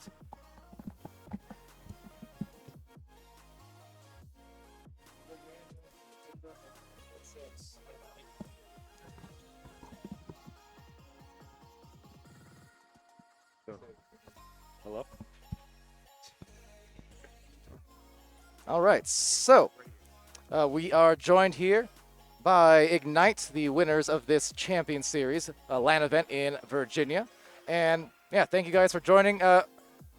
You know, it's happened before, it's happened again, but I gotta ask, does it ever get old being able to overcome what it seems like obstacles? I mean, even dating back to season 4 of VRML, right? Where coming down from lower bracket, but this time, different results. You guys, it came out on top, you showed the adaptability, and I just want to know, game, what was the biggest difference you think between the first match against Frost in the semifinals, that is, and then the last 2 matches there in the upper bracket finals? I mean, the attitude was just 360. The first game, we played the best in that situation that we could, and we got outplayed. They were the better team. There's no doubt about it. We had no excuses that first game. They were the better team, and we knew we had to 360. We knew we had to change stuff. We talked it out.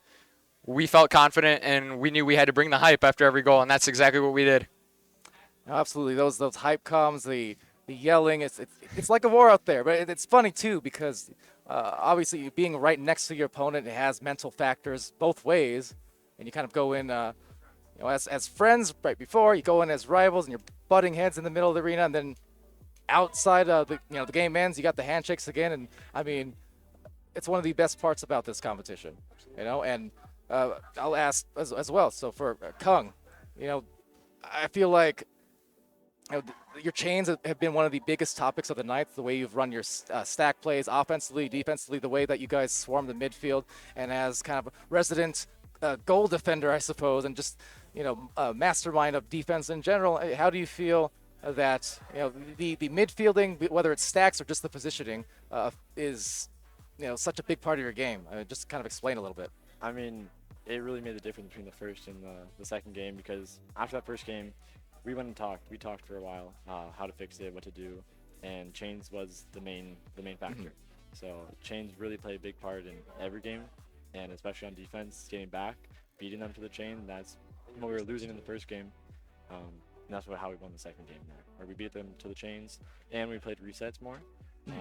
Something which you all talked about, because they like to push it forward. They are good at that quick defense, so when we can just hold them back for a second, let them think, let us think, we play much better.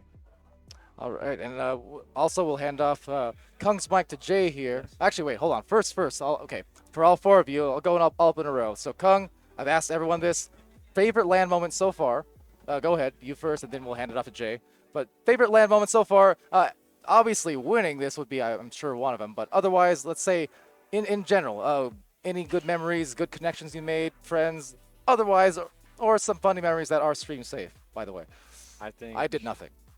I think it's just the entire event, really. Yeah. Thanks to Sputnik there for holding it. It's really great. I mean, everything here is great. It's so much fun. Especially winning it is very, very happy. Yeah. Yeah. There's not one moment that can just explain it all. Fair enough. Jaywalker, well, now we'll hand it off to you. And kind of same thing. Any particular memories that you'll take here from this event? and just another thing on the resume?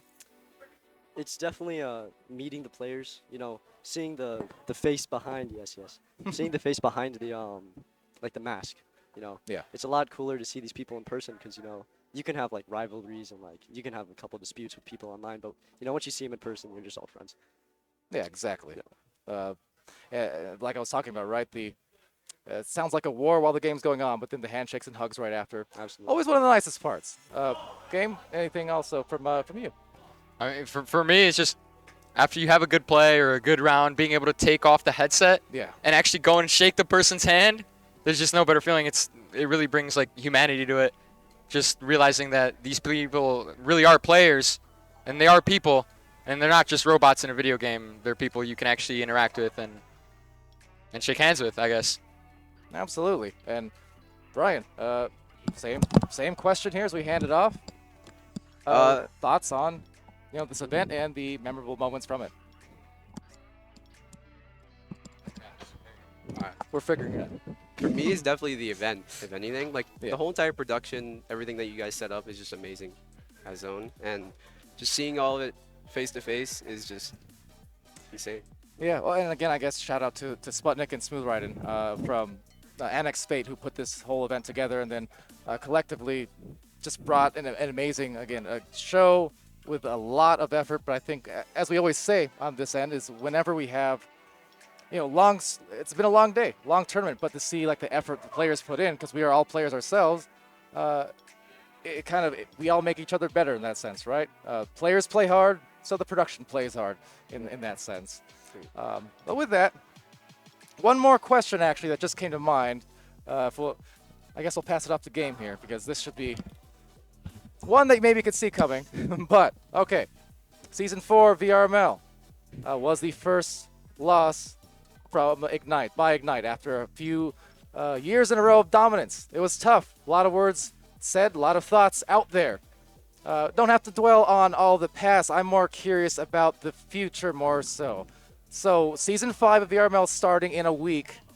What can we expect from you guys as a team, individuals, whatever the case? This is your stage. Lay it all out there. What's going to happen? I mean, with the off-season changes, with activities in the off-season such as NEPA, we're not playing together, playing on different headsets such as this LAN on Quest. We're just becoming more well-rounded each and every day. And Season 5, we're just going to be the best version of ourselves that we've ever been. We're going to bring an entire new meta to the game with chains. We're going to keep pushing that forward. We're going to do stuff hopefully no one's ever seen and win by margins no one's ever seen, hopefully. And based on the margins you usually win by, I'm scared. But yeah, that sneak preview perhaps here today. The championship won by Game and Company here in Ignite. Ryan, Jaywalker, Kung, doing what they do best, and that is being the best. So until Season 5 and until the next LAN, which is always around the corner, I've been Palador and Sputnik Cobra. Sputnik Cobra, would you like to come in here for the final word and presentation? Special thanks, of course, to Sir Dimwee, to Andy W, to Sneaky Evil, as I'm a little cut off, my bad. But I'll hand this off to Sputnik, because again, Sputnik and Smooth Riding, this has been a behemoth effort on their end. So I've been Palador, I'm out, and here's Sputnik for the remainder.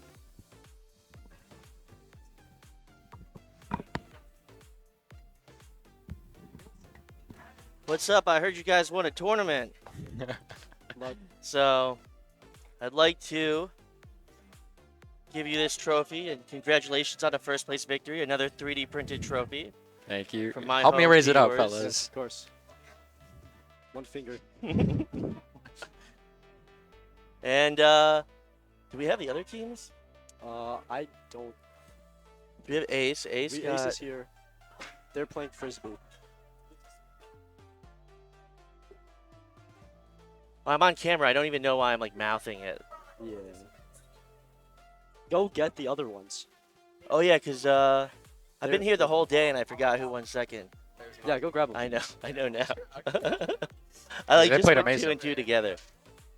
Ultimate Frisbee after the finals match. Oh, I'm trying to play ping pong. I got you. But the only ball there was like busted. No, there was a case of them in the back. What? Yeah. You can blame Kung for busting it. All right, so congratulations on winning first place. Give it up for Ignite once again. They remain victorious. And Season 5, well, I like your speech. That was some good stuff. Wasn't it sick? That was some really good stuff. Thank you. It's like a football interview. Yeah, that was, you got to keep that, like that template. All right, so now get out of here. Let me get the other people. Thank you. Thank you, guys. Thank you. Congratulations. Ooh! Sorry.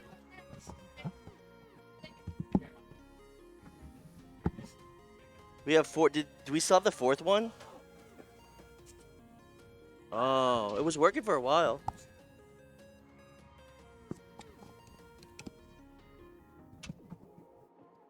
No, put on, see Jason. I don't know JDG. I can't like embarrass him. Because that's just rude. You, I can embarrass. So, second place to Frost. Yes, that's the name. Frost. So, congratulations to Frost. The Law, see Jason, JDG, and Mozzie. Who captained this team? Mozzie did. I mean, I guess. Technically. Well, you get an awesome 3D printed trophy. He gets an giving it to awesome JDG. 3D. You printed promised it trophy. to him? No, I'm just giving it to him. All right, well, I hope he you deserves like it. I mean, you were like the MVP Yeah, of take this it. team. Like, you did carry these guys. Like, It was a team effort. it was, but some excellent play from JDG. Like, your name must have been said enough times that you were easily the MVP. Best quest player NA. Definitely. 100%. For sure. 1000%. First LAN, first event, got to meet all these people. Maybe you leave, maybe you enjoyed their presence, maybe you hated it, but you got a trophy. I mean, who can really deal with C. Jason? Nobody. Nobody can. All right, so thank you, Mozzie. Thank you, JDG. It's a pleasure to meet you. I hope to see you at more events. C. Jason, don't laugh. I'll laugh. I'm Okay. definitely gonna laugh. And the Law, are you fine? Or you wanna say anything? You wanna say any parting words? Okay, wait. Do you wanna say anything? I don't have. I know JDG is like, he's like, I don't want to say anything. I don't have anything in particular. I mean, we got. You got any poetry to recite? Poetry? You got any like I don't. haikus? I don't have any like Edgar Allan Poe stuff. I don't Alright. remember any of that. But I think we played very well towards the end. I think we were getting a little tired, a little stressed out towards the end, and nerves were kicking in. But I think overall we had pretty great control. And I mean, heck, we're the first team in 3 seasons to take a round off of, a game off of Ignite. And at a late event nonetheless, which is we're even playing field, no lag, no nothing. It's pretty great. You know, I didn't really take that into consideration, and I almost like completely ended this without acknowledging that. But you guys did play really well. You did take that win off Ignite. You did. You were the first seed for like forever. Yeah, forever. it's been. So, you know, next Quest 2 tournament, because we'll never have a CV1 tournament because those things are like ancient. Ancient. What if? No one wants to lend their CV1 to be used by a bunch of people because you know at the end of the day it's going to be broken. Yeah. So CV1s are tanks. I don't know what you're talking about. CV1s are The cords are. the cords aren't tanks. Everything else is tanks. But let's not criticize Oculus on stream. That's not the point of Yes, this. Oculus, fantastic. Love the Fantastic. Quest 2. Thank you. Thank you guys. Thank you so much. Take your trophy, go home, and tell your friends. I will tell all of them, all 2 of them. All right, thanks, guys. No problem. There's 2 of them, Jason. Come on. See Jason, see Jason.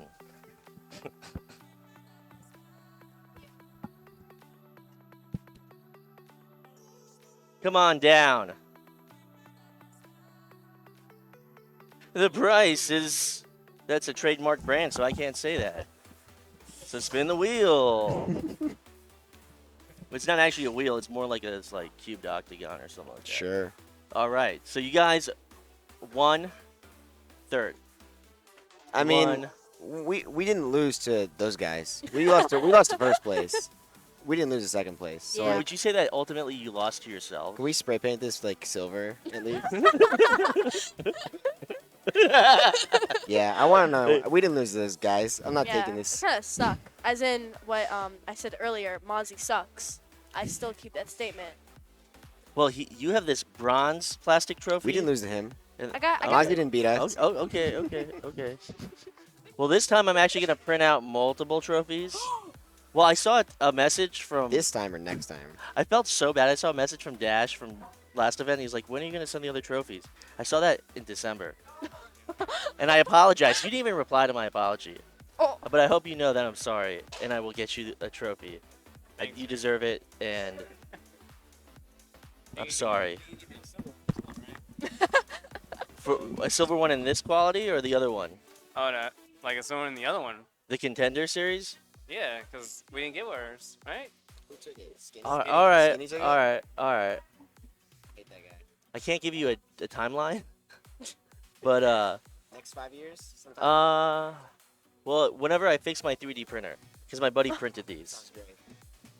But thank you guys. Thank you for playing. Thank you for attending. Thank you so much. You want to say anything, Rosie? I'm so tired. I want to go to bed. Yeah, This what has been a happened on long that side day. of the table? Yeah. You gotta like really put your face up to that mic. Yes. Put it in your mouth. She's glad she played well, and we all played well. Yeah. Also, I'm just glad Newgard got top 3. All of our friends. Yeah. So does this mean that Skinny and Sneaky are better than you two? No, this means they suck because they were casting. They didn't do we anything. placed better with them than we did with you. No, it's just I was, yes, no, it's no, a fact. No, it's because the other teams were worse before. So. Right. But we beat you though for second. But. Yeah, so past. all your victories are the result of your own actions, or Absolutely. Okay. And all of our losses are the result of something else. That's a great philosophy. Yeah. And with that, we thank you for competing. Where's Palador? Let's end this stream. It's been a long day. It's been another LAN. Hope you guys had fun. Of course. Thanks Of for the course, time. yeah. Thank you so much for hosting. Thank Appreciate you. it. I can't even shake hands. I'm so tired. Thank you so much. Palador, you want to say any words, Dimwee? They really want me to end the broadcast? All right. So they are from all of us to all of you, I have to go press a button. Everyone just wave. Let me know. We'll wave You have to and tell talk us when you them. push the button. I don't want to be here for 10 hours. Yeah. All right. Thank you for watching the stream. Bye, everyone. Bye. Bye.